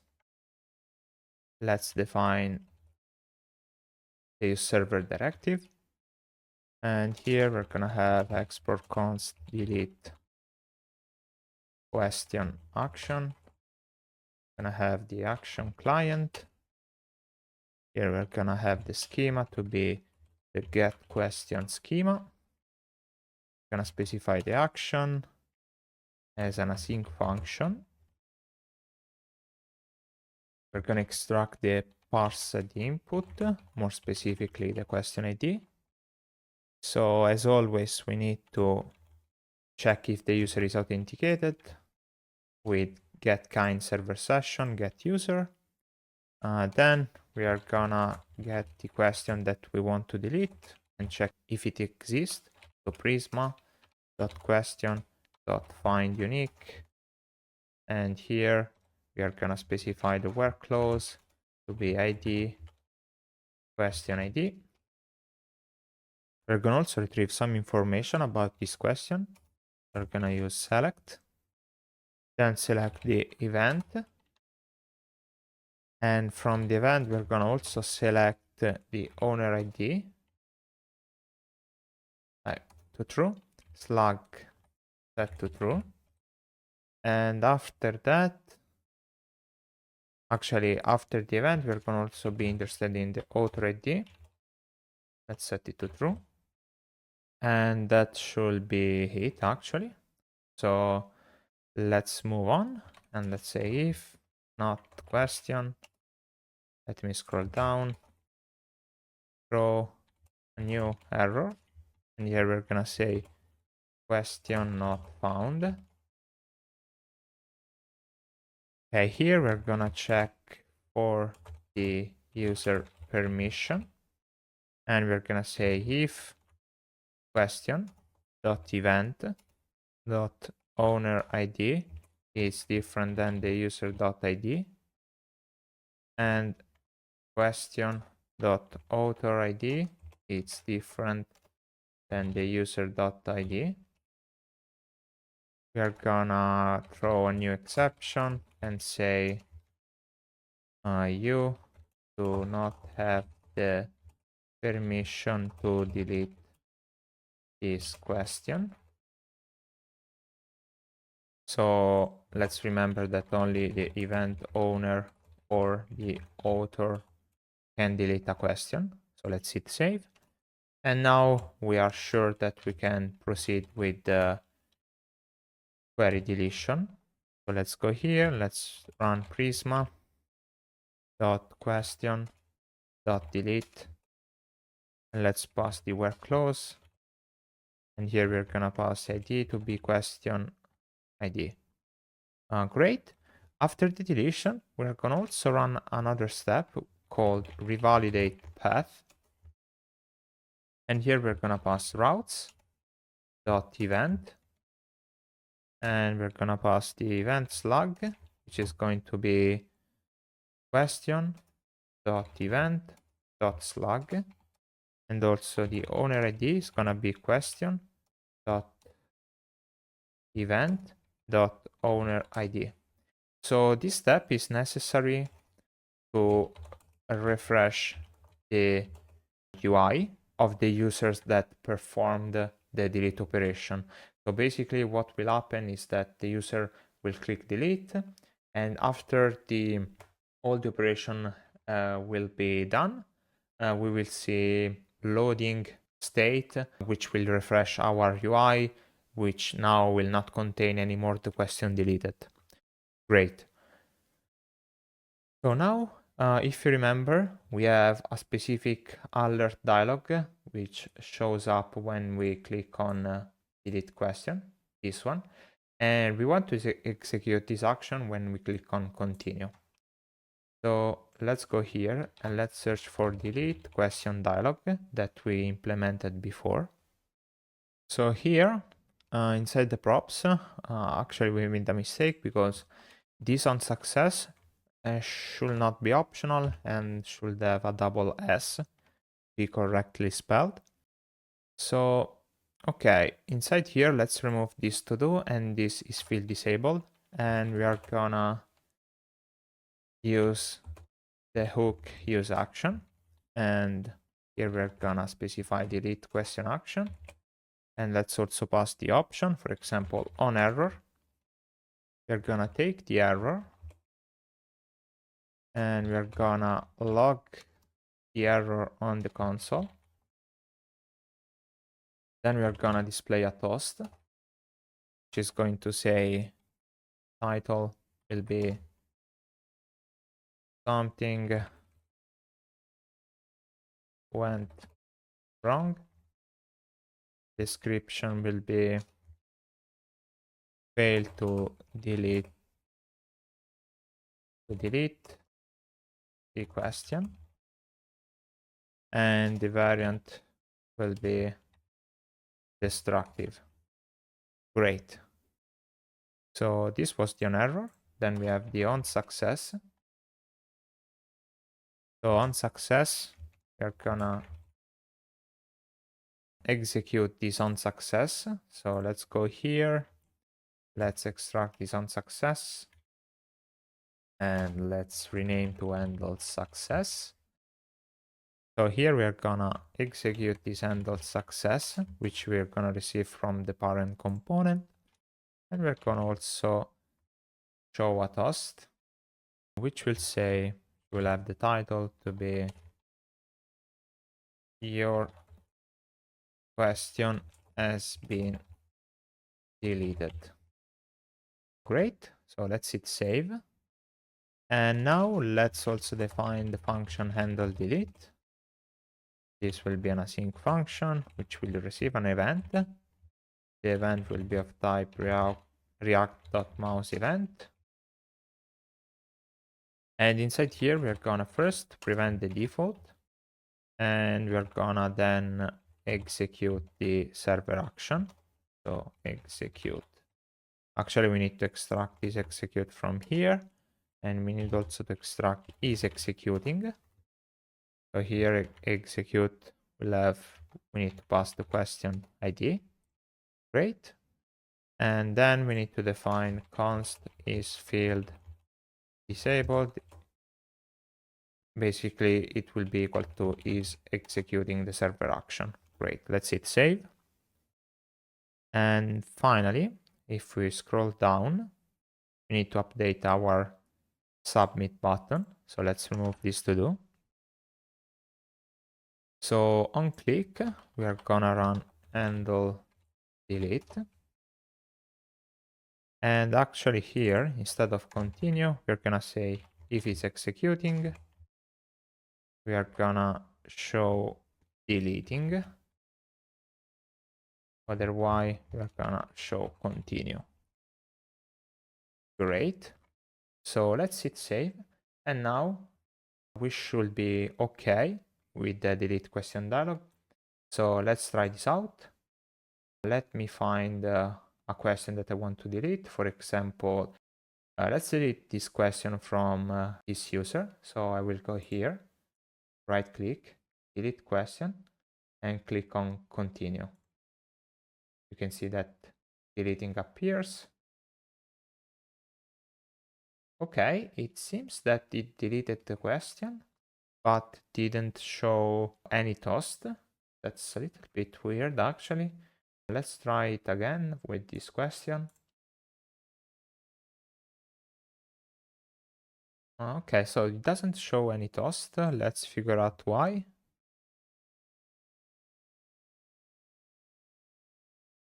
Okay, I think that I figured out why we don't have any toast is because we are not passing this handle success to the props of this component. In fact, if I open up the terminal and I run a TypeScript compile, for sure have some error. More specifically, I think inside the question option menu, here we need to pass the on success. So actually on success, we don't want to do anything for now, so let's leave it empty. Let's hit save. And so, okay, since that we don't want to perform any action, I think that we can go back here to delete question dialog and mark it as optional, like that. And here use the question mark operator like this. And okay, let's try it again. Let's try to remove another question, this time not a pinned question. I will remove this one, so delete question, continue. And you can see that the toast appears correctly. Your question has been deleted. Even if I refresh the page using the refresh button, yeah, the question has been removed correctly. So great. We have also implemented that delete question, and I think that our questions page is ready. I mean, we have all the functionality that we need. So next up will be started working on the polls page. And so great job so far.